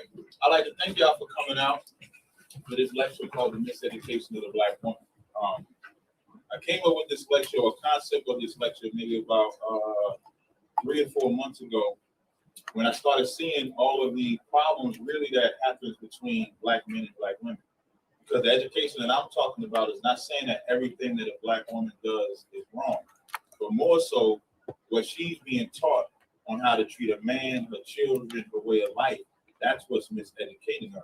And some of it is unknown to her, and it's almost like how the brothers are seduced into doing what they do. Like, we all know what Black men do as far as drug dealing, murdering, killing, and that's something that they was taught as well, being miseducated. So I wanted to do this lecture so that women can actually hear men speaking about something other than you ain't nothing, like you're garbage, or anything like that, and really get into the root cause of what actually has caused her to be this way, what has broken the divide.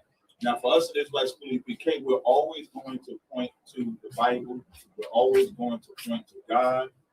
We call him Yahweh. Some people may say God or Lord, but either way, if we're not serving him, that's why we're in this confusing state. That's how we got in the condition that we're in, because we forgot to follow the laws that he set forth.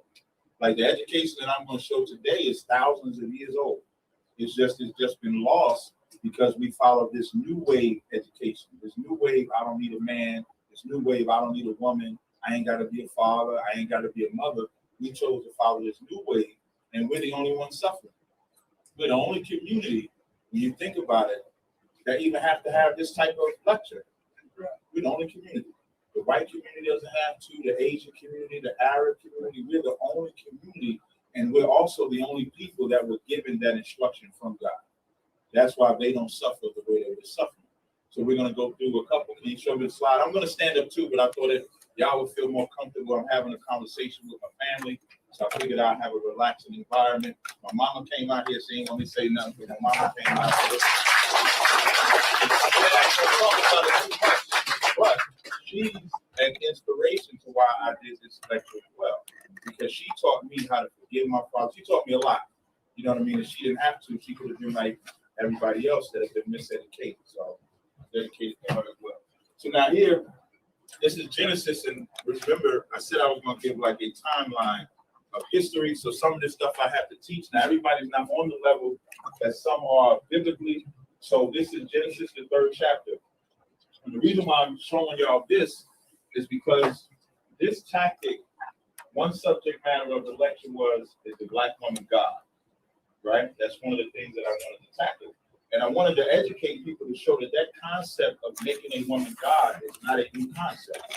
Now, some people may say it's an African culture to call Black women gods, but if you're going to accept the African culture of calling Black women gods, then you would have to accept the culture where they would sew a baby's clitoris up. That's what they do to young Black girls. You would have to also consort with the way that they treat their women and so forth like that. So in Genesis 3:1, it says, now the serpent was more subtle than any beast of the field which the Most High God had made. Now a lot of Christians teach that this was a literal snake, but this was not a snake. If you know anything about Black people, which is what the Bible was written by Black people, you know that we put names on people. So if you run fast, we call you speed. We might call you big or tall or short. We give you an attribute. We call people that tell on you, what do we call them? We call them rats, or we call them pigs. Not that they're an actual rat or a pig, but it's just a characteristic that carries. So when it says he was more subtle than any beast of the field, meaning this man, which is what there was, he was more slick. He was more diverse. What did the Native Indians call the white man in America? They said he was pale-faced, speak with a forked tongue. Meaning he say one thing, but then he would do another. So that's what it's talking about when it talks about the serpent. So he says to the woman. Now, why does the white man today go to the woman first instead of the man? In Luke 3:38, I don't know if you put it in here or not. In Luke 3:38, no, not 3:38. Luke the 3rd chapter says, no man enter into a strong man's house unless he first bind up the strong man. So what has happened in America, what has happened since the garden, is that they strategically will go to the woman to seduce her first, or they'll strategically destroy the man to totally remove him out the house to make the woman more susceptible to whatever destruction he's going to bring to the people. So now, he says, unto the woman, as God said, you shall eat of every tree of the garden. And the woman said to the serpent, we may eat of the trees of the garden, but the fruit of the tree which is in the midst of the garden, God said, you shall not eat of it, neither shall you touch it, lest ye die. When it's talking about the trees and the fruits here, if we're reading a book, right? If you're reading a book today, what do you call that book when you're taking in the information? You call it food for thought, right? Or I have to digest this, right? Because you're learning something. So when it talks about the fruit and the trees, it's talking about something that you're actually digesting and learning. So when she's saying we can eat of every fruit except the one in the midst of the garden, we can learn of these different things, but we can't learn this. We can't learn this information. It's all of that's talking about. So now, verse 3, it says, verse 4, and the serpent said unto the woman, ye shall not surely die. Now, the reason why the serpent said that is because, like, if you're a parent and you have children, you can say, if you do this, this punishment gonna happen to you. Like, I know for me, my mama would say, if you sell drugs, you're gonna go to jail.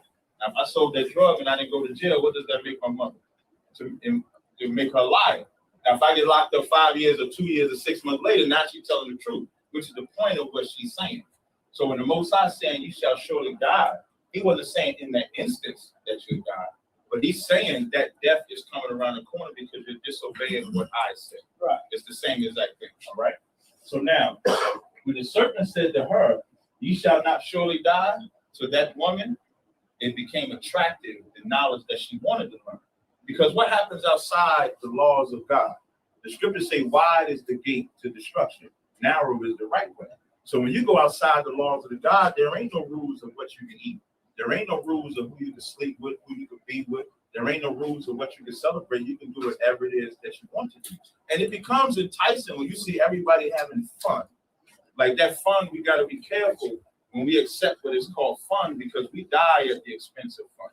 We die when we get high. We die having sex with anybody else that we want to sleep with the same sex and stuff like that. So we have to be careful of that. So he says unto the woman, you shall not surely die, but God will know that in the day that you eat thereof, then your eyes shall be open, and ye shall be as gods, knowing good and evil.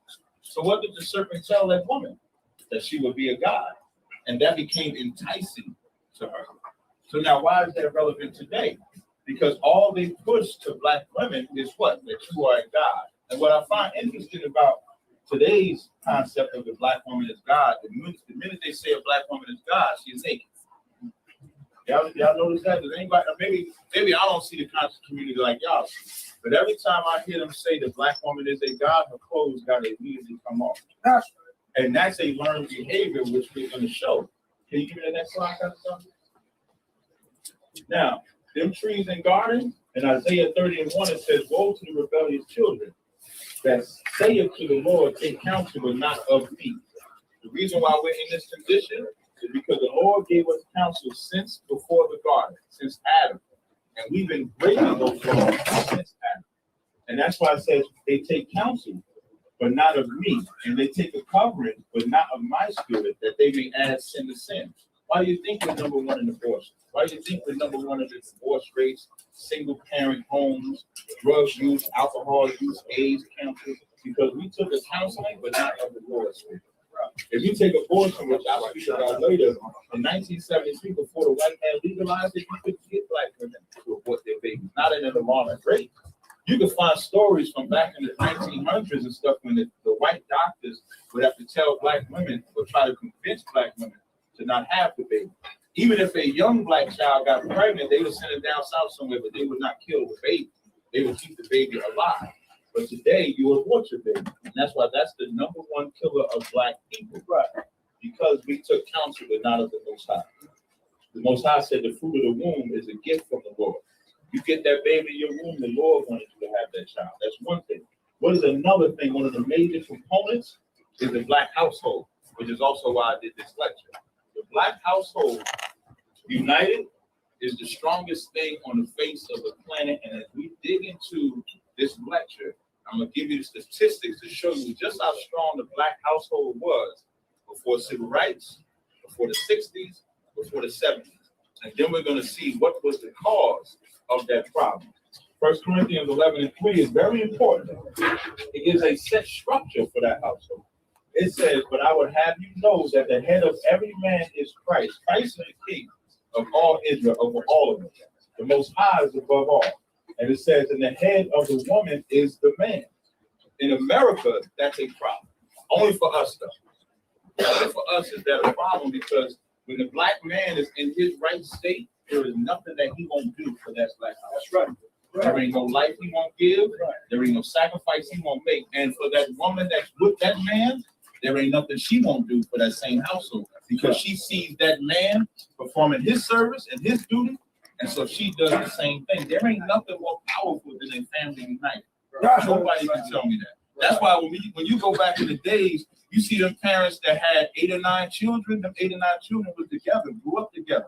They have morals. Now, if it's 8 or 9 children, if you're lucky, if it's 3 kids, they got 3 different dads. Period.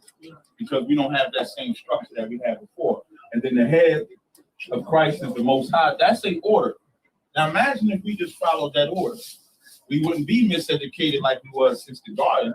We would now become re-educated. That's the problem amongst our people. I can't speak for everybody, but I know for our people, that's the problem. Give me the next slide. Deuteronomy 28:56.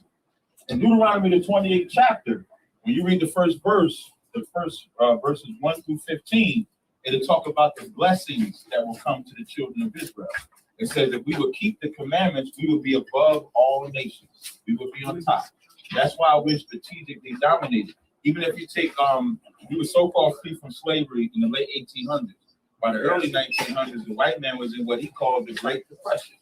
Meanwhile, we was in our Renaissance, our own Renaissance, meaning we was establishing cities, law firms, doctors, hospitals, everything. Black Wall Street is not the only city that was wealthy.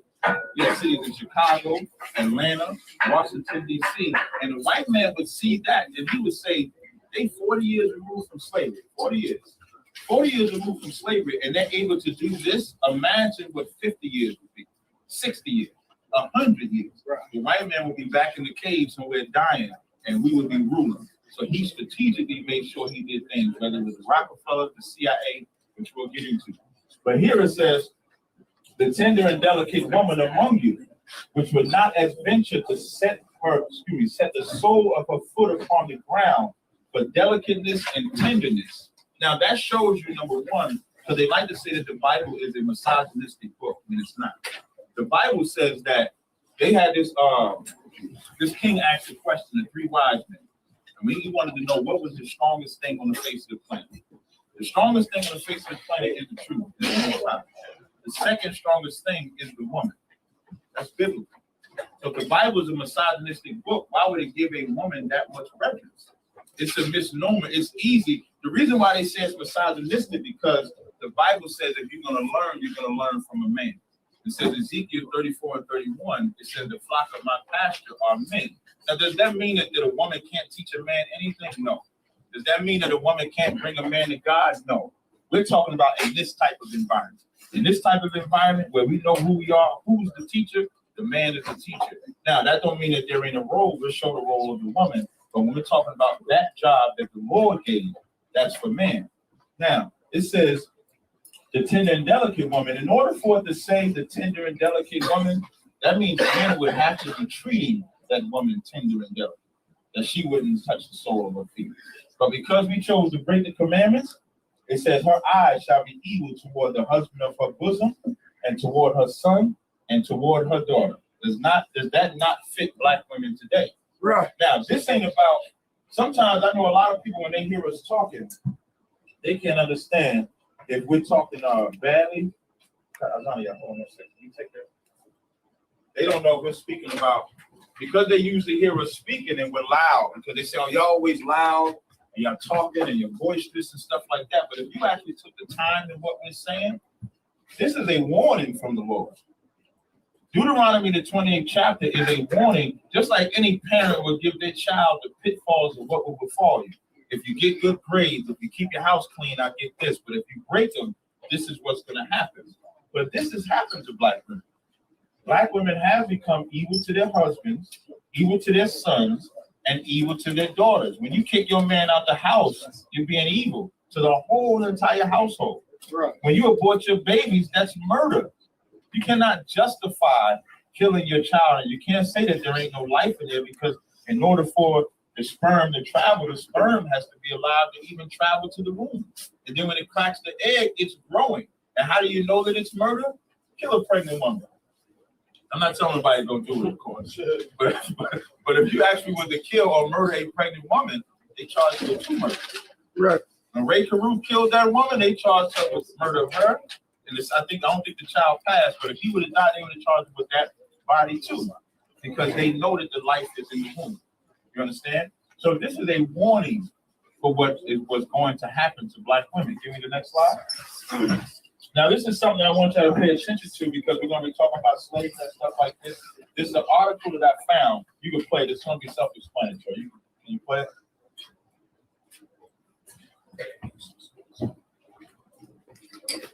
There you go. It's playing.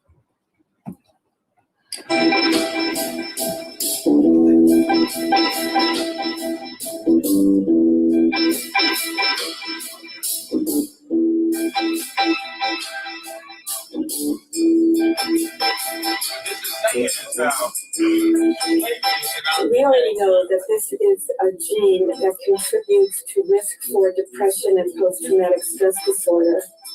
When we looked at their own children, their children also had an epigenetic change in the same spot on the stress-related gene.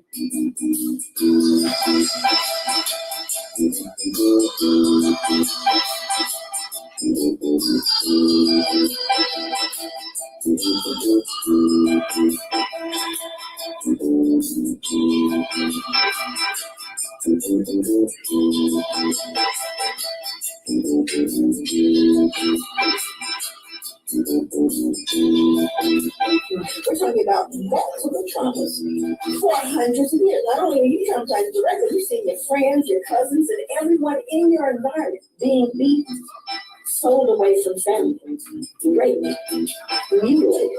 All those things that were happening, then eventually, of course, later. But looking at those traumas, is it plausible that those people escaped stress-related illness? Not plausible.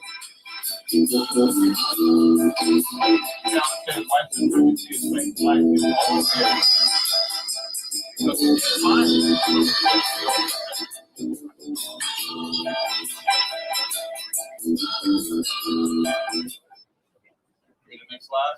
Now, what they were saying, and this is Dr. Rachel Yehuda, professor of psychiatry at Ian School of Medicine at Mount Sinai. Now, the only reason they came up with this is because they was talking about the Holocaust. I really don't care about white people. Right. But that's the only reason they even cared to bother looking this up. So now it says they conducted a depth of research into the epigenetics and integration of transmission of trauma. Now, nobody's been more traumatized than Black people. Right. When I'm saying Black, I'm talking about my Hispanic brothers as well, because they went to slavery over here first. Right. So now it says, in layman's terms, she is researching how serious instances of trauma, i.e. slavery, and post-traumatic stress disorder can be passed down through generations in shared family genes. Meaning the psychological trauma, like she said, of seeing your brother get killed, having a wife and seeing her raped, having a wife not only seeing her rape, but that she produces your child, that child being taken away from you. Now imagine that happening for hundreds of years. And not only you seeing it, now your son is seeing it. Now your son's son is seeing it. Your daughters are seeing it. They're saying that passes down into your DNA, which is why slavery is something that we always have to deal with it, and we should not tolerate anybody trying to brush that under the rug. 9/11, only 3,000 people died in 9/11. They never let that go. And we should never let slavery go. Every time they talk about the Holocaust, anybody talk negative about the Holocaust, that Jewish man will hunt you down for that. But because we disrespect our ancestors, everybody is allowed to disrespect. Say again? Oh, okay. Because we disrespect our ancestors, everybody else is now allowed to disrespect our ancestors. And we have to learn to have a little bit more honor, a little bit more integrity for what's happened to our ancestors. So it says her research has revealed that when people experience trauma, the genes it changes their genes in a very specific and noticeable way. So when those people have children, their genes are passed down to their children also inherit it. The abject horrors and brutality suffered by slaves are more likely to have the same effect on the black slavery descendants today. And it ain't just the physical trauma, it's also our nakedness. What I mean by nakedness, I'm talking about the desire for men to make our women get naked. The most disgusting thing you could ever do. Your woman's nakedness should be your woman's nakedness, not be mine. I should not see a woman's nakedness on any level. Just like a woman shouldn't see my nakedness if she's not my woman. But we were taught that in slavery. We're going to show it. Give me the next slide. Enslaved women were forced to have sex with their owners, but their masters considered this a favor. White men claimed that they were doing black women a favor. The white man is so diabolical. That's not my subject, though. I can spend all day talking about it. That's not my subject. They said they doing black women a favor by raping them. I don't understand how you doing anybody a favor by raping them. It's the most horrific thing you could ever do. It says, by saving them from having sex with black men. Now you see the agenda starting to build up. White men were saying they were doing them a favor by saving them from having sex with black men who were considered to be animalistic and brutal. To show you how pale-faced and fork-tongued he is, he's raping the woman, but he's saying that the brother is being animalistic and cruel. When rape is what's animalistic and cruel. Right. But the psychology that he's giving the black woman is what's seducing her. So it says enslaved women were not just considered tools to get work done, they were also considered cattle capable of producing more tools for work. The black man's struggle was hard. The black woman's struggle was just as hard, if not a little bit harder, and I'll tell you why. Imagine getting raped all day, getting pregnant, having that child, and then still having to do the same work that the man has to do at the same time. Imagine having to go pick cotton and then come home and get raped. And then as you pregnant, the white man that raped you and got you pregnant don't care. He still wants you to go out there and pick cotton and do whatever slave duties you had to do. That's why it says enslaved women were not just considered tools to get work done. They were considered as cattle. Like, we have to understand, like, the black man and black woman, if anything, they should forgive each other as a nation. Like, whatever the black woman did to the black man should let it go. And the same thing for the black woman to the black man. That's the only way we can begin to heal each other. And then the sad part about it, everybody gonna say they love God, but nobody's seen God. The scriptures say, how can you love the Most High who you've not seen, but not love your brother or sister who you see every day? And that's the problem that we face in this community. We'll fight each other all day, not realizing the enemy that put that tool in the middle for us to fight each other. Them tools that's in there, that system that we got to get rid of, is what we brought out earlier in Isaiah 30. Instead of covering ourselves with the Lord's Spirit, we covered ourselves with another nation's spirit that was never meant for us. And how could your enemy ever be your friend? The white man come over here and rape and rob you and kill you for 400 years, and you think that just changed? He beat you for 400 years. How can that change in that short amount of time? So it says cruel masters will purposely get enslaved women pregnant so they can have more workers. Like, that's their child that they put into that black woman, but they don't even see that as their child. They see that as cattle, more produce. So now the woman gives birth to that baby, and she knows this baby that's inside her, she'll never enjoy it. That's the oppression that black women have suffered. That's why I said it's not their fault. If anybody watched my interviews, I've said it's damn near not the black woman's fault psychologically. It's in her DNA. So now we have to give her some information that removes that DNA from her. But if we're going to constantly charge and berate her all the time, she'll always live that lie. She'll never say, well, let me listen to this brother. If all we're saying is you ain't shit, excuse my language, if that's all we're saying, she'll never take the time to listen to what we're saying. All right? It says if they ever resisted any intimate advance, they might be subjected to incredibly harsh punishments, such as beatings or rapes. Give me the next slide. A certain group of enslaved women were deemed Jezebels by their owners. Again, this is the white man's wording. These women were assumed to be even more promiscuous than the other enslaved black women. Like they said, these black women, they like when we rape them, but these ones really wanted to have sex with them. So they put a Jezebel turn on the black woman. Black women were often subjected to sexual abuse multiple times throughout the day. White men forced these Jezebels to have sex with them and insisted that it's the enslaved women's fault. Now, if you notice, in the beginning, and I got this from an article, in the beginning, they would say that they were saving them from being with the animalistic black man. Now, when they want to make them whores, they say it's their fault because they're promiscuous. Again, pale face speaking with a full tongue. You'll see the theme. Give me the next slide. The theme for today will be the white man is the devil. That's right.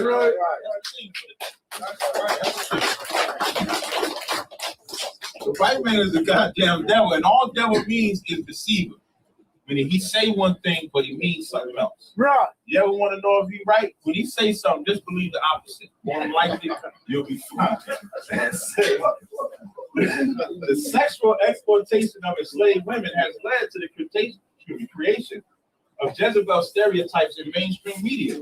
Y'all think it's an anomaly that only the black women are looked at as whores on every media you can think of?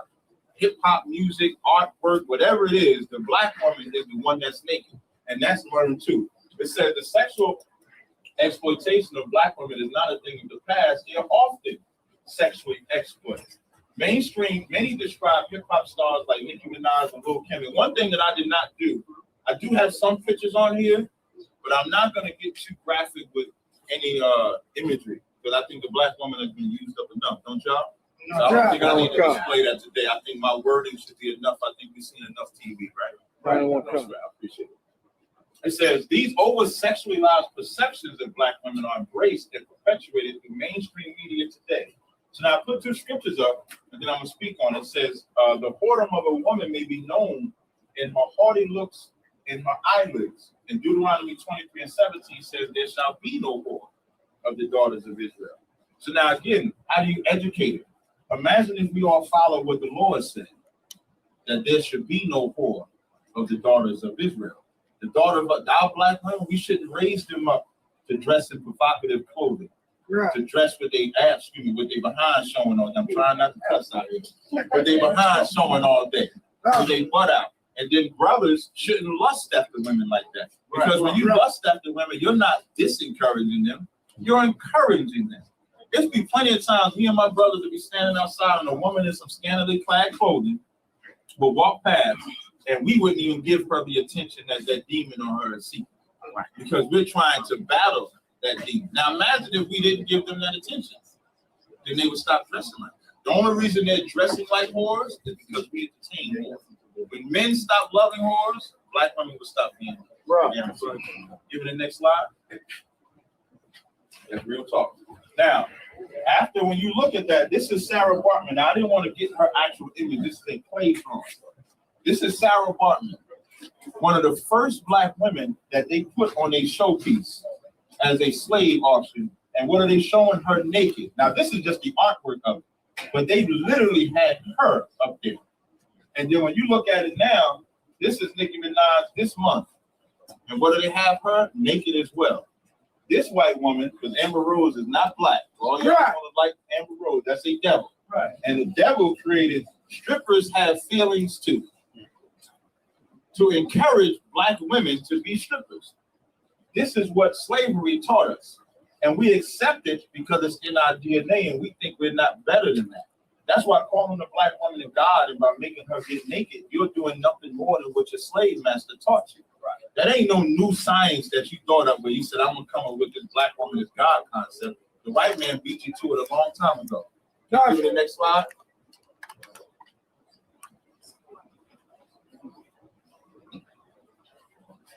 This is what the black woman learned from slavery. This is what taught her. It says the American brand of slavery strove toward a rigid disorganization in family life to permanently destroy all potential social structures within black people might forge a collective conscious existence. Imagine if we came over here in slavery, but we was able to retain our knowledge, our information, our culture. At some point, we would stop being slaves. Like the biggest battle we have is that they take the chains off, but we still accept everything that they spoon feed us. And when we talk about the feminist movement, when we talk about Trump, we still accept everything that they spoon feed us, and we think stuff like civil rights fixed us, when civil rights destroyed us. We keep going. Children, when they became of age, were branded and frequently severed from their mothers. The mother was the only legitimate parent of her child because they would take the father out the way. And it says, did not therefore mean that she was even permitted to guide it to maturity. Meaning black women was taking care of kids, we all know that. But half the kids wasn't even theirs that they was taking care of. It'd be somebody else's kids. It'd be the white man's kids. It'd be the white woman's kids. But it would not be her kids. That's why calling a black woman a matriarch, in some cases, is kind of disrespectful. Only because she's had to do it under the worst conditions known to man. She's had to take care of that child, get a backbeat, get raped, suffer problems. She had to suffer all kinds of things if it ever went wrong. All right? Deuteronomy 28 and 32. It says, thy sons and thy daughters shall be given unto another people, and thine eyes shall look and fail with longing for them all the day long, and there shall be no might in thy hand. This was given to the children of Israel as a curse. So now, everybody want to wonder why we can't get out this condition? Is because we're not going to the one that told us about this curse. Instead of, like, but here's what I mean. The Most High gave us blessings, and he gave us curses. And he gave a criteria to achieve both. Now, we're running to the white man, to the Arab religion, to African religion to escape from what the Lord did to us. The only way that we can get out of this condition is to find out what we did wrong to the Most High. We ain't did nothing wrong to the white man. What we did wrong to him? Nothing. We ain't do nothing wrong to no Arab. We ain't do nothing wrong to no African.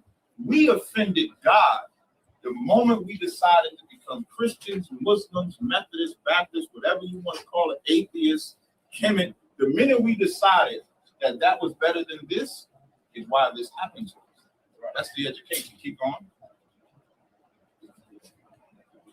It says, were black women ever taken seriously? We're going to get into the feminist movement. Because again, this feminist movement, I keep hearing, I had a sister tell me that there were two feminist movements. There was a black feminist movement, black woman feminist movement, and then a white woman feminist movement. And all the research that I find and looking up all these different black women before the white women came involved, they were never feminists. Feminist would mean that you're separating yourself from the man. When I look up Harriet Tubman and Sojourner Truth and other people like that, they was working with brothers. It wasn't trying to disrupt the black household. They was trying to get power or resurrect the black household. So it doesn't apply. So it says the Convehi River Collective argued in 1974 that the liberation of black women entails freedom for all people. Y'all ever notice that with black people? Anytime we got to get liberated or free or anything like that, it has to include everybody. We're the only people that everybody got to be a part of. When a white man, when a Jewish man wanted to get free, they didn't bring out one German with them. Did any Germans come over to? Well, they all German. Technically, they all Germans. But for this purpose, the Jewish man, when he came into Israel, when they divided that land in half, they didn't bring the Germans with them. The Jewish man won't even buy a German car because he hates the Germans for what they did to him. And when it comes to black women, it had to be freedom for all people, since it would require the end of racism, sexism, and class oppression. So for a black woman to be liberated, which I don't even know what that means, other than being liberated from a white man. I don't even know what being liberated means, which I'll explain why I say it in a second. But in order for her to get respected, it would have to be freedom for all. That doesn't even make her special. When the black man, when we go through it, when you think about a black man defending his household, he's defending his household because that household is special. You're going to go to an organization to get free, but they're telling you the only way we can do it for you is if we do it for everybody. You're not special no more. Right. It says during the first wave, different accounts of the involvement of African American women in the women's suffrage movement again.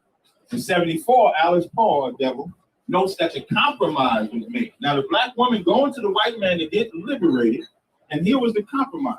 It said a compromise was made between Southern groups to have white women march first, because they're the most important, then the men, the white men, and then the black women.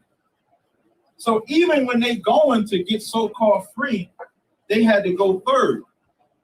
When a black man would put his woman first, why do you think we go to war? We ain't going to war just for ourselves. We going to war for our family. But when you get educated by a devil, this is what you'll be taught. Give me the next slide. Who do you think funded the feminist movement? You got to go back as far as the Rockefellers funded the women's liberation and provided all the media coverage. So all this sexual exploitation, all of these movies that you see, like The Colored Purple, For Colored Girls, Waiting to Exhale, New Jack City, all of these movies controlled by them. Controlled by them. And for the sole purpose, when you think about these movies, and I know I'm probably going to jump the gun kind of down, but when you think about some of these movies, I'll just use one. For Colored Girls. What were the black men in For Colored Girls? You had a rapist, you had a homosexual who got AIDS, you had a woman beater, and a child molester. Those are the 4 men that they put on the forefront. Now, do those men exist in the black community? Yes, they do. Not saying that they don't. But do you see movies where a black man is actually taking care of the family, building up the family, fight? Do you see movies where the black household is together? The closest we got, the most realist TV show black people ever had was what? Who knows? Black. No, that's new. Rock was good too, but give me Good Times. Good Times. Good Times was the realest black show ever. Just imagine, Good Times came out in the 70s. Everybody in the projects in the 70s. And who did you have? You had James. And James would do whatever it took for Florida Evans, for JJ, all of them. He never let no intruders come in. He protected his women, his children, and his kids, and they killed him. Why did they kill him? Because what would black people see? Black men would see us having that same struggle in the projects. They would be able to watch Good Times and get a little bit of inspiration to say, okay, if James did it, maybe I could do it like that. They kill him, and then after that, you just got a black woman in the house. And then when they did blame black men, they was goofy as hell because they showed no leadership anymore. And then the only other one you got was maybe the Cosby Show, but that's not realistic for black people. There's not a lot of black doctors and lawyers that's married together at all. So now it became an unrealistic approach. Imagine if we would have stayed that way. You would think the Rockefellers flat. Hugh Hefner supported. Hugh Hefner, this bugged me out when I found out Hugh Hefner supported it. But then it made sense though. It made sense. It said Hugh Hefner supported your reproductive rights, meaning the right to kill your baby, and the feminist wave of lesbianism. Now, why wouldn't Hugh Hefner support that? He's a porn director.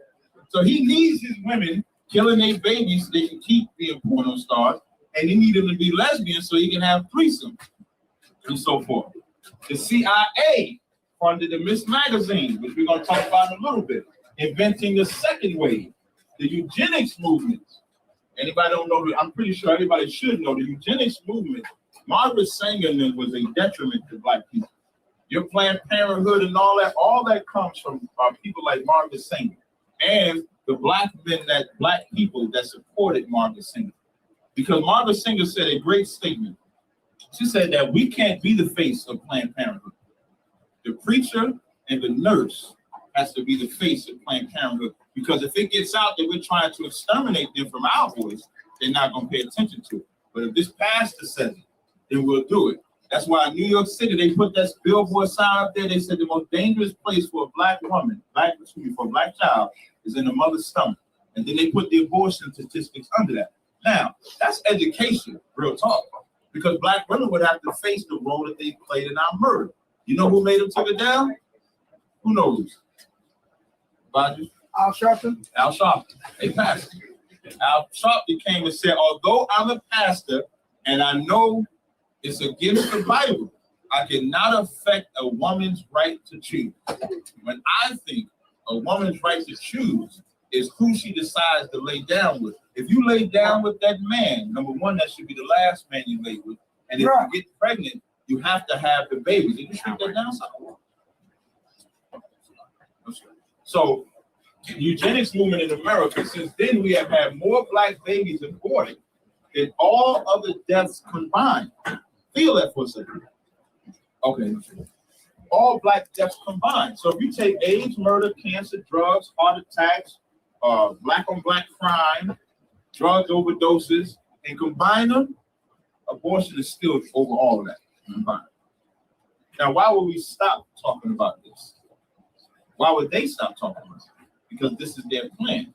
When you do the research, just do the research. Before 1973, look at the abortion numbers and you won't find hardly any that measures any to what the abortion numbers are today. And they made abortion so popular amongst Black women that they boast about. I see memes. I didn't want to put all this on him, but I see memes where women say they taking pictures at the abortion clinic. They boasted in that. Give me the next slide. Oh, this is my girl here. So I was out on I don't know if anybody know of her, but I love this one here. All right? Just play this clip from me, please. White women's liberation movement, we don't have anything to do with that. We have First thing she said was the white woman's liberation movement, we don't have nothing to do with that. Let me expound it. We ain't got nothing to do with none of white folks' business. That's right. Their voting system, their liberation, their military, none of that. Until we can get our own. Until we can get our own. We can never go to the table with the white man because we don't have no power. Keep playing. We've not been under the control of the Black man for. Can you bring it back to the beginning? For 500 years. So what? Come back. If you can't, that's fine. Okay, play it. White women's liberation movement, we don't have anything to do with that. We have not been under the control of the Black man for over 500 years. So what do we have to get liberated from him from? She said, we have not been under the control of the Black man for 500 years. So what actually are Black women trying to get liberated from? I made sure to put her in this because if I said it, y'all might get mad. But if a Black woman said, maybe y'all listen to the Black woman. Huh? Not enough though. Not enough. Just let me finish. Wow. So now, we have, when she's saying that we have not been under the control of the Black man, that's a real statement. When you think about the liberation movement, it was one of the most heinous acts that the white woman has ever done to the Black woman. Now I'm gonna tell you something. White women hate Black people more than the white men. And y'all don't even realize it. Anybody seen that movie Get Out? If you didn't, I'm about to spoil it real fast. Anybody seen that movie Get Out? Okay. Y'all know the sunken zone, right? Do y'all know when the sunken zone actually took place? Who knows? He got with that devil. When he got with the white woman. In the beginning of the movie, when you seen that brother, that's why Marcus Garvey's wife, when she, because like I said, as I was doing the research on it, Marcus Garvey's wife, who supported Marcus Garvey put her in a good position. She said that the issue she got with the brothers is their love for white women. And Black men, y'all got to stop dealing with them goddamn white women. That's right.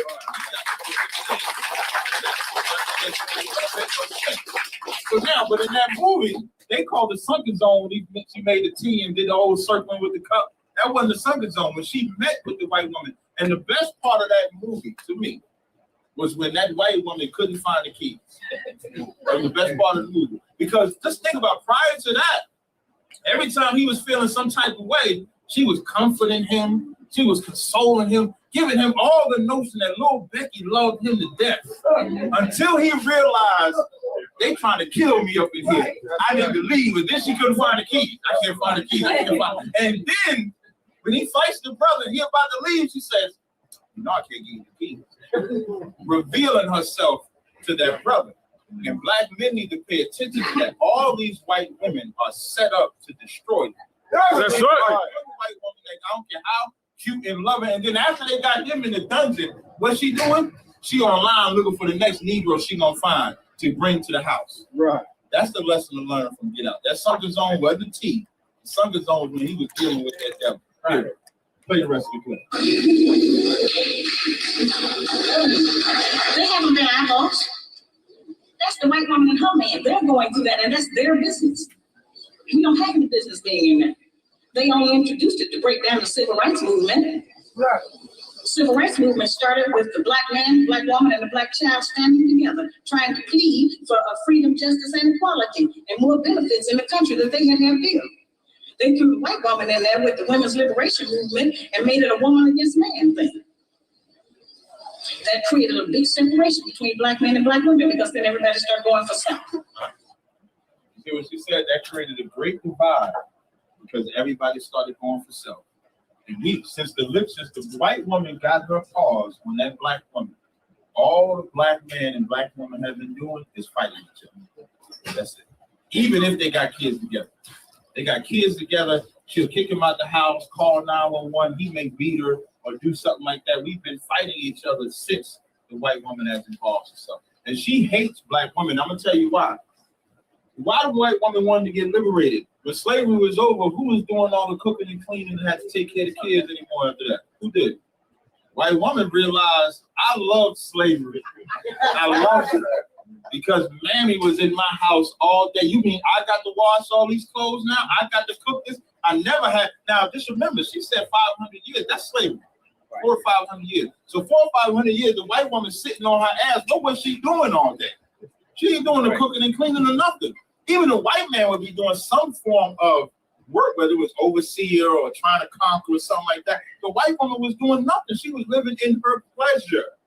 And now slavery is over. The black woman is gone and nobody can clean up. So how can she bring the black woman back?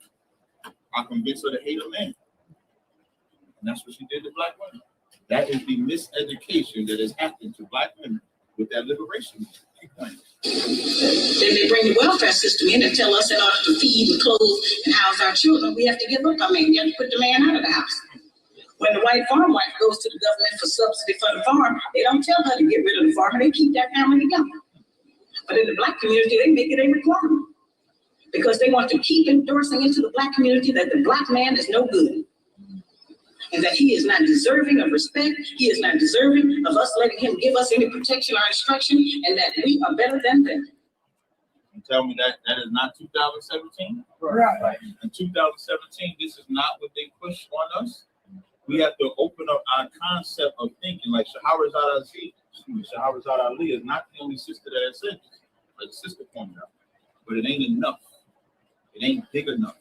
It ain't pushed enough to where black women can start forgiving their man, or black men to start forgiving their woman, which is what's needed in order for this community to heal themselves from the atrocities that have happened to them. Next slide.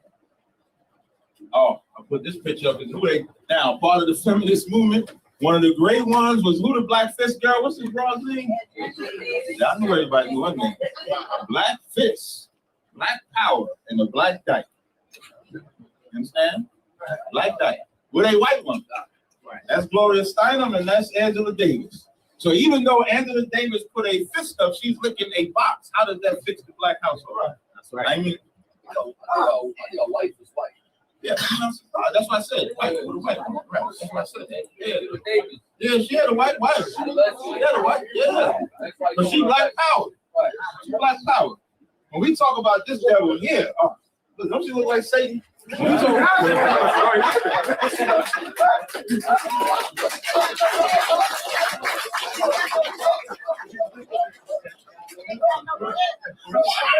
talk about this devil here, any black Gloria Steinem, any black woman that has worked with her is a sellout to black people.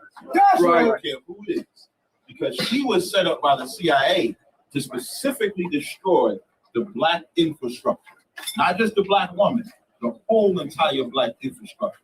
So now, this guy here, she was into lesbianism and black power.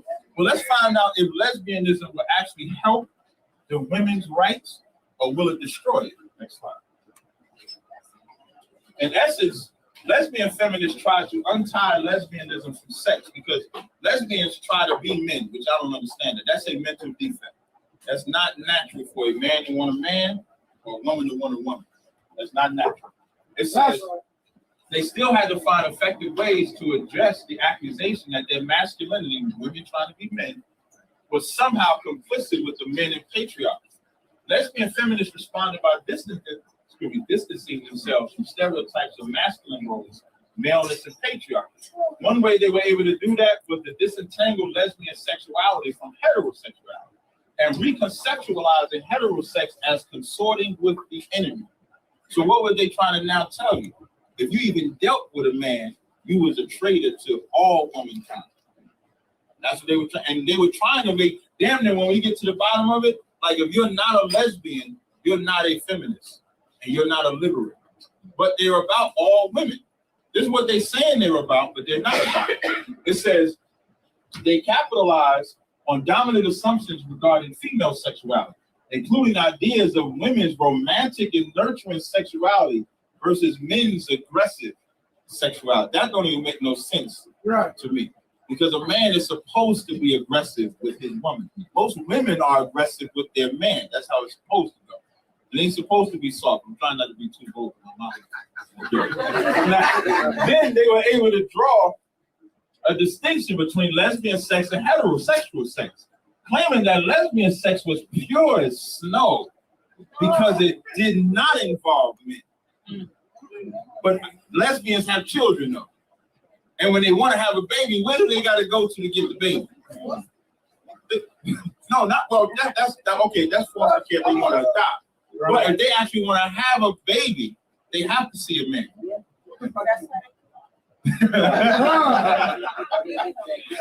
They were then able to draw the stick. I'm sorry.